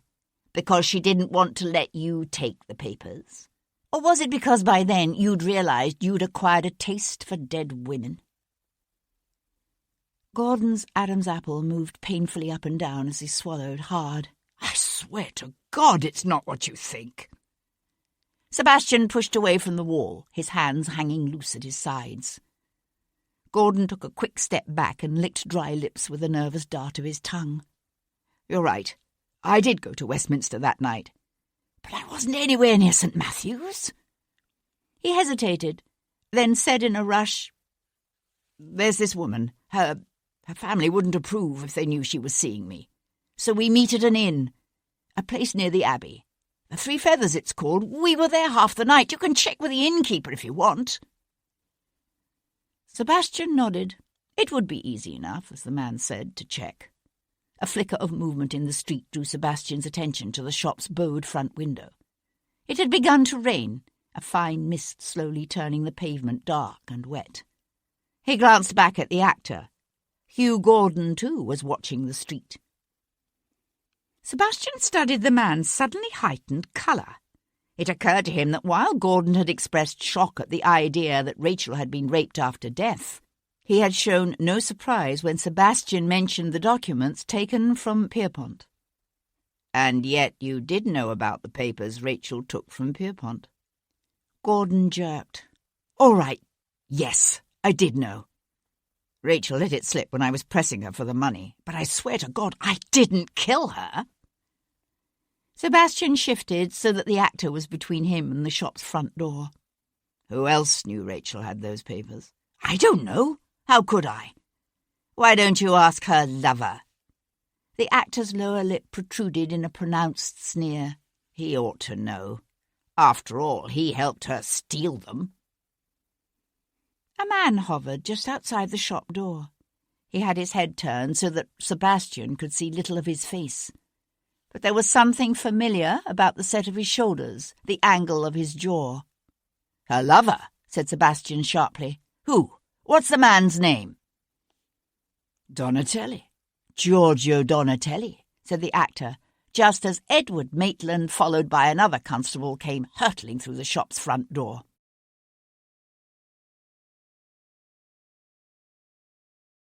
Chapter 48. Sebastian sprinted toward the back of the shop, the leather soles of his hessians slipping on the highly polished wooden floorboards. "Halt!" shouted Edward Maitland from behind him. "Halt in the King's name!" A trestle table piled high with bolts of silks and satins reared up before them. Sebastian careened into it, the board flying from its trestles to knock both constables off their feet behind him. "Stop him!" shouted Maitland, scrambling up onto his hands and knees in a shimmering sea of unfurling cloth. Someone grabbed a handful of Sebastian's coat. Twisting around, Sebastian heaved a small case of notions into the ponderous gut of a middle-aged, red-faced man whose mouth opened, bleating air. He let go Sebastian's coat. He could see the rear door through a workshop at the back. Praying the damn thing was unlocked, Sebastian raced toward it and smiled as he felt the latch give beneath his hand. He cleared the small back stoop in one leap to land in a narrow alleyway, his boots sending up sprays of muddy water as he fled past a pile of smashed wooden crates and barrels rimmed with rusting iron.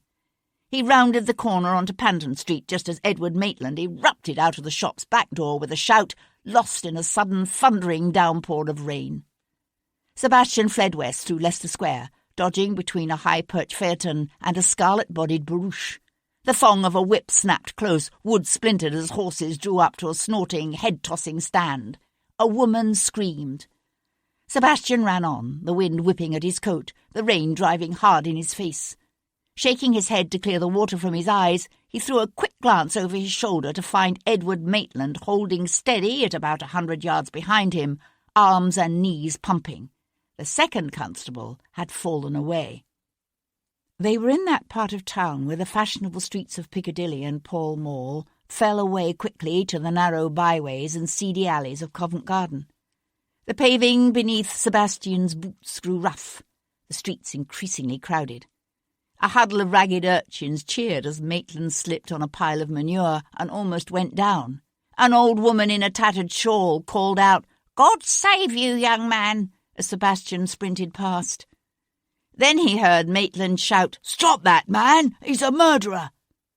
Looking up, Sebastian saw the top of the street blocked by a troop of Bow Street Horse Patrol on their way back from the city's outskirts.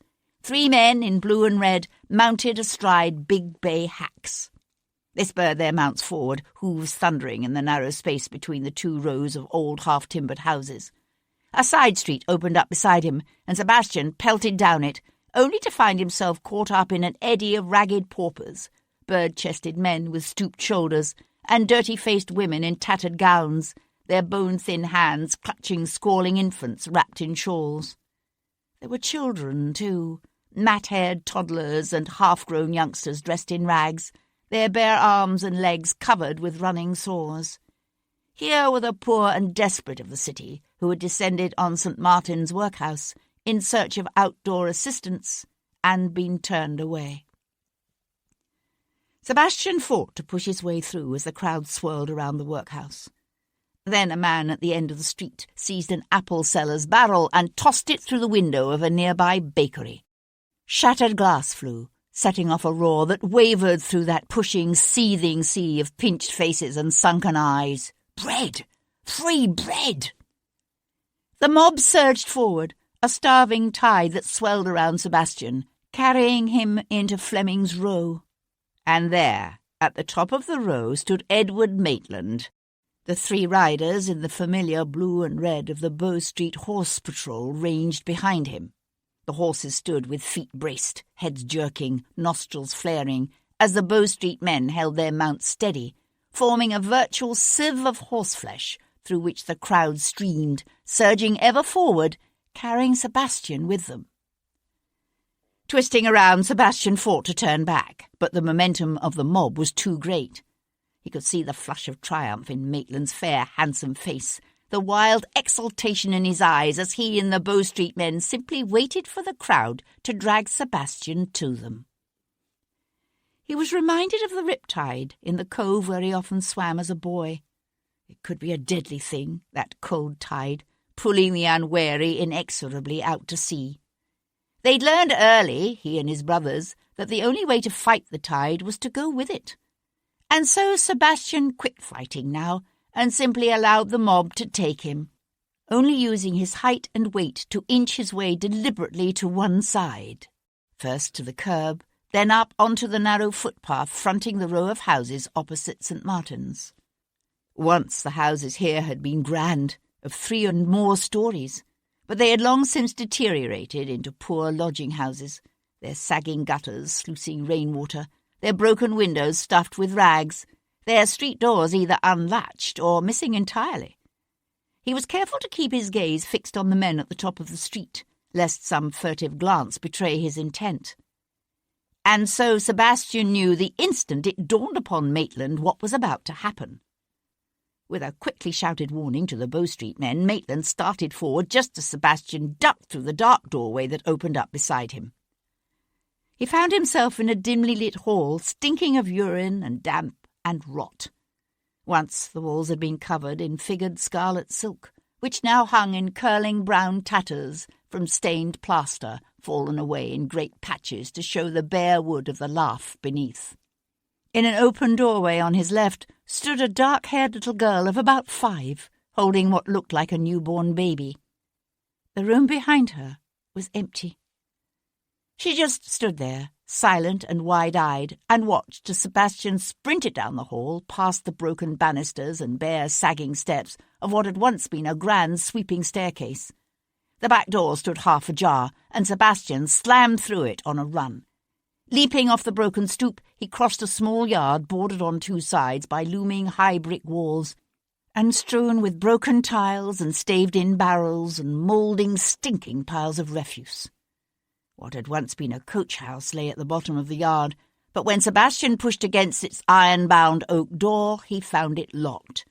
"Bloody hell!" he swore, pounding one fist against the stout panels. From the street on the far side of the house came shouts and the sudden insistent ringing of the alarm bell. "Bloody hell!" he said again, swinging around, his shoulders pressing back against the door. Beside him, a set of outside steps curled up to the loft. Pushing off, he bolted up the stairs.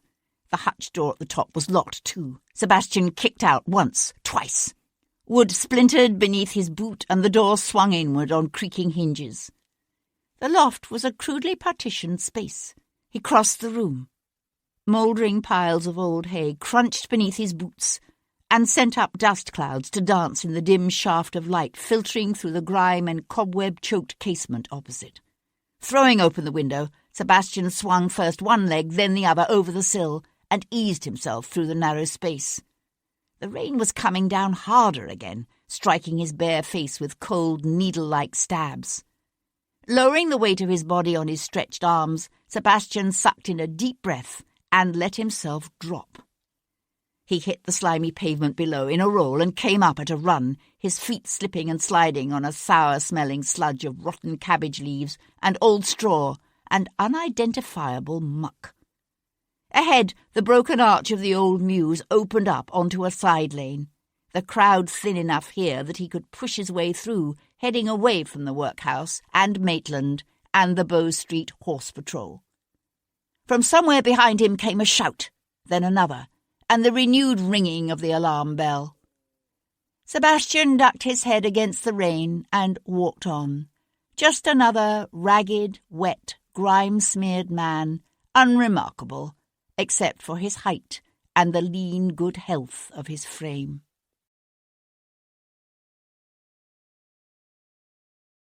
Chapter 49.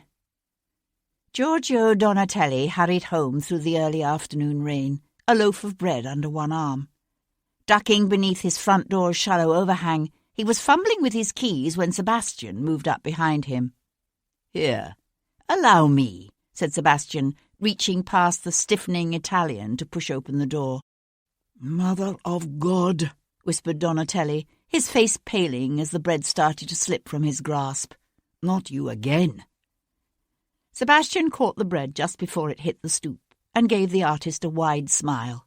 "Let's have a little chat, shall we?" "You didn't tell me you and Rachel were lovers," said Sebastian. Donatelli sat in a worn tapestry-covered armchair beside the parlour fire, his elbows on his knees, his dark curly head sunk into his hands. He lifted his head slowly, his jaw hardening. "I know this country of yours, the way you English are about foreigners." Sebastian stood on the far side of the room, his shoulders against the wall, his arms crossed at his chest.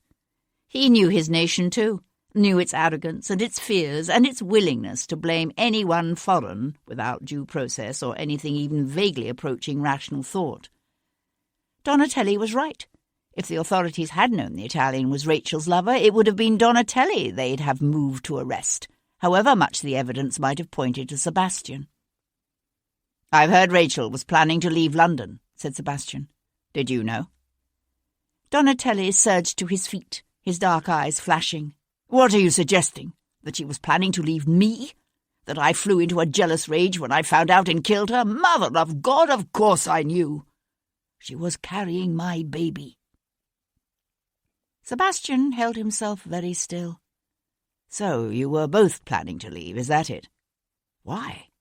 After years of struggling, you're finally being offered more commissions than you can handle, while Rachel had a promising career ahead of her on the London stage. Why would either of you want to throw all that away?" Donatelli went to stand beside the hearth, one hand resting on the mantel, his gaze on the fire. After a moment, he let his breath out in a long sigh, and it was as if he let go all his rage with it. "We were going to Italy, to Rome. Rachel was afraid of something, I don't know what. She wouldn't tell me what it was. She said it was better I didn't know." "But you knew she was passing whatever information she picked up from her lovers to the French, via Pierpont?" Donatelli nodded, his lip curling in disdain. "It's amazing the things men will let slip in an effort to impress a beautiful woman." Sebastian studied the other man's strong profile. He wondered at the sanguinity with which the painter could discuss the woman he loved flirting with other men, perhaps even coaxing them into her bed in her quest for information. "Did you know she stole a collection of documents from Pierpont?" Donatelli nodded, his gaze still fixed on the glowing coals. "God forgive me, I even helped her. Last Sunday, while Pierpont was in the country, I distracted the butler while she slipped into Pierpont's library. She knew right where he kept them, in a secret compartment in the mantelpiece. He'd had just such a hiding place contrived for her, you see, in her rooms in Dorset Court. Exactly how many documents did she take? Donatelli shrugged. I know there was an envelope containing some half-dozen of Lord Frederick's letters, but that wasn't all. I think she was planning to contact 3 or 4 different people. I don't know for sure. I didn't want any part of it. I told her it was dangerous what she was doing, that it was like blackmail. But she said it wasn't, that the people she was selling those papers to would be glad to get them. His voice trailed away into a tortured whisper. I was afraid something like this would happen. And yet you went looking for the papers yourself when you knew she was dead, said Sebastian. He was remembering what Kat had told him about the young man who'd searched Rachel's rooms the morning after her death. The young man with a key. Donatelli glanced around, dark colour staining his high cheekbones. I was afraid that whoever had killed Rachel would come after me too. I thought maybe if I had the documents, if I could give them to him. Give them to whom? Said Sebastian sharply. Pierpont. Do you think he knew it was Rachel who took the papers from his house? Perhaps. I wouldn't be surprised if he'd noticed something was wrong these last few weeks. She wasn't herself. Because of what she was doing for Pierpont? I don't think so. She was proud of what she did, of the part she was playing in the fight to bring republicanism and social justice to this country. But then... Then what? I don't know. It was as if someone was making her do something she didn't want to do, something that frightened her. When she found out about the baby... His voice broke, and he had to swallow. She decided we needed to leave. That's when she came up with the idea of taking the documents from Pierpont and selling them, so we'd have money to start over in Rome. Do you think someone discovered she was passing secrets to the French? Donatelli swung away from the fireplace, his clenched hands coming up to press against his lips. I'm not sure. Perhaps it might have had something to do with that wig. The one they were saying would be named Prime Minister when the Prince becomes Regent tomorrow. You mean Lord Frederick? Yes, that's the one, said Donatelli. Lord Frederick Fairchild. Pierpont was using Rachel in a scheme to try to control him. He let his hands fall to his sides. You have heard, haven't you, about Pierpont? Sebastian shook his head, aware of a deep tremor of disquiet. What about Pierpont? The government has moved against him. He's been denounced as a spy, his house raided. Sebastian shoved away from the wall. And Pierpont himself? Is he under arrest? No. Either he's very lucky or someone warned him in advance because he fled. They say he's already left London. Donatelli's lips twisted into a wry smile. It's ironic, isn't it? All that scheming to entrap a man who won't even be Prime Minister. What? What do you mean? You are very poorly informed, are you not? It was announced this morning. The Prince has decided not to ask the Whigs to form a government. The Tories will remain in power. By the time Sebastian reached Lord Frederick's townhouse on George Street, the rain had slowed to a light drizzle. A pattern was beginning to emerge, he thought, a tangled web of plot and counterplot. The key features might still be blurred and indistinct, but they were coming more and more into focus. Raising his hand, Sebastian beat a sharp tattoo on the townhouse door. Mr. Simon Taylor, he said, when the door swung inward to reveal a sombre butler with ruddy cheeks, an impressive girth, and the requisite expression of haughty disdain. To see Lord Frederick. The man's features remained admirably bland as he took in the full insult of Sebastian's Rosemary Lane breeches and coat, now soaking wet from the rain, and smeared here and there with malodorous muck from his run through the back alleys and stews of the city. The butler's first instinct, obviously, was to send such a visitor to the service entrance, But there must have been something about Sebastian's demeanour and calm self-confidence that gave the butler pause. He hesitated, then said, "Is his lordship expecting you?" "He should be. I am Rachel York's cousin." The man gave a rarefied sniff. "Wait here," he said, and turned toward the hall.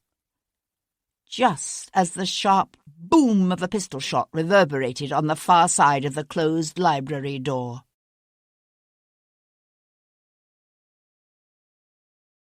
Chapter 50. Sir Henry Lovejoy was at his desk, dozing lightly after a pleasant meal of steak and kidney pie at the corner tavern, when he was jerked awake by his clerk's apologetic hiss. "Sir Henry," said Collins, his bald head appearing around the door frame, "there's a lady here to see you, a lady who refuses to give her name." Lovejoy could see her now, a delicately built young woman, fashionably dressed in a redingote of soft blue, with a matching, heavily veiled round hat. She waited until the clerk had reluctantly withdrawn, then lifted her veil to reveal the pale, troubled features of Melanie Talbot. "Mrs. Talbot!" Lovejoy pushed hastily to his feet. "You need not have put yourself to the trouble of coming here if you'd sent a message." "No," she said, with more force than he would have expected. She looked fragile, this woman, with her fine bone structure and slight frame and sad eyes, but she was not. "I've waited too long as it is. I should have told the truth from the very beginning." She sucked in a deep breath, then said in a rush, "Devlin was with me the night that girl was killed." Lovejoy came around his desk, one hand outstretched to usher his visitor toward a chair. "Mrs. Talbot, I understand your desire to help the Viscount, but believe me when I say that this is entirely unnecessary." "Unnecessary?" She jerked away from him, her blue eyes flashing with unexpected fire. "What do you think? That I'm making this up? John swore he'd kill me if he ever found out I'd seen Sebastian again. Do you think I would risk that? For a lie?" Lovejoy stopped, his hand falling to his side, all the old doubts about this case blooming anew within him. "What are you saying? That you met Lord Devlin last Tuesday evening despite your husband's prohibition?" She went to stand before the window overlooking the square. "John told me about the duel, bragged about it, about how he was going to kill Sebastian."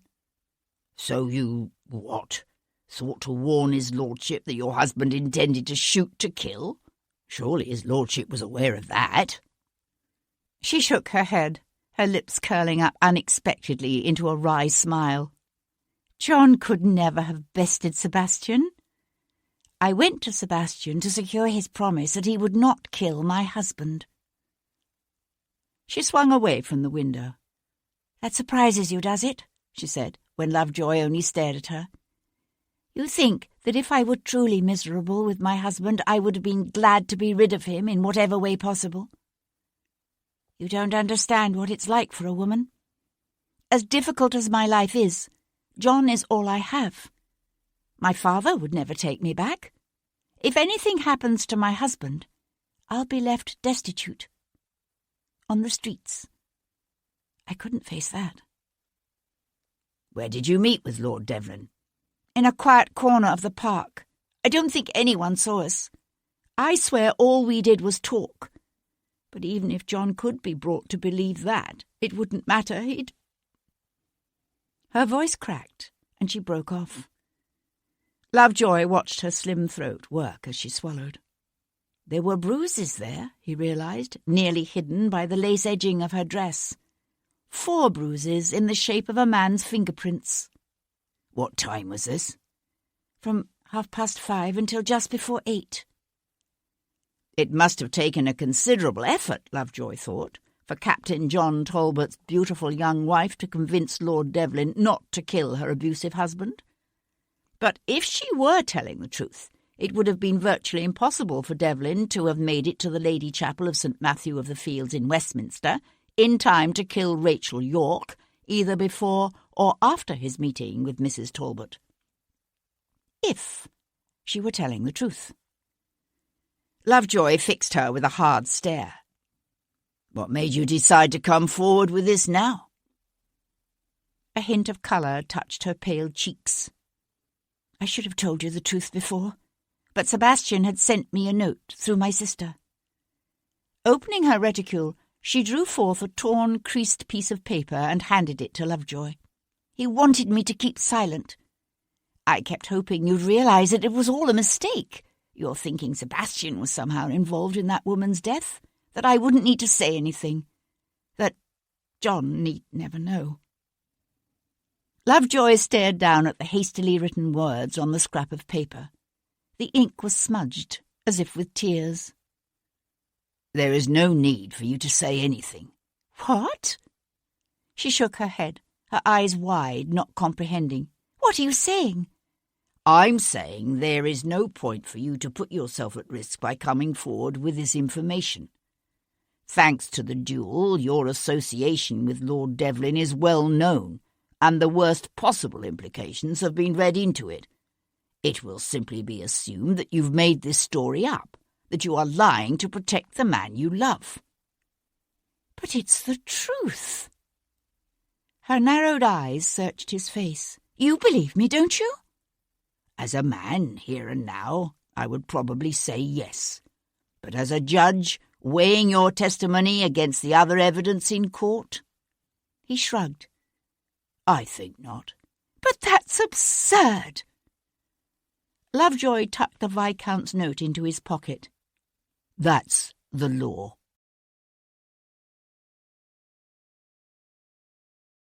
Chapter 51. Lord Frederick's butler seized the brass handle of the library door, his eyes going wide. It's locked. Sebastian thrust the man aside and kicked out hard. The wood splintered beneath his boat heel and the door slammed open against the wall with a shattering crash. The room beyond lay in semi-darkness. The fire in the grate had been allowed to burn low, and someone had drawn the heavy brocade drapes across the windows. The only light came from a flickering brass oil lamp on the desk, the frosted glass shade casting a soft glow over what was left of Lord Frederick Fairchild. He lay sprawled back at an unnatural angle in his desk chair, one hand dangling limply toward the carpet. Blood was everywhere, on the polished wooden desktop, on the tufted leather chair, the bookcases and panelled walls beyond. Sebastian thought at first that the man who had killed Rachel York and Mary Grant must somehow have made it here to this house before him. Then his gaze fell on the neat little ivory-handled pistol still gripped in Lord Frederick's clenched hand, and he understood. Swiping a trickle of mingling rainwater and sweat from his face, Sebastian crossed the room's oriental carpet to jerk open the drapes at the windows overlooking the rear garden. The pale light of a rainy winter's afternoon suffused the room. Fairchild had held the pistol's muzzle against his temple, shattering the right side of his head into a bloody, pulpy mess. Sebastian was just turning from the window when the man's chest jerked, his mouth opening as he sucked in air and breathed. He'd blown away the better part of the side of his skull, so that Sebastian could see the shiver of the man's brain beneath the white bone of his skull and the torn, bloody flesh of his scalp. But he wasn't dead yet. "Merciful heavens!" said the butler with a startled gasp, one fist pressing against his lips as he fled the room. From the hall came the sound of someone violently retching. Lord Frederick took another laboured breath. "Should have put the damned muzzle in my mouth," he whispered. Sebastian hunkered down beside him. "Do you know who I am?" A flicker of recognition showed in the man's eyes. "He had one of my letters to Wesley." "Who? Who has the letters?" "Jarvis." The man's shattered head moved restlessly against the bloody leather of his chair.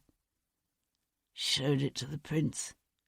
Said it had been found amongst Leo Pierpont's papers. That I was working with Pierpont to go behind the prince's back and make peace with France." His next breath rattled in his throat. Not true. Never betrayed my country. Never would. But the prince believed it. The man's eyes squeezed shut, as if in a spasm of pain, his voice fading. Jarvis said if I didn't go quietly, he'd see the letter was made public. Couldn't let Elizabeth, my little girl, ruin her. Sebastian leaned forward, one hand wrapping around the chair's leather-padded arm. The letter. How did Jarvis get it? Fairchild's eyes stared back at him, wide and sightless. Sebastian sat back on his heels, his hand still gripping the chair's arm. He became aware suddenly of the insistent shrill of a constable's whistle and the butler's voice shouting, "There! He's in there! In the library!" Sebastian was on his feet, tossing up one of the rear windows when he heard the sound of running footsteps crossing the marbled hall. He threw one leg over the windowsill. "You there! Stop! Stop, I say!" Slipping through the window, Sebastian landed lightly in a bed of wet, freeze-brown foliage and darkly sodden earth, and broke into a run. Charles, Lord Jarvis, startled his valet by returning to Berkeley Square shortly before 4 that afternoon. He wasn't a physically vain man, Jarvis, but the events at Carlton House that evening would be particularly momentous. And in an age that placed inordinate importance upon appearance, a wise man attended to such things.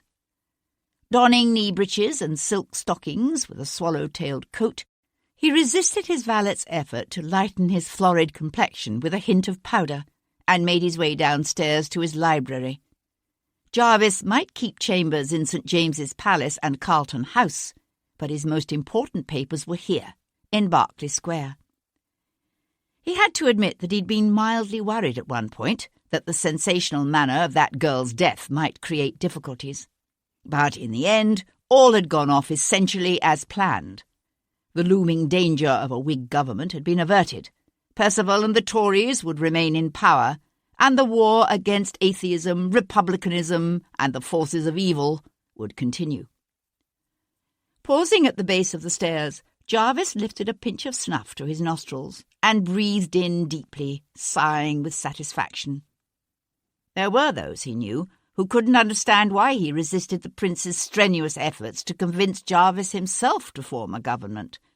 But Jarvis understood what most did not, that men who align themselves openly with one party or policy thereby lose any semblance of objectivity, and that those who seek to exercise their power through office all too often find themselves out of office and therefore out of power. Jarvis's allegiance was to Britain and her king, not to any party or ideology, and he had no need for the petty flattery and pomp of a premiership. His dominance rested not on some fleeting government position, but on the supremacy of his intellect and the strength of his personality and the selfless wisdom of his unswerving devotion to his country and its monarchy. Tucking the snuff-box back into his coat pocket, Jarvis opened his library door, surprised to find the heavy drapes at the window still open to the cold, darkening afternoon. A whisper of movement jerked his gaze to his desk, where a young man stood, a roughly dressed young man with a mud-smeared, rain-soaked coat and a neat little Cassaignard pistol.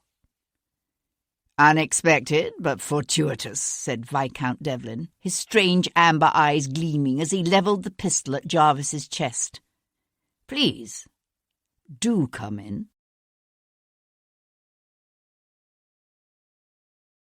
Chapter 52. The yellow fog was coming back. He couldn't see it yet, but Sir Henry Lovejoy could smell it in the cold, moist air as he paid off the hackney and hurried through the churchyard. A raw bitterness pinched at his nostrils and burned his throat and tore at his lungs. Soon it would be upon them again, like a thick, stinking blanket of death. Pausing, he stared up at the squat western towers and plain facade of St. Matthew of the Fields, the golden sandstone blackened by centuries of coal smoke and grime. The yellow fog had been upon them last Tuesday night, he remembered. He kept thinking about what the Earl of Hendon had told him, how his lordship had come here at 10 o'clock that night to meet Rachel York, and found the north transept door unlocked, as she had said it would be. At the time, Lovejoy had dismissed his lordship's statements, had thought them the inventions of a father desperate to save his only son and heir from the hangman's noose. Now, Lovejoy wasn't so certain. He followed the sound of a spade striking dirt around to the back of the church, where he found the sexton, Jem Cummings, digging a grave. "Mr. Cummings," said Lovejoy, being careful not to venture too close to the new grave's muddy edge, "I was wanting to ask you if there was any way Rachel York could have entered St. Matthew's Church after 8 o'clock last Tuesday night." The sexton's rhythm broke, earth sliding back into the grave from his shovel as he faltered. He hesitated, then sank the metal tip deep into the earth with a loud thwunk. "I've been locking that north transept door every night since '92, he said, throwing a shovelful of dirt high and wide. "Ever since one of them heathen Jacobins come in here and—" Yes, I know," said Lovejoy, hastily cutting him off. "But that's not what I'm asking. I'm asking if there's any way Rachel York, or perhaps someone else, could have unlocked that door after you left. You must understand that your answer could be of vital importance to this case. The life of an innocent man may well depend upon it. And may God have mercy on your soul if you are being anything less than truthful." Jem Cummings straightened slowly, his shovel falling idle in his hands, his toothless gums working back and forth on his lower lip. He hesitated, then, setting aside the shovel, turned abruptly away to rummage among the assorted effects he had piled up at the edge of the grave. When he swung back, it was with something clutched close in his hand. He hesitated again, then held it up. Stepping gingerly, Lovejoy reached down and found himself holding a heavy iron key. "I found it in the Lady Chapel," said Jem, not meeting Lovejoy's gaze, "last week, when the cleaning lady and me was dealing with the blood and all. It was back under one of them fancy little pews, which is why I reckon your lads didn't see it. It fits the north transept door." Lovejoy sucked in a quick breath that hissed loudly between his teeth. "Why did you not come forward with this immediately?" The sexton wiped a splayed hand back and forth across his unshaven face. "I weren't exactly truthful when I told you how it was last Wednesday morning.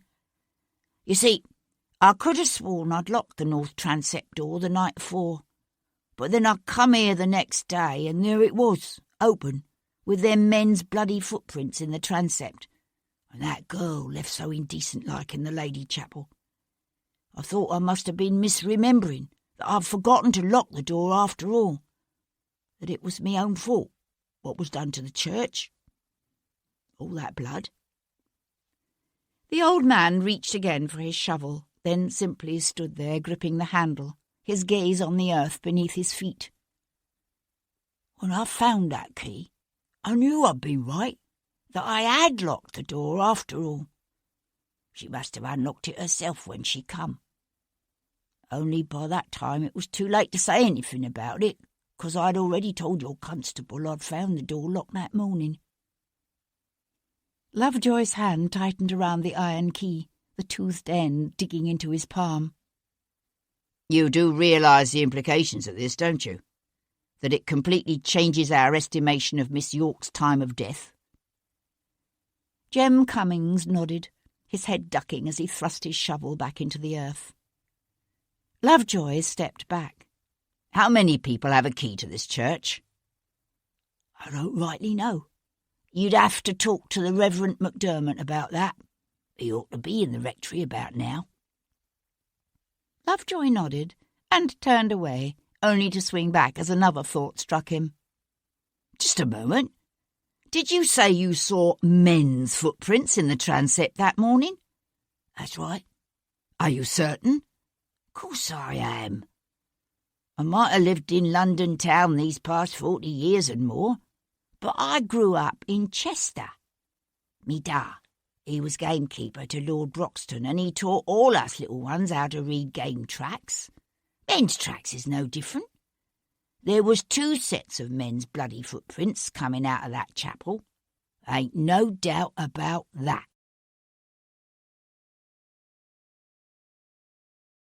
Chapter 53.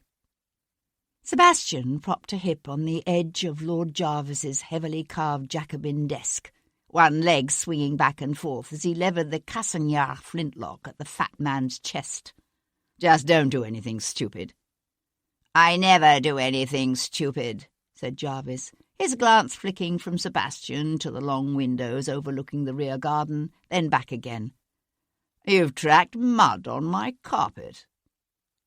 "So I have. A legacy of my recent conversation with Lord Frederick Fairchild." Jarvis leaned his back against the closed door and crossed his arms at his massive chest. "Really? Is that statement meant to be significant?" "Lord Frederick tells me you've presented the Prince of Wales with one of a collection of indiscreet letters written by Lord Frederick to a certain young gentleman in the Foreign Office. Now, as I understand it, you led the Prince to believe this letter was found in the possession of a French agent named Monsieur Léon Pierrepont, which is curious, don't you think, given that Rachel Yorke stole those letters from Monsieur Pierrepont's townhouse shortly before she was murdered last Tuesday?"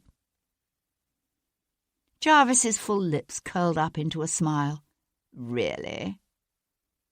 "Don't," said Sebastian, pushing away from the desk. "Don't try my patience. I've had a long and very fatiguing day." Jarvis's gaze passed derisively over Sebastian's rain-soaked and muddied Rosemary Lane clothing. "Obviously." Sebastian plucked a stray wisp of hay from his lapel and let it fall. "How did you find out Rachel Yorke was working for the French?" "There is very little happens in this town I don't know about." "So you what? Offered her protection from arrest if she agreed to cooperate with your scheme to discredit Lord Frederick?" "Traitors' deaths are such messy, painful affairs. It's amazing what people will agree to do in order to avoid that kind of unpleasantness." Jarvis nodded toward a cut crystal decanter warming on a table beside the hearth. "I trust you won't shoot me if I should venture to pour myself a glass of brandy." A tapestry bell-pull hung just to one side of the carved mantel. Sebastian smiled. "Of course not. As long as you remember what I said about stupid things." He watched the big man cross the room. It did much to explain Rachel Yorke's nervousness in the weeks leading up to her death, if Jarvis had discovered her association with the French and used it to coerce her into working for him. Jarvis reached for the brandy decanter and lifted it from its tray with slow, ponderous movements. "So Rachel stole the letters from Pierrepont to give them to you," said Sebastian. "Letter?" said Jarvis, correcting him. "Fair Rachel provided me with 1 letter only." "And the other documents? Did she take those at your directive as well? Or was that her own initiative? Is that why you killed her?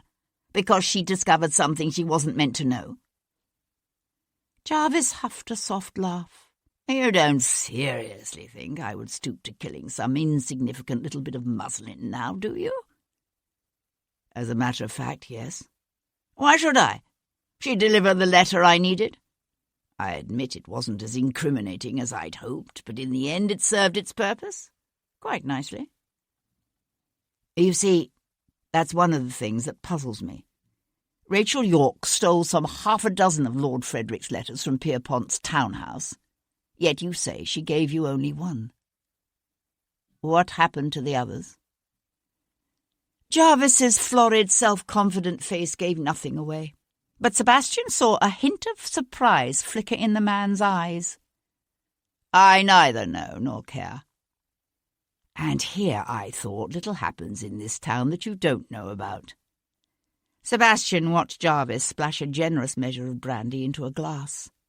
"You did know, of course, that it wasn't true, what you told the Prince. Lord Frederick might have been foolishly indiscreet, but he wasn't dealing with the French. Jarvis eased the crystal stopper back into the decanter and set it aside. Truth is such an overrated commodity. This country could not continue with a mad king on the throne. Everyone knew that.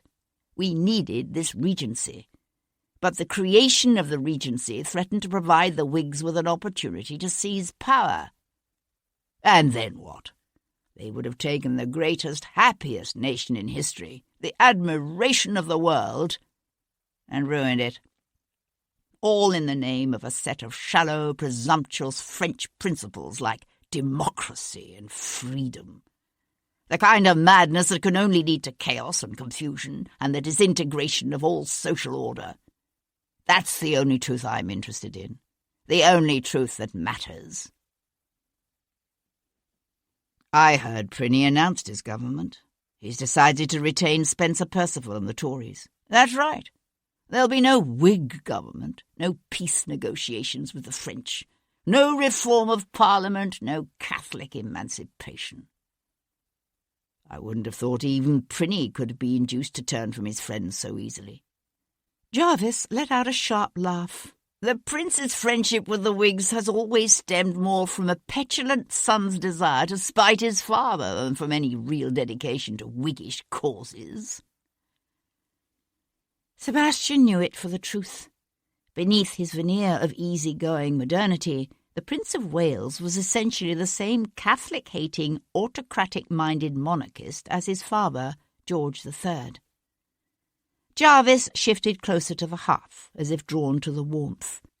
A large canvas, heavily framed in gilded wood, hung over the mantel, a group portrait of Lord Jarvis with his wife and mother and daughter.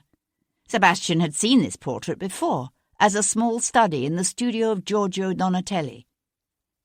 "You say you had no reason to want to see Rachel Yorke dead," said Sebastian.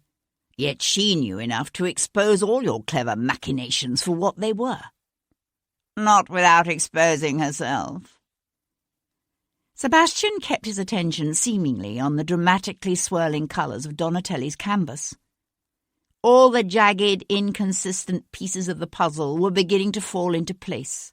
Leo Pierpont patiently spinning a web in which to ensnare the man everyone expected to be the next Whig Prime Minister, while Lord Jarvis schemed to keep the Whigs from gaining control of the government in the first place. And Rachel Yorke, fiercely passionate, badly frightened, had been caught between them. "The way I see it," said Sebastian, "whether you killed her yourself or had her killed, or simply created the set of circumstances that led to her death, you're the one who is ultimately responsible for what happened to Rachel Yorke." "Am I expected to be overcome with remorse?" Jarvis lifted his brandy glass to his lips. "What difference does the life or death of one stupid little whore make when the future of an empire hangs in the balance?" Sebastian knew a flash of sheer, potent rage. "It makes a difference to me. Only because you've been foolish enough to allow yourself to be saddled with the blame for it." Sebastian nodded toward the family portrait over the mantel. "And the commission to Giorgio Donatelli, was that a part of the payment?" There was a step in the hall, the soft whisper of a woman's slippers over marble tiling. Jarvis's hand inched toward the bell cord. Sebastian drew back the pistol's safety with a click that reverberated loudly around the room. "That would fall under the heading of stupid things to do, my lord." Jarvis froze, just as the door from the hall swung open. "Your carriage has been brought round, Papa," said a young woman, stepping into the room. "Do you wish me to tell Coachman John to—" She was a tall young woman, almost as tall as her father, with ordinary brown hair she wore slung back in an unbecoming bun. One hand still on the knob, she drew up just inside the room with a small gasp that jerked Sebastian's attention away from the man by the hearth for one disastrous moment. And in that moment, Jarvis fell on the bell rope and gave it a hard yank. Chapter 54. Sebastian leapt toward the woman. Catching her by the arm, he spun her around in front of him just as the first footman appeared in the door. His fingers digging into her arm, Sebastian pressed the flintlock's muzzle against the side of the woman's head. "Tell them to back off," he said to Jarvis. Consternation, fury, and a whisper of what might have been fear chased each other across Jarvis's normally impassive face. His jaws clenched tight, only his lips working as he glared at the wide-eyed men piling up in the open doorway and spat out, "Stay back, you fools!" Arms spread, his gaze fixed on Sebastian. The lead footman took a step back, then another, his fellows falling back with him. "Miss Jarvis here?" Sebastian glanced questioningly at the woman he held. "That is, I presume, you are Miss Jarvis?" Maintaining awesome composure, she slowly nodded her head. "I thought so." Sebastian edged through the door and out into the hall, dragging the woman with him. "Miss Jarvis here is going to provide me with an escort to safety. I do trust you will all have the sense not to attempt anything heroic." The hall seemed suddenly full of servants, white-faced men and women who fell silently back as Sebastian edged Jarvis's daughter toward the front. From the doorway of the library, Jarvis nodded to the stony-faced butler, who rushed to open the door. An eerie, opaque darkness loomed beyond, what was left of the day having been swallowed by the fog that curled through the open door and drifted into the hall, bringing with it a foul, acrid stench that pinched the nostrils and tore at the throat. Sebastian glanced down at the woman who held herself so stiff and straight in his grasp. "You did say there's a carriage outside, didn't you?" "Did I?" she said, in an admirably clear and steady voice. "I rather think you did."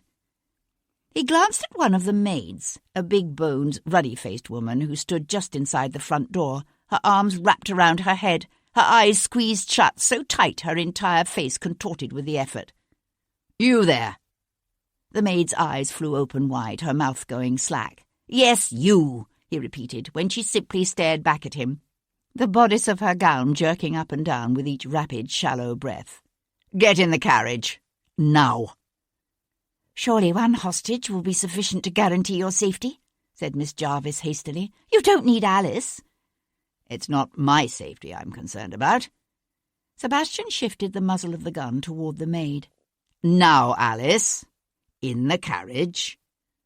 With a bleat of terror, Alice scuttled down the front steps and up into the carriage. Sebastian backed up the carriage steps, hauling Miss Jarvis with him. "It would be detrimental to the lady's health for anyone to attempt to follow us," he said to the grim men crowding the door behind them.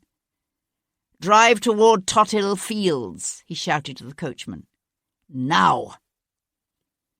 At the crack of the whip, the horses leapt to the traces, the carriage lurching forward with a jerk that set the lanterns to swinging on their brackets. The maid huddled into a corner of the forward seat, her hands holding her apron over her face as she let out a series of soft little screams. "Stop that infernal nonsense," said Sebastian, after roughly the 20th scream. "She's afraid," said Miss Jarvis. Sebastian transferred his attention to the woman who sat tall and stiff-backed on the seat beside him. "You're not." She swung her head directly to look at him. In the swaying light from the outside lanterns, he could see the terror in her eyes. "Of course I am."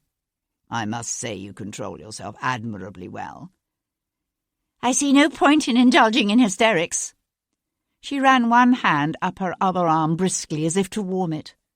A brazier of coals spread its slow heat through the carriage, but a damp cold radiated off the glass, and her modest muslin gown was not designed for warmth.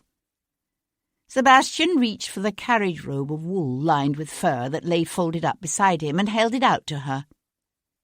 "I shan't harm you, you know."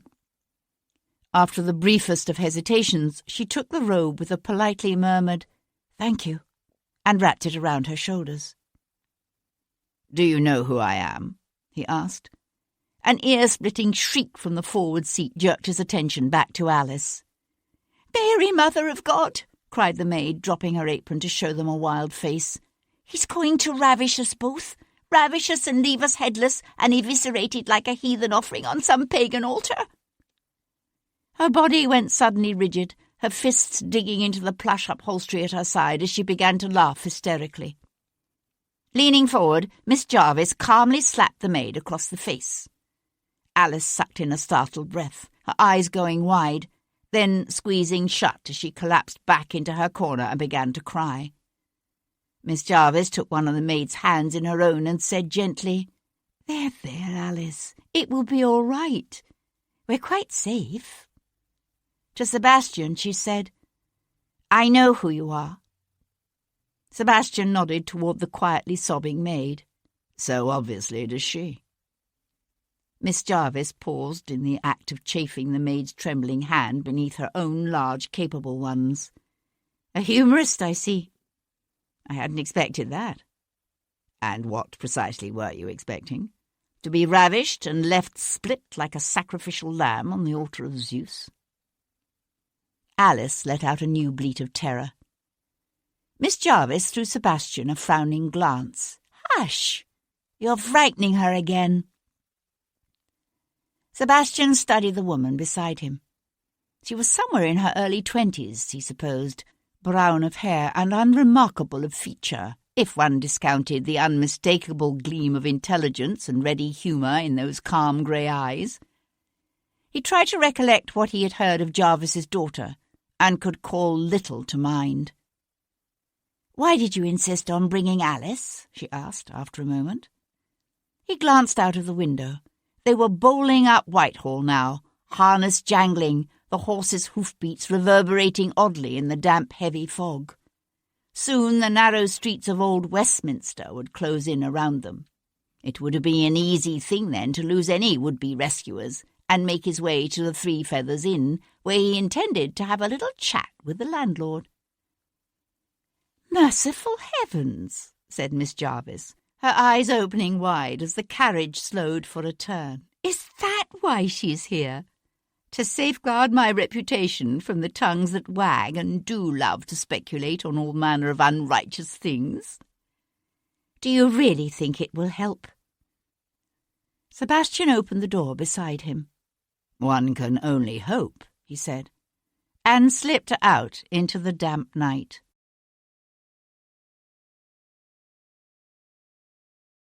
Chapter 55. It didn't take him long to locate the Three Feathers, a surprisingly elegant little inn located on a cul-de-sac just off Barton Street.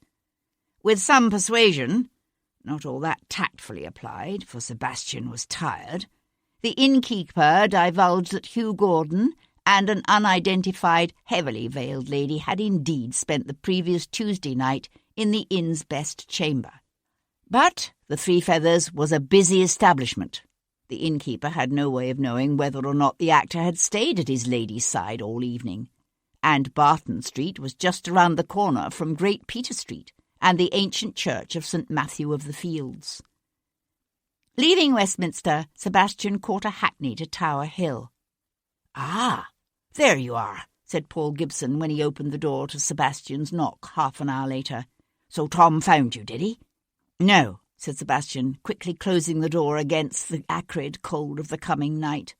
"I haven't seen the boy since this morning." "Why? Have you discovered something?" "Not as much as I might have wished."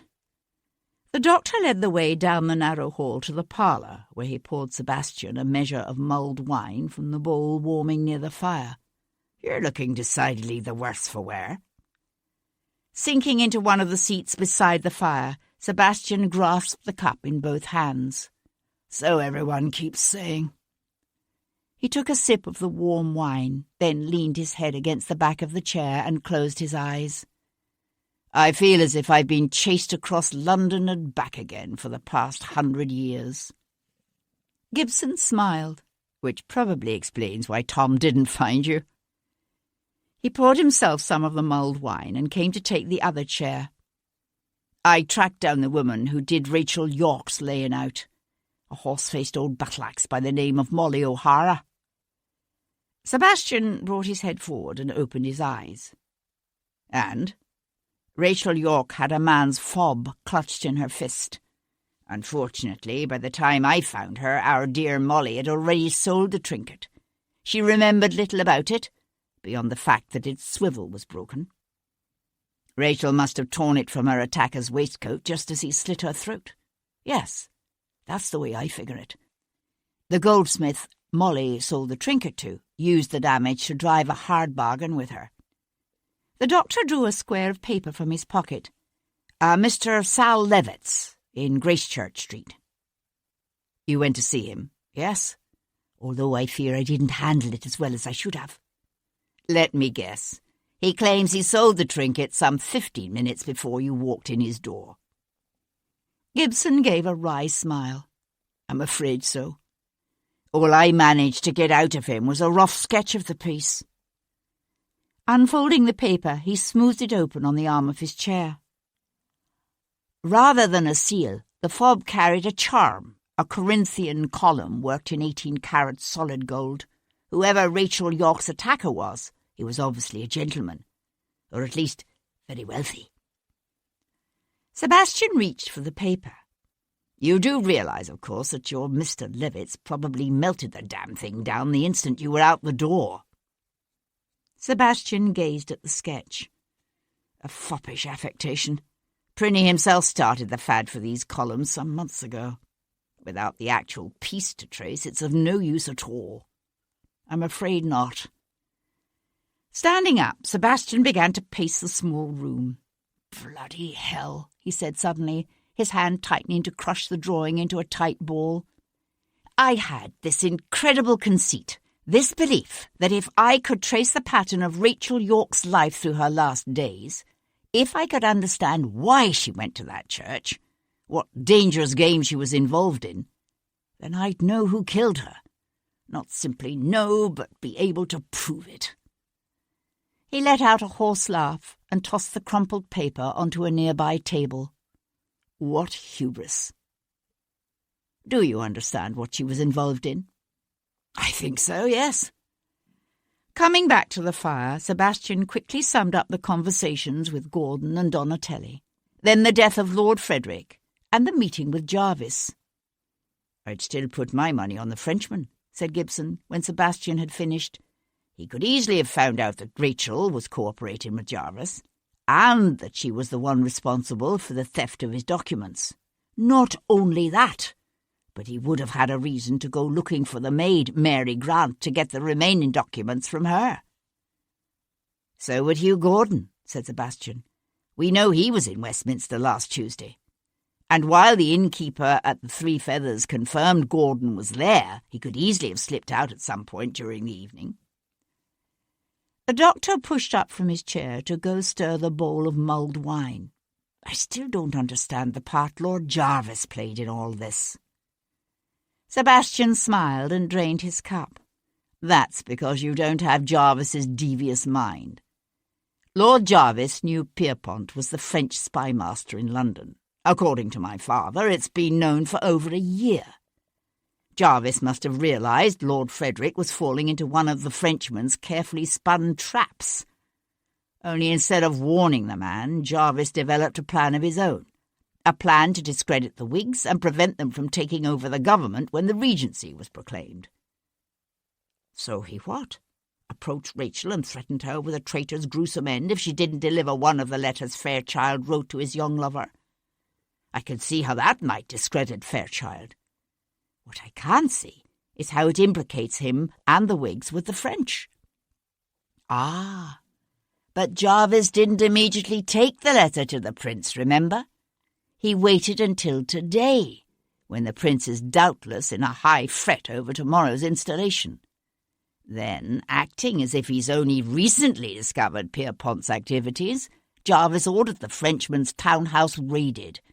Only then did he produce the letter and tell the Prince it was found in Pierpont's possession. And because Pierpont has conveniently disappeared, there's no danger of the Frenchman spilling the truth. Gibson carefully ladled more steaming wine into Sebastian's cup. But if Jarvis was planning to expose Pierpont and raid his townhouse anyway, why pressure Rachel York to produce one of the letters ahead of time? Why not simply seize the letters in the raid? Because there was always the possibility that the letters wouldn't be found. And a man like Jarvis doesn't leave that sort of thing to chance. Sebastian took the warm drink in both hands. And remember, the letter wasn't the only thing implicating Lord Frederick. The fool was meeting his lover in the rooms of a woman known to be working with the French. Poor girl, said Paul Gibson, refilling his own mug. So Jarvis intended to betray her anyway.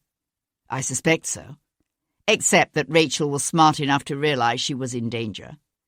She decided she needed to get away, and she came up with a plan of her own, to take the rest of Fairchild's letters and the document about my mother, and God knows what else, and sell them to the interested parties.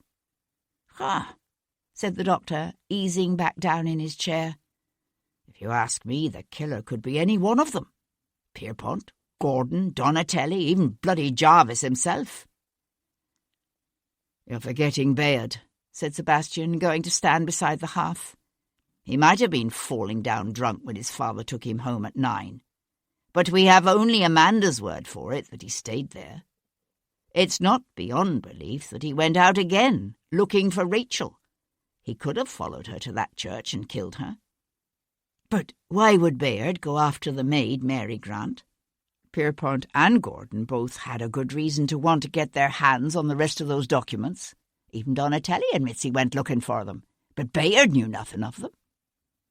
"True," said Sebastian, his gaze on the glowing coals on the hearth. "Yet of all of them, Bayard is the one I'd say is unbalanced enough to slake his lust on a woman's dead body." "How well do you know the others, When it comes right down to it? We know Hugh Gordon is prone to violence against women, while Pierpont must have witnessed enough horrors during the Revolution in Paris to turn anyone's mind.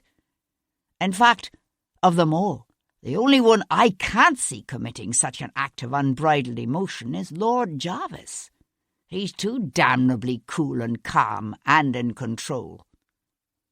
"Rather like his daughter," Sebastian said wryly. A hint of amusement eased the worried lines on the Irishman's forehead. "You know what they say? The apple doesn't fall very far from the tree." Sebastian spun around. "Say that again." "What? Say what?" "Apples and trees," said Sebastian, crossing the room to snatch up the crumpled goldsmith's sketch. "Good God! Why didn't I see it before?"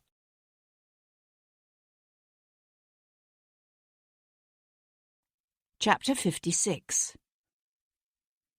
The Black Dog stood on the far edge of Walworth, to the south of London. A half-forgotten coaching inn nearly hidden by an encroaching beech forest and the swirl of fog that wrapped around its red-brick walls, it was known for the discreetness of its keeper and the fine French wines that paid no customs on their way into its cellars. Wearing a warm velvet habit and a heavily veiled hat, Cat reined in her mare beneath the flickering torches in the inn's yard. A coach and four, well loaded and ready for travel, stood waiting near the arch. "Walk the horses," she said to her groom. "I won't be long." She found Leo in a private parlour on the low-ceilinged first floor, at a small table where he sat hurriedly writing, a pair of silver-rimmed spectacles perched on the end of his nose. "How did you manage to get away?" Cat said, shoving back her veil and closing the door behind her with a snap. He looked at her over the rims of his spectacles. "How do you think?" "You were warned." It was a statement rather than a question. "Why?" He stood up, then reached to shuffle his papers into order. "You've heard the whispers, surely, about Lord Frederick's suicide and all sorts of dark plots implicating the Whigs?" "But none of it is true." "Of course not. Which is why it is in the best interests of those surrounding the prince that I not be caught. Hence the warning." He peeled off his eyeglasses and tucked them into a pocket. It occurred to her that she hadn't realized he wore them. She watched him walk over to thrust his papers into a small leather case and snap it shut. "How long have they known about you?" Something in her voice made Leo glance back at her and smile. "Worried they know about you too, ma petite?" He shook his head. "I don't think so. You may still give valuable service to France." I don't give a damn about France." He laughed. "I know you don't, but you do hate England with a commendable and very useful passion. In my experience, those with an emotional motivation always make the best agents. A man who betrays his country for money, or because he has been caught in some foolish indiscretion, can all too frequently turn on you." Leo puffed out his cheeks and let go a long, painful breath. "I should have realized it sooner." Kat shook her head. "Realized what?" "There were 4 sets of documents taken from me the Sunday before Rachel was killed," he said, shrugging into his coat. "In addition to Lord Frederick's collection of letters and the royal birth certificate, there was also an affidavit relating to a certain indiscretion committed by your Viscount's mother, and a bill of sale for a ship and cargo reported by its owner as lost at sea." "I don't understand." Leo adjusted the lapel of his coat. "The latter proved a most useful acquisition, since the perpetrator of that little insurance fraud happens to be a boon companion of the prince. He hasn't been in a position to provide us with many state secrets himself, but he's been an invaluable source of information on other men's peccadillos and potential weaknesses, Lord Frederick's unfortunate inclinations being only one of many." "What are you saying?" "What I'm saying is that unless the Prince of Wales has recently taken to rape and all sorts of other ungodly occupations, then Rachel's murderer is very likely your young Viscount's own brother-in-law, Martin, Lord Wilcox." Kat let out her breath in a rush. "Are you certain?" "No. But I'd watch the man if I were Devlin." Pierpont reached for his hat, then paused. "I gather Devlin doesn't know you favour the French in this little war to which he devoted, 5 years of his life?" "It's Ireland I fight for, not the French. There is a difference." "Indeed there is," Leo agreed, walking up to her. "But I suspect it's a difference that would be lost on Devlin." He reached out, his hand unexpectedly gentle as he touched her cheek. "Don't fall in love with him again, ma petite. He'll break your heart." Kat held herself very still. "I can control my own heart."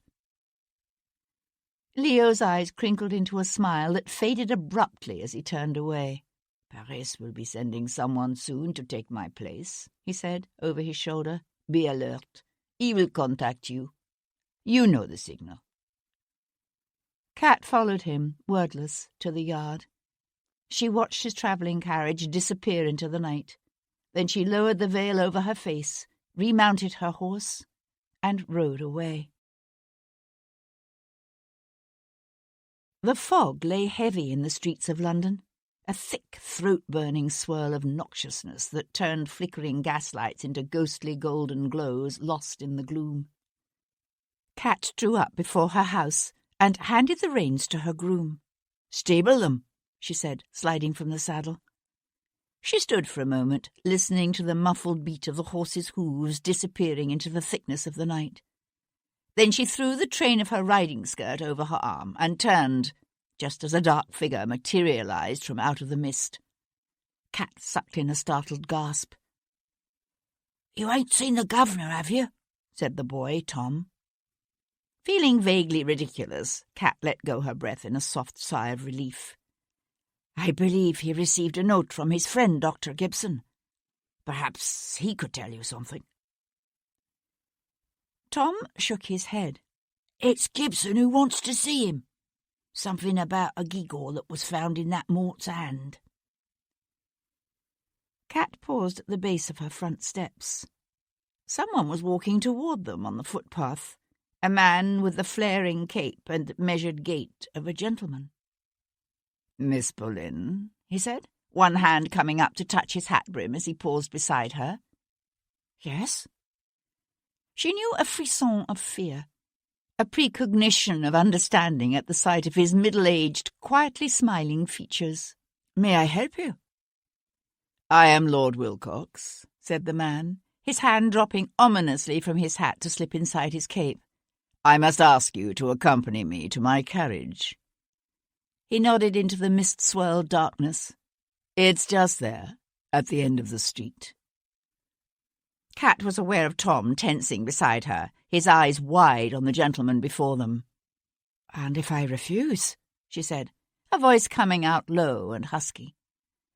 His hand tightened around something just inside his cape, and she realized it was a pistol he held there. A pistol he now lifted to point at her. His gaze noted the direction of her glance, and he smiled. "As you can see, that really is not an option."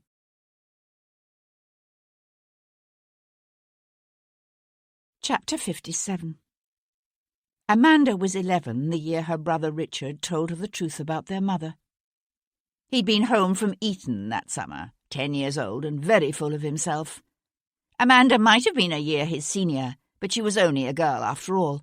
Her world a tightly drawn circle of schoolroom and lessons and walks in the park with nurse. She listened in shocked silence to Richard's excitedly whispered tales of the revolting things men did to women, about how they came together in a shameful naked coupling of bodies.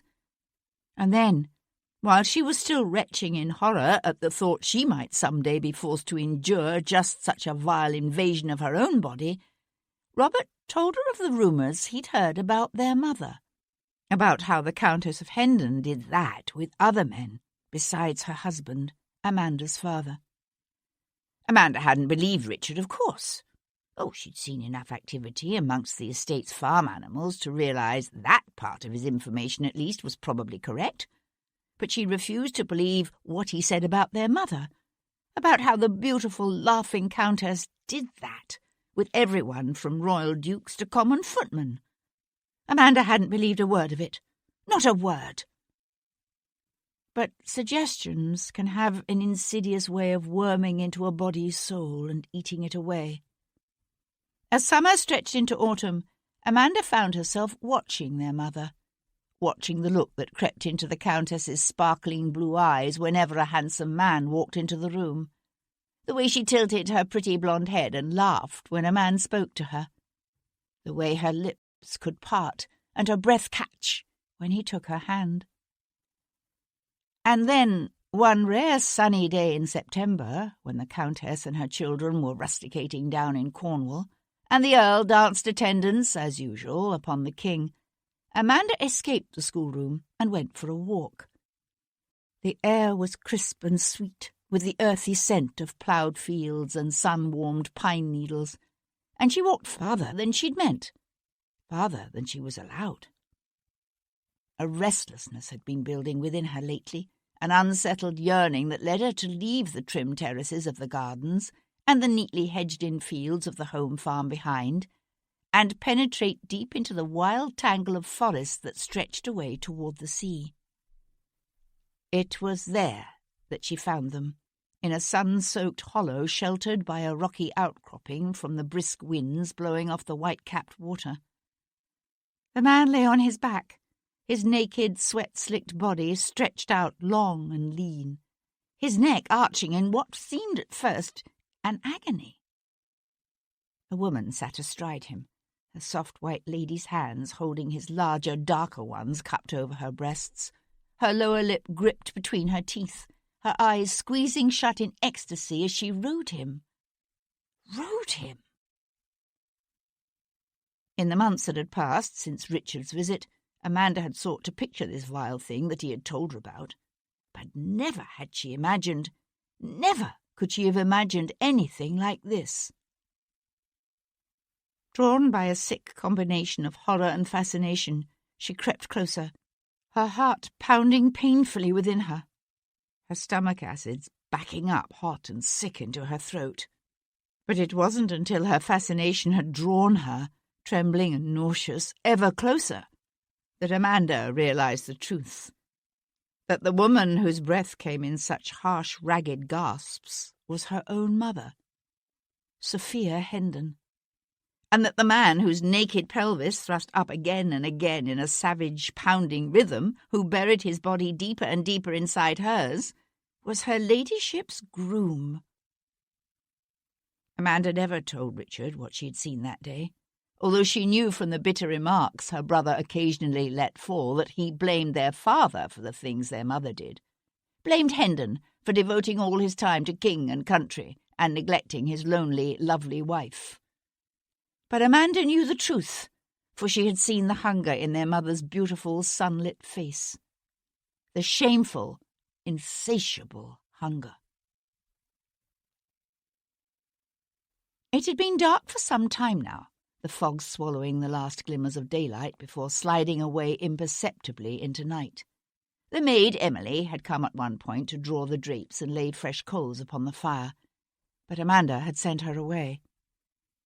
Shaking off the long-ago memories, Amanda went now to turn up the flame of the oil lamp that filled the dressing-room with a sweetly scented glow, and to close the heavy brocade drapes against the cold, radiating off the long windows overlooking the square.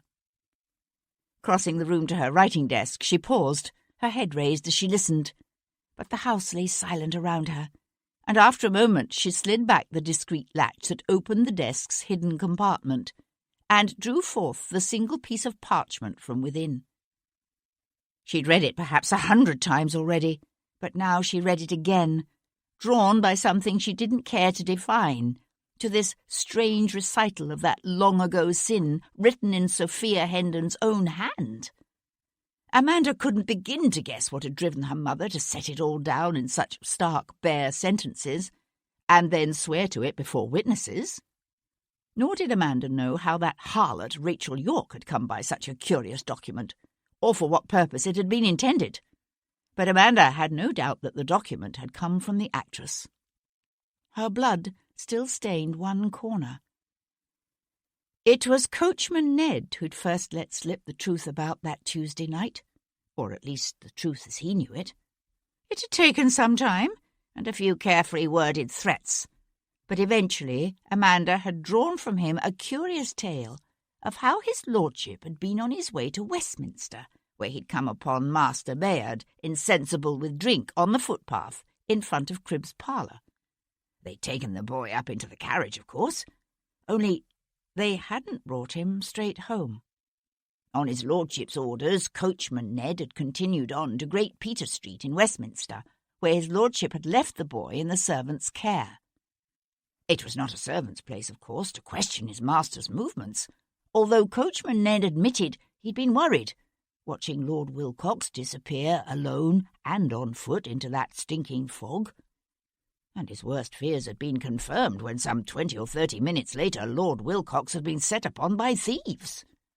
He'd come staggering back to the carriage, his assailant's blood drenching the front of his overcoat and still dripping from the sword stick he'd used to fight them off. He'd given Coachman Ned strict instructions that her ladyship was not to be told of the incident, lest it overset her nerves. He'd used the same line, Amanda eventually learned, to keep his valet, Downing, mum as well. Bayard had snored insensible through it all, but Amanda wondered at the two servants, who surely knew her to be impervious to the kind of nervous spasms that troubled so many of the ladies of her station. She wondered, too, how they could have remained so unquestioningly believing when the gory details of what had happened that night in the Lady Chapel of St. Matthew's of the Fields were on everyone's lips.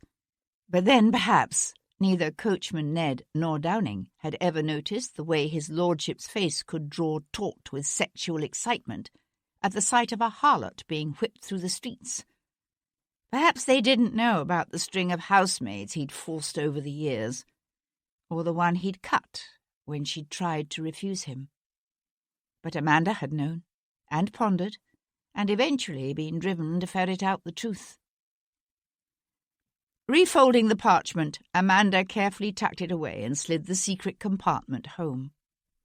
She wondered what Wilcox had thought when he'd discovered the document missing. It was only by chance that Amanda had come upon it when she went looking for something, anything, that might confirm what in her heart of hearts she already knew to be the truth. The other papers she'd found were the affidavit, love letters from Lord Frederick to someone named Wesley, and an interesting royal birth certificate. She'd left where she had found them, for they were of no significance to her. But her mother's confession Amanda had taken without hesitation. A document of that nature was too volatile, too potentially valuable to be left in the hands of someone such as Martin. She was so lost in thought that she missed the sound of the door quietly opening. It was only the change in the atmosphere of the room that told her suddenly that she was no longer alone. Turning her head, she found Sebastian leaning against the door jamb. She knew a moment of consternation at the thought he had seen her with her mother's affidavit. Then she realized he was looking at her, not the writing desk, and she knew he had not. "Where is he?" Sebastian demanded in a taut, menacing voice. "Where's Wilcox?" "You seem to make it a habit of entering other people's houses uninvited," she said, ignoring the question. He pushed away from the doorframe and came at her, his terrible amber eyes on her face. "You know, don't you? For how long? How long have you known?" In spite of herself, Amanda took a step back. "Known what?" "I thought it was Bayard," he continued, as if she had said nothing. "I was remembering all those nasty little incidents from when he was a boy. The time he set fire to the hen house at Hendon Hall, just so he could have the fun of watching it burn. All the unmentionable things he used to do to any stray animal unlucky enough to fall into his clutches."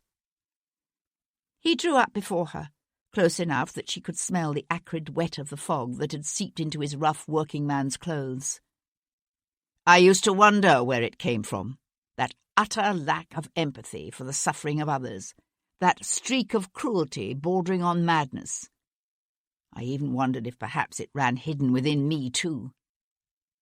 And then one day I saw Wilcox laugh at the sight of a cottar's child being torn apart by a pack of hounds, and I knew where it came from."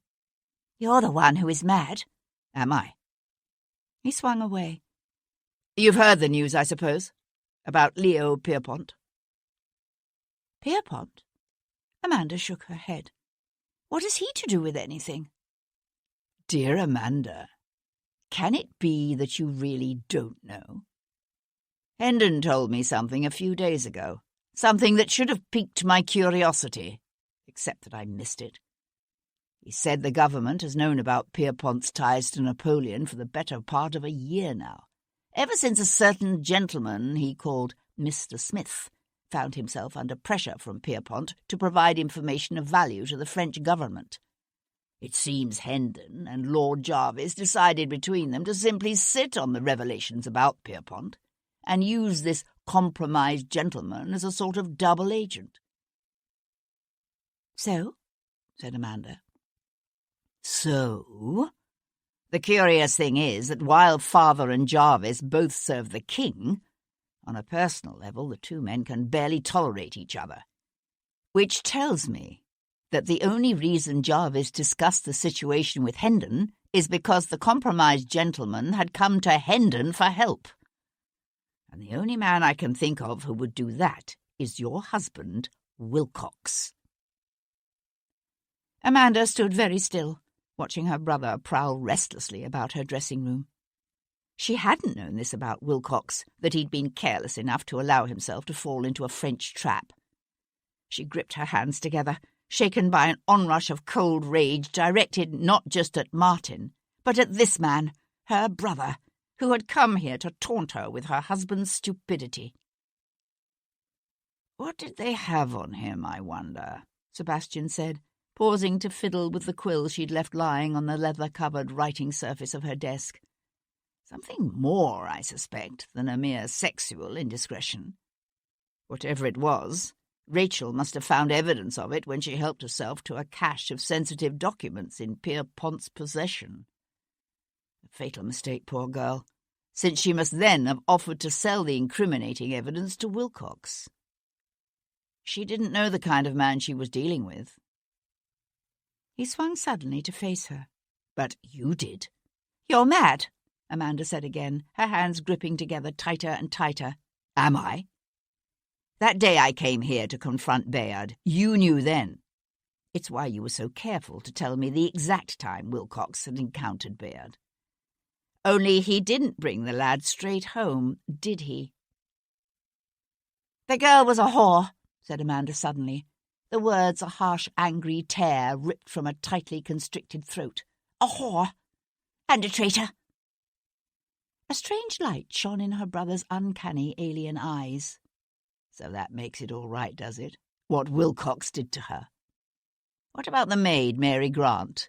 Or is that all right too, because she was just a common servant, and not a very honest one at that?" His words fell into a silence Amanda had no intention of breaking. From outside came the fog-muffled clip-clop of hooves, and nearer at hand the clatter of a bucket, followed by a giggle from one of the housemaids. In the end it was Sebastian who broke the silence, the anger in his voice having been replaced by a kind of urgency. "Wilcox has developed a taste for it now, Amanda. You do realise that, don't you? He's going to keep doing it, and one day he will be caught." "Hopefully not until after they've hanged you." His face went suddenly, satisfyingly blank. "I've always known you disliked me," he said after a pause. "But I don't think I realised until now just how much you hate me." "Of course I hate you," she said, practically spitting the words at him. "Why wouldn't I? You, Viscount Devlin, the precious pampered heir to everything. Everything that should have been mine." She thumped her fist against her chest. "Mine!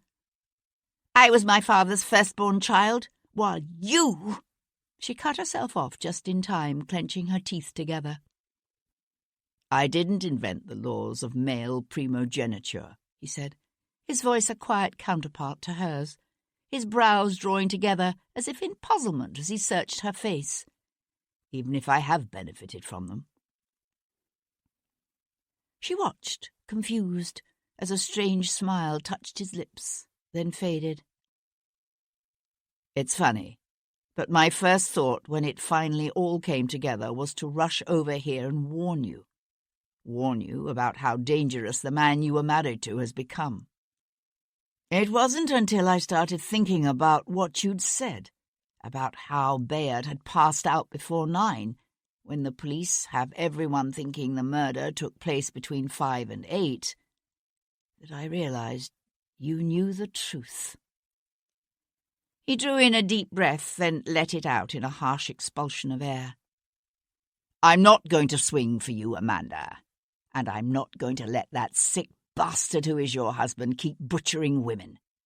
"You have no proof," she said, as he turned toward the door. He paused to glance back at her over his shoulder. "I'll find something." His mouth curved into a tight smile, harder and far meaner than the last. "Even if I have to make it up." Outside the churchyard of St. Matthew of the Fields, Sir Henry Lovejoy found the streets of Westminster deserted. Peering hopefully into the murky darkness, he turned up his collar against the creeping, insidious cold, and wished he'd had the forethought to tell his hackney driver to wait. He thought about that girl, Rachel Yorke, coming here alone on a night such as this. He wondered at the kind of courage that must have taken. Courage, or a passionately held conviction, or maybe a large dose of both. Yet there was nothing he had discovered yet in this case that suggested a reason for either. The Reverend Macdermot had been shocked at the discovery that such a woman had possessed a key to his church, and baffled as to how she might have obtained it. Yet she had obtained it, and used it to meet the Earl of Hendon here at 10 o'clock, just as Hendon had claimed. It was why Jem Cummings had seen the bloody footprints of 2 men, the first set belonging to Rachel Yorke's murderer, the second set, left later, by Hendon. It was always dangerous, Lovejoy knew, to assume a fact is true simply because it appears obvious. Yet it was a mistake all too often made. A mistake he had made, and because of it, they'd spent the last week chasing an innocent man. The rattle of carriage wheels over rough cobbles brought Lovejoy's head around as a dark, raw-boned job horse and hackney emerged from the gloom. There was a shout, and the jarvey pulled up. The carriage's near door flew open. "Sir Henry, there you are!" Edward Maitland appeared in the open doorway, I was hoping to catch you before you left the church. We've a report that Viscount Devlin has been staying at an inn near Tothill Fields, a place called the Rose and Crown. I've sent some lads to watch the place, but I thought you'd like to be there when the arrest is made." Lovejoy scrambled up into the carriage's musty interior. "There have been some new developments in the case," he said, as the carriage took off again with a jerk. He gave the constable a quick summary of his meeting with the sexton and the Reverend Macdermot. "What it means, of course," he said, wrapping it up, "is that in all likelihood Rachel York wasn't killed until some time after 8. Probably more like 10 o'clock. And since we know Lord Devlin arrived at his club shortly before 9, his lordship couldn't possibly have had enough time to kill the girl here in Westminster, rush home to Brook Street, change his clothes, and still appear in St. James's Street when he did." The swinging carriage lamp threw irregular patterns of light and shadow over the set features of the constable's face. "Just because we don't see how he could have done it doesn't mean he didn't do it," said Maitland. "Besides, you're forgetting what he did to Constable Simplot." Lovejoy bit back what he'd been about to say. It was true. He had been forgetting Simplot. Lovejoy sighed. "How is the lad? Still out of his head with fever? They don't think he'll last the night. It's a miracle he's lived as long as he has." Lovejoy nodded, his thoughts running back over what had happened that Wednesday afternoon in Brook Street. Here was one aspect of the case he had yet to consider. Why would a privileged young nobleman from a powerful, wealthy family deliberately attack and attempt to kill a constable in order to escape arrest for a crime of which he knew himself to be innocent? It made no sense. Yet, when it came to the young Viscount's arrest, Lovejoy realised with a sigh, it mattered as little as the sexton's discovery of the key. For Lovejoy was also forgetting Charles, Lord Jarvis. As far as Lord Jarvis was concerned, Devlin's innocence or guilt had never been an issue. The Viscount had been tried and found guilty by the press and the streets, and the shocked populace of London wanted him brought to justice. For the son of a peer of the realm to be seen getting away with murder would have been a volatile situation at any time. Now, with the king declared mad and the prince about to be created regent, the situation could become dangerous. And Jarvis had been more than clear about what was at stake. Devlin was to be brought in before tomorrow's ceremony, or Lovejoy's position as Queen Square magistrate would be forfeit.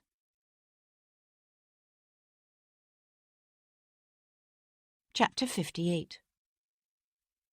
Life is full of scary things, Cat Bullen's father used to tell her. Scary things, like the steadily approaching tramp of marching soldiers and the silhouette of a rope dangling against a misty morning sky, or the dark muzzle of a gun gripped in the hand of a smiling man. Why? She said now, her gaze on the man before her. Life might be full of scary things, but she'd learned long ago to hide her fears behind a smooth face and a steady voice. "What do you want with me?" He was one of those men whose lips seemed perpetually curved into a faint smile. But at her words, the smile slipped, as if he'd anticipated meek obedience or fearful hysteria, and found the calm directness of her question disconcerting. "All I need from you, my dear, is cooperation." The smile was back in place now, serene, confident. He nodded toward Tom. "You know this lad, do you?" Cat's gaze met that of the boy who stood stiffly at her side. Tom stared back at her, his dark eyes alert. "Yes," she said. "Good. Then he can be trusted to deliver a message."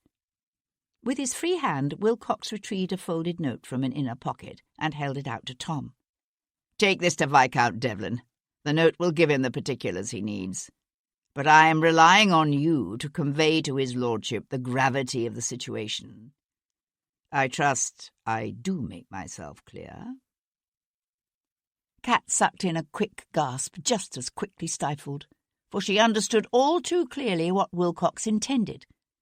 He was setting a trap to catch Sebastian, and she was to be the bait.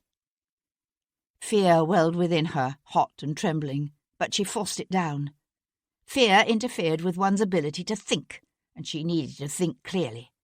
It occurred to her that whatever Wilcox's carefully arranged plan, she could destroy it in an instant, simply by refusing to go with him. Except there was something in Wilcox's eyes that gave her pause. A man like this could kill without second thoughts or remorse. Kat knew what it would do to Sebastian if he felt himself responsible for her death. A man driven by that kind of rage and guilt could make mistakes. Fatal mistakes. She drew in a deep, cold breath of the smoke-fouled night air, felt the acrid burn of it tear at her throat. It tasted bitter in her mouth, bitter as fear. As if he could smell her fear, Wilcox's smile widened. It was the smile that decided her. The smile, and the man's self-assured confidence in the success of whatever strategy he had devised to ensnare Sebastian St. He obviously thought his plan infallible. But Kat knew Sebastian, knew the uncanny animal-like keenness of his senses and the swiftness of his reflexes. Sebastian might be walking into a trap, but at least he would know it. And so for the second time that evening she met Tom's gaze and held it and slowly nodded. She could only hope he understood. For a moment longer Tom hesitated. Then he reached for the note and darted out into the street, brushing past Wilcox on the way. But on the cobbles, the boy suddenly stopped, swinging back around, one hand coming up to clutch his hat tighter to his head. "And if the governor don't come?" "Remind him what happened to Rachel York and Mary Grant," said Wilcox, taking Kat's arm and drawing her close to him with a firm grip. "He'll come." Sebastian was changing his clothes in his room at the Rose and Crown when Tom came hurtling through the door, bringing with him the cold stench of the foggy night. "God save us, governor, but he's nabbed her," panted the boy, his eyes wide, his thin chest jerking with the effort to draw breath. "He's nabbed Miss Cat." Sebastian whipped about. What? What are you saying?" "Your nevy's papa, Lord Wilcox. Grabbed her right outside her house, he did, and give me this here message for you. Said I was to tell you—" Sebastian snatched the sealed missive from the boy's outstretched hand and tore it open, his gaze scanning the cramped lines. "I have in my possession an item which I believe is of considerable interest to you. You may claim this item in person at the Prosperity Trading Company warehouse below the Hermitage dock. The rapidity of your response will ensure that the item remains undamaged. Needless to say, you will come alone and unarmed. The consequences otherwise would be swift and unfortunate." Sebastian felt a torrent of rage and fear sweep through him, a sick mingling of hot and cold that stole his breath and twisted at something vital deep within him. He knew Tom was still speaking, but the words were lost in the roaring in Sebastian's ears. He lifted his head to look directly at the boy. "What? Say that again." Something in Sebastian's face made the boy take a step back, his nostrils flaring as he sucked in a deep breath and swallowed hard. "It's him, isn't it? He's the cove what you've been looking for. The one what's been killing them women. He said I was to remind you of what happened to them other two morts, Rachel York and Mary Grant." "Oh, Jesus!" Sebastian flung aside the note and grabbed his boots. Behind him, Tom darted forward to pick up the fallen paper, his mouth moving soundlessly as he struggled to decipher the words. He looked up, his brows twitching together, his breathing still ragged. "You can't be meaning to go there, to this wharf?" Sebastian shoved one foot into a boot. He hadn't realized the boy knew how to read. "What would you suggest I do instead?" "But it's a trap." "So I am aware." "What you thinking you're going to do? Just walk into it?" "Not if I can help it." He paused to grasp the boy's shoulders. "But in case something should happen to me, I want you to go to my father, the Earl of Hendon. Tell him as much of the tale as you can." Tom's nostrils flared as he jerked in air. "No Earl's going to believe me, or some snatcher off the streets." "Show him the note. It's a pity it isn't signed, but then Wilcox is no fool." An unexpected gleam of delight danced in the boy's eyes. "I lift it." He broke off when Sebastian held up a warning hand. "What is it? What do you hear?" Coat in hand, Sebastian crossed swiftly to listen at the door. "Did someone follow you here?" The sounds were distant but unmistakable. A quickly hushed whisper, the soft and careful tread of men upon the stairs. "No." Tom's eyes went wide. "I seen a beak sitting in the tap room when I come in. I got the feeling he was waiting for someone." The footsteps were in the hall now. Sebastian shrugged into his coat and started across the room. "I think we'll go out the window," he said, just as glass shattered and the casement frame flew in on a gust of cold, smoke-tinged air. "Bloody hell," swore Sebastian. Snatching up the straight-backed chair from the table, he smashed it into the chest of the black-bearded man whose bulky torso had appeared at the shattered window. The man gave a grunt and disappeared. Sebastian was swinging what was left of the chair at a second man's gut when he heard a key grating in the door behind him. He swore again. "Damn that innkeeper." Chair still in hand, Sebastian spun to the door and found himself facing the big blonde-headed constable he remembered from that fatal night in Brook Street. "Tom, run!" said Sebastian over his shoulder as he and Edward Maitland circled each other, both men crouched and watchful. "Get to my father, God damn it!" he cried, when the boys simply stood there, slack-mouthed and frozen. "I said run!" The boy whirled toward the door. Something hard and solid slammed into the side of Sebastian's head. He staggered and tried to turn, but the world began to go black. The last thing he saw was the skinny, flailing arms of the boy, Tom, held fast in the hands of Sir Henry Lovejoy.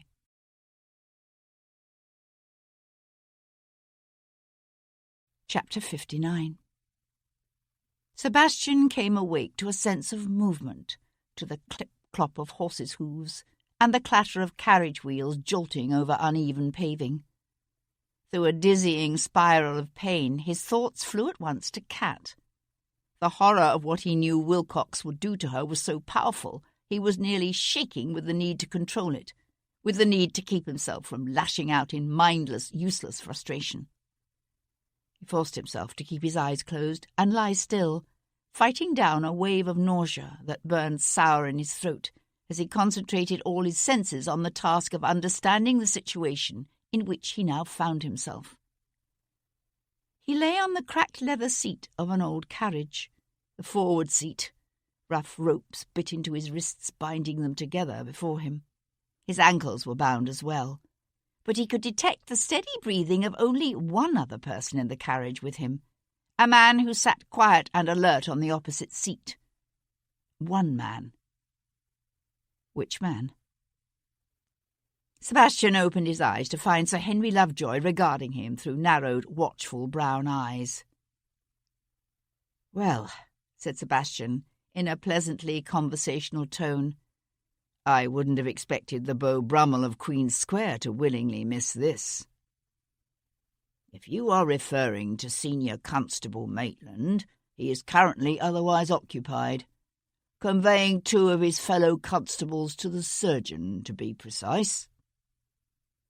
Fighting down a fresh wave of nauseous dizziness, Sebastian shifted his weight slightly and discovered that in addition to being tied together, his wrists were also tethered to a ring bolted to the carriage floor.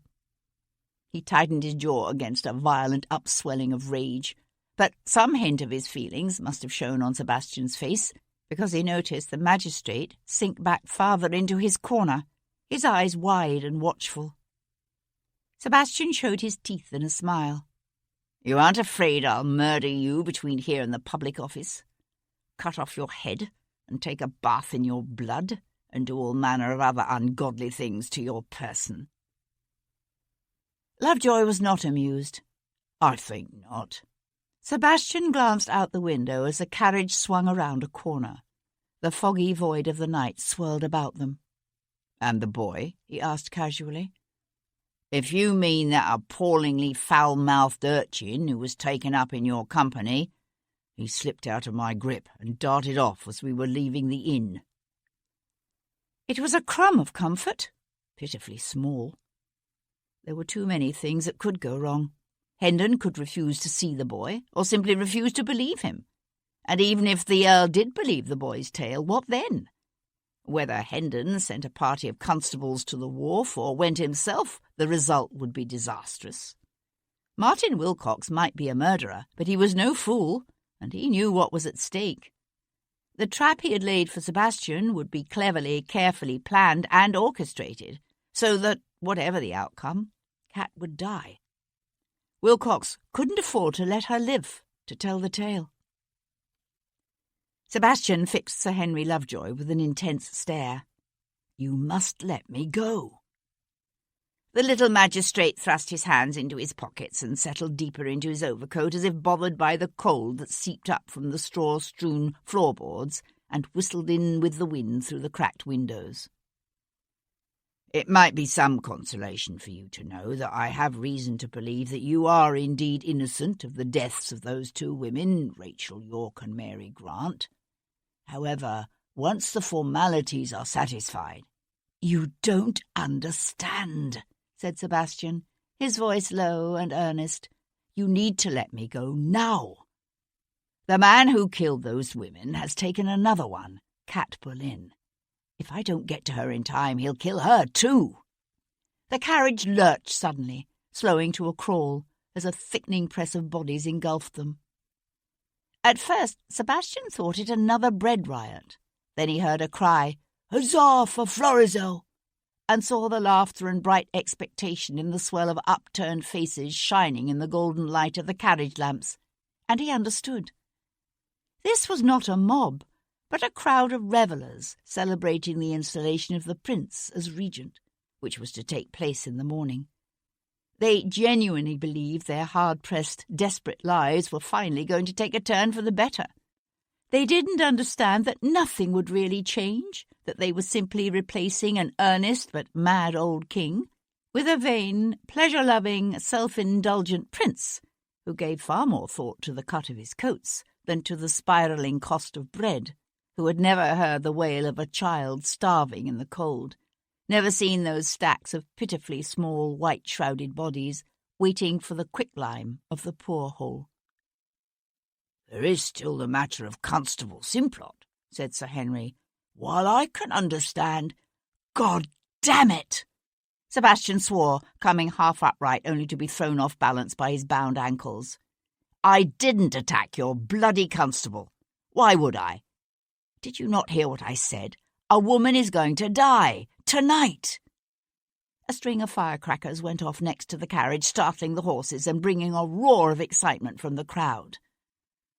If that is true, said Lovejoy, his nervous gaze darting to the window, then tell me where this man is keeping her. I'll send constables after them. Sebastian let out a harsh laugh. She's bait, in a trap, set for me. If your constables go charging in there, she'll die. I think you underestimate the capabilities of my constables. Do I?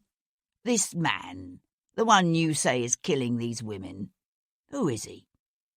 My brother-in-law, Lord Wilcox.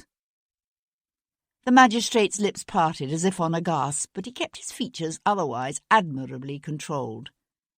Still, it was several moments before he said, And your proof? Sebastian had to beat back an uncharacteristic welling of frustration and despair. Proof? He had none. The only proof I have is that he has taken Cat Boleyn. And your proof of that? A sudden explosion of fireworks ripped through the night, filling the street with a shower of sparks that glowed eerily in the heavy fog. I have none. Lovejoy nodded, the light of a new burst of fireworks winking on the lenses of his eyeglasses. And if you walk into this trap you say Lord Wilcox has set for you, how will that save her? I have no intention of falling neatly into Wilcox's trap. Yet you might, if you will simply tell me, God damn you, Sebastian cried, yanking painfully, uselessly at the ropes that tethered him. You stupid, bloody-minded, self-congratulating bastard. Every minute you keep me here, you are killing her.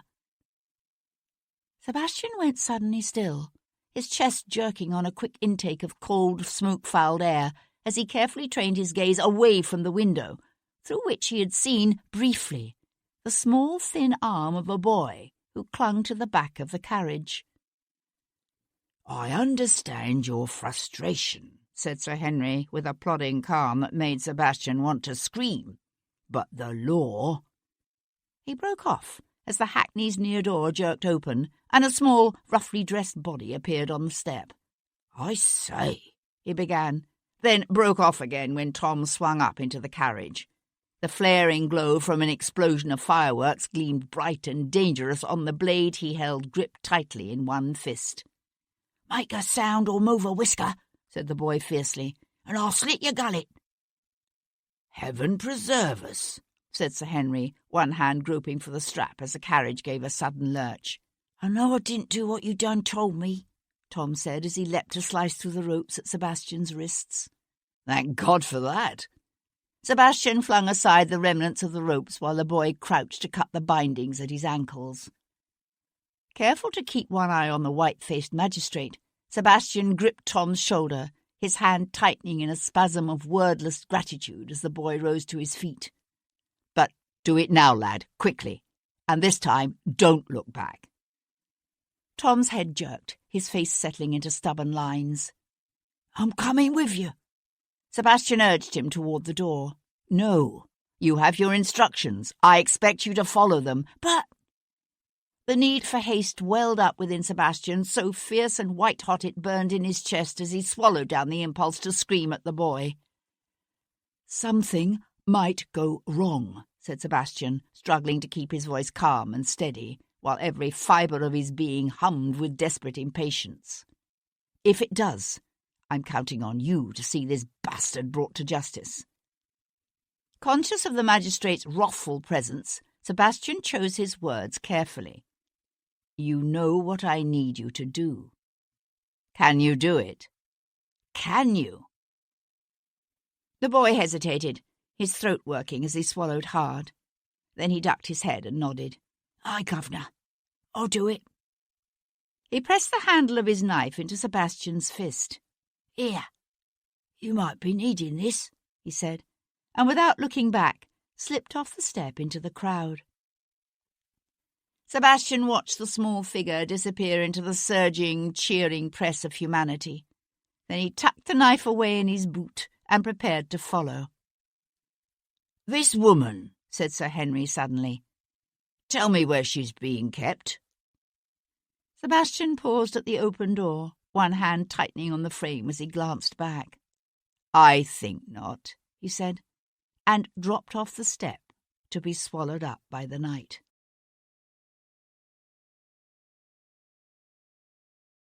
Chapter 60. The Prosperity Trading Company's warehouse fronted one of the basins lying just below Parsons Stairs and the Hermitage Dock. Sebastian took a hackney as far as Burr Street, then worked his way on foot toward the river. Crowded by day with seamen and stevedores, the wharves after dark were a dangerous labyrinth patrolled by the river police and private guards hired by ship owners and trading companies, desperate to control the swarms of thieves who could empty a warehouse or a ship's hold in a night and slit a man's throat for the coat on his back. But tonight Sebastian seemed to have the riverfront to himself, moving through fog foul with the stench of salt and river sludge, mingling with the odours of the nearby tanneries and soap factories. He could hear the slap of the incoming tide and the occasional muffled boom of distant fireworks from Tower Hill and the bridge, but the thickness of the fog brought its own special hush to the world, magnifying the sound of his breathing until it grated loud and harsh in his ears. The warehouse he sought lay midway down a row that loomed before him from out of the gloom. 2 stories high, and built of rough stone, it butted to the south against another warehouse, while to the left, an alley just wide enough for a cart separated it from the next row of buildings, ancient relics of soot-darkened brick. As he neared the row, Sebastian could see a faint glow of light shining through the Prosperity Trading Company warehouse's arched, brick-faced windows, but they were set high in the thick stone walls, too high for anyone to look through. In the centre of the wall facing the narrow lane, a set of double doors, sturdily built of thick planks, gave access to the warehouse's ground floor. The door's heavy padlock hung dark and undisturbed against the peeling painted wood. The padlock was both an acknowledgement and a mocking warning, Sebastian thought. It was Wilcox's way of saying, "I know you have no intention of walking blindly into my trap, but make no mistake, I'm ready for you. And whereas I know this warehouse very, very well, you, my friend, do not." Sebastian knew the price of arrogance. It was his own arrogance, after all, his belief in his ability to catch Rachel's killer that had led Kat to this deserted warehouse, and the terrors she must now be facing as she waited, live bait in a monster's trap. But he kept telling himself that however arrogant Wilcox might be, the man was no fool. He would know he needed Kat alive if he were to have any hope of surviving the confrontation to come. Looking up, Sebastian scanned the windows on the upper floor and found them barred, like those of the ground floor, with stout iron grills. But there would be another set of doors, he knew, on the water side. Soft-footed, trying to control even the rasp of his breathing, he slipped down the side alley toward the water. As he passed a pile of empty packing crates and broken barrels, a rat scuttled, squealing before him. He stopped, his ears straining to catch any hint of sound, any indication that Wilcox, waiting within the stone fastness of the warehouse, had heard. A faint breath of air, heavy with the scents of the sea, lifted off the basin, its heaving black waters all but obscured by the freezing fog that hung low and thick. The high dark hulls and swaying masts of the ships that lay anchored there were mere shadows in the night, quiet and ghost-like. Treading carefully over the rough weathered planks of the open dock, Sebastian crept toward the waterfront doors. They bore no padlock, but then they were normally barred from within anyway. Reaching out, he applied just enough pressure against the first panel to tell him what he had already guessed. These doors, too, were locked. He could hear the slap of water beneath him, for the warehouses here, as along so many of the basins and canals lining the river, were built over the water. There would be a trapdoor in the planked floor of the warehouse to give direct access to lighters and barges. A way of entry, perhaps, but one which would give too much of the advantage to the man waiting within. Sebastian needed to find some approach that would give him a visual advantage. He needed to come in from above. A second set of loading doors opened from the dock to the upper floor, where a stout beam thrusting out from the wall could be used to hoist goods. But the beam was bare now of both winch and pulley, and Sebastian had no rope to climb up to it. A nearby pile of crates virtually blocked the wharf ahead of him, but they were neither near enough to the door nor high enough to enable him to reach it. He had to find another way in. Retracing his steps to the front of the warehouse, he scanned the building's flat roofline. The warehouse beside it was older and larger, but of roughly the same height. Its door, like that of the Prosperity Trading Company, was padlocked. Sebastian retrieved one of the broken barrels from the alley. Even empty, the iron-banded oak weighed some 40 or 50 pounds. Heaving it over his head, he brought the iron edge down on the padlock once and then again, smiling grimly as he felt the lock shear away from the door, hasp and all. In the stillness of the fog-shrouded night, the resultant clatter sounded unnaturally loud. Sebastian paused, his breath coming in pants as he listened to the slosh of the incoming tide against the wharfs. Slipping between the heavy doors, he paused again, waiting for his eyes to adjust to the gloom. It was true he could cope better than most men with the darkness of the night, but his eyes still needed some light to see, and the dense fog obliterated all hint of moon and stars, even the reflected lights of the city around them. He inched his way across a floor crowded with crates and barrels that perfumed the air with the heavy scents of their contents. Tea from India, sables from Russia, baled cotton from the Carolinas. A faint glow showed him a central well some 8 to 10 feet square, faintly lit from above by a grimy skylight and edged along one side by a steep, straight stair. He climbed the steps in a light-footed rush that brought him to an upper floor, crowded, like the one below, with packing cases and bales. Overhead, the skylight showed only as a dark grey square against the black of the ceiling. There would be tools, he knew, kept here on the upper floor by the warehouse crew. Precious minutes ticked by as he searched first at the top of the steps, then along the unrailed edge. He found them at last in a wooden crate left near the front wall. Tossing aside hammers, lengths of chain, and a coil of rope, he grasped a small pry bar, which he thrust into the waistband of his breeches. Then, by shifting some of the crates, he was able to climb within an arm's reach of the skylight. Set into a large raised wooden frame, the skylight was made up of some half-dozen sections hinged so that they could be raised for ventilation. Feeling along the edge, Sebastian located the clasp of the section above his head and carefully eased it open. Thick with the smell of sulphur and coal smoke and the scents of the sea, the night swirled in around him. Grasping the edge of the frame, Sebastian levered himself up through the small square opening and onto the roof. He lay still for a moment, his breath showing white as he listened to the distant boom of fireworks lost in the night. Slowly, he rolled to his feet and crossed the slate expanse to drop lightly down onto the roof of the adjoining warehouse. Here the skylight glowed with a faint golden light, but as he inched forward, he saw that the glass was too clouded and grimy to show more than the vague shapes of the objects below.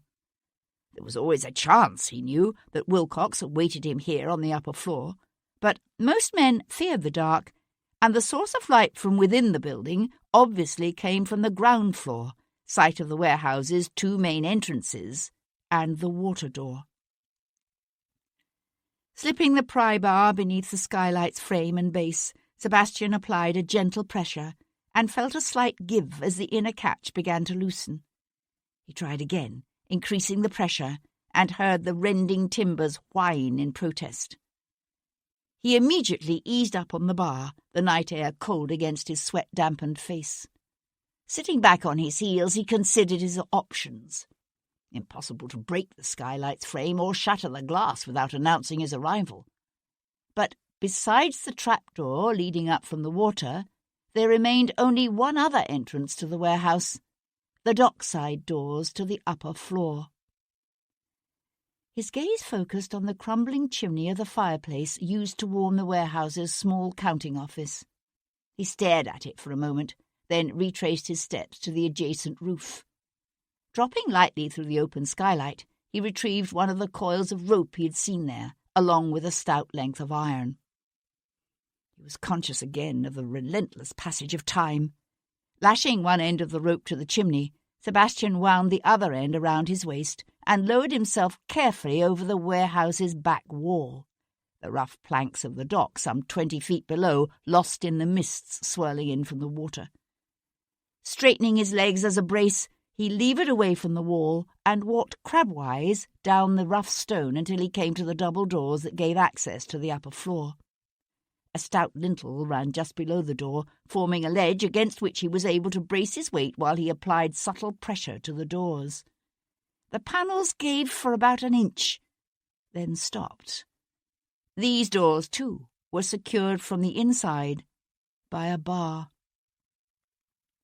Shifting his weight, Sebastian retrieved the pry bar from his waistband and thrust its end between the 2 doors, wedging them open far enough that he was able to slip the length of iron rod in between the pivot bar and lever it up.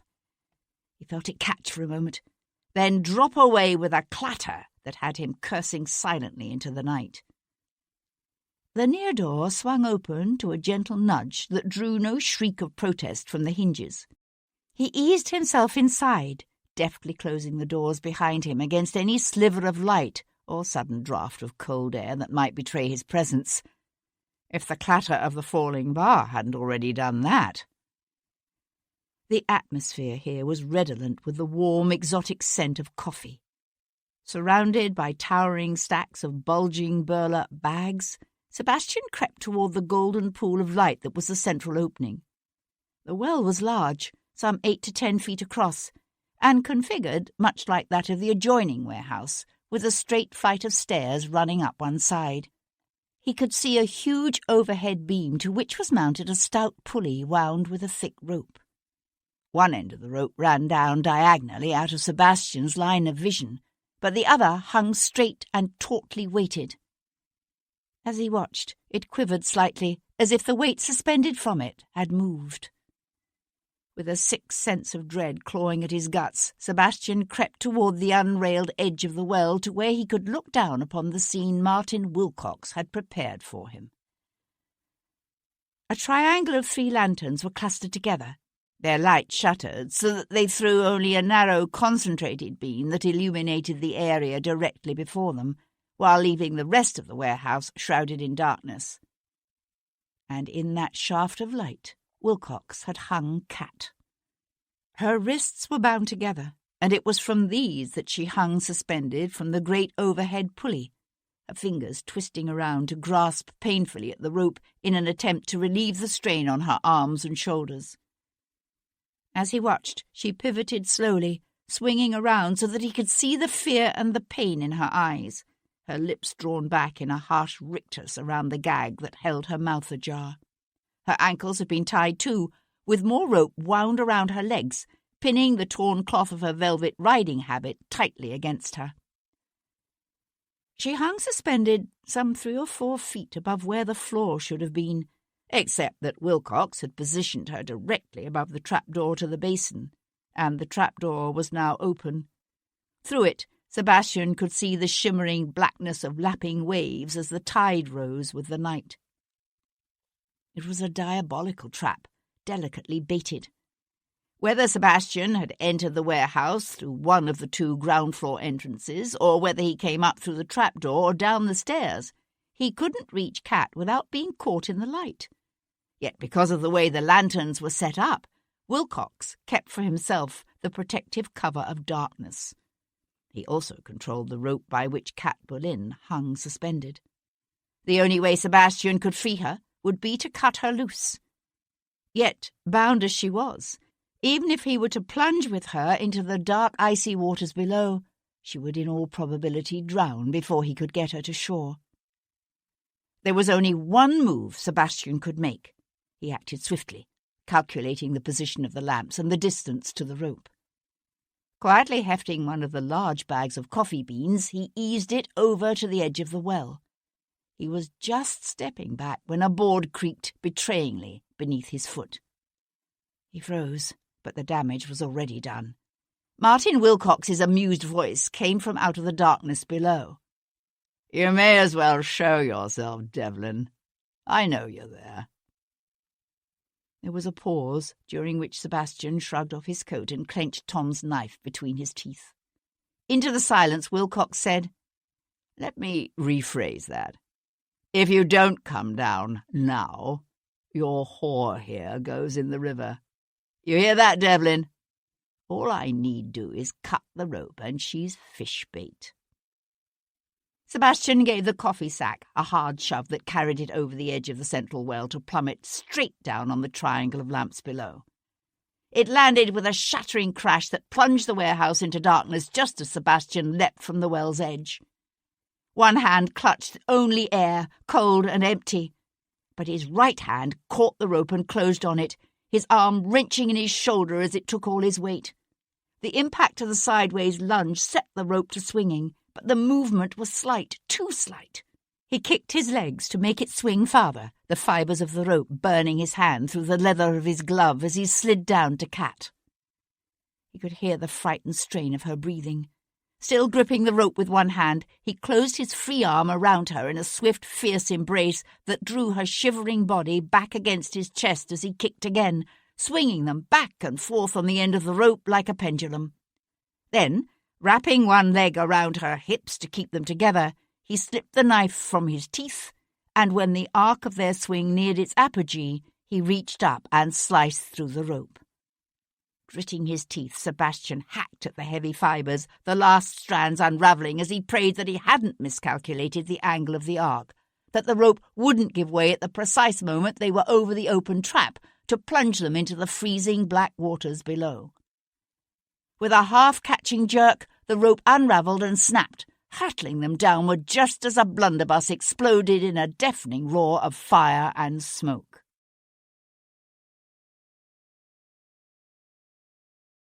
Chapter 61. Sebastian felt the pain of the shot rip like fire through the flesh of his thigh just before they hit the floorboards. At the last instant, he managed to twist so that Kat fell half on top of him and he absorbed most of the impact himself. He rolled, shifting her weight so that she lay within the protective curve of his body. He could hear the rasp of her breathing open-mouthed behind the gag, but he had no way of knowing if she had taken any of the shot herself. Bringing his lips close to her ear, he whispered softly, "Lie still." He felt rather than saw her nodded response, for without the lanterns, and surrounded as they were by towering piles of crates and wool bales, the blackness of the night seemed nearly complete. Moving swiftly in the dark, he sliced through the ropes binding her ankles and tore away the coils wrapping her legs. Cautiously, he ran his hands up over her body. It was just below her ribs he felt the warm, sticky wetness of blood. His heart thudding painfully in his chest, he ripped the cravat from his neck and pressed the quickly folded cloth against her side, unable in the thick, unfamiliar blackness of the foggy night to gauge the seriousness of the wound. Holding the cloth tight with one hand, he worked awkwardly to slice the ropes from her wrists before moving to ease the gag from her mouth. Her hand caught at his, squeezing his fingers in a silent, trembling communication, then slid away to flutter down to her bloody side. One cheek pressed against her hair, Sebastian willed his breathing to still as he strained to penetrate the hushed blackness of the night. He knew that at the time of the blunderbuss's firing, Wilcox had been hidden amongst the crates back beneath the stairs. But he couldn't be certain the man hadn't moved since then. And while Sebastian doubted Wilcox's ability to reload a blunderbuss in the dark, there was no way of knowing how many firearms he had with him. Even Kat wouldn't know if the man had hidden a stash of carbines or pistols at various points about the warehouse before he brought her here. If he'd been alone, Sebastian would have taken the offensive, trusting his training and the unnatural quickness of his senses to even out the disadvantages of being unarmed and unfamiliar with his surroundings. But he couldn't leave Kat alone and vulnerable and hurt. Yet, as the silence in the warehouse stretched out, a dark and tangible thing, Sebastian realized he couldn't afford to wait for Wilcox to make the next move either. He had no way of knowing how badly Kat was injured, but he could feel her life's blood seeping hot and wet through the thick folds of his cravat, could smell the coppery tang mingling with the scents of salt and lanolin that lay so heavy on the night air. He took her hand in his and pressed it to the cloth at her side, then slipped his own hand away. Dipping his head, he brushed her cheek with his lips and found her face cold and unnaturally clammy. "I'm not leaving you," he was telling her, although he had no way of knowing whether or not she understood. He could feel the cold dampness rising from the water through the opening beside them, for their fall had brought them heart-stoppingly close to the edge of the trap-door. The faint outline of a stack of coffee sacks showed near the opening's edge. Moving by slow degrees, he was able to shift his weight until his shoulder touched one of the sacks. Gritting his teeth, he heaved, tipping the coffee over the edge. Then he rolled quickly away, taking Kat with him as the heavy bag flopped down to tumble some 8 feet or more before sliding into the black water with a long and satisfyingly loud plop. Her trembling body held tight against his. Sebastian waited for another explosion of gunfire. But there was only a silence, filled with the wash of ripples radiating out to slop against the timber supports before fading away into nothing. Wilcox's voice came to him, low and mocking, from out of the shadows to his left. "A pitiful ruse, Devlin. What were you expecting me to do? Carelessly venture forth on the assumption you'd slipped away?" Unwilling to give away their own position, Sebastian smiled grimly into the night. So the bastard had moved to a new position, behind the bales of Australian wool that lay between Sebastian and the doors leading out to the loading dock. "An interesting standoff," Wilcox continued. "One might be tempted to say I've lost the advantage. Except that I can smell blood, Devlin. Yours, I wonder, or hers? I can afford to wait out the night. Can you?" Kat's hand snaked out suddenly to touch Sebastian's arm. "Sebastian," she whispered.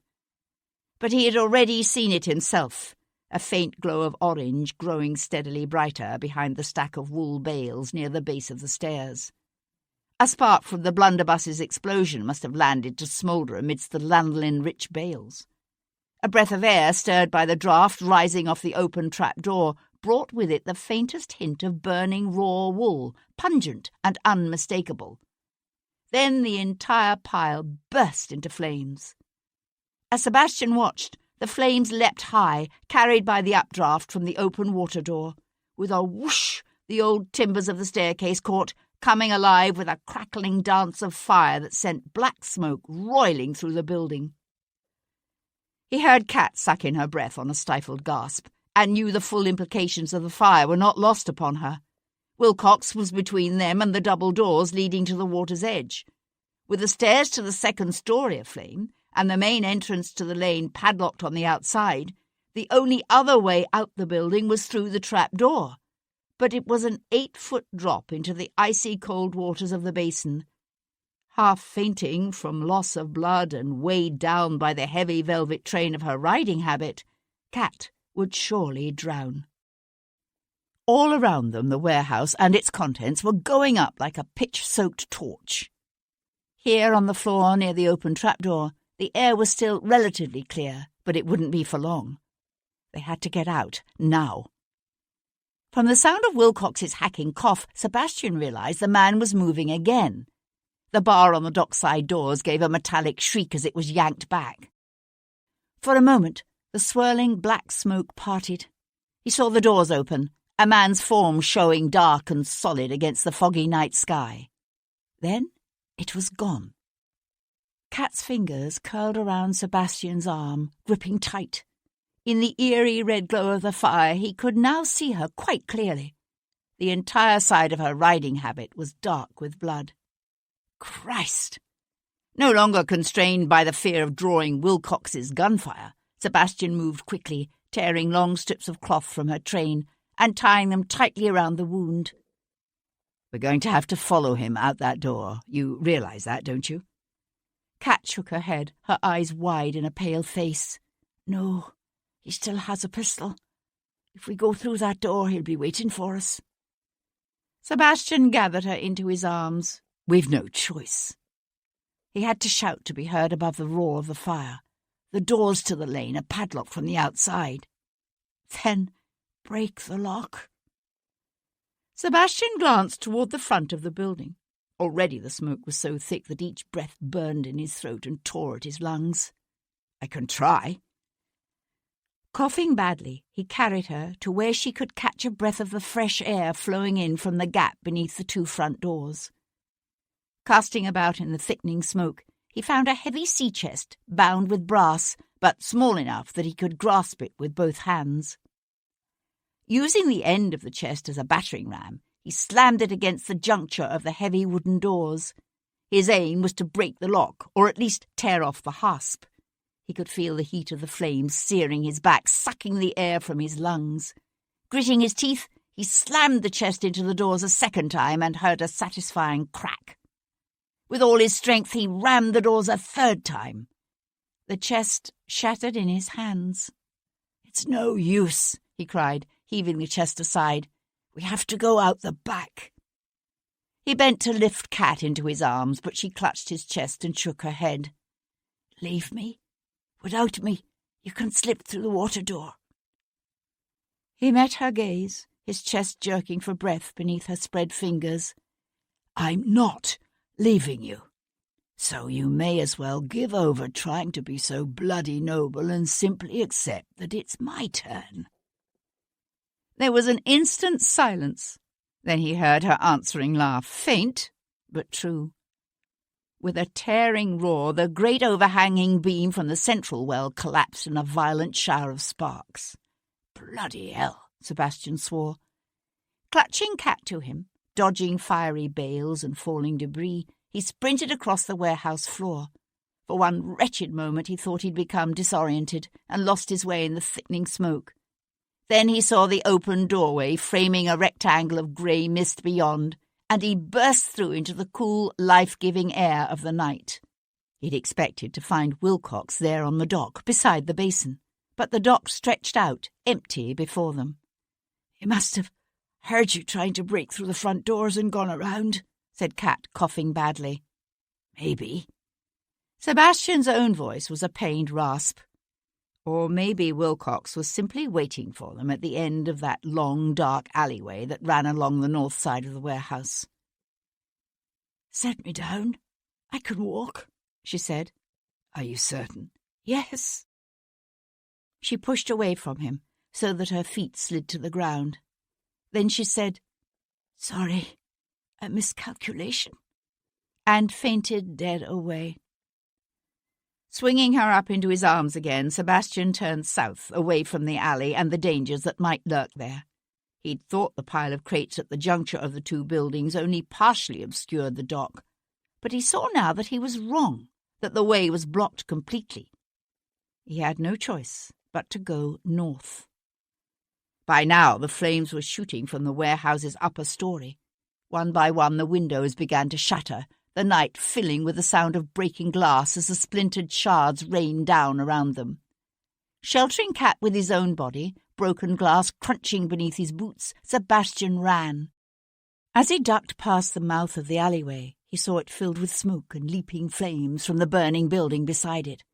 If Wilcox had been there, waiting, the heat and breaking glass would have driven him back.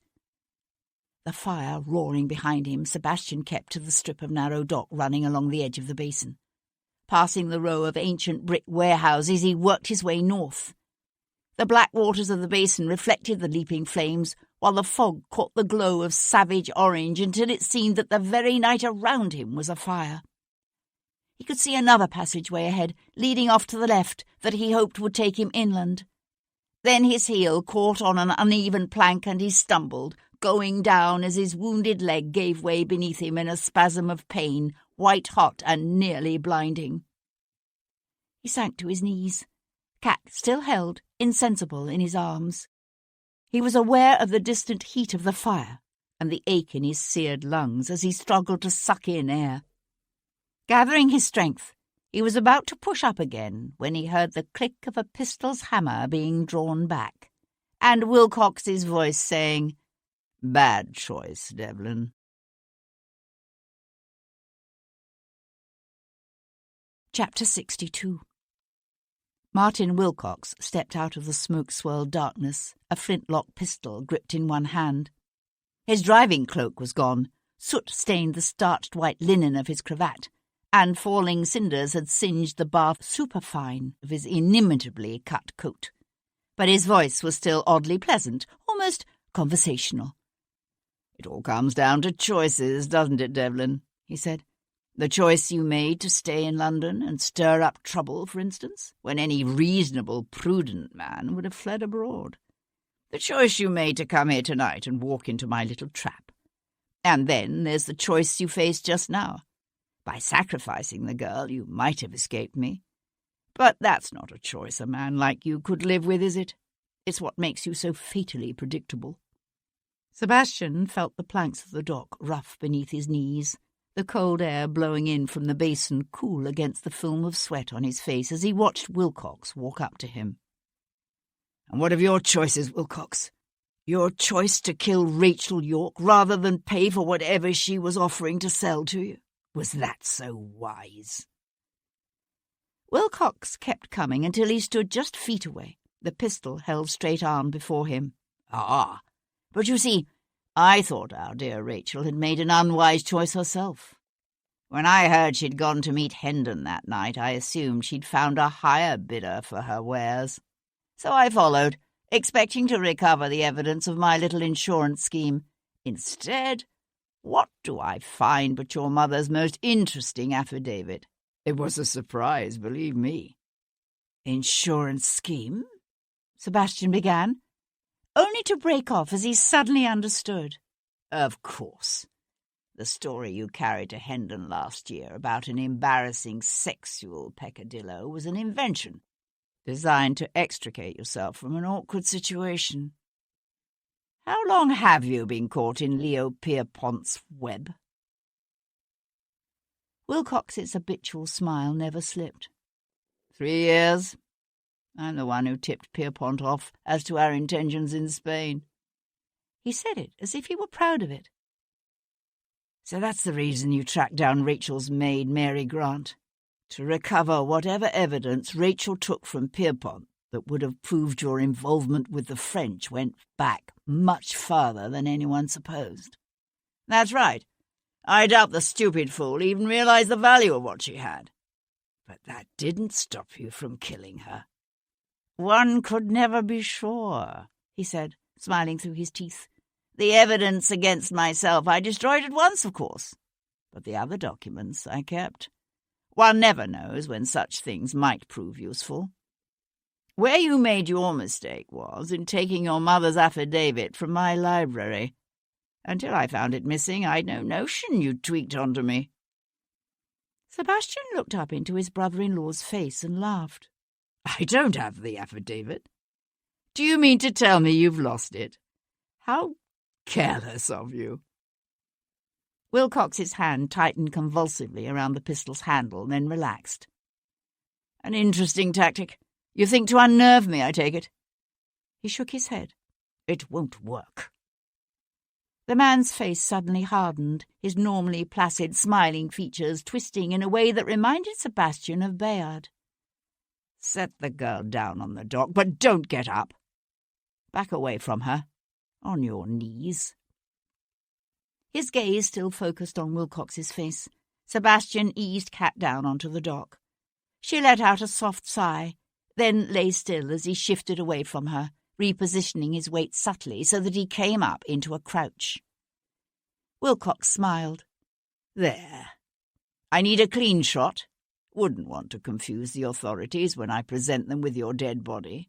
And the mutilated corpse of your last victim, of course," he added, his gaze flicking significantly toward Kat.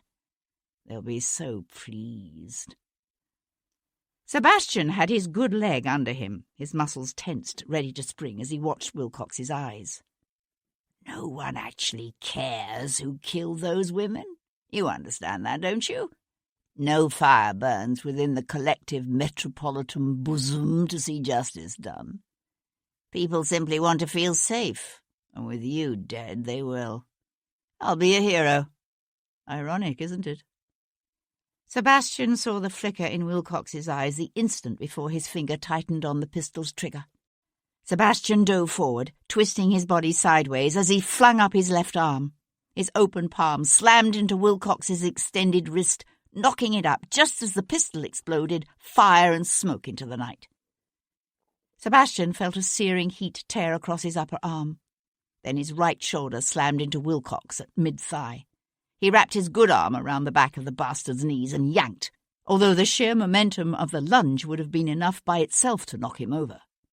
Wilcox went down hard, his back hitting the dock with a thump that drove the air from his lungs in a huff as Sebastian landed on top of him.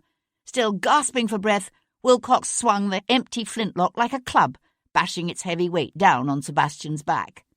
Swearing harshly, Sebastian grabbed the man's pistol hand in a brutal grip and yanked it over his head, tightening his grip until Wilcox relaxed his hold on the pistol in a spasm of pain. Then he went suddenly, utterly still. "So you've overpowered me," he said, panting, the light from the distant fire gleaming in his eyes as he smiled up at Sebastian. "What now, You do realise that you've no proof of what I did to those women?" "None. Even the scratches that bitch left on my neck have healed. It'll simply be your word against mine, and who would believe you?" "You're forgetting Catwallin." "What? The word of a whore? Against that of a friend of the Crown Prince himself?" Wilcox smiled. "I don't think so." Still smiling, he twisted his lower body and drove his knee up straight into Sebastian's wounded thigh. The pain exploded in a fireball that made Sebastian gasp. For an instant, his vision blurred and his head swam, and his hold on Wilcox relaxed just enough to enable the man to clamber backward from beneath him. Rolling over, Wilcox made it as far as his hands and knees before Sebastian lunged after him. They teetered for a moment at the edge of the dock, then went over together. Sebastian lost his grip on Wilcox as they fell. Wilcox slammed into the water in an awkward, crumpled heap. But Sebastian managed to straighten his body so that he hit feet first. He plunged deep into the cold black water, then shot back to the surface, treading water heavily, weighed down by the awkwardness of boots and rough breeches, the wounds in his shoulder and thigh on fire. He could hear his brother-in-law coughing and gasping, see the white of his cravat and waistcoat glowing out of the darkness of the night. Sebastian swam toward him. For a moment the man's fat head disappeared beneath black water sheened with orange by the distant fire.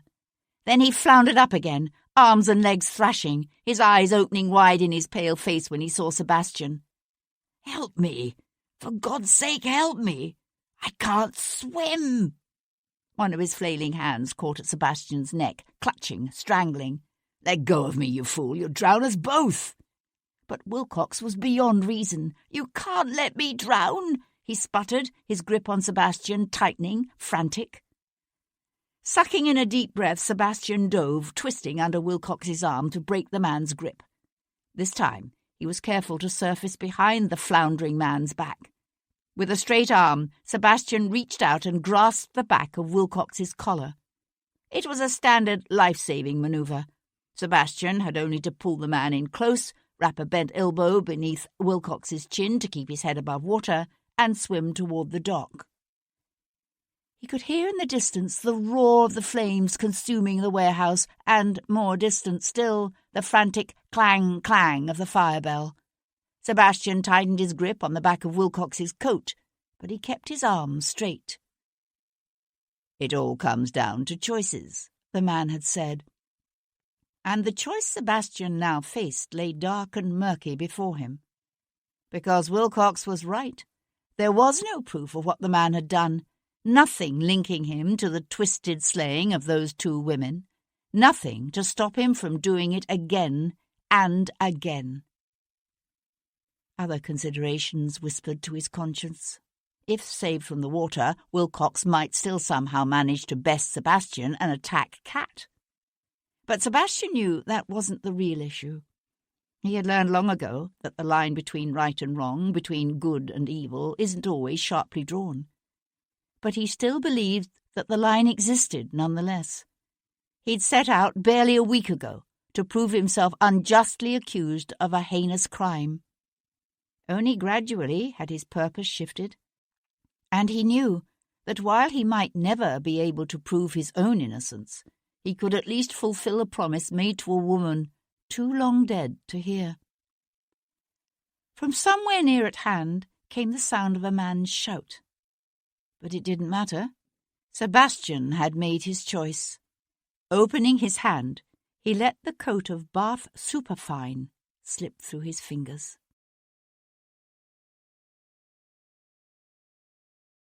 Chapter 63. From where he stood at the edge of the dock, Sir Henry Lovejoy watched the Viscount climb the rough ladder from the water below. As he reached the top, Devlin looked up, his uncanny eyes gleaming yellow in the reflected fire's light. The two men stared at each other, Devlin's breath coming so hard and fast that the coarse cloth of his water-soaked, blood-stained shirt shuddered with each lifting of his chest. It was Devlin who spoke first. "The boy. Tom? Where is he?" "Quite safe. I intercepted him just outside your father's house in Grosvenor Square. That's right," he added, when Devlin's eyebrows twitched together. "I overheard your instructions to the lad back at the Rose and Crown." "And?" Lovejoy cleared his throat. "I found Wilcox's note in his pocket." "The note was unsigned." "Yes. I admit I initially found it difficult to give credence to the lad's rather long and tangled tale, but he had the forethought to liberate his lordship's pocketbook, which lent considerable weight to his story." Levering himself up onto the dock, his wet clothes clinging to his lean frame, the Viscount went to crouch beside the crumpled, bloody form of the woman. Lovejoy didn't move. "Is she—" "No." Her blood streaming over his hands, Devlin lifted the woman gently into his arms. The wind caught her long, dark hair, blowing it loosely across his face. She stirred, her voice a hoarse murmur, and he nuzzled his lips against her ear, whispering reassurances. Then his gaze lifted again to meet Lovejoy's. "How much did you overhear just now?" And Sir Henry Lovejoy, that hard-headed stickler for the processes of the law and the sanctity of truth, who had arrived at the basin's edge only in time to watch Wilcox's head first disappear beneath the black waters, smiled tightly and said, "Enough."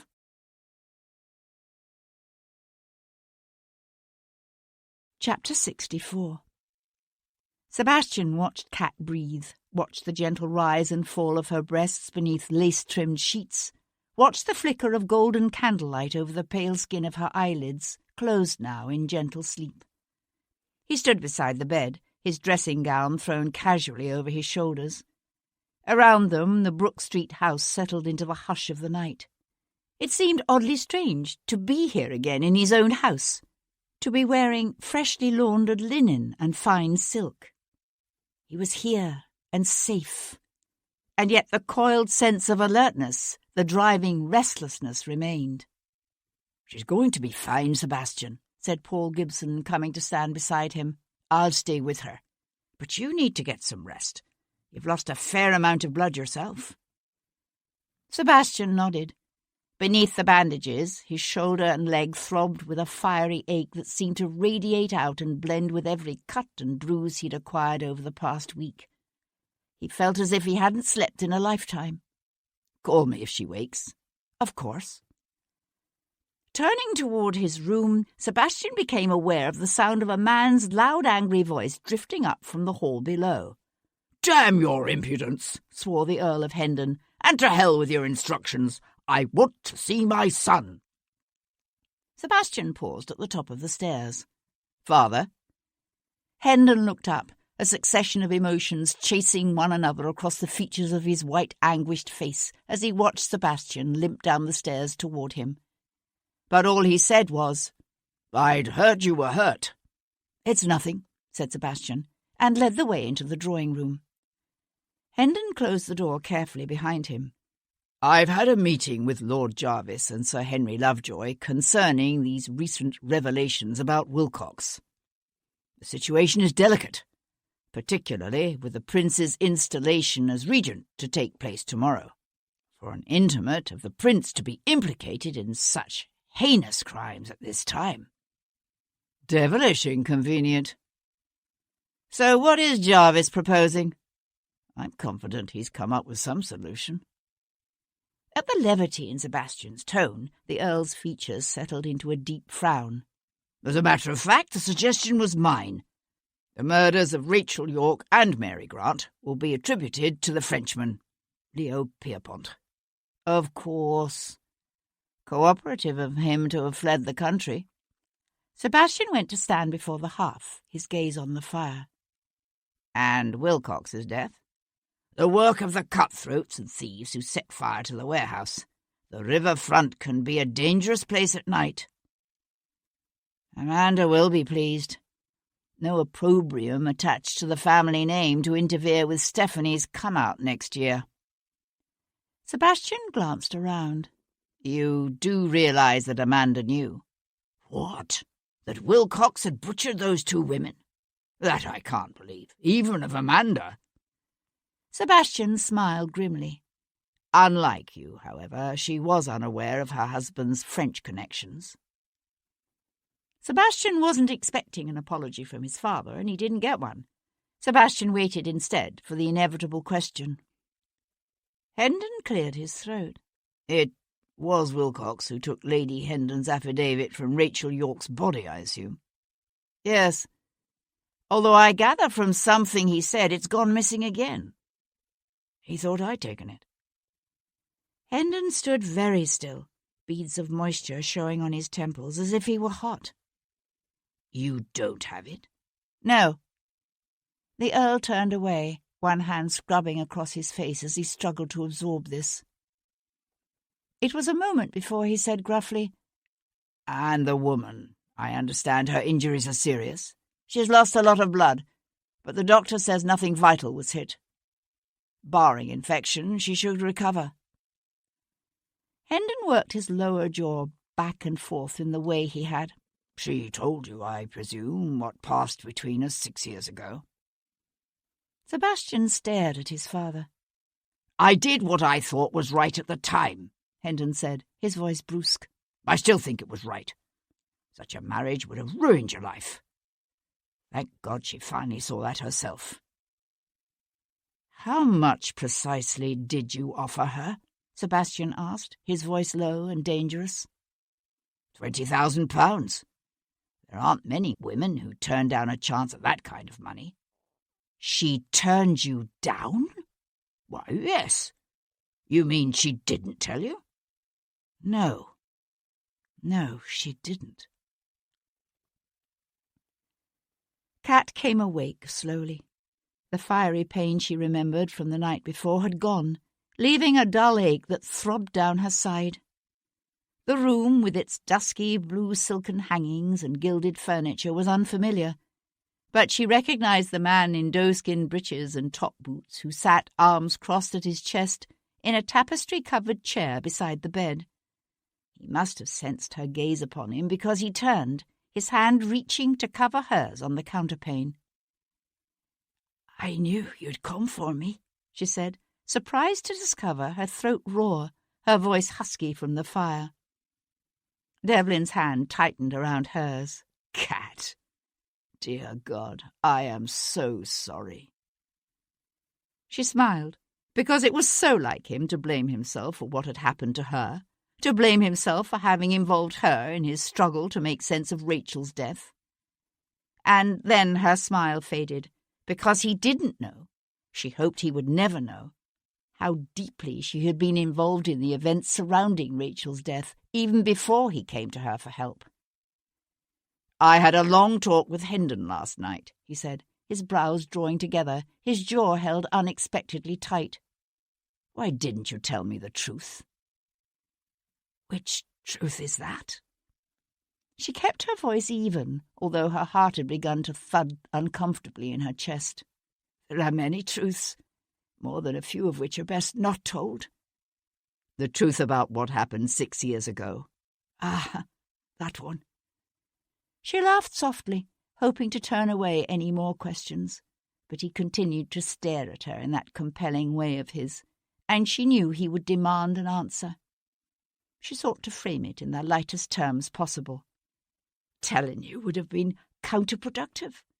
That sort of noble sacrifice only achieves its object when masked.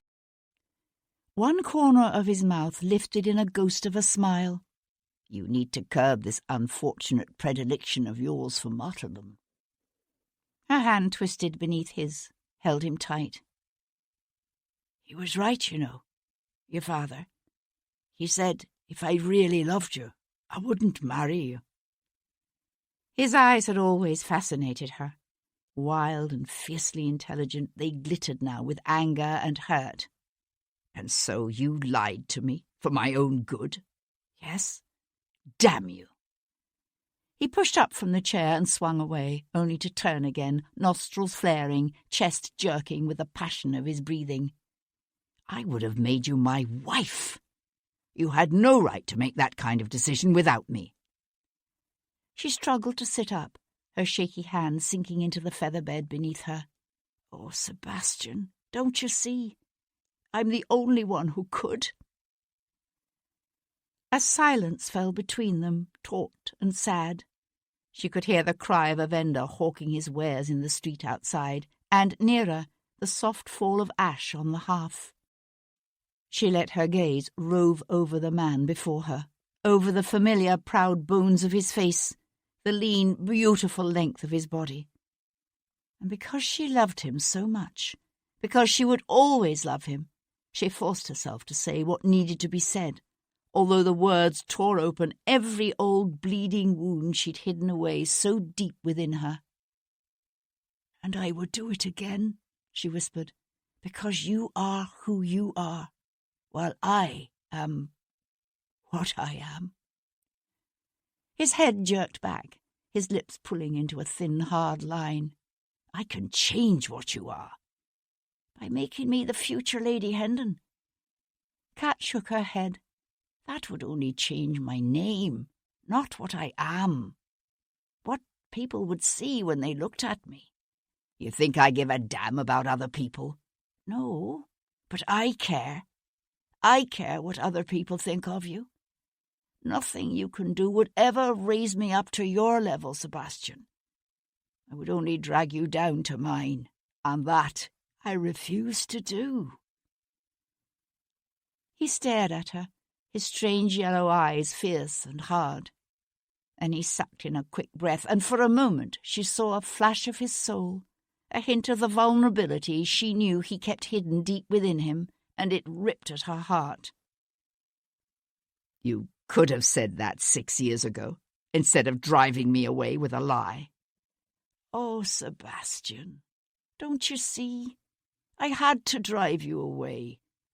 I knew if I told you the truth, you'd try to change my mind, that you wouldn't accept it. And I knew, too, that I wouldn't have the strength to hold out against you." He came to stand beside her. It wasn't until he gently touched her cheek and she saw the sheen of wetness on his fingertips that she realized she was crying. "I'm not accepting it now," he said. She shook her head, although she couldn't quite stop herself from bringing up her hand to cradle his palm against her cheek. "I'll not be changing my mind." He smiled then, the smile she loved, the one that made him look both boyish and a little bit wicked. "I can be patient." "The mantle should be of silk-trimmed parametta, I think," said Amanda, holding the pattern card so that it caught the weak morning light streaming in her drawing-room windows, "with crepe." She handed the card back to her dressmaker and reached for the next design. "But on this one we'll have the bodice covered with crepe, with cuffs and collar of deep lawn." "Yes, my lady." Amanda sighed. It was always such a bother, this business of assembling the accoutrements of deep mourning. Black petticoats and stockings, handkerchiefs with black borders in cambric and silk. The list seemed endless. All the servants would need to be outfitted as well, of course, although Amanda intended to look into dyeing some of their existing clothing black. She'd heard Indian logwood worked quite well. Thank heaven Stephanie would be out of mourning before she was due to be presented at court the following season. Amanda herself, of course, would be in half-mourning for another year or two beyond that. The commotion in the hall below surprised her. Then she heard her father's voice and understood. "Send the woman away," said Hendon, appearing in the entrance to the morning room.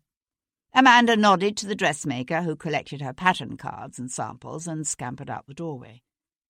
"Where is it?" Hendon demanded the instant the door shut behind the dressmaker. Amanda settled back against the damask cushions of her chair and stared up at her father with a placid, well-composed face. "Where is what?" "Don't play me for a fool. Your mother's affidavit. Wilcox thought Sebastian had taken it. And since I disremember hearing of your having any break-ins recently, the conclusion is obvious." Amanda held herself quite still. "Is it?" Hendon stared at her from across the room, dark colour suffusing his face, his chest rising and falling with his agitated breathing. It was a moment before he spoke. His voice was crisp, but surprisingly calm and even. "So that's the way we're going to play it, is it? Very well. But mark my words." He raised one hand to jab a thick finger into the air between them. "If I can hush up your precious husband's nasty little activities, I can also lay them bare to the world. And I don't think the consequences of that would be pleasant, for either you or for your children." Amanda surged to her feet, rage thrumming through her so hard and fast she was trembling with it. "You would do that? You would do that to your own grandchildren?" Hendon stared back at her, his jaw set. "I would do anything to protect the succession. Do you understand? Anything." "Yes. Well," she gave a torn laugh, "we've already seen that, haven't we?"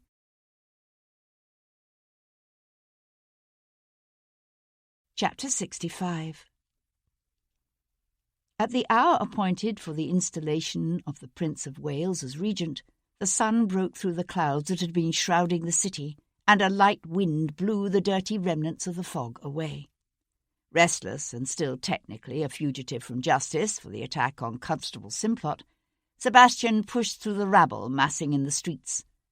He was crossing Piccadilly when Sir Henry Lovejoy hailed him from the open window of a passing hackney. "If I might have a word, my lord?" Nodding, Sebastian waited while the little magistrate paid off the jarvey. Together they entered the park and turned toward the lagoon to walk along in silence until the crowds thinned around them. Lovejoy said, "I thought you should know that Constable Simplot regained consciousness last night. His fever has broken, and the doctors say the prognosis for his recovery is quite promising." "The man must have the constitution of an ox." An unexpected smile played about the magistrate's thin lips. "That is roughly the opinion of his doctors." The smile faded. "He told us what happened that afternoon on Brook Street. Needless to say, Chief Constable Maitland has been dismissed from his duties." Sebastian nodded. He supposed he should feel relieved that the young constable had survived to give witness to the truth. Perhaps in time, Sebastian thought, he would feel relief. But at the moment he simply felt numb, as if it had all happened long ago in someone else's lifetime. "I was most impressed," Sir Henry was saying, "by the way you went about the task of discovering the true identity of the killer. Your investigative abilities are quite remarkable, my lord. If you weren't a nobleman, you'd make a fine detective." Sebastian laughed. "Some cases, of course, are more difficult for our office to deal with than others," said Lovejoy, "particularly those cases involving the royal family or members of the nobility." He cleared his throat uncomfortably and squinted off into the distance. "I was wondering, given your talents and abilities, if you might be interested in occasionally cooperating with our office on such exceptional cases. On a purely unofficial basis, of course." "No," said Sebastian baldly. Lovejoy nodded, his chin held tight against his chest. "Yes, of course, I understand. It's a passion not many feel, that driving need to see justice done in this world, to stand on the side of the weak and disadvantaged against the influential and powerful, and fight to right a terrible wrong. It's such a pervasive, grinding thing, injustice, and unfortunately all too common. I suppose the only way most people can tolerate it is by simply shrugging their shoulders and ignoring it and going on living their own lives. Unless, of course, the injustice falls on them or those they love." "I know what you're trying to do," said Sebastian, "but you're wrong about me. What I did was motivated by self-interest. Nothing more. Of course. They had reached the lagoon now. Lovejoy paused, his eyes narrowing as he stared out over the wind-ruffled water. I looked into the records of your service in Portugal, he said after a moment. I know why you sold out. Beside them, a drake lifted off the water. Sebastian narrowed his eyes, watching it rise up, its outstretched wings beating against the blue winter sky. You read too much into that. Do I? Sebastian swung his head to look at the man beside him. I killed him. You know that, don't you? They both understood it was Wilcox of whom they now spoke. You let him die? There is a difference. We are taught that to take another life is wrong, yet the state does it and calls it justice. Soldiers on the battlefield kill and are named heroes. The little magistrate turned up his collar against the cold wind blowing off the sunlit waters. What you did was wrong, but it's a sin we both share, and a choice that I, for one, am glad you made. Choices, the man had said. It all comes down to choices. In the distance, a cannon boomed, and another. Then they heard a roar as tens of thousands of voices raised together in a cheer. So, said Sir Henry Lovejoy, the Regency begins. No, wait. George, Prince of Wales and soon-to-be Prince Regent, sucked in a desperate gasp of air and flung out one fat, beringed hand to grasp the red lacquered back of a nearby chair. I can't go out there yet. I can't breathe. Oh, God, do you think it's my heart? I feel a series of palpitations coming on. Where is Dr. Heberton? Charles, Lord Jarvis, wrenched the stopper from a vial of smelling salts and waved the pungent concoction back and forth beneath his prince's pale nostrils. Here, here, your Royal Highness, you'll be fine. An understandable attack of nerves, that's all, he said soothingly, then whispered in an urgent undertone to one of the prince's gentlemen, Loosen his corset. From his position near the door, the Earl of Hendon slipped a watch from his waistcoat pocket and frowned. The Privy Council had already been kept waiting for an hour, but then everyone at court was accustomed to waiting for the prince. There was no reason to expect his installation as regent to be any different. The prince was breathing better now, but Jarvis shook his head at the Earl of Hendon and pressed a glass of wine into the prince's trembling hands. It hadn't been an easy thing, shepherding the prince toward his new position as regent, while simultaneously manoeuvring to keep the Whigs out of government. That girl's murder, coupled with the apparent involvement of Hendon's son, had come perilously close to scuttling the entire scheme. But in the end, all had come off as planned. The Whigs had been discredited, Perceval and the Tories would remain in power, and the war would continue until the French were finally, irrevocably, crushed. Soon there would be no one left in all the world to challenge British supremacy. Unconquerable and all-powerful, Britannia would take her divinely ordained position as the new and final Rome. It was to be the happy fate of Jarvis's own generation of Englishmen to witness the final inauguration of an empire that would last 1,000 years and more into the future. "Jarvis," the prince's voice rose in a peevish whine. "Where's Jarvis?" "Here," said Jarvis, easing the wine-glass from his prince's plump fingers. "Shall we go, your highness? England and your destiny await you." The End. This is Davina Porter,